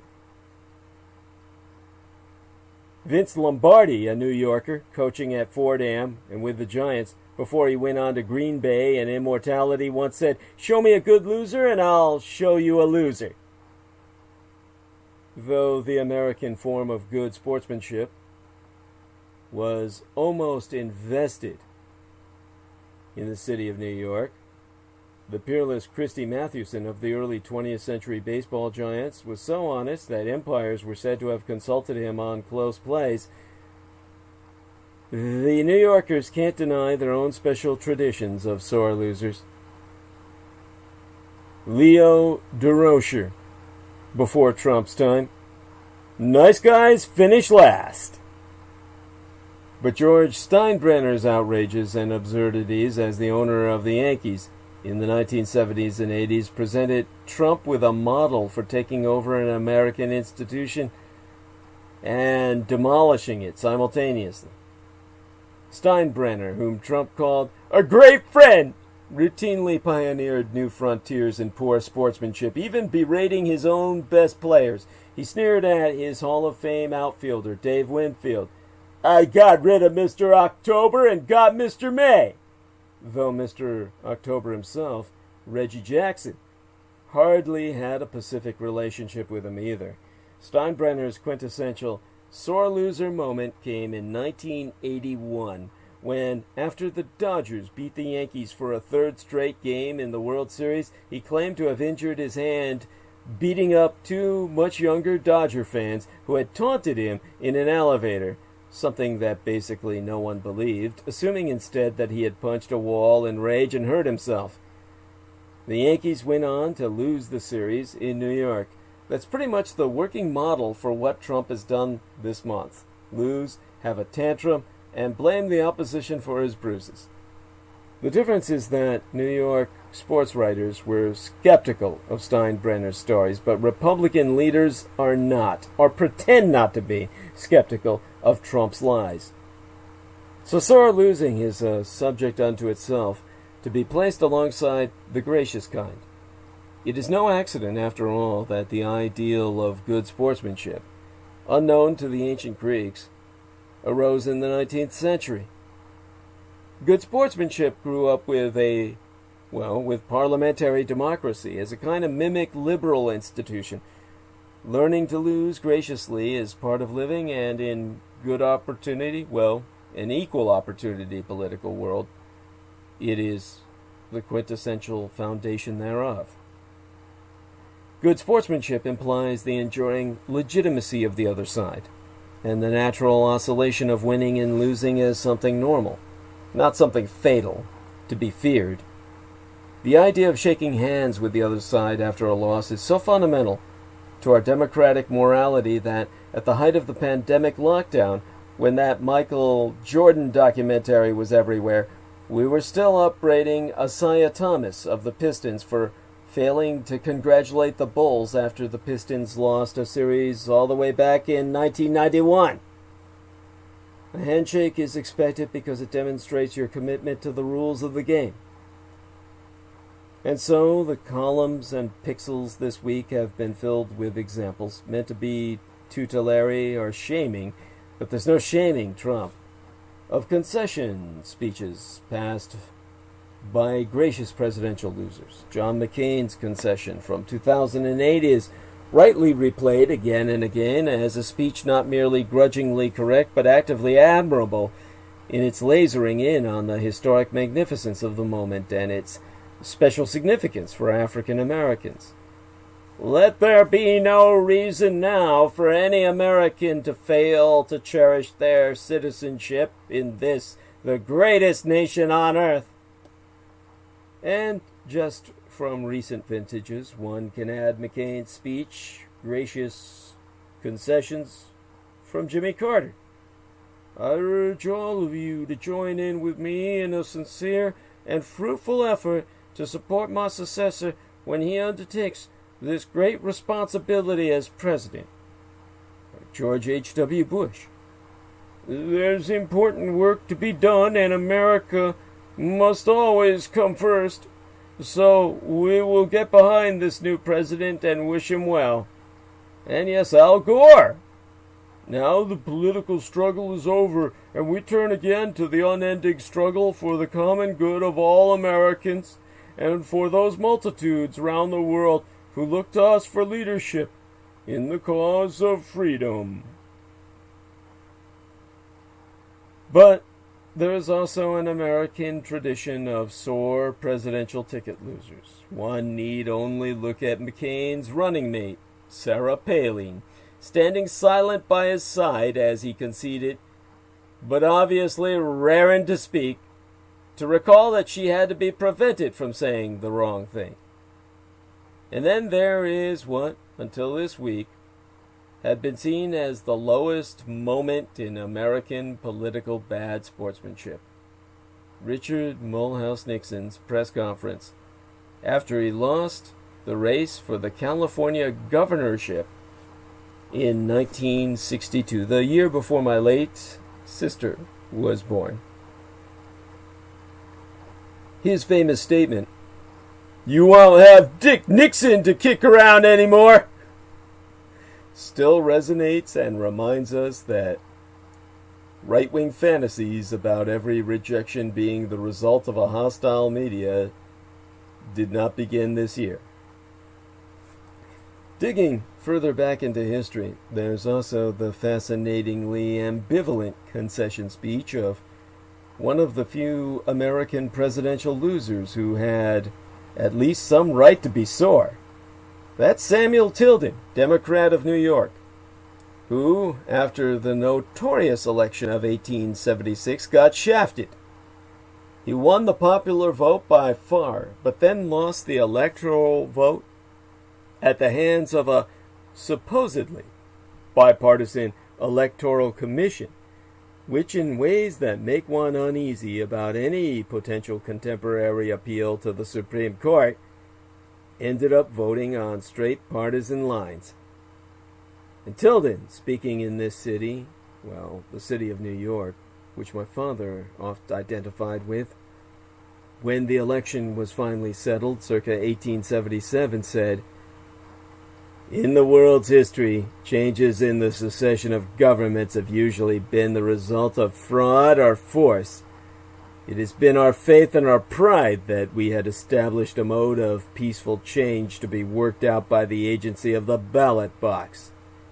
The question now is whether our elective system, in its substance as well as its form, is to even be maintained." But he ended on a surprisingly positive note. "If my voice could reach throughout our country and be heard in its remotest hamlet, I would say, be of good cheer, the Republic will live. The institutions of our fathers are not to expire in shame. The sovereignty of the people shall be rescued from this peril and be reestablished." The sovereignty of some of the people, anyway. Tilden was also a tacit party to the Compromise of 1877, the understanding by which Republicans agreed, as a sop to the Democrats for losing the presidency, to remove federal troops from the South and abandon the black population there to its persecutors for most of the next century. The most fateful and fatal outcome of that election. What all these concessions remind us is that being a good loser, in sports and politics alike, is not merely an ornamental curlicue on the surface of things. What was wrong with Steinbrenner's bad grace was not just that he had made a fool of himself, but that he made a fool of the game of baseball, which my father so beloved, whose pleasure depends on the whole idea of a contest with an unknown outcome. We can't take any pleasure in a Yankee victory if only Yankee victories are regarded as acceptable outcomes.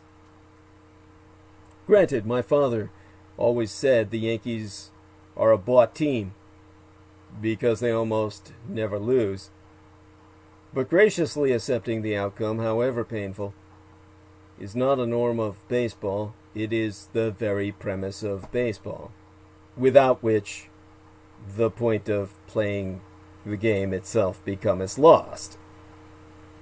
We hear again and again that Trump is violating norms, which gives the impression that they be mere standards of behavior or decorum. In truth, rules that are not writ down are often the most essential. It does not say on the rules on the back of a Monopoly box that you cannot use a machine gun to force the banker to sell you Boardwalk, but anyone who came to a Monopoly game armed with a machine gun would not be playing Monopoly. What Trump is doing is not violating norms, but assaulting premises. The very premises that make his democracy even possible, which comes down to a higher form of sportsmanship, all turning on accepting the legitimacy of the other side. It is not a norm of presidential elections to concede when you have lost. It is the very premise of having presidential elections that you concede when you have lost. Joe Biden's campaign is obviously proceeding on the assumption that the dumbest thing you can do with Trump is take the bait. Blithely rising above his bad faith seems like shrewd play. But don't underestimate the final existential threat in this ongoing 4-year emergency. It is real, and it is frightening. Being a good loser isn't a norm or a nicety of democracy. It's a premise and a principle. People who ignore the handshake are usually also the same people who go on to try and fix the game. Bad sportsmanship is a warning of worse.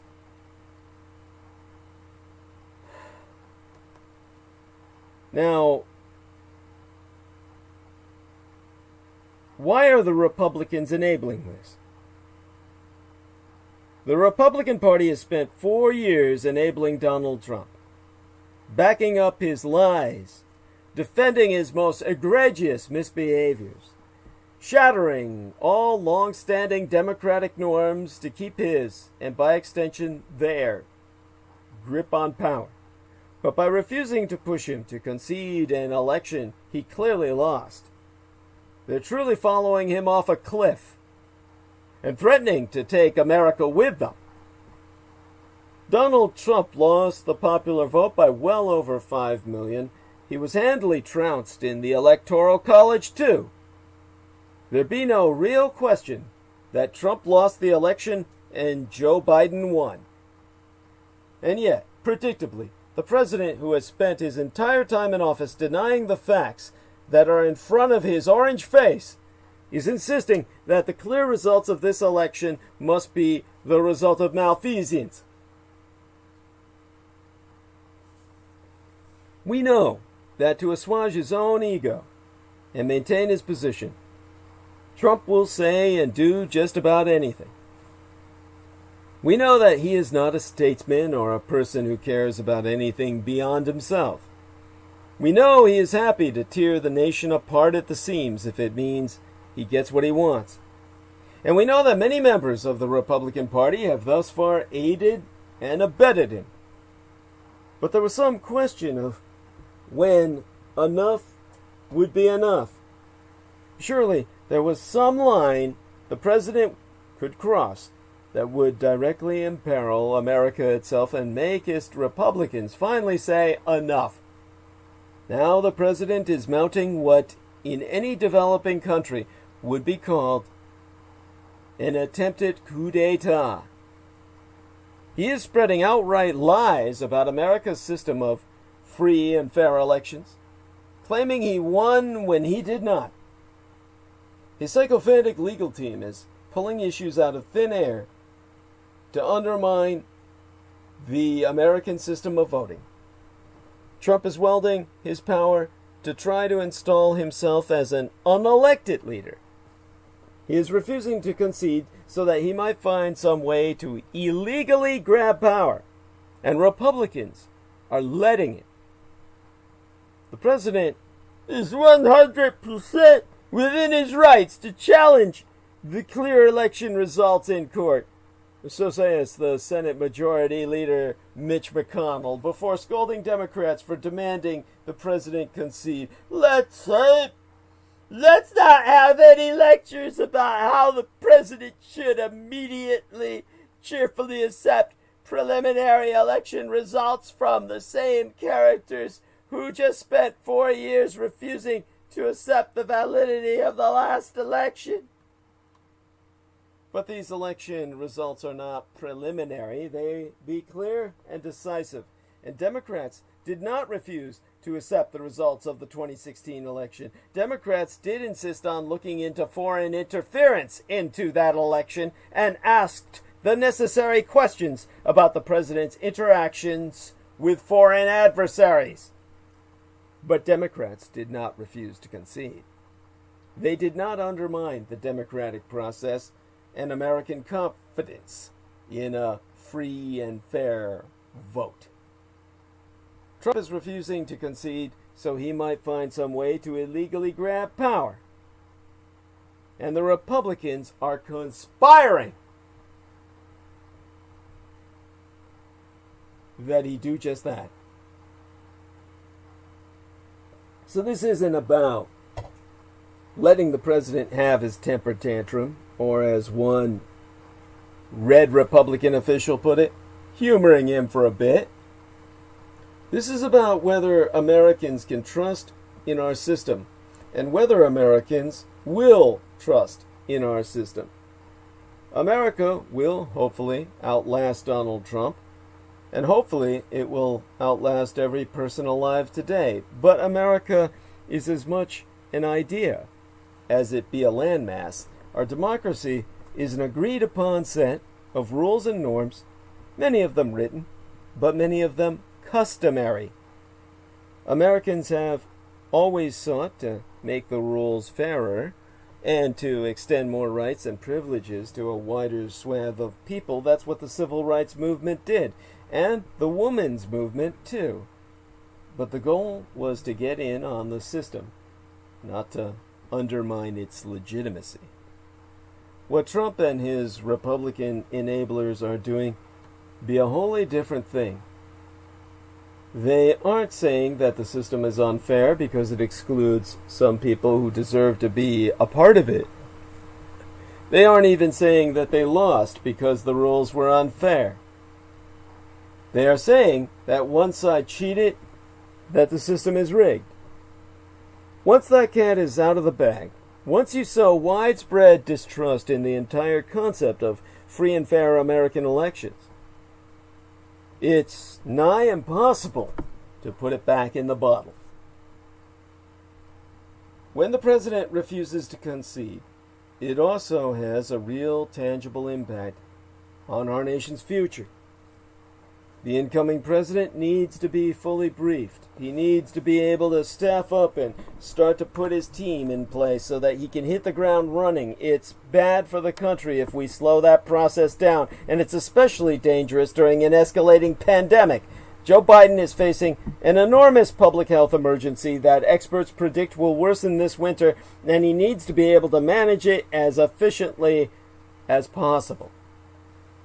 It's sad and stunning that it has even come to this, that the integrity of the American electoral process is at stake, and many of the most powerful and prominent members of Republican Party are still declaring fealty to their dear leader, Kim Jong-Trump, even at the expense of the nation itself. This isn't just about one party acting unscrupulously because they're sore losers. This is how democracy itself cometh undone.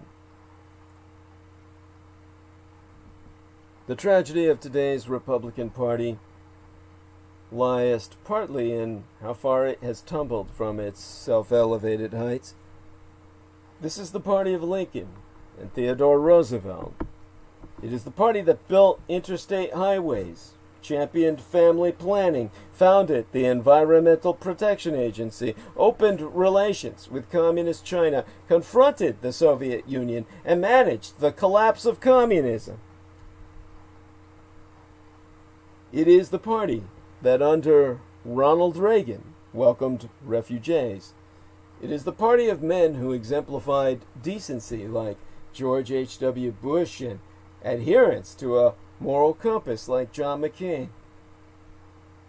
At a rally in 2008, the year of economic collapse, McCain corrected a questioner who called Barack Obama untrustworthy and an Arab.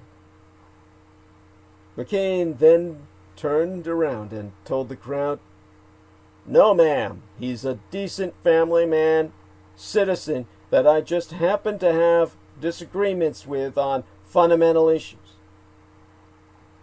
Today, that grand old party has devolved into a personality cult surrounding a racist demagogue who incites a mob to chant about a Somali American member of Congress. Send her back!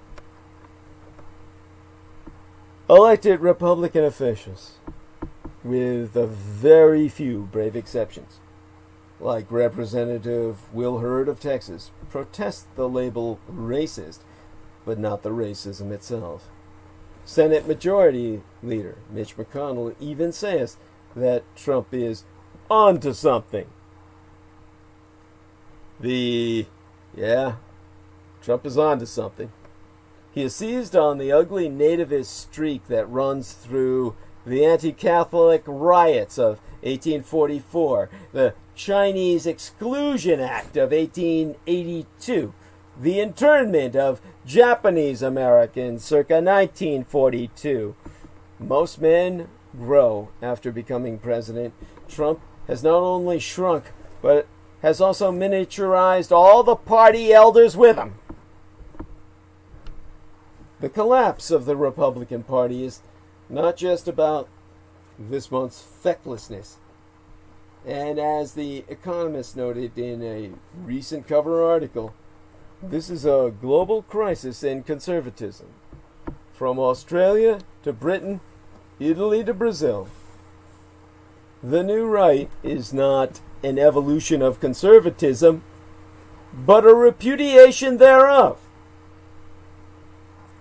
Conservatism historically embraced institutions, honored personal morality,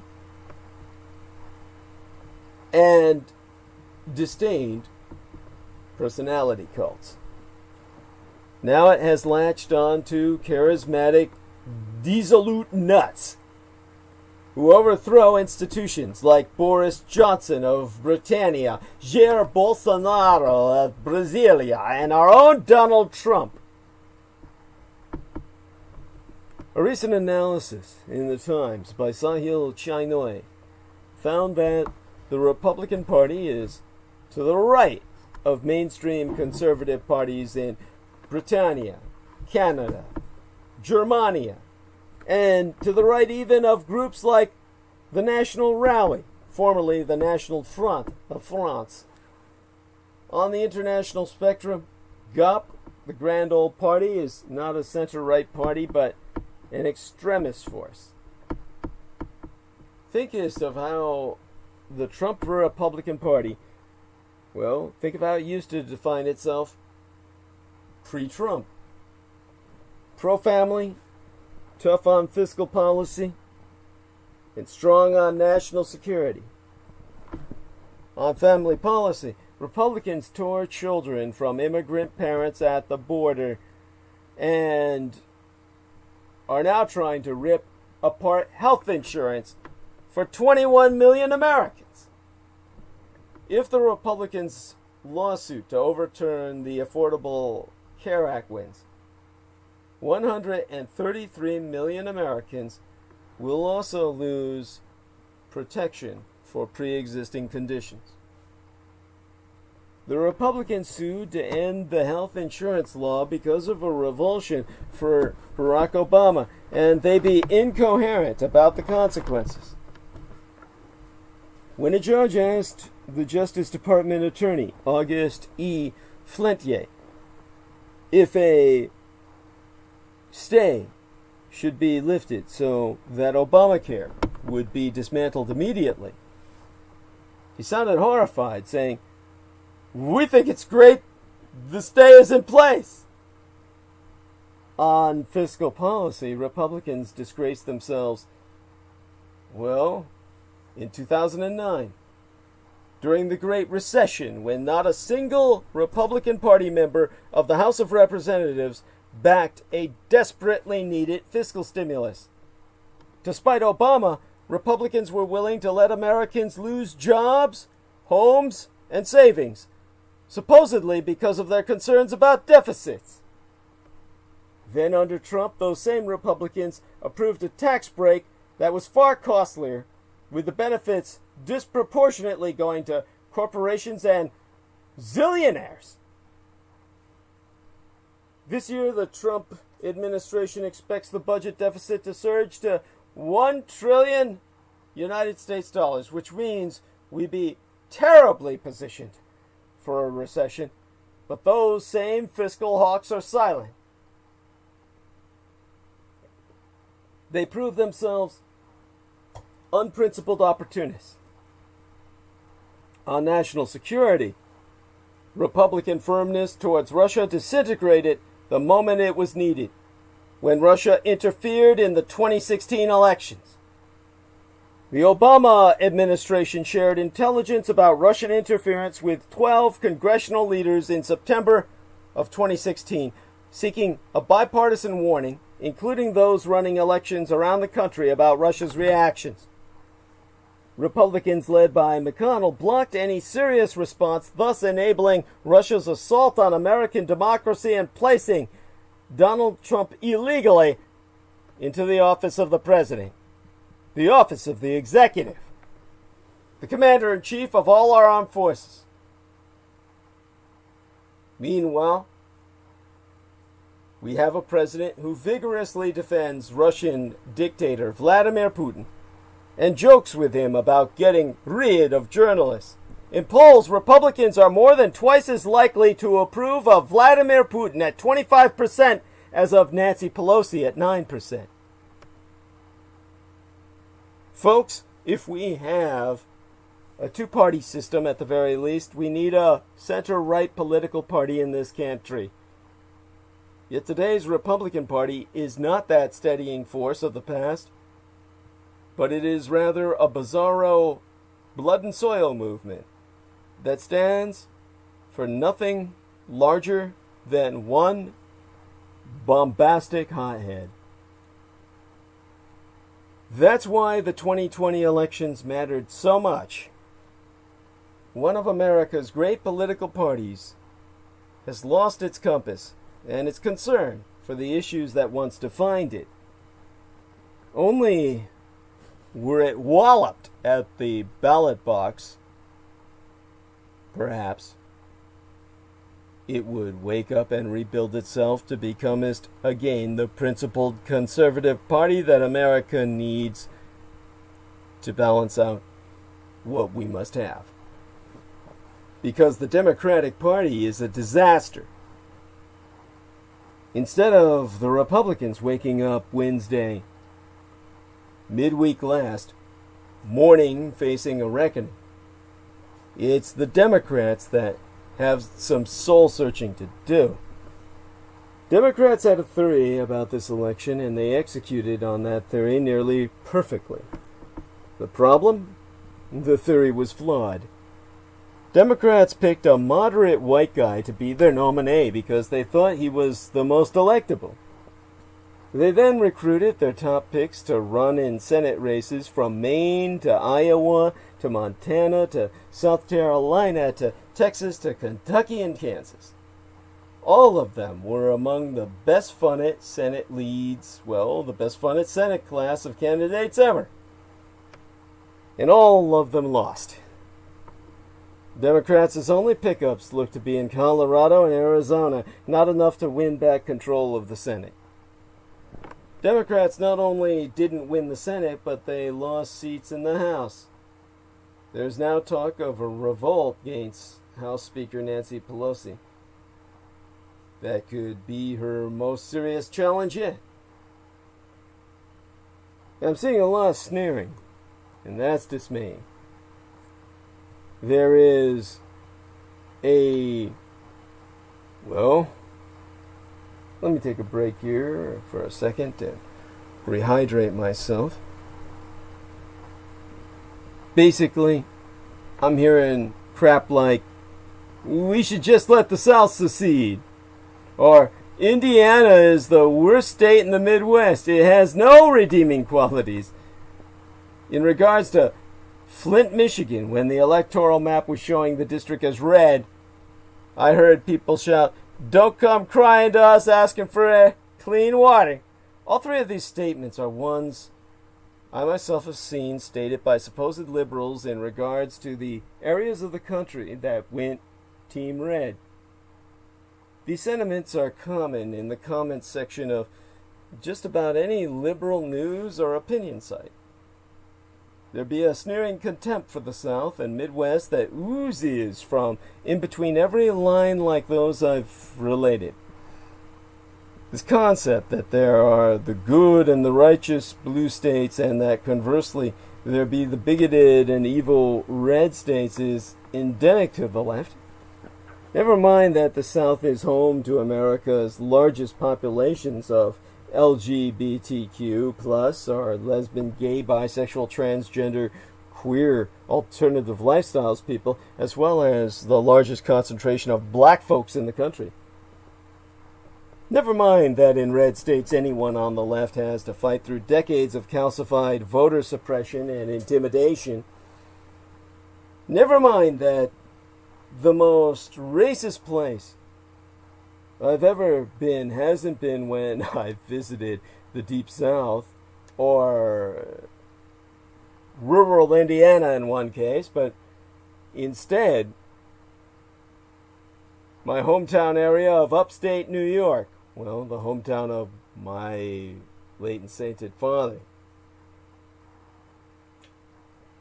where I noted that all my white cousins were flying Confederate flags outside homes that sit less than 20 minutes from the Canadian border. Never mind all that, because by God, it feels good to shit on states that went red. It feels so nice to be able to be smugly superior and make pronouncements about how those people over there are bad, not like us people over here in the good states that voted the right way, and those people in the bad states should be punished, abandoned, looked down on, and ignored. Now let's get one thing out of the way ahead of time. I'm not saying any of this to suggest sympathy for Trump cultists themselves. Admitting you voted for Trump needs to be seen by society the same way as admitting you fucked the family dog on weekends. I'm not talking about shunning or shaming Trump cultists being bad. They need to be shunned. They need to be shamed. They need to be shown their values. Well, they don't have values. Rather, their views have no place in polite society. What I am talking about is this knee-jerk tendency of Democrats to point at certain areas of the country and crow, "There's the bad people. Right there. Everyone there is awful, and we shouldn't care what happens to them." Doing that is bad. And you should feel bad when doing that. I, myself, when I was in upstate New York, well, that's an experience that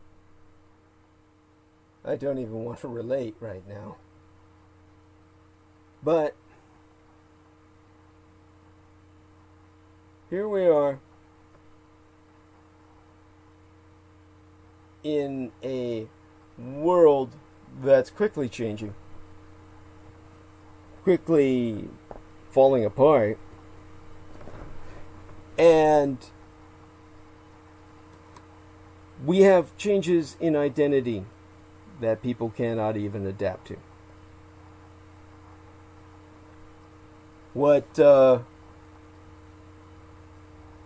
Say for instance, where as a San Franciscan, as the father, if you will, of a surrogate son, my former female escort, who I literally purchased off the streets, who, because of her gender dysphoria she was born with, went through sexual affirmation surgery to become a male and therefore is transgendered. And therefore makes me more aware of these issues than I ever would be on my own. Pointed out at the time that I was dealing in upstate New York with the death of my parents, with their burials 5 years apart. She pointed out that they had their first ever transgender candidate in the United States for the office of coroner in that part of the world, their first ever lesbian candidate for county council, their first ever Latino or Latinx candidate for county clerk, and their first ever black candidate for county commissioner. And we're talking about 2007 and 2011. And these were firsts in those oh so white Empire State counties. And they were all Democrats, of course. They had to be. The Republicans would never run such candidates. But none of them won. Only one had one race even come remotely close. But they could have won, those Democrats, if the prevailing attitude of the National Democratic Party, Team Blue, and to a major extent the State Democratic Party as well, hadn't been, projecting the attitude of, fuck you, you bunch of hicks. They were told that in order to receive any funding, they would have to prove they could fundraise on their own. So they went out and did so. And one of them was putting together virtual fundraisers that raised nearly 2,000 United States dollars, more than any Dem candidate had raised in those upstate Empire counties of New York since the 60s, the decade in which I was born. And they emailed, called, wrote their hearts out, trying to get out the message that, hey, we can flip this place. We just need a few grand to get the word out. And they were met with either silence or the indifference of, Dems can't win here. That place is full of nothing but redneck bigots. And so they lost, and they lost fairly big, even if they did move the needle a few inches. Those counties have been under one-party rule since the days of Lyndon Johnson, and moving that needle, even the 4 points they did, was backbreaking work. I could see that much. And I see people online in the Empire State, upstate New York, still wistfully talking about Howard Dean's 50-state strategy. Hell, I miss it too. It was a good idea that got strangled in the crib. But how on earth do you all expect to execute a 50-state strategy when you're throwing 30 of those states under the bus? Just so you can pretend that the bigots are over there somewhere and not where you are. So Team Blue, the next time you feel like dismissing somewhere as a lost cause, as a shithole state, if you will, remember that when you do so, them blue dots in those red areas see what you really think of them, and they don't forget it. Democrats need to figure out who they are and if they have the right message. Exit polls found voters were more diverse, more female, more pro-keeping Roe v. Wade, and broadly all saw climate change as a major issue. And Democrats still looked on track to only barely win the White House. Joe Biden's victory last week will bring an end to the presidency of Donald Trump, but it seems unlikely to mean the end of Trumpism. Many of his ideas remain popular, and they will for a long time yet to come. The liberal left cannot ignore the role it played in the rise of Trump. Until the establishment listens to ordinary voters and well, another populist surge is only a matter of time. There was only one possible reflection on that extraordinary broadcast from the Trump bunker last Thursday night. How did this ludicrous, dangerously ignorant man ever become president of these United States? That's not a rhetorical question. We need to know how and why this was possible, not only for the sake of America's political future, but for our own. Before the whole hideous chapter is written off as historical aberration, it'd be important to understand the sense in which it was not surprising at all. There was, in fact, a kind of inevitability about it, a vacancy that was waiting to be filled by some demagogic figure who would offer what mainstream politics was refusing to provide. And make us no mistakes, the policies and even the attitudes that Trump embodied addressed directly the frustrations of a huge proportion of the population, as evidenced by the first election victory and the remarkably narrow result of the second. Yes, somebody was needed to carry out this task, but why did it have to be a man like this? An obnoxious ignoramus who appears to know nothing about the Constitution, even though every American schoolchild learns to recite its basic provisions like a catechism.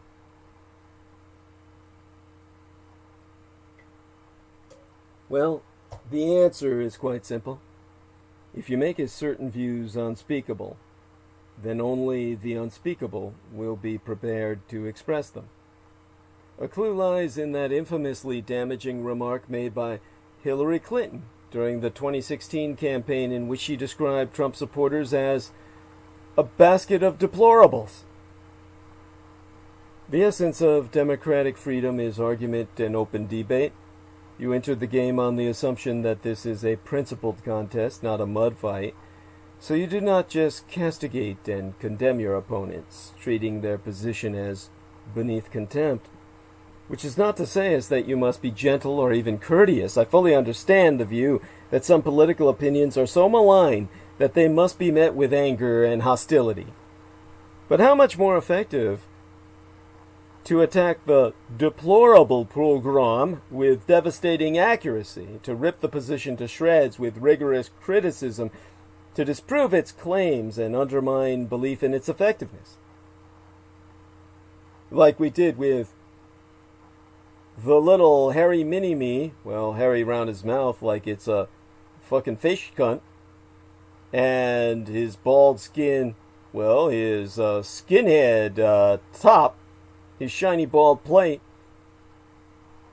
a new butt boy for Richard K. Cole Jr. to throw out as a football for Douglas Dietrich to punt around. We deconstruct him, not just by making fun of how he looks and how he acts and what he represents, but by destroying all that he's claiming using irrefutable logic and the facts. Of course, there is one obvious reason why Mrs. Clinton in 2016, or the Biden campaign in 2020, or the liberal media both times could not easily do this. Because many of the policies which Trump advocated, and the complaints that he made on behalf of the forgotten man, ironically a phrase associated with the presidency of the greatest left liberal of them all, Franklin Delano Roosevelt, were sound and convincing. Particularly convincing to a vast army of dispossessed victims of the post-industrial apocalypse which had decimated blue-collar America. These are the people who believe themselves to be not just forgotten, but despised. To fail to see this was the unforgivable error not only of the Democrats and their camp followers in the media, but most of the Republican Party too. It may be difficult for the British, our friends like John Warrington, the Maggot Man, and our favorite bodybuilding bartender, Mr. George Edward Knight. These Britons with their ingrained class guilt, to understand how this could have happened so easily across the Great Pond, how such blithe indifference to the concerns of communities that were built on old industries like mining and steel production could be written off by democratic politicians who would once have seen such places as their natural base. Hillary Clinton did not even bother to campaign in the fucking Rust Belt, presumably because she knew that her feminist message about glass ceilings was unlikely to beguile women who were more worried about putting food on the table. Joe Biden did campaign frenetically in those places, but without many substantive policy proposals to counter the protectionist solution that Trump had offered. So we are seeing a remarkably similar tendency here, but the Islingtonization of the Labour Party, with its new metropolitan obsessions, is, well, in England, when I look to them and observe their politics, at least an ongoing ideological battle. The abandonment of working class voters became a point of huge interest once again with the breaching of the Northern Red Wall by the Tories in the last general election on the Isles of Britannia. Class disadvantage is still very much a live electoral issue in Britain. To become a part of the educated middle class is to enter immediately with a single leap into the privileged elite, which accepts noblesse oblige as historic duty. But American political culture is very different. There is almost no sense of inherited responsibility to those who are poor or victimized by economic change, especially if they be white. The American credo is that you should strive to succeed in whatever circumstances you find yourself. That is why you, or your forebears, came to this great land of opportunity. Almost everybody started poor in America, so we be told in the great myth. If you do not succeed by equipping yourself with whatever skills or personal characteristics are necessary, or by moving across the country to somewhere with better opportunities, then that is largely your own fault. Self-determination is not optional in America, it be moral obligation. What followeth from this? What follows is that poverty or failure are not to be passively accepted and treated with patronizing compassion, which is why most Americans will vote against democratic socialism. It is important to realize that even most of the American poor feel this way. What they want is what Trump promised them. Jobs, jobs, jobs, not welfare dependency. So dismissing their anger and failing to offer solutions which restore their dignity and self-worth is an inexcusable betrayal, not just of them, but of the American dream, the national spirit, the whole point of the country's existence as a refuge for those who want to make something of themselves. That is what Trump stood for to these voters who sucked him up and liked the taste. To the surprise of the liberal establishment, huge numbers of black and Latino voters were attracted to this message because, like most Americans, they did not want to see themselves as permanent victims or losers. What they wanted was a chance to succeed. Over the coming months, senior Republicans and Democrats are going to have to find a way to talk to the Trump constituency without insulting them. If they don't, then it will just be but a matter of time before another ranting populist lures them away. And the next one might be less obviously absurd, because this worst possible United States electoral outcome that we be dealing with now could very soon begin to look like civil war. The Democrats' failure to understand the nature of Donald Trump's appeal has left us with this near perfectly divided result. In the end, we will have the worst possible result. Even if Joe Biden edges it, which, of course, he has, this election is pretty much perfect exemplification of the implacably divided state of our nation. If Donald Trump barricades himself into the White House and drags the whole thing into the courts, the battle will break out in the streets as well, and this will begin to look like civil war. Trump is already challenging the legitimacy of the process itself, as indeed he began to do weeks ago in anticipation of precisely this outcome.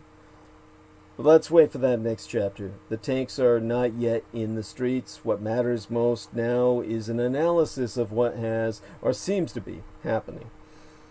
First has to be the question of why Trump's insouciant attitude to the pandemic, so unlike that of almost other world leaders, did not cost him more in votes. That was just one of the things that the opinion polls got wrong. Trump's defiance of the rules on masks and social distancing should, according to received opinion, have put him beyond the pale. In most European nations, that probably would have been true. And there be very few libertarians, either in Europe or even effectively, functionally, this side of the Atlantic in these United States. But libertarianism, as a warp of mind, is not a minority doctrine in these United States. It is the very essence of national identity. Every school child learns of Patrick Henry's great revolutionary cry, "Give me liberty or give me death." When Trump refused to submit to the restrictions, he was seen by a significant tranche of the electorate not as irresponsible, but as living up to the true American credo. And then, like some fabled hero, he caught the virus and conquered it. Then there be the question of policies as opposed to character, the grotesque persona that has so fascinated and repelled so many may have been less of a factor in his appeal than the chanting rally crowd seemed to suggest.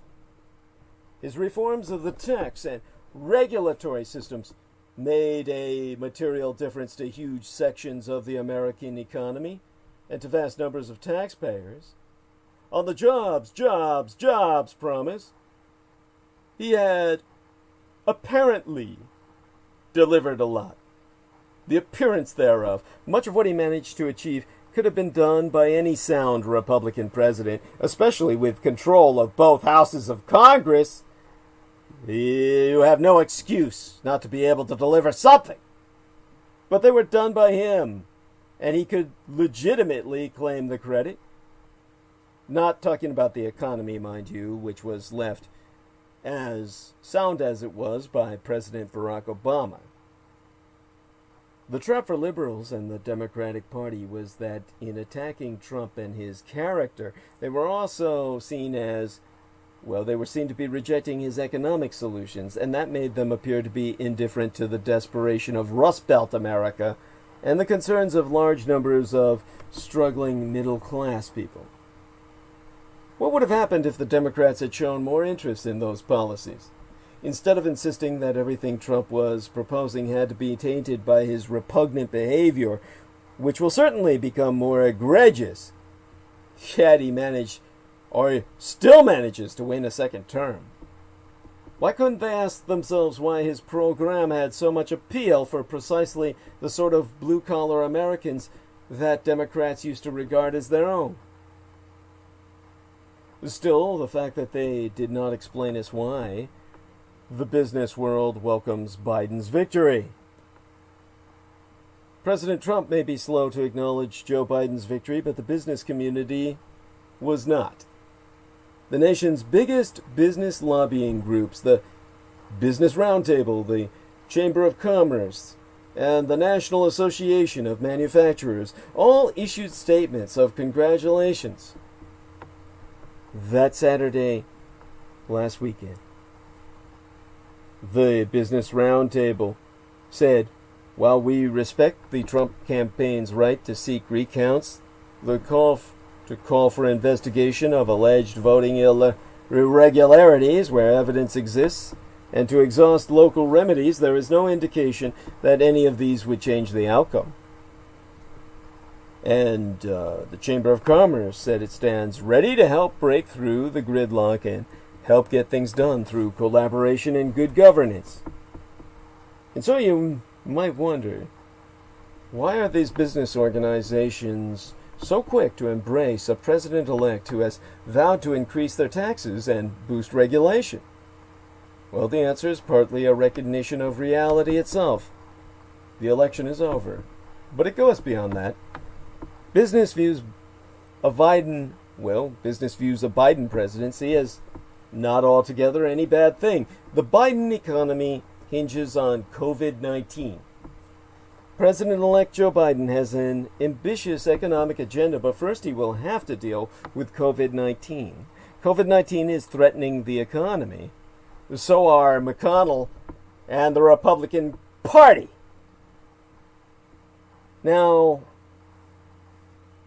there is an interview that I reviewed in which the single mother of 2 small children from Lowell just doesn't know how she'll get by when her unemployment payments are cut off next month. A personal care attendant, Boone, said she stopped working at the start of the coronavirus pandemic after she and her patient agreed it was too risky for them both. So Boone is 34 years old. She immigrated from Cambodia in 2011, the year my mother was murdered. And through an interpreter, she said, "It will be very difficult for me. The pandemic disrupted family daycare for her 15-month-old and school for her 8-year-old. She also supports 2 parents with dementia." And through her sobs, all her crying, Boone related that, "I was told by my agency that the job market was very slow. I don't know where to turn because of COVID. I don't want to worry my parents." Boone is one of more than 630,000 people in Massachusetts, where that interview was taken, and 13 million nationwide, getting emergency federal jobless benefits that were created as part of the first big coronavirus rescue package approved in March. The 2 programs, one for gig workers and others who usually don't qualify for unemployment, the other a 13-week extension of traditional state benefits. They're set to run out in the last week of December. Boone is getting $317 a week under the 13-week program after her state money ran out. And now the federal money will run out as Washington dithers. Hopes that Congress would extend the jobless payments before year's end as part of a second round of stimulus all but died this week amid the partisan standoff over President Trump's refusal to accept Joe Biden's electoral victory. Republicans and Democrats remained far apart on the size and scope of a rescue bill, punting at the very moment the country needs immediate action to avert another economic crisis.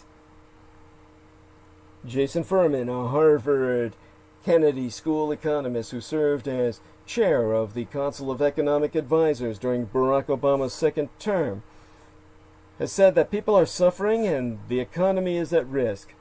The same set of policies can help both, providing assistance to the unemployed and thereby helping the overall economy. Policymakers are already more than 3 months late, and delays are getting increasingly costly.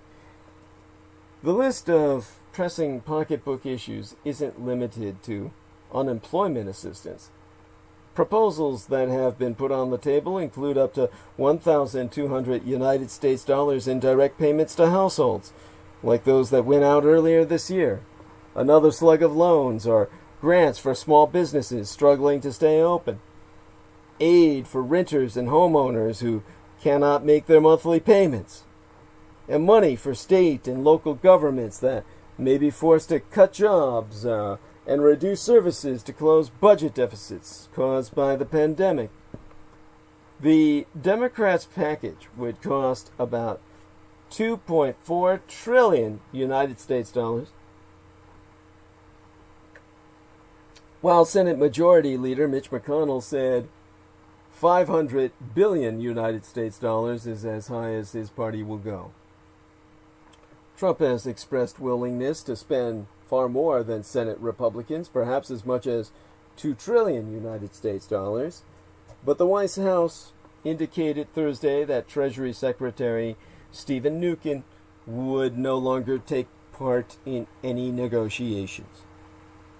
What's so infuriating is that Republicans are downplaying not only the severity of the COVID threat to public health, but also the danger the pandemic poses to the economy at all.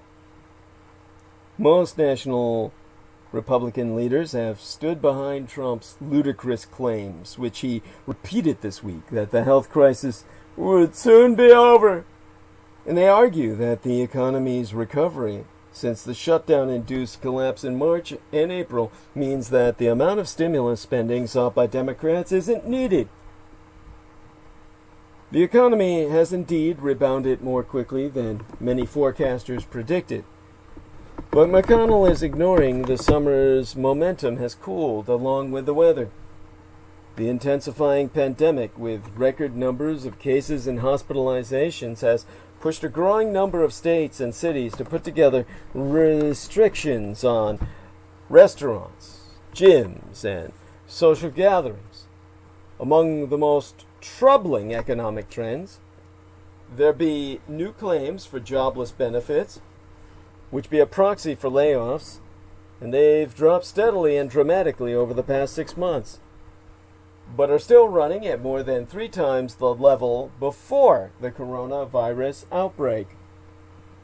More than 21 million Americans received state or federal unemployment checks for the week ended October 24th. That is 10 million more than the number of people estimated to be without a job in the Labor Department's October survey of households. Put another way, the jobless rate, based on the number of people receiving unemployment checks, is 13%, not the official 6.9% reported by the Labor Department. The two metrics rarely match up, but the pandemic has exaggerated the discrepancy. Now, many state unemployment recipients have exhausted their benefits or will do so by the end of this year. Workers unemployed for 27 weeks or more now number 3.6 million, or a third of all people without a job. Now, Michelle Evermore, a senior researcher and policy analyst at the National Employment Law Project, she said, "You're seeing people drop farther and farther off benefits." It's lucky that Massachusetts state in which that interview was held is one of about a dozen states that provides up to 13 extra weeks of benefits in periods of high unemployment. The extended state benefits of 277 United States dollars a week are what's allowing Edith Coelho, who was also interviewed by that same interviewer, to pay her rent, car insurance, and grocery bills. Now, Coelho's a 30-year-old single mother raising 3 children in Boston, and she quit her job as a pharmacy technician when she could no longer send her young twins to daycare and her older child's school went to remote learning. Now, when she was asked to describe her situation, she said, "What I'm thinking is that things might get better so the daycare can have a stable schedule and I can go back to work or find another position. But as the pandemic worsens, so do Coelho's chances of getting her life back to normal. And until then," she said, "I hope to God they find a solution to extend unemployment." But Capitol Hill is a disaster. If you thought Congress in 2020 was the height of dysfunction, just wait until you see your federal representatives in 2021. Not only will there likely be a Democratic House and a Republican Senate stuck in partisan gridlock, but there be bigger divisions inside each party's caucus. One exception, Senate Majority Leader Mitch McConnell's members. Moderate Democrats are talking about challenging House Speaker Pelosi, well, Nancy Pelosi. Among House Republicans, there's tension between the conservative Freedom Caucus and more moderate members, a potential fight brewing between Representative Liz Cheney and Republican leader Kevin McCarthy. Senate Democratic leader Chuck Schumer will have to answer to his own Democratic caucus for why they didn't have a better night on Super Tuesday, and watch his back against an unexpected primary challenge from the left in 2022. With so much tension, it's an understatement to say we are not set up for 2 years of bipartisan compromise. Now, this is, of course, just what pains me. It is one of those things that I just shudder to look at it. But at least the emergency that roused so many ordinary Americans from their complacency has ended. But the work of saving democracy must go on after Trump. To try and emphasize the positive. In the end, bigotry, mendacity, and narcissism lost. Decency and reason won. Despite Donald Trump's refusal to acknowledge the election results, after 4 chaotic years, the country will escape the ordeal of his presidency. 77 million people, 78 on last count, voted for Joseph Biden, the most ever for any presidential candidate in all American history, an estimable accomplishment in the face of an incumbent president. Biden's leads, too, in Georgia and Arizona, once reliably Republican states, instill hope that Democratic efforts to construct a lasting majority coalition that capitalizes on America's demographic transformation may finally be emergent. The 2020 election, however, failed to produce a thoroughgoing repudiation of Trumpism and its race-based, grievance-driven brand of politics, even amid a devastating pandemic and economic downturn. Roughly 72 million Americans voted for the president, 9 million more than voted for him circa 2016. The Trump campaign managed to activate millions of new voters. The stark evidence of the enduring appeal of Trump's nationalistic populist message. Democrats had believed that the great tide of immigration that is dramatically changing the country, the huge numbers of people going to the polls, this election is ultimately expected to record the highest percentage of Americans voting in 120 years, and widespread revulsion toward the president could tip a wave of traditionally Republican states in their favor before the next set of midterms, but it became clear relatively early on election night itself that that hope had failed to materialize. In Texas, the Biden campaign made a late push, counting on turning out supporters in the state's booming cities and diversifying suburbs. Trump wound up winning easily, however, mostly because of his strength in rural areas and small towns where he actually improved on his performance from 4 years ago. Similarly, Democrats invested heavily in Ohio, where Barack Obama won the vote in 2008 and 2012, but Hillary Clinton lost to Trump in 2016.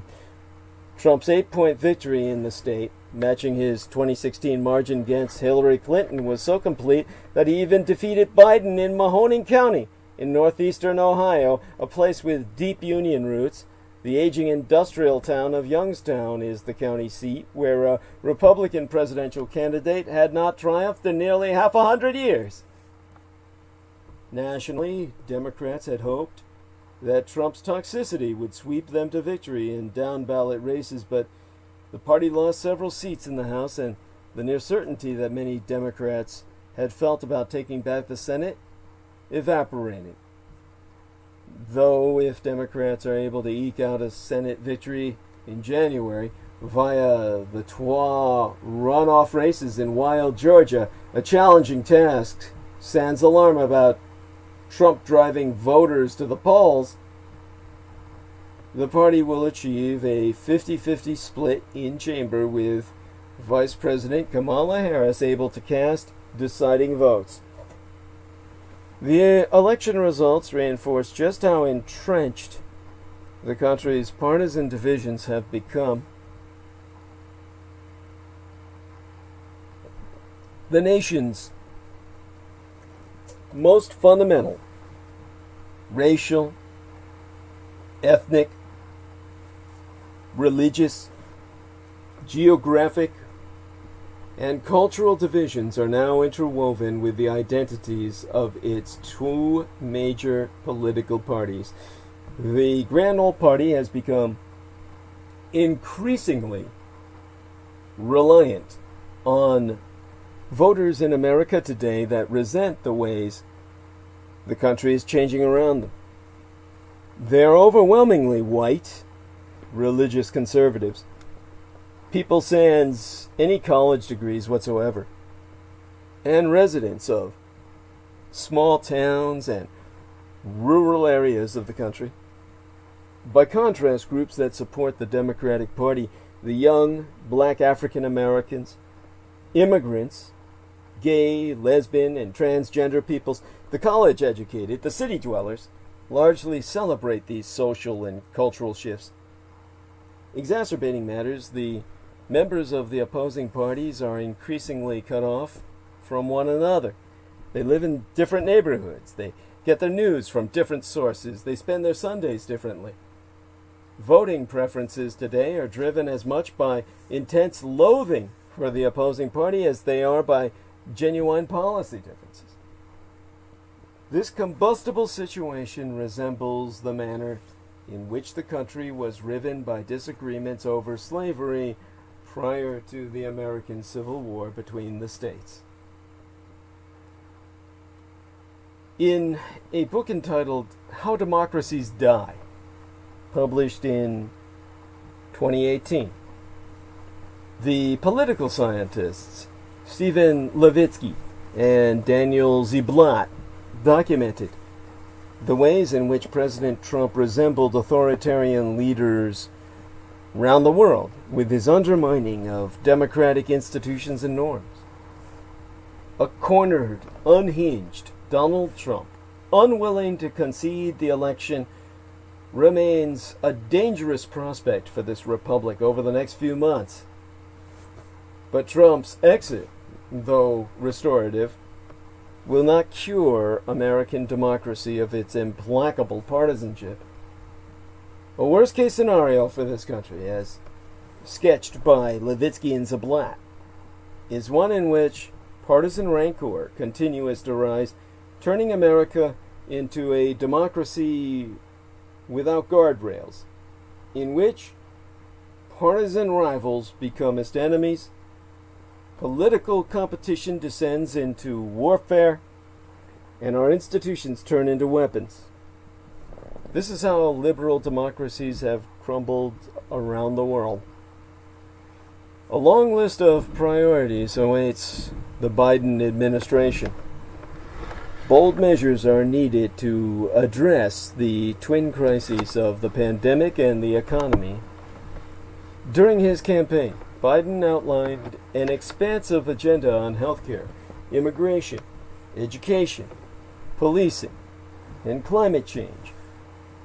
Progressives are also eager to begin the work of reforming a political system that increasingly thwarts the will of the electorate. If Democrats succeed in taking back the Senate, or at least balancing it out. The party's leadership in Congress and the White House might prioritize any number of steps toward a lasting progressive agenda, including expanding the number of seats on the Supreme Court, ending the filibuster, statehood for Washington, the District of Columbia, and Puerto Rico, and new protections for voting rights. But a Republican-controlled Senate would likely extinguish hopes for a transformational presidency. Under either scenario, the great uncertainty for American democracy is what happens next to a country that seems irretrievably polarized. Since the Trump presidency began, a progressive ferment has bubbled in communities across the country.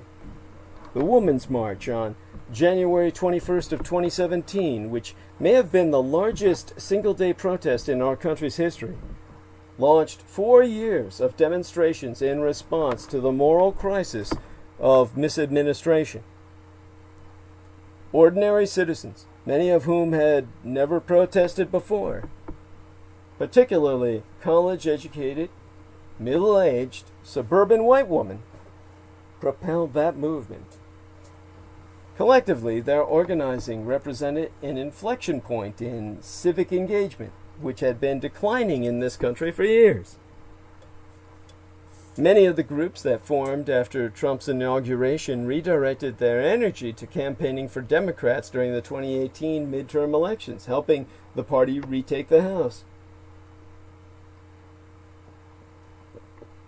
They have now helped to expel Trump from the White House. The emergency that roused so many of them from their complacency is over. But the work of saving democracy has only just begun. Laura Putnam and Theda Skocpol, academics who have researched the thousands of resistance groups that sprang up during the Trump presidency, have highlighted the surprising ideological and geographic diversity of participants. Many of the groups deliberately sought to be inclusive across party lines. According to findings published by the American Communities Project at George Washington University, the groups were not confined to big cities and blue states, but had a significant presence in swing states such as Florida, Wisconsin, Michigan, Pennsylvania, Nevada, and Arizona. They can be found in all manner of communities. Counties with large numbers of retirees, suburbs across the socioeconomic spectrum, exurbs and small towns. These regular Americans, awakened by the Trump cataclysm, were compelled less by any particular issue than by a broader concern for the future of their country.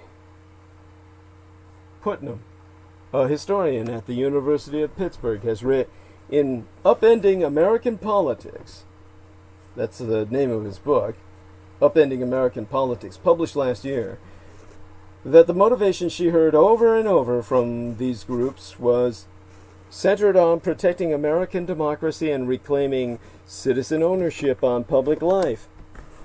Their aspirations were more democratic in their essence than democratic, giving them, by that I mean democratic in their essence, than doctrinaire per the Democratic Party.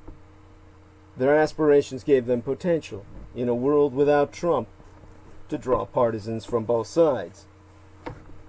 Now, social psychology studies have long shown that contact between hostile groups can reduce tensions.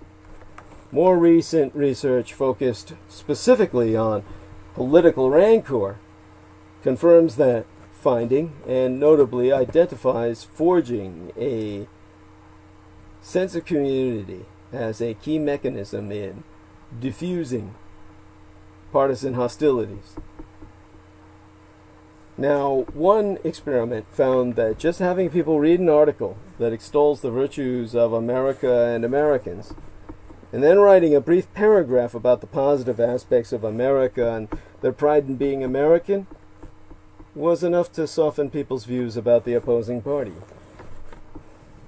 Biden, in his victory speech on Saturday last weekend in Wilmington, Delaware, pledged to be a president who seeks not to divide but to unify, who doesn't see red states and blue states, only sees the United States.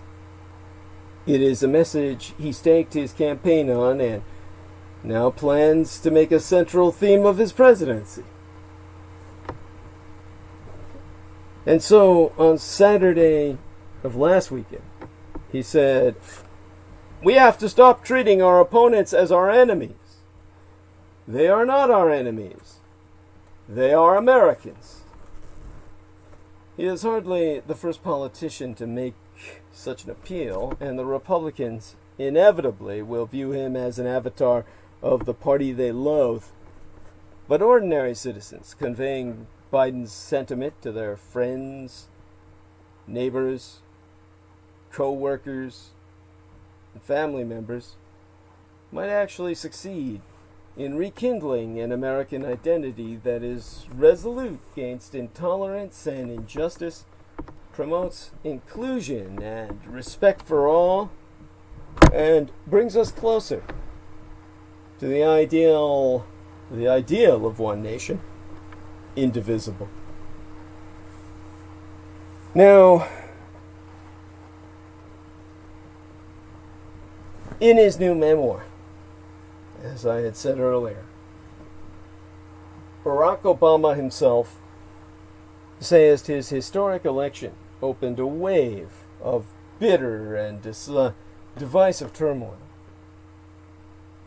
And Timothy Snyder, the Yale professor and author of a work entitled On Tyranny, wrote to the Boston Globe while I was burning bandwidth midweek last, under the headline, "Trump's Big Election Lie Pushes America Toward Autocracy."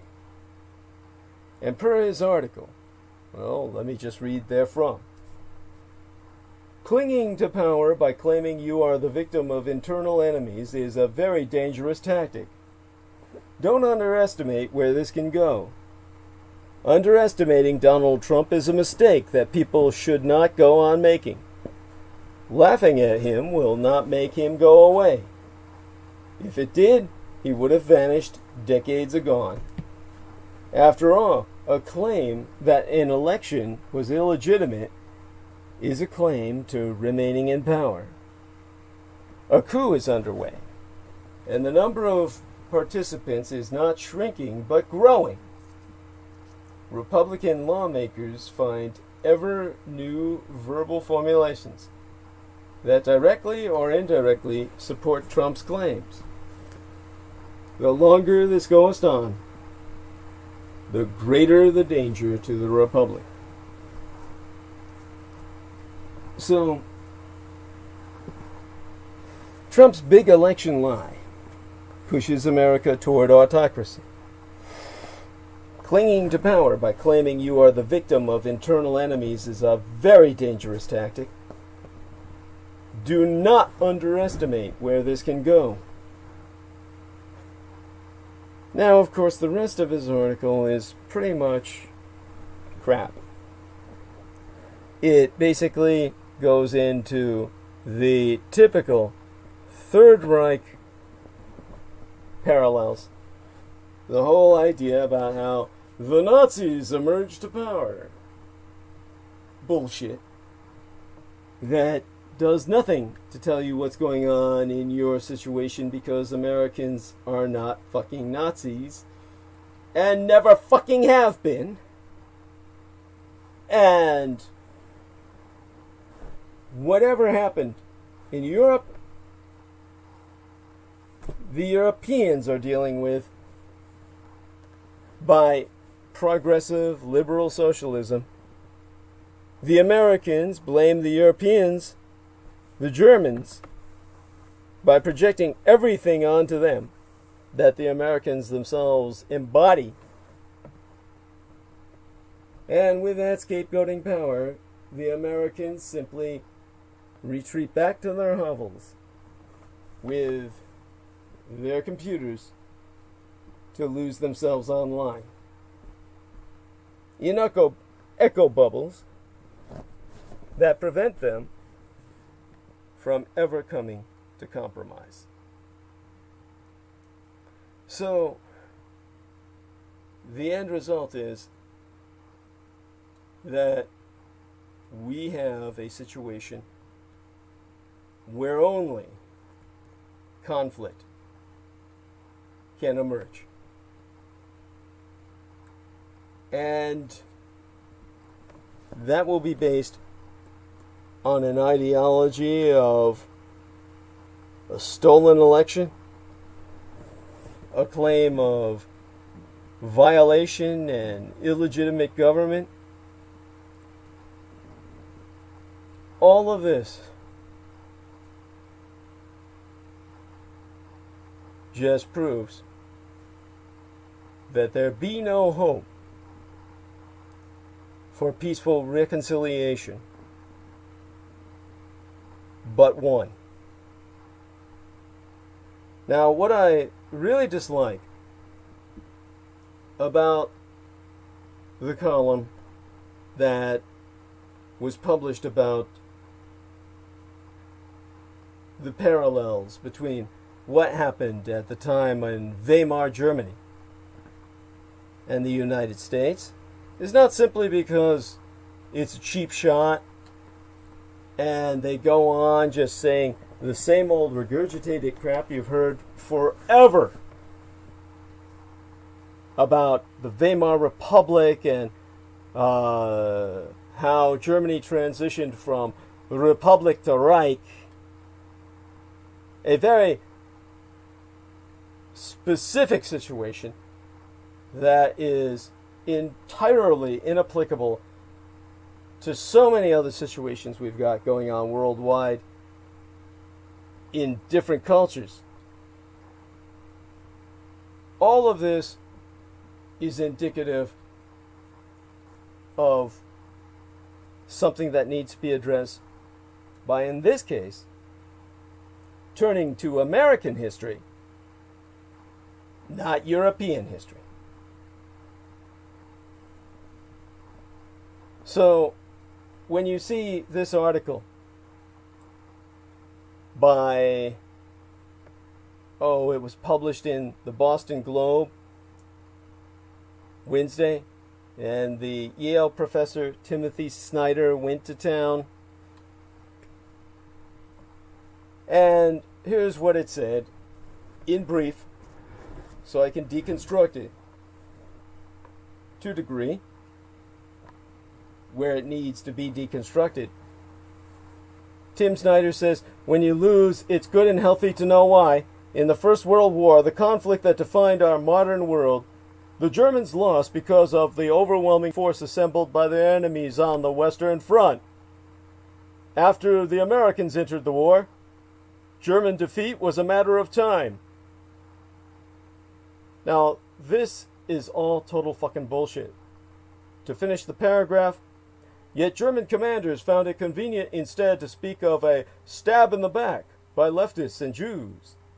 This big lie was a problem for the new German democracy that was created after the war, since it suggested that the major political party, the Social Democrats, and a national minority, the Jews, were outside the national community. And this lie was taken up by the Nazis, and it became a central element of their version of history after they took power. The blame was elsewhere. The blame was elsewhere.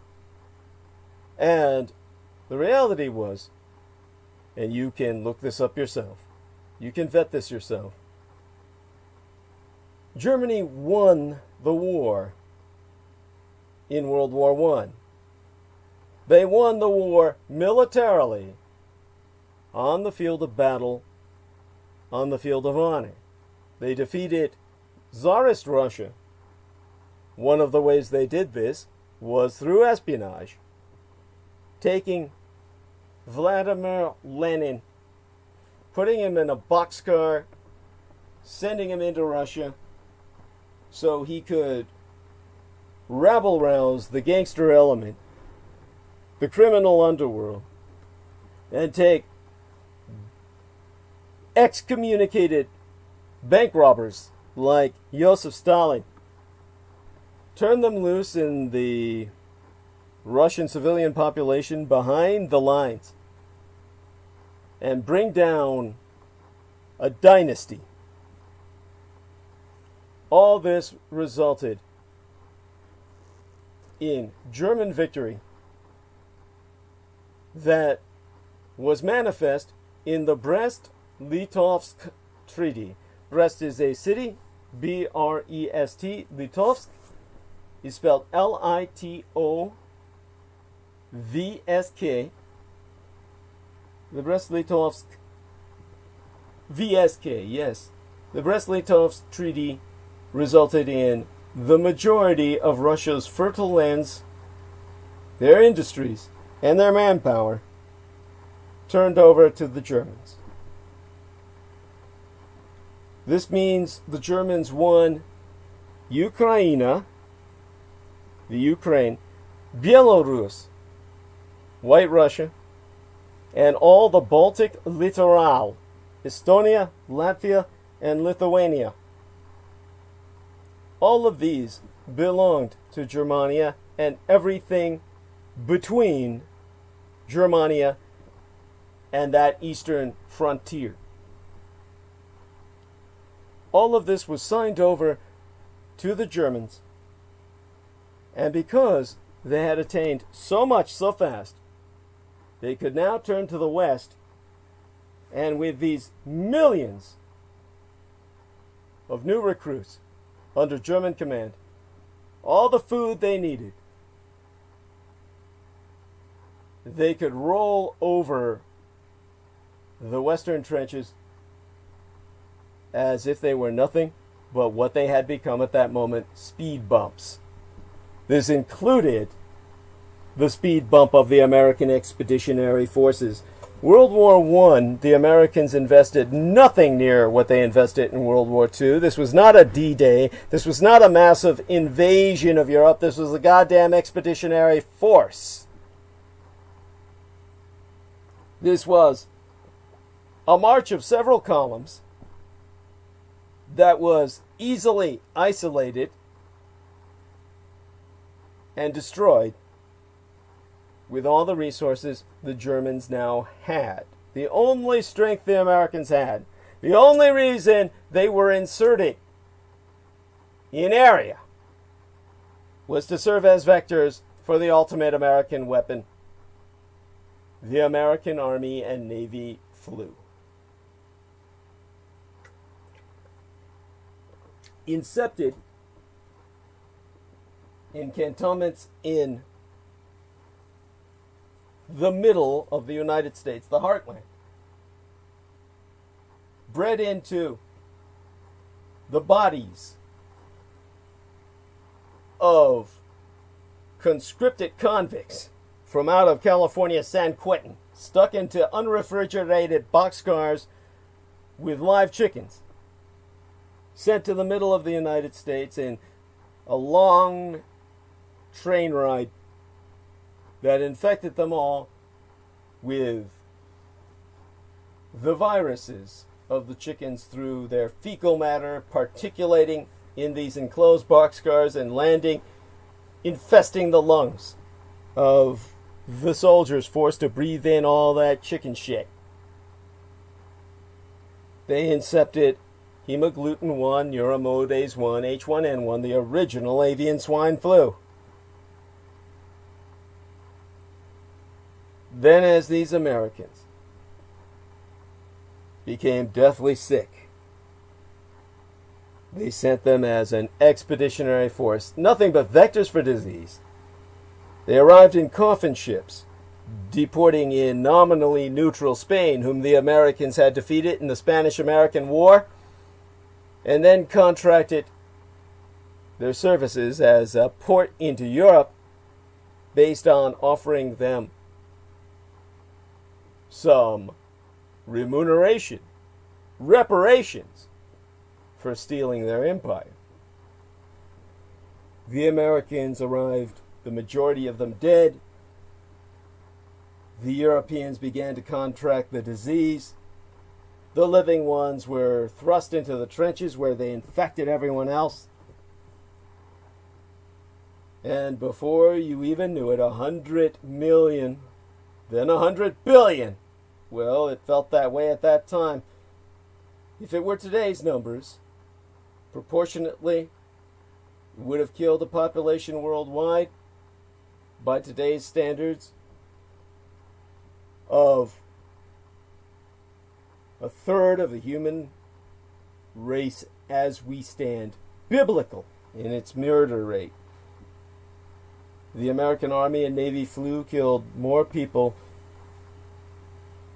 in a single year than the Black Plague killed in 100. Killed more people than AIDS has ever claimed the lives of. Ultimately, 200 million people died worldwide. World War I came to a grinding halt because men would go to work in factories to build munitions inside Germany, and they didn't come home alive. Their lungs dissolving, frothing into pink fluid, as their own immunosystems turned against them, mobilizing to attack the H1N1, the young, healthy male in particular of fighting age or labor age, wound up destroying their own body in what's called a cytokinetic storm, an immunosystem overreaction.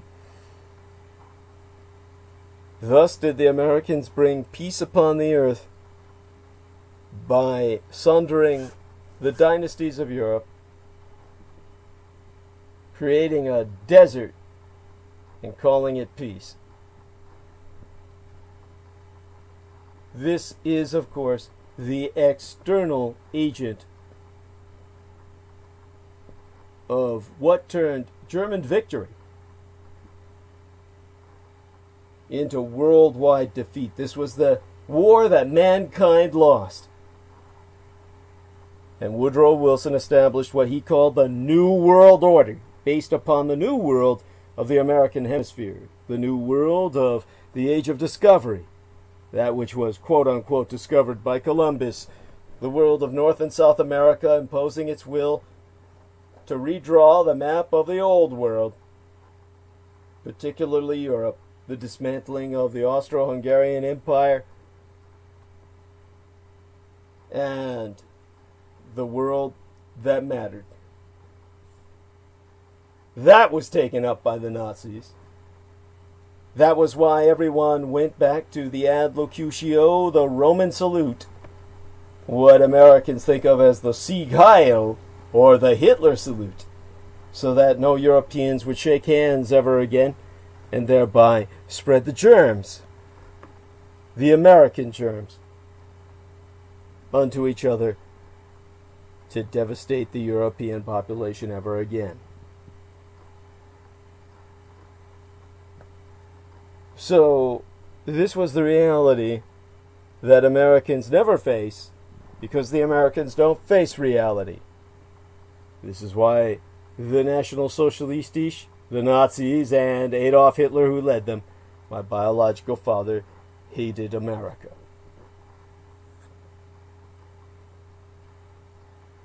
What we face now in the United States is a new American incarnation of the paradox of a real falsehood.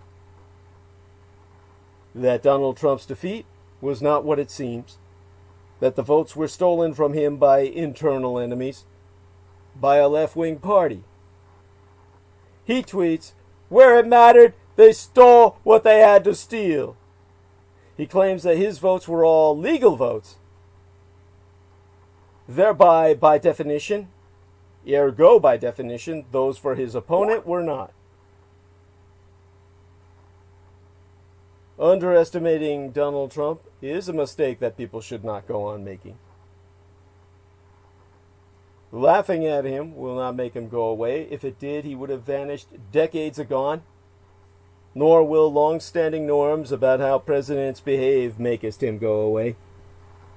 He be but an actor and will stick to his lines. It was all a fraud, and he won by a lot. He was never defeated, goeth the story. He was a victim of a conspiracy. The stab in the back myth will become a permanent fixture of American politics. So long as Trump has a bullhorn. Be it on Fox News or RT, formerly Russia Today, or, though Democrats might find this unthinkable, as an unelected president remaining in power. After all, a claim that an election was illegitimate is a claim to remaining in power. Come to grips with this fact right now. A coup d'etat is underway, and the number of participants is not shrinking but growing. Few leading Republicans have acknowledged that the race is over. Important ones, such as Mitch McConnell and Mike Pompeo, be on the side of the active coup. We might like to think that this is all some strategy to find the president an exit ramp, but that be but wishful thinking. The transition office refuses to begin its work. The Secretary of Defense, who did not want the army attacking civilians, was fired. The Department of Justice, exceeding its traditional mandate, has authorized investigations of the vote count. The talk shows on Fox this week contradict the news released by Fox last week. Republican lawmakers find ever new verbal formulations that directly or indirectly support Trump's claims. The longer this goeth on, the greater the danger to the Republic.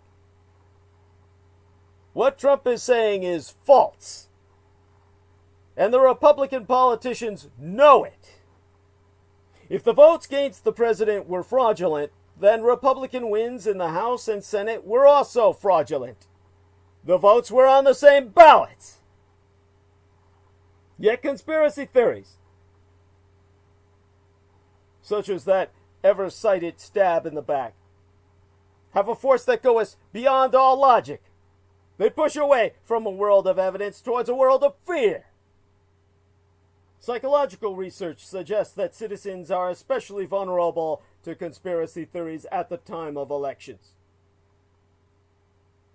Trump understands this, which is why his delivery of conspiracy theory is full of capital letters and bereft of all facts. He knows better than to try to prove anything. His ally, Newt Gingrich, reaches for the worst when he blames a wealthy Jew for something that did not happen in the first.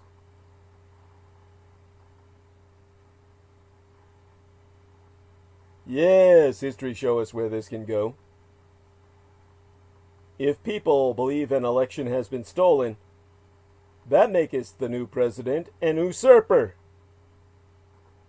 In Poland, in 1922, but a year before my late and sainted mother was born, a close election brought a centrist candidate to the presidency. Decried by the right in the press as an agent of the Jews, he was assassinated after but a single fortnight, 14 nights, 2 weeks in office. Even if the effect is not so immediate, the lingering effect of a myth of victimhood, of the idea of a stab in the back, can be profound.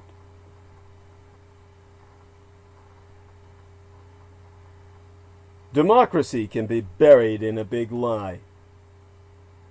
Of course, the end of democracy in America will take an American form. That's why all these parallels with the Weimar Republic transitioning into the Reich be but cheap shots at my biological father, the perennial target of Western insecurity, the only culture the West has ever manifest in the 20th century and the postmodern age, is to point at my biological father and his realm and say, we are not he, we are not that.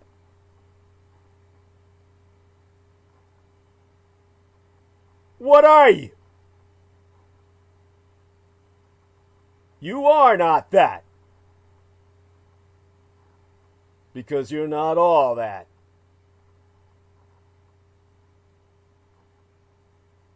Instead, you're Trump. In 2020, Trump acknowledged openly what has been increasingly clear for decades. The Republican Party aims not so much to win elections as to game them. The strategy has its temptations. The more you care about suppressing votes, the less you care about what voters want. And the less you care about what voters want, the closer you move to authoritarianism.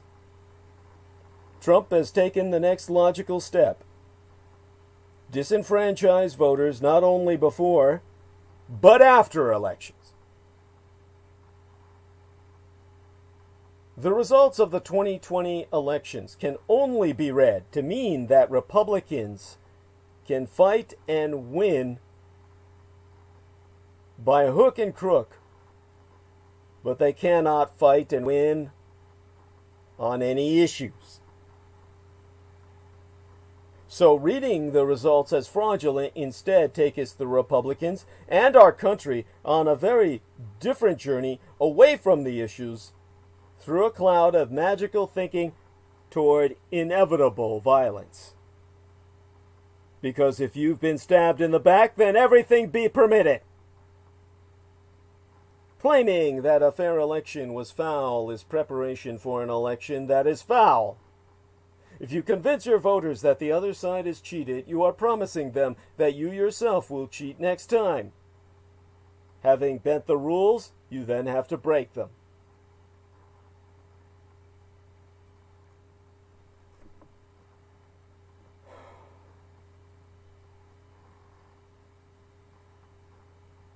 Of course,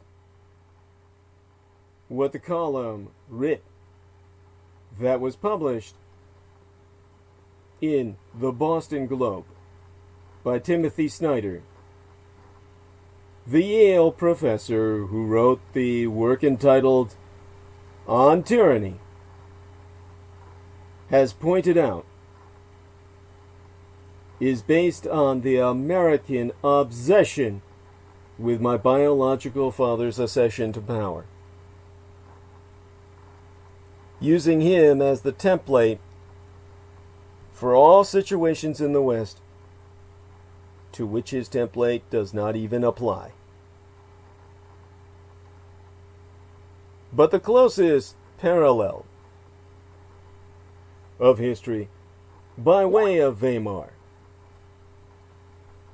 comes through the fact that my biological father was not the man who was expected to ascend to power at the time that elections and revolutions were seething in the chaos of post-war Germany.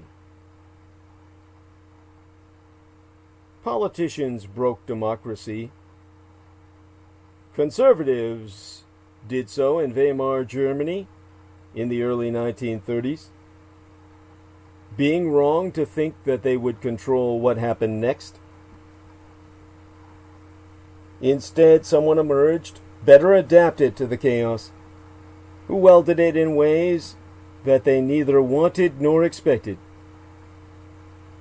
The myth of victimhood came its home and claimed its victims. This is no time to mince words. In the interest of the Republic and of their own party, Republicans should accept the results. But instead, if you wish to see the future, look to the past.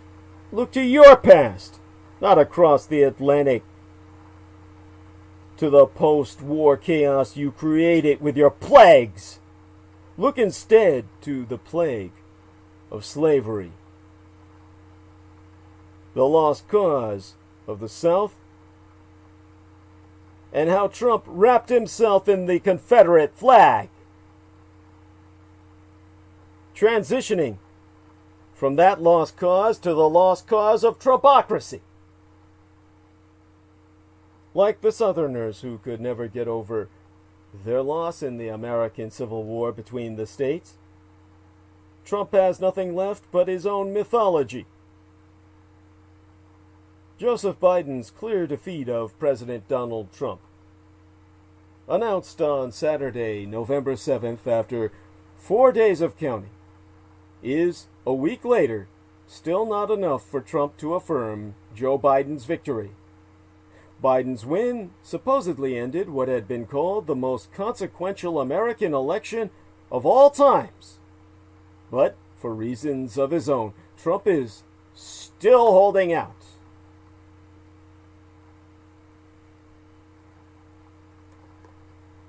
Under the guise of insisting that he be the victim of voter fraud, Trump has been advertising for months that he'd make this argument for his government if he lost.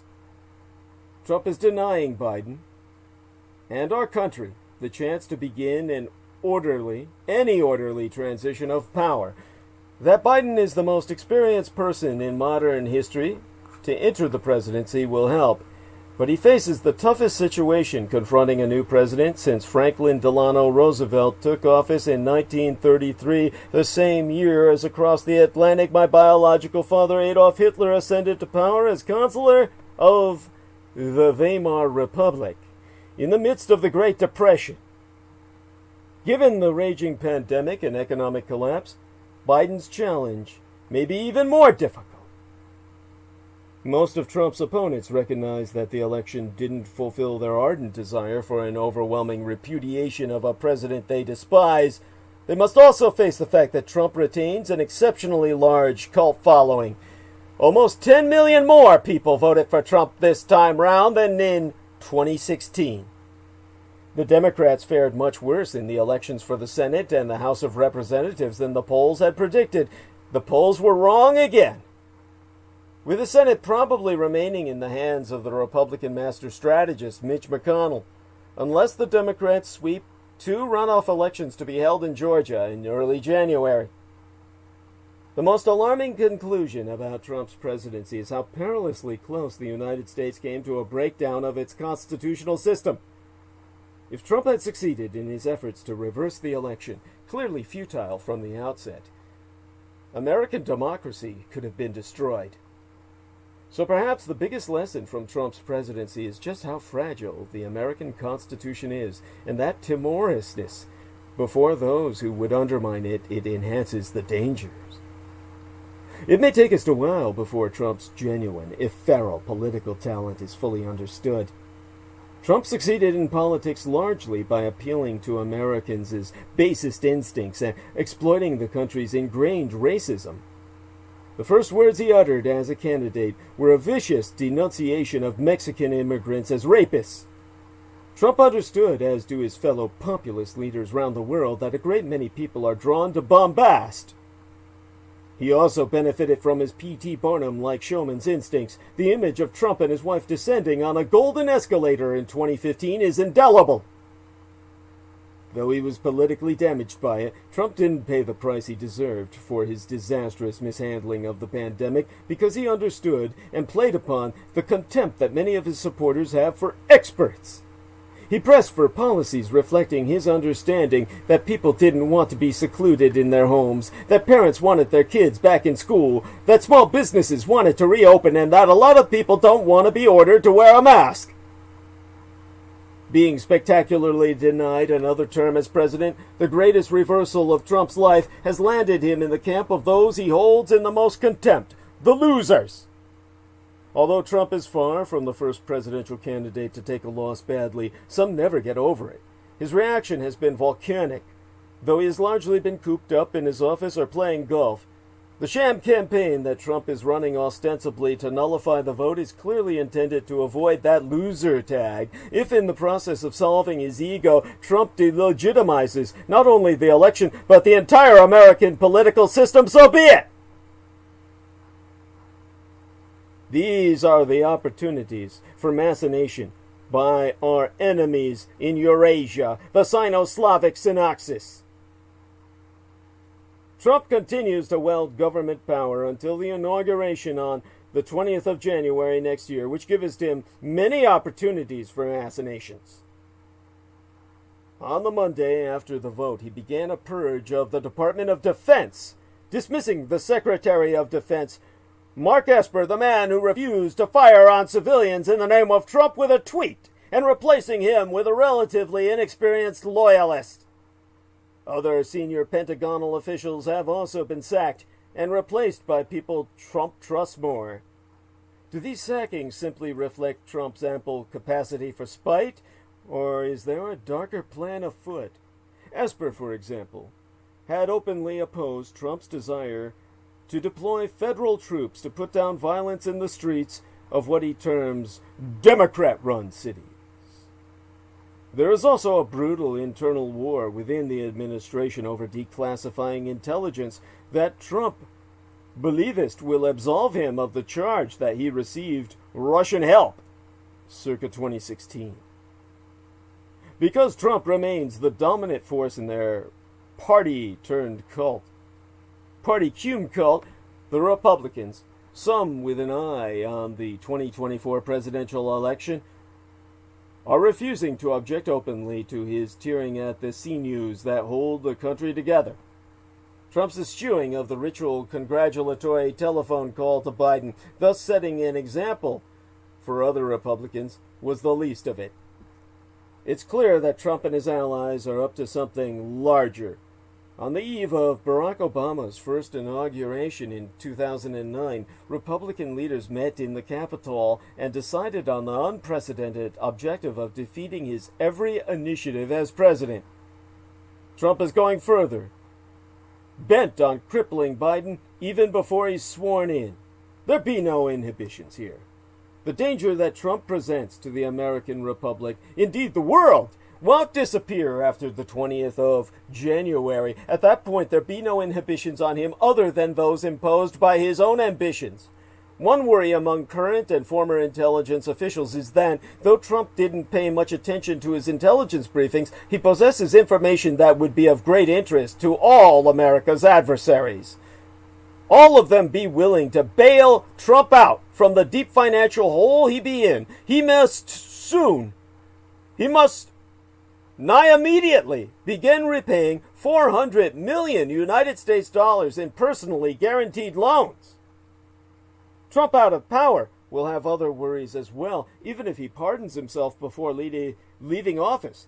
That will save him only from federal prosecutions. He will still be vulnerable to prosecutions stemming from investigations underway in various states.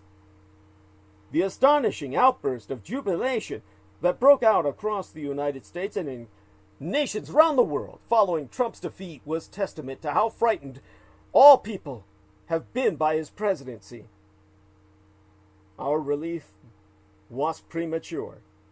Axios reported recently that Trump has already discussed with aides the possibility of running for president again in 2024. This might well be Trumpian ruse. As of now, Trump seems more focused on creating another lost cause myth, like the self-glorifying one concocted by unreconstructed Southerners after the American Civil War. Such incendiary mythology will prove useful to Trump in countless ways in the years ahead including keeping him relevant and on TV. It may be a long time before these states and union and the world have seen the last of Donald Trump, because Donald Trump's lost cause can never stop winning. But the fear of returning to the cruelties of the Trump years will spur America to show a reborn and uncompromising vigilance against racist or dehumanizing rhetoric in politics. The American president-select, hacked into power by Vladimir Putin, the Russian meat puppet on a string named Donald Trump, lost the 2020 election and may very well depart office on the 20th of January in the 2021 year of our Lord on the Christian calendar. While it won't save his presidency, Trump can damage confidence in American elections among Republican voters as part of rebuilding a lost cause myth around his time in the White House. He'll be defeated, but remain defiant. He'll be a folk hero to some and an enemy of the people to others. And in the stories his fans tell about him, he'll always be the winner because he can never lose. That's the entire legacy of Michael Aquino's QAnon. Does Trump have a real chance of staying on for another 4 years? Rationally, no. Does the forthcoming Joe Biden administration know precisely what to do about Trump, gnawing on the skin of civil society until he tastes blood, until his teeth reach bone? Also no. The Democrats are hopeless, hapless, helpless. The process of the Democrats even beginning to conceive of what to do about Trump's cannibalistic feast upon the cadaver of dead America will take as far longer than the less than 70 days Trump has left in the White House.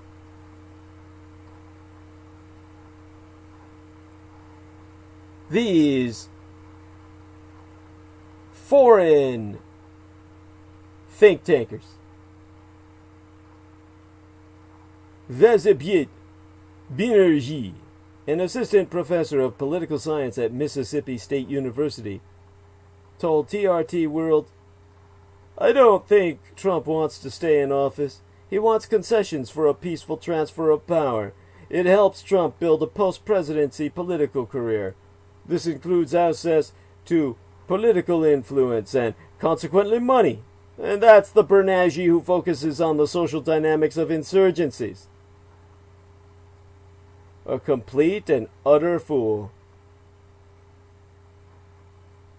He goes on to say, as Trump may cede power, but also extract concessions for doing so, including immunity from prosecution. He can incite his followers and/or abuse his power as president until the actual transfer on January 20th. And Trump, continuing to refuse to concede the election, is out of step with the public. A Reuters poll on Tuesday found that 72% of respondents thought Biden won the election and only 3% thought Trump had. And while polls were off running up to November 3rd, the margins proved Trump at an unmistakable disadvantage in convincing people he won a second term. Although international election observers said they saw no evidence of fraud, the task of actually proving fraud is difficult in both the state and federal court system. Disputed ballots contested by the Trump misadministration fall far short of making any difference to the outcome. Even if Trump won every ballot challenge, Biden would still be president-elect. Although Trump received 71.9 million votes, compared to Biden's 76.9 million, that doesn't mean Trump has 71.9 million people waiting to seize power on his behalf. Even his closest political allies are privately admitting that Trump's legal challenges be but charade to appease Trump's own disappointment over defeat. CNN's host, Jake Tapper, said of Tuesday night of his conversations in Washington that I've spent time with Republican officials on both ends of Pennsylvania Avenue, and what they say is that no one out there should worry our democracy is in actual jeopardy. They say, oh, this is all part of walking President Trump through the process emotionally, and that they assume, while he may never concede, he will leave. There will be, they say, a peaceful transition of power to a Biden-Harris administration on January 20th. But they say this on background because they don't want to upset President Trump and they don't want to get death threats from his supporters. You may or may not find that reassuring. No, we don't. Bringing us back to the lost cause syndrome. Although the election day itself has escaped deadly violence, Trump's tactic could still get people killed or injured long after he leaves. It will put ethnic and religious minorities in these United States in the sights of leaderless, far-right militia groups who consider those minorities to be beneficiaries of the Biden presidency, and hence legitimate targets for unpredictable retaliatory violence. Biden has said Americans should now focus on working together against the common threat from coronavirus and trying to lower the temperature of political rhetoric. But a sense of undignified and undeserved dispossession has brought out the worst in people in large groups before. So Alex Yablon, a journalist who covers political violence in these United States, goes back to, of course, the post-World War I Germany's stab in the back. And then says it's the essential kernel of fascist ideology.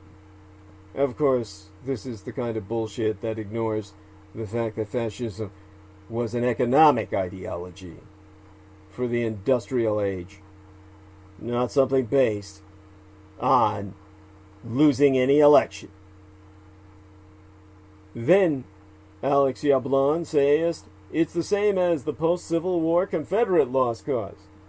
And finally begins to loop his way back around from lunacy to reality.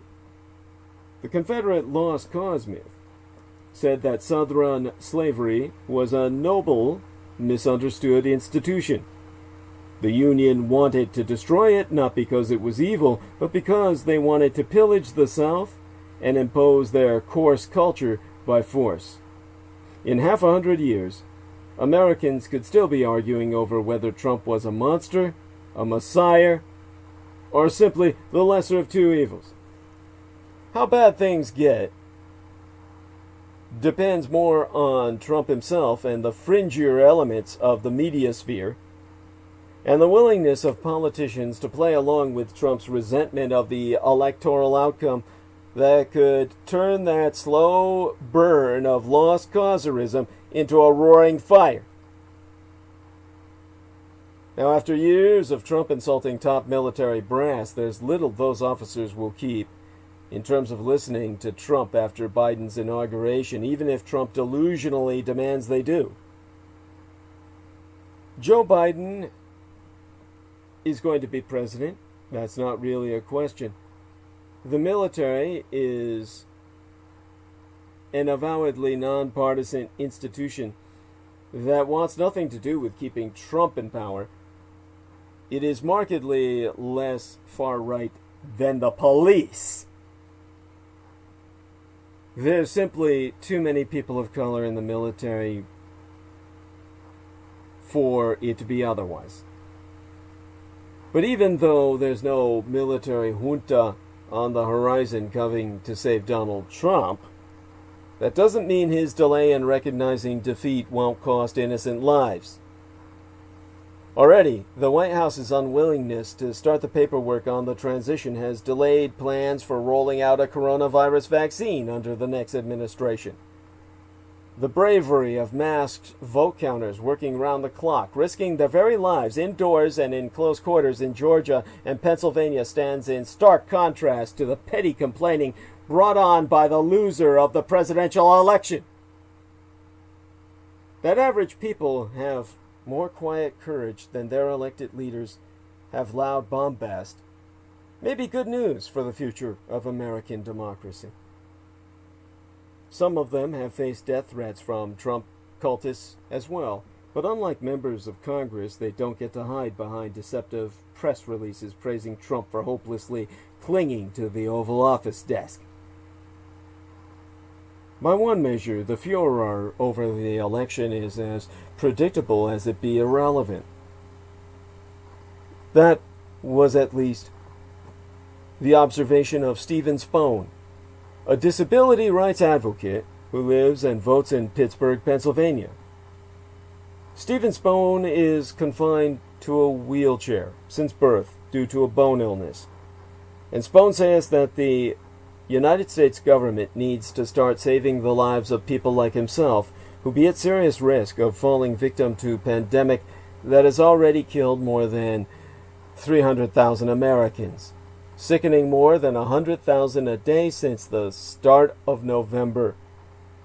On Tuesday, 130,000 people in these United States tested positive, the highest daily figure for any country in the world so far. And yet, Stephen Spohn has responded in media to this situation, this crisis, by coming on record to say, I'm not worried about political violence. No one's going to come after me with a baseball bat because I'm disabled. I'm not considered a worthy target. I slide under the radar. I think between now and the 20th of January, there will be a lot of people yelling back and forth about the legitimacy of the presidency, and I think some people are so ingrained that there's no possibility they could ever lose, that they legitimately believe that they did not lose when they did. And when the pandemic will be even worse. During the height of winter and during the Thanksgiving to Christmas holiday season, the American pandemic response will probably not have the benefit of an incoming and outgoing president willing to work together, at least not in public. Rather than the paper tiger of electoral fraud, the mobility challenged, Stephen Spohn is more interested, in his own words, in the plans of allowing people on Social Security insurance to keep their Medicaid while they work, pay taxes without fear of losing insurance, get married like anyone else, and a host of other disability-related problems that people don't even think about. But Pennsylvanians like Spohn are caught in the middle of Trump's show of smoke and mirrors, and no one in the White House is asking them their opinion of whether it's worth the sound and fury. But the show goes on all the same. The Justice Department of these United States, at the direction of the Attorney General Little Billy Barr, on Monday took the deeply unusual step of saying it would be investigating voter fraud, typically the duty of the states. Trump's top Republican surrogate in the Senate, Majority Leader Mitch McConnell, also said Monday that Trump had every right to call for an examination of alleged fraud. It will be impossible for Trump's campaign to overturn the results of the 2020 election. Its legal challenges have been thrown out for both baselessness and simple clerical sloppiness. Even the attorneys behind this effort staged a mutiny in the pages of the New York Times, saying the election undermining effort would damage their firm's brands. The Justice Department official responsible for investigating voter fraud quit in protest on Monday night, opening last work week. Until the 14th of December, when each state's electors meet to confirm the Electoral College vote, Republicans maintaining the illusion that Trump can overturn Biden's win will let the party raise much-needed money for 2 key Senate runoff races in Georgia. Those races that could determine control of the upper chamber of the federal legislature. Republicans need Trump's help in raising money and turning out the vote for those races. If McConnell gives up too soon on Trump's bid to invalidate thousands of ballots, then Trump may lose interest in helping McConnell. Trump, for his part, says he is raising money for legal challenges.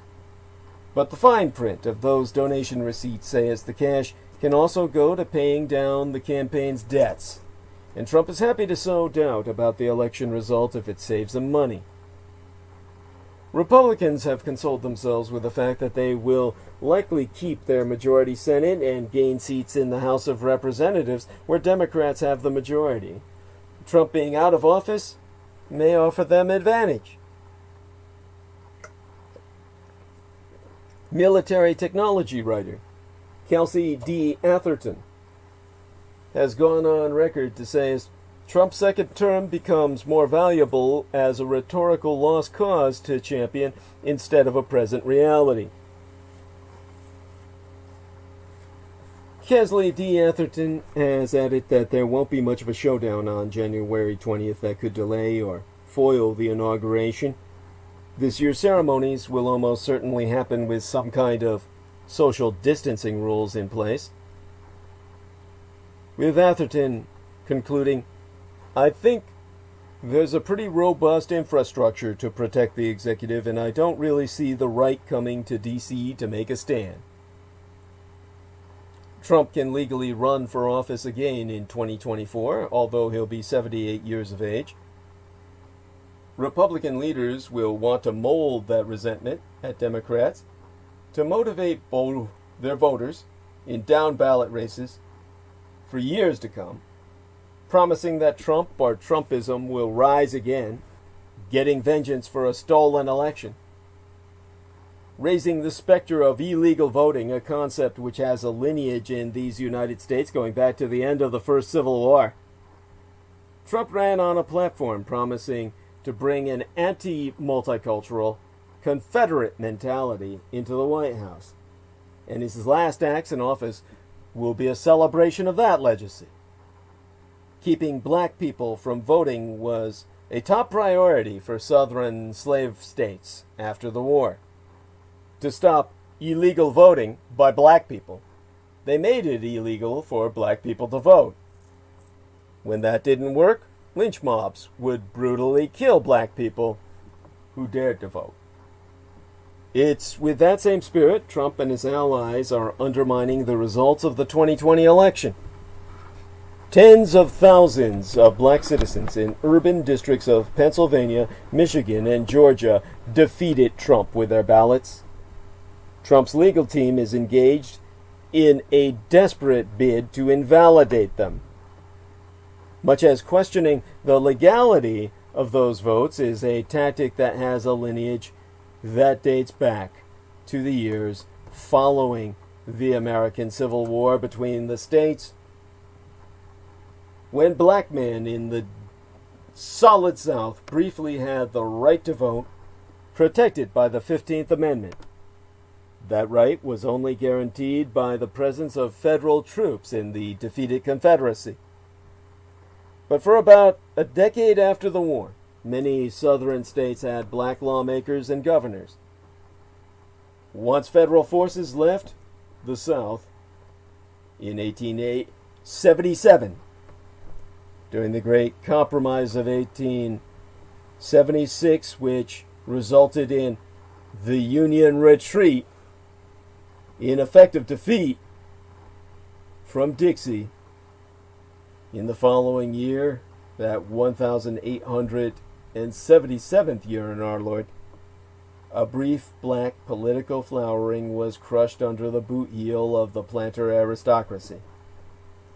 What followed was the imposition of local Jim Crow policies that combined racial segregation with outlawing black people from voting. It's a practice that continues today. Brad Epperly, an assistant professor of political science at the University of South Carolina found that in the past decade, 25 states, half the states in Union, overwhelmingly Republican-controlled, have made it more difficult to vote, especially in ways that particularly affect poor and minority voters, which are more than likely to favor Democrats. Since the United States Supreme Court ended federal oversight of local voting laws in 2013, Epperly proves the voter suppression tactics have become more common. To quote St, we see today that with the relaxation of external constraints, a return to using legal means to suppress certain groups' electoral participation, that these means are neither as systematic nor successful as the disenfranchisement strategies deployed a century ago does not mean that they are not driven by similar factors or fundamental attacks on democratic participation. And Trump, as a president who's openly praised the pro-slavery Confederates' battle flag, is happy to dust it off and use it again. Now, before we continue, let's examine why elections are a better alternative than having civil wars. Elections represent a counting of how many people in a community favor one idea or one leader over another. Knowing that number accurately should inform the losing side that if they started a war to seize power to overturn the election results, they would lose. This system is supposed to avert violence, but only if people trust that the count is fair.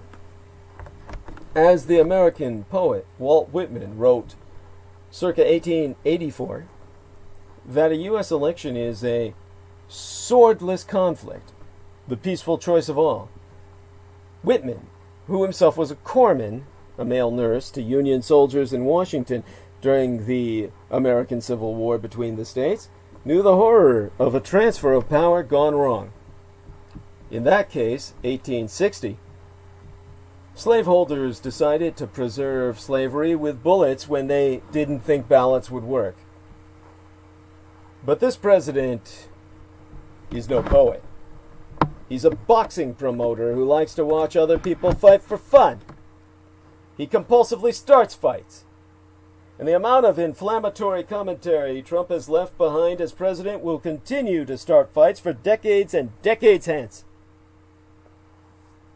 Thus, Banerjee at Mississippi State University said that this could result in a period of no war, no peace, of bombings or shootings.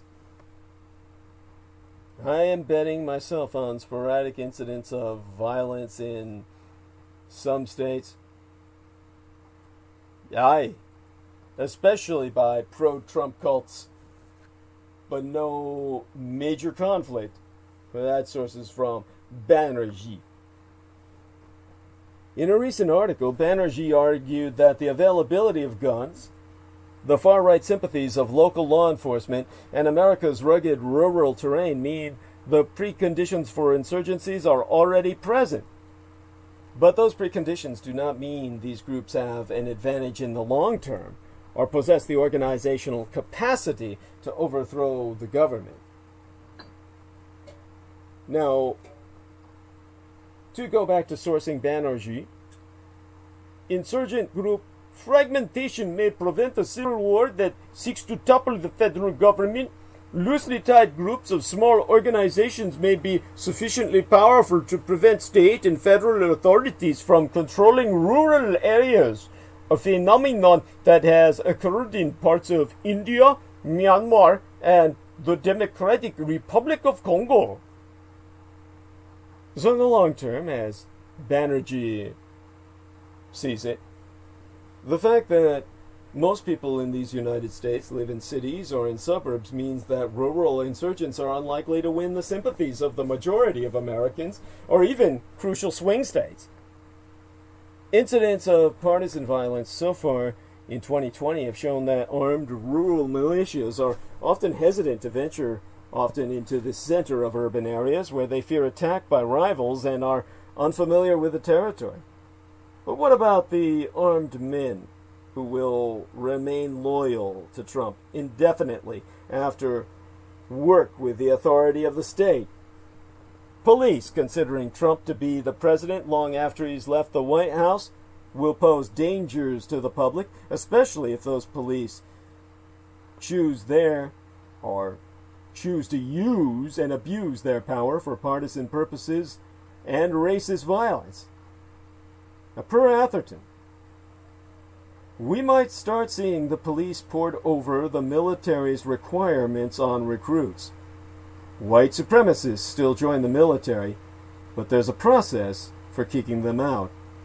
The military, specifically, can ditch them for cohesion reasons, meaning that racists in the ranks of a diverse military can cause resentment that undermine morale.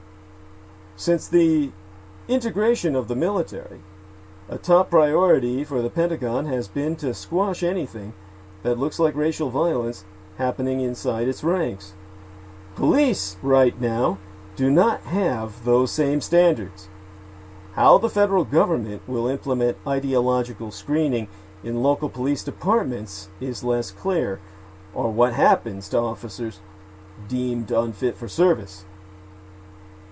So Atherton noted that a wider scaling back of policing could collide with a new wave of right-wing domestic terror, which would revive calls for more funding for law enforcement to combat.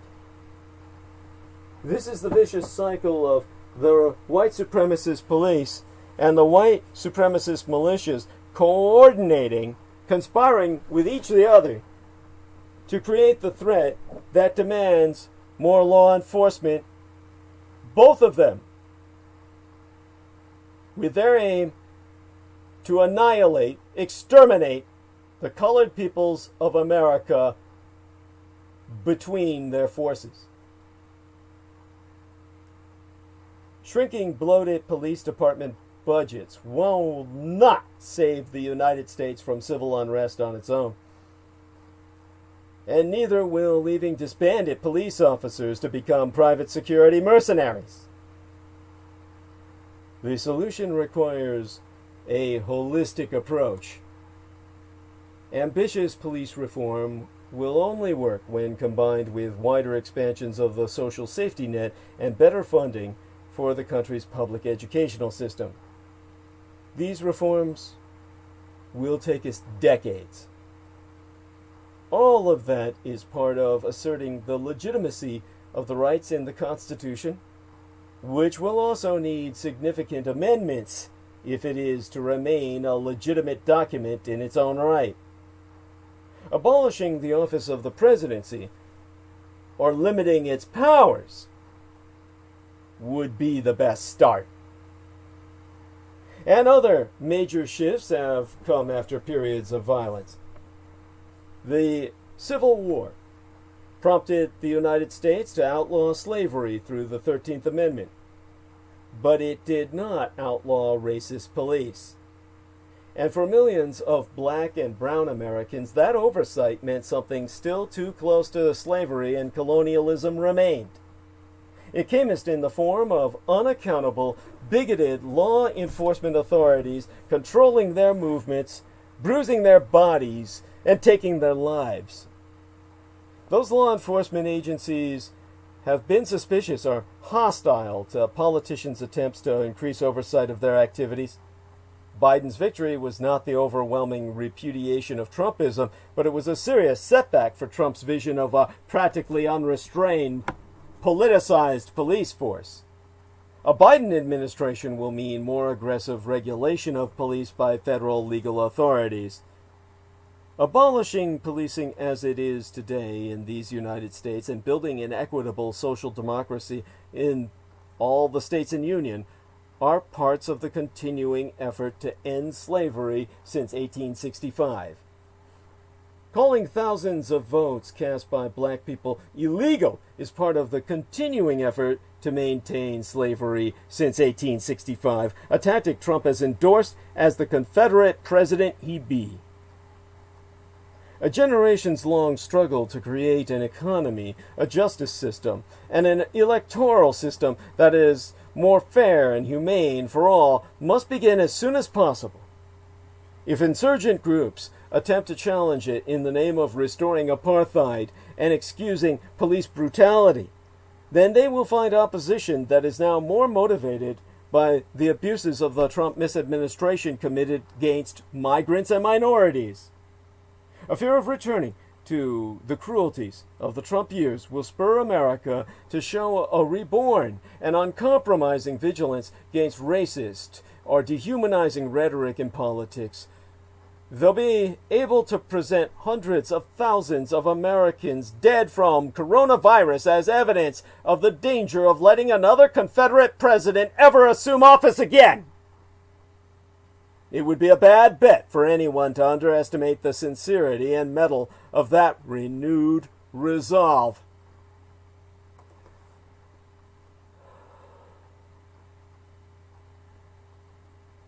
Now we're entering our final hour of transmission. If we're lucky, the better angels of our nature will prevail, and these United States will avoid a worsening cycle of violence in the background of its political life. The hatreds of today will fade to dim echoes in the future, drowned out by the clamor of tomorrow's crises. Our fate will be determined by the instincts of bystanders willing to pull a fistfight apart before a panic of police arrives to apply deadly force. A doctor working through another unforgiving hour in a hospital overwhelmed by COVID-19 patients.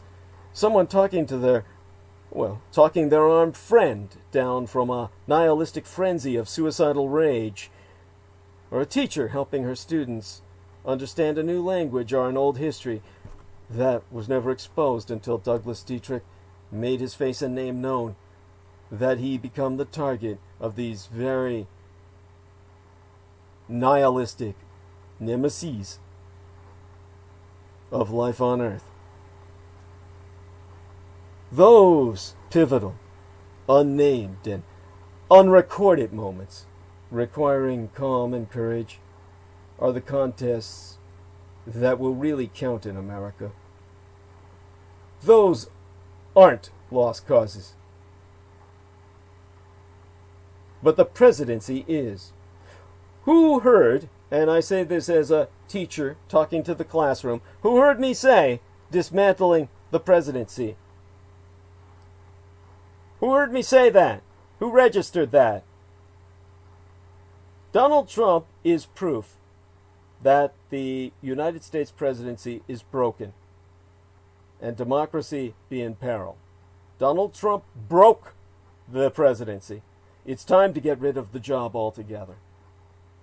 It's time to amend the Constitution and abolish the presidency. We've seen it. The belligerent, typo-ridden tweets, the fawning press conferences with autocrats and overlords, the self-described neo-Nazis on parade that my biological father would have held in loathing and contempt, praising an American president's name. We've seen it with our own eyes. There is a bloated authoritarian lounging in his bathrobe in a 200-year-old mansion that used to symbolize the principal republic of the world. This is a man who openly conspired to cheat with the help of a hostile foreign nation in a federal election. On election night, he came in second place, yet due to a scab of slavery in the Constitution, the Electoral College, this usurper has the full power of the most powerful military in history, command of our treasury, the absolute power to pardon, and he can unilaterally annihilate millions of people with his command to deploy nuclear weapons. He's made refugees begging us for mercy into orphans, hoping it will deter other asylum seekers because he can. He's now poised to put a man on the Supreme Court. Another one. Besides the cunt he's already installed on the bench. All of them that he's installed. Brett Kavanaugh, through to Coney, believe in supreme leaders, if they're Republican, that is.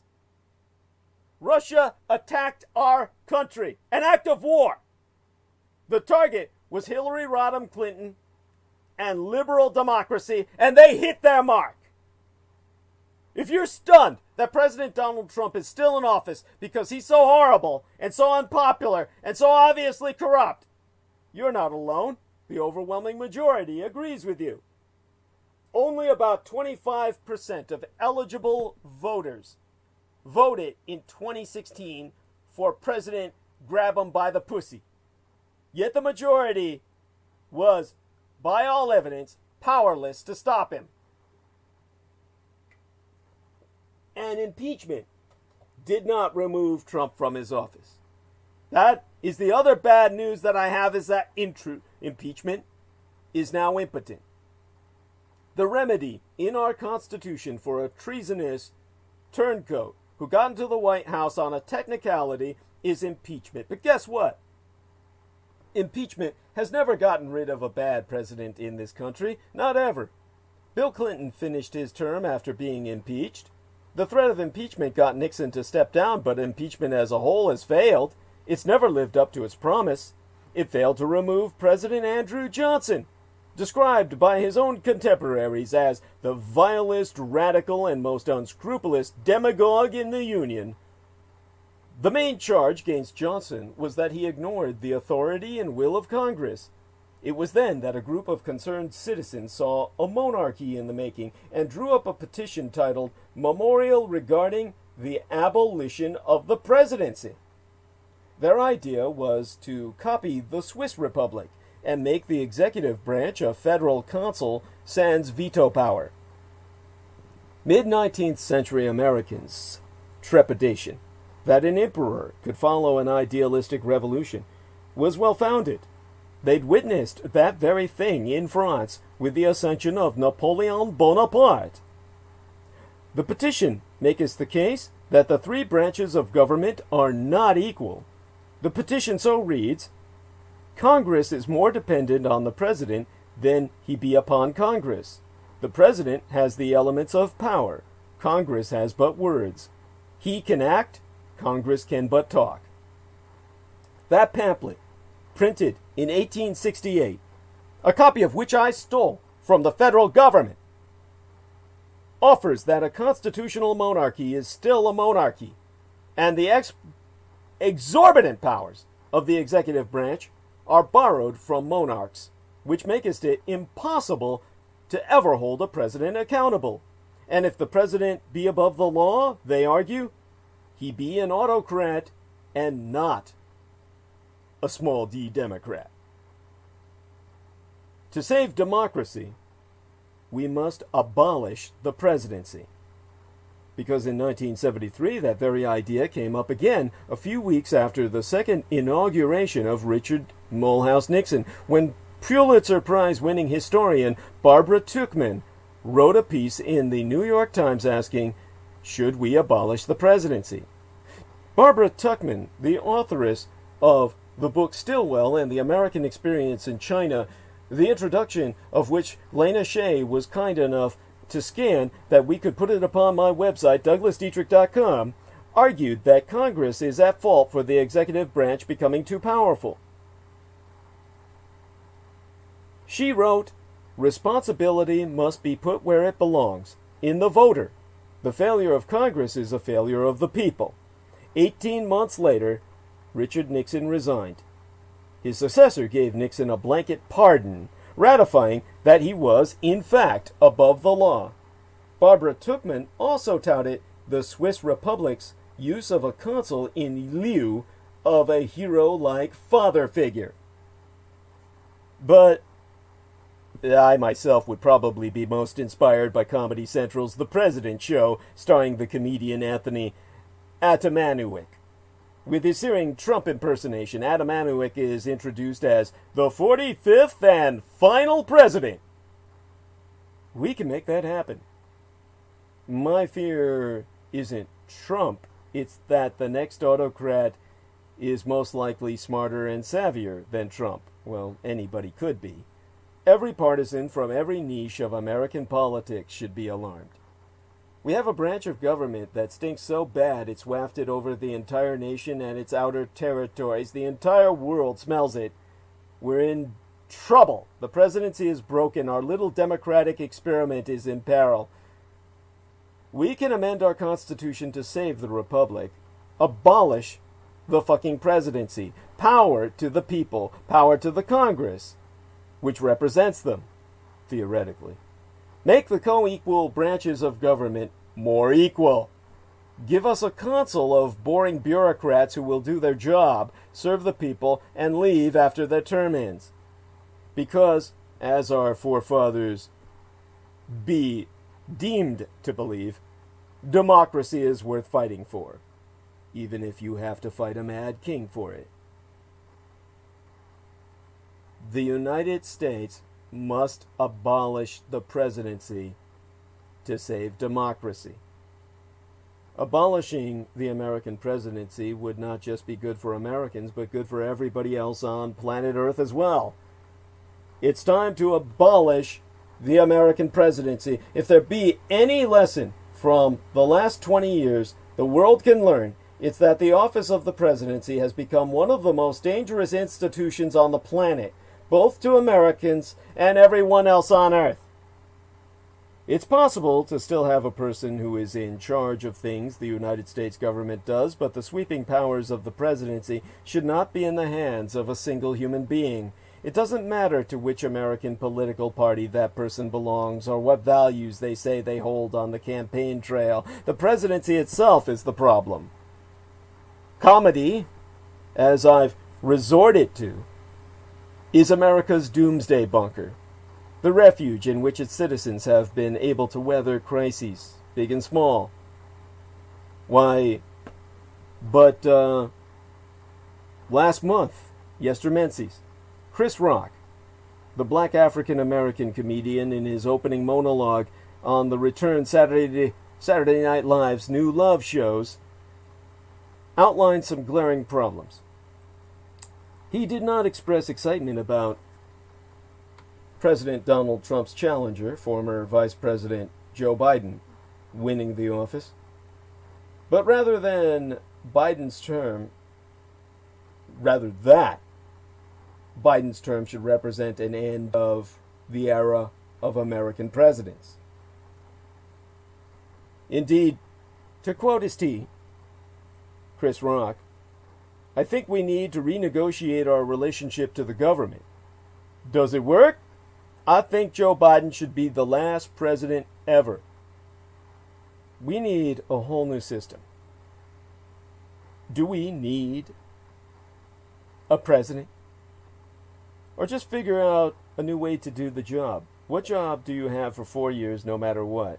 If you hired a cook and he was making people vomit every day, do you sit there and say, he's got a 4-year deal? We just got to vomit for 4 more years. Chris Rock continued by criticizing how the legislature works. Members of the United States lower house, called representatives, are Congress people, serve for 2-year terms. Senators serve for 6 years. They can be in office indefinitely. A challenger trying to unseat a senator must raise millions and millions of dollars to have a shot at doing so. So, to quotist The Rock again, the Senate and Congress, does it work? It doesn't work. It doesn't work because they need term limits.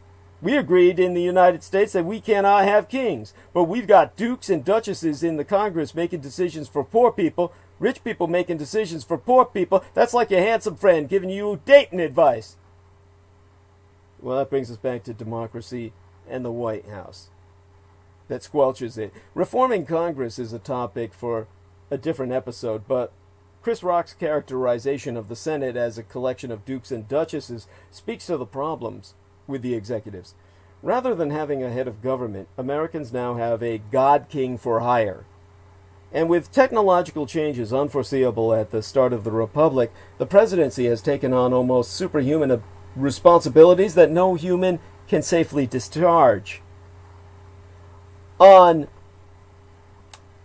the 6th of August, in 1945, the office of the American presidency was propagandized by the Americans themselves as having become too dangerous for any human being to oversee competently.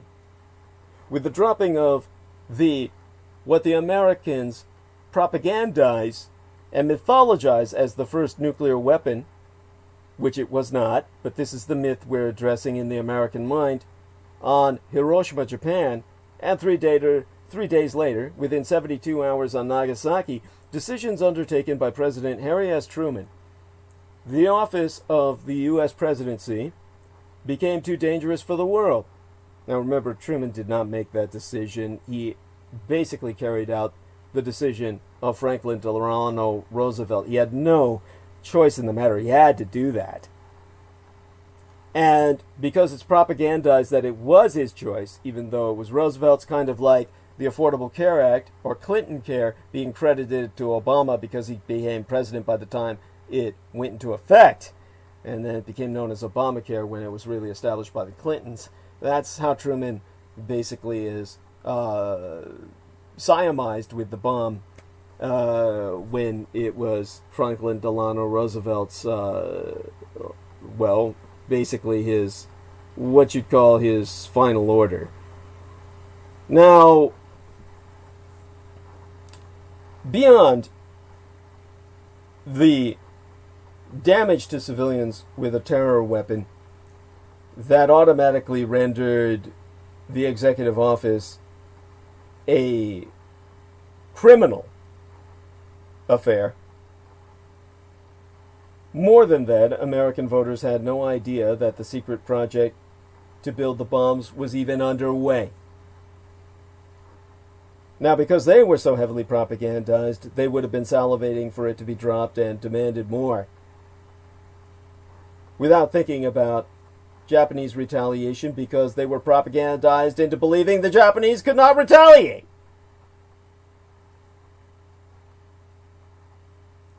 Now, remember, Truman came into office upon the death of Franklin Delano Roosevelt in April of 1945. He had been Roosevelt's vice president.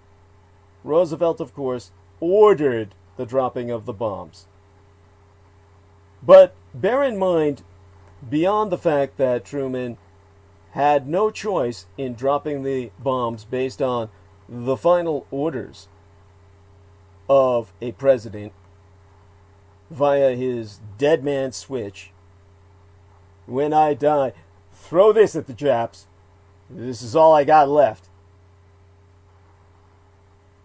Over and above and beyond all of that, what people never consider or reflect upon was the fact that we do know, even though Americans knew nothing of the bomb, we do know that American voters did not vote for Harry Truman as president in 1944.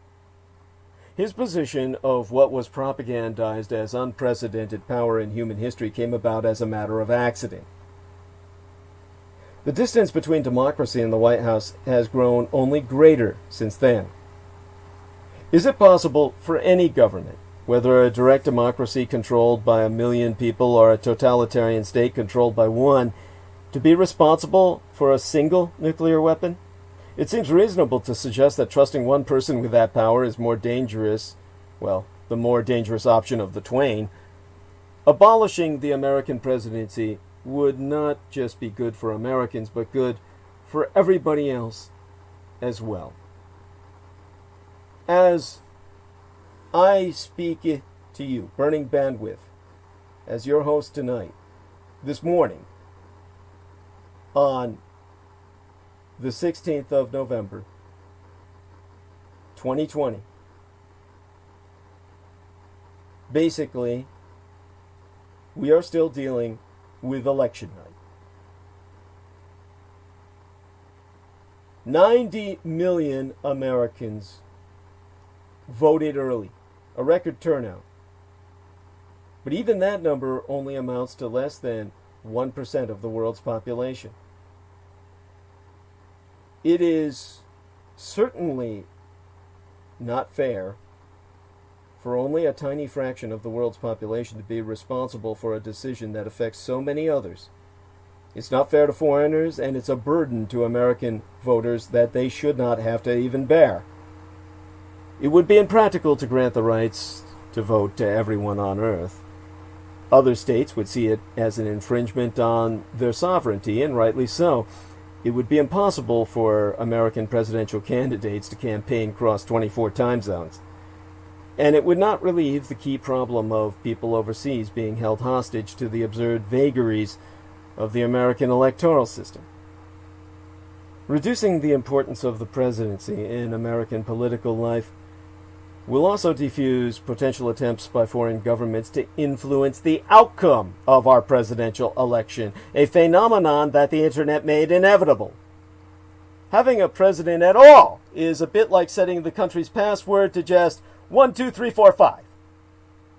Now, what could a better presidency look like? The name president need not go away necessarily, but reducing the role to referee of congressional deliberation is probably a good start. There are term limits to the American presidency of 2 possible 4-year periods in office, but that's likely too long. Presidents should only be able to serve 1 term of 2 years.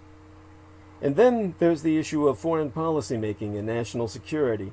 Since the September 11th, 2001 attacks, Congress has lost much of its ability to oversee the day-to-day operations of the executive branch when it comes to deciding which foreigners should live and who should die. No president since then has been able to discharge those duties to the satisfaction of either Americans or the world at large that Americans war with. It's probably because that job is impossible for any single person to handle. President Trump made that clear in his own unwillingness to even try to handle those responsibilities. Rather, he's made decisions that reflect the bigoted desires of his most loyal cultists, who represent only a small fraction of the American public. That means a minority of a minority are making decisions that trample on the human rights of people in these United States and everywhere outside of it. So end the goddamn presidency. At no time was this more obvious than January of 2017, when Trump unilaterally decided to ban entry from several Muslim-majority nations, basing his decision on the racist reasoning that Iranians and Syrian refugees be too dangerous to allow into the country at all. Despite legal challenges by civil rights groups, the American Supreme Court has upheld the president's right to make this decision, but neither Trump nor any president has a reason to listen to Iranians or Syrians. They don't vote in American presidential elections. So Yusuf Abu Areda, a student at Columbia University in New York City who runs a charity group called Raise for Refugees, donating to humanitarian relief for Palestinians, has said, "I think we have already seen in the last 40 years Trump has a very biased opinion towards Muslims, as we saw with the Muslim ban." Abu Arida, a supporter of erstwhile Democratic candidate Senator Bernie Sanders, was not overly excited about the prospect of a Biden presidency, but still alarmed at the prospect of another 4 years of Trump. To quote his T, "It's really important that young people, old people, and Muslims all across the country do their best to make sure he doesn't get elected."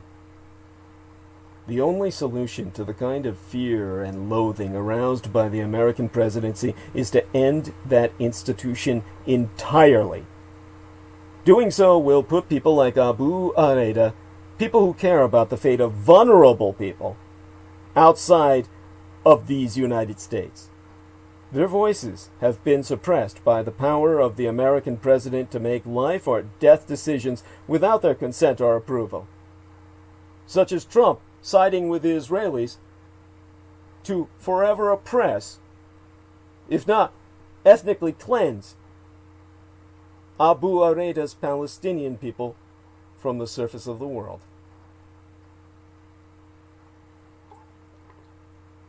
In his comedic monologue, Chris Rock acknowledged the impossibly daunting nature of the challenge ahead for these United States, quoting a black American author who found refuge in Istanbul from the upheavals of racial unrest in the United States in the 1960s, the decade during which I passed through my mother's womb to first lay eyes on this sad world. Rock said, James Baldwin said that not everything that's faced can be changed, but nothing can be changed until it's faced. significantly reforming, and eventually abolishing the American presidency will make America more fair for its citizenry and less dangerous for the rest of the world. There's another epic solution that I've gifted you. Now, the faggots who stand against me, report them to the FBI.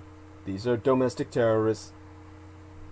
They want to make certain my solutions never reach your ears. They claim everything I say is somehow a fabrication. How many fabrications could you find in tonight's transmission? You've seen the nature of the beast, the enemy, David J. West, attempting to steal my work, to declare that I never published it, knowing full well that it could never have not been published with an issued ISBN and ISBN number, as we call it in the trade. Counting on your ignorance that he can steal what I've exposed to the world and claim it be work of his own. Pathetic men with no creativity, no talent, white trash pieces of shit cooperating with each the other, two charlatans meeting on the street. Never before have such men been so eager to vouchsafe for each other's reputability than criminals and snake oil salesmen will shaking hands and sucking each other's tongues out of their skulls. Richard K. Cole Jr. is a man who's fabricated documentation and must go to jail for his crimes. Report him to the FBI at 1-855-TEL-FBI. That's 1-855-835-5324. Submit your complaint at ic3.gov. Report Richard K. Cole Jr., dropout from the United States Marine Corps, who never saw a day of combat and never served a full term of duty, living in Prattsburg, New York, PRATTSBURGH. This is the nature of my struggle. The cultists of the anti-gods, the worshippers who feel that these worshippers of entropy, who feel that King Irad, the man who would have killed your god, is their representative on earth. The Herodians. Against them I wage Mein Kampf, my struggle, and my struggle be thine own. Contribute to the struggle at paypal.me/Douglas Dietrich, where we now be accepting contributions via PayPal Holdings Incorporated at douglasdietrich.com. And in all due acknowledgement unto our own personal hero, we asketh of everyone moral and our fiscal support on behalf our dearest English brother in battle, John Henry McMills Warrington, whom you can friend and follow at his Facebook timeline at facebook.com/John.War. And, of course, subscribe to his YouTube channel, The Maggot Channel, at youtube.com/C/Magateur, which be spelled MAGGOTAUR. And, of course, he be the property manager thereof, as well as the team of the tracks, Dietrich's Our Dragons, ultimate post-episodic producer, and our final production archivist at douglasdietrich.com. Were it no for he, nigh all videographic works of the internationally recognized renegade military historian would have been lost. So if financial aid no be prohibitive per budgetary constraints, electronically relay monetary assistance via PayPal, where you can donate to the Maggot Man, aka John Warrington, by clicking send on your PayPal account page and then entering his email address, john_war@hotmail.com. And you can PayPal him at paypal.me/Magateur, which is spelled MAGGOTAUR. DAUR.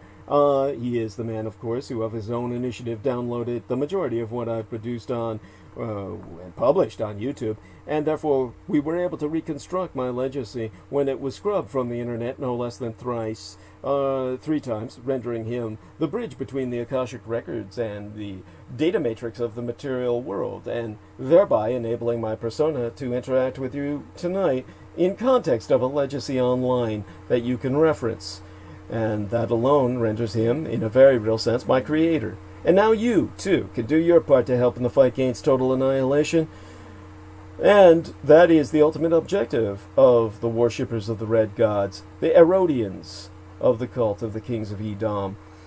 In our struggle against them, spread the word about Douglas Dietrich, that he, the biological son of Adolfus Jacob Hitler, which you can find out more about at douglasdietrich.com/2019/05/08/ Douglas Dietrich, son of Adolf Hitler, fighting against white supremacist neo-Nazis. Confer while there a footnote on my biosire on the homepage of showsdd.com. That is the fact that should be shared, spread the word, far and wide, to all and sundry that you meet. That the scion of Adolf Hitler, Douglas Dietrich, be alive and well and resident in the city and county of San Francisco.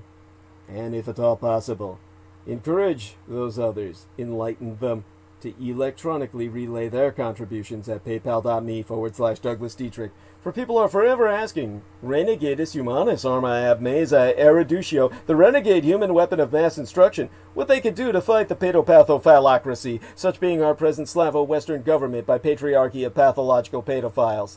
You can all help spread awareness by supporting myself. We have a new contribution page on douglasdietrich.com where you can make a donation online using either that credit or debit card.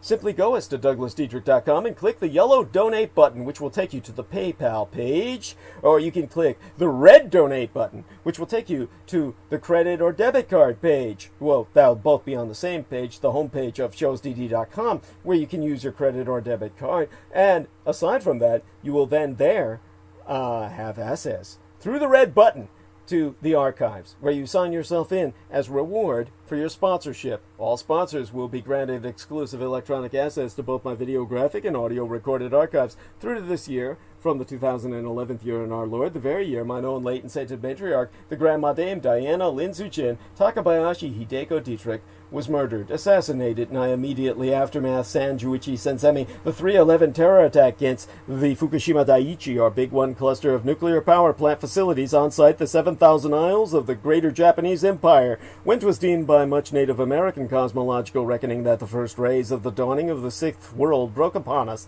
and magics could again be worked conjointly with Mother Earth to redeem the folk upon her. They're not on YouTube anymore, whereon the intra-global crises analyst Douglas Dwayne Dietrich long ago established his high-profile visibility platform for rationale or personal security by way of public promotion. Only on contribution will their membership be processed within 48 through 72 hours, between 12 to 3 days, for full access to all mine archives, meaning all those videos that John Warrington saved, aside those on the Maggot Douglas Dietrich channel, and the YouTube channel named Taboo Bros 2, spelled TABOO space BROS space Roman numeral 2, as managed by the mixed martial arts maestro Daniel Arola, whom you can visit at facebook.com/Daniel Arola.3, well, Daniel.Arola.3, of Damage, DAMAG, Daniel Arola Martial Arts Group, Incorporated, Cali Combatives.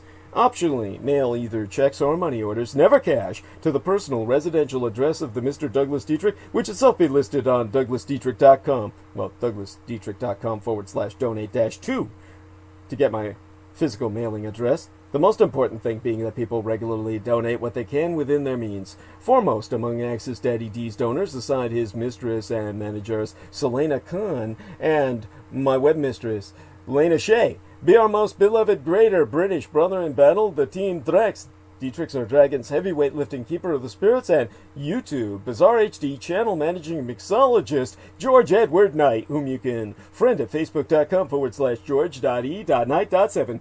Subscribe to his channel at youtube.com/user/bizarrehd, which itself be spelled BIZAREHD.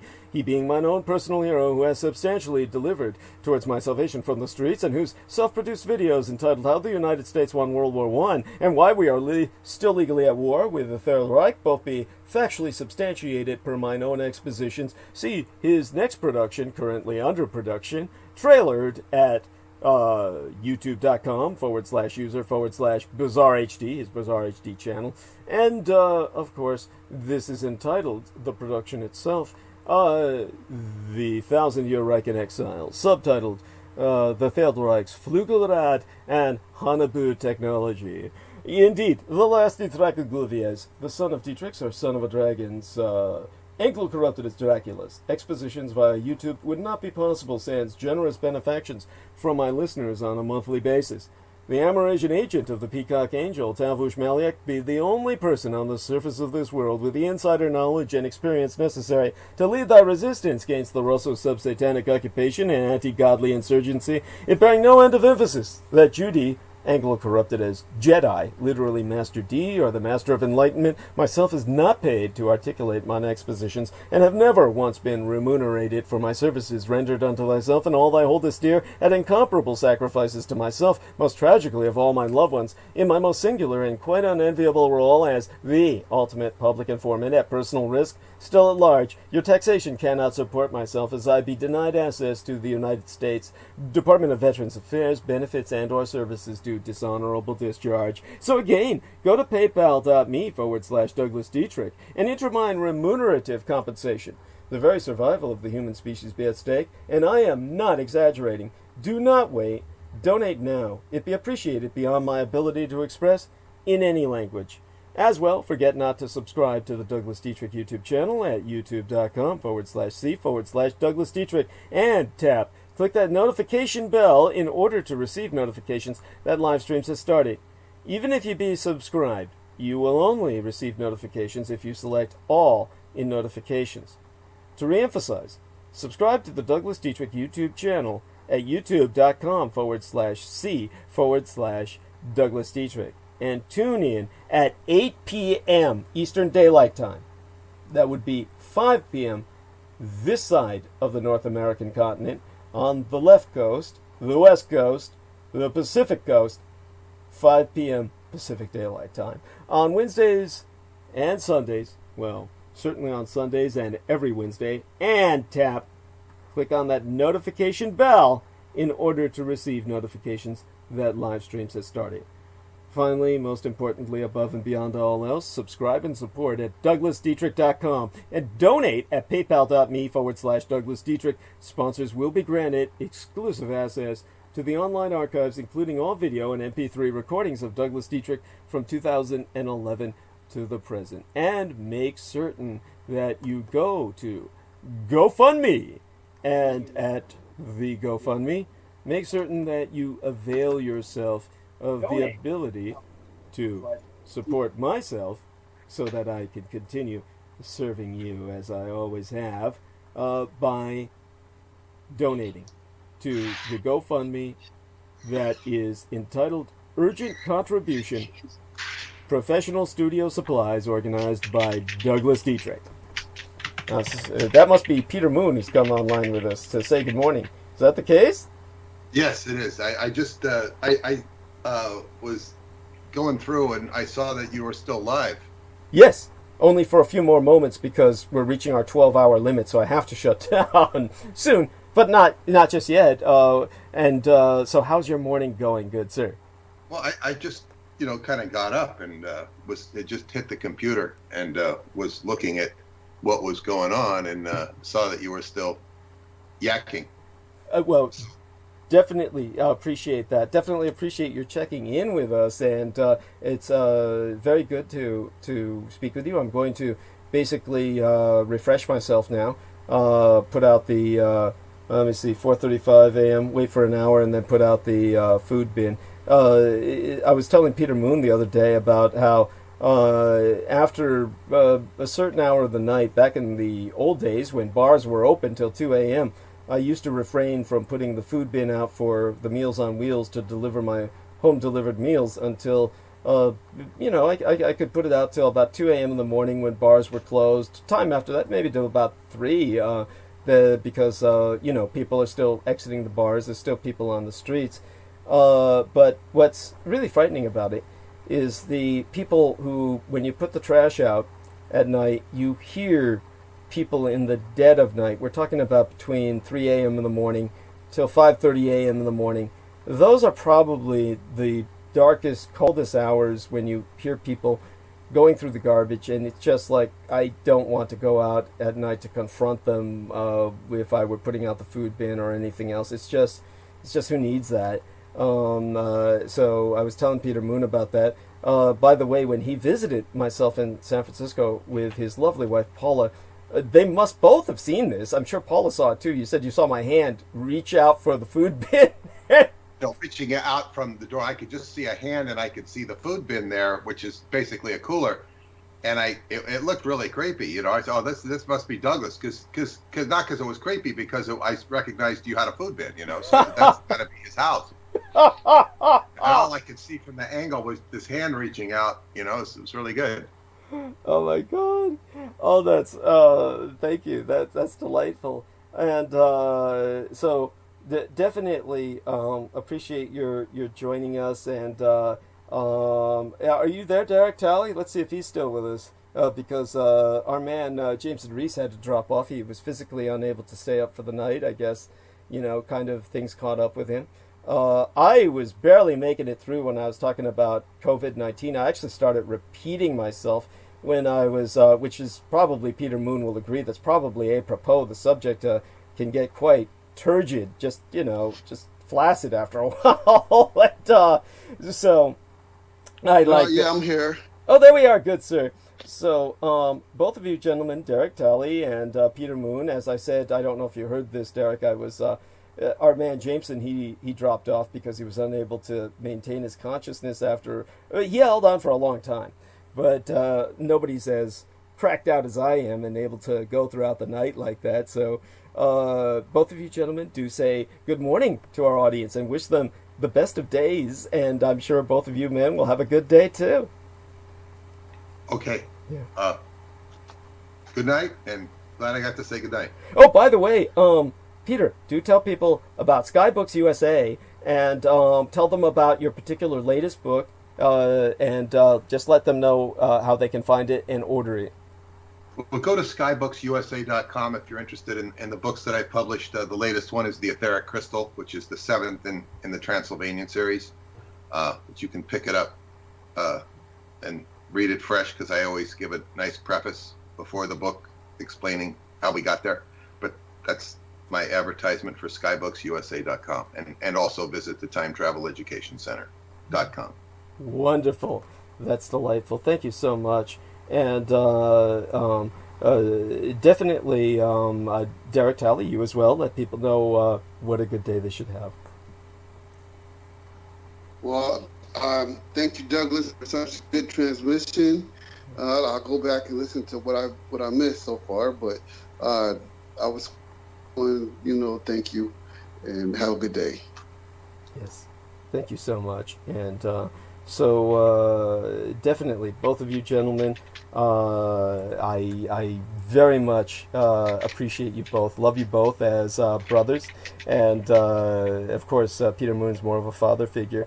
Really appreciate the help both of you have contributed tonight, and I will cease streaming in just a moment. I'm wondering if it's possible to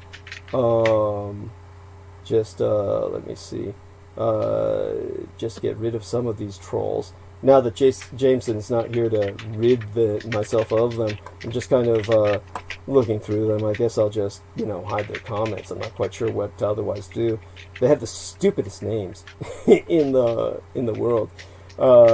Trolling Trolley, which kind of gives them away, and others.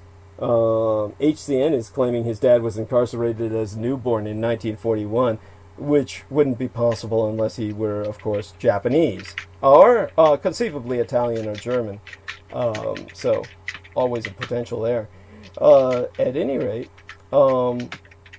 just thought I'd check into the chat room. Most of it was pretty much quiet once I start monologuing. And definitely appreciate that some of these people are bringing up the fact they've heard my transmissions before. So to all of you who support myself, much love. Have a blessed day. To both of these gentlemen who stand beside me, proud that they're with me. We've got only a few minutes till we have to shut down because we'll reach that 12-hour limit and we won't be able to upload at all. So best to better hang up. Yes, I'd best stop streaming. So definitely both you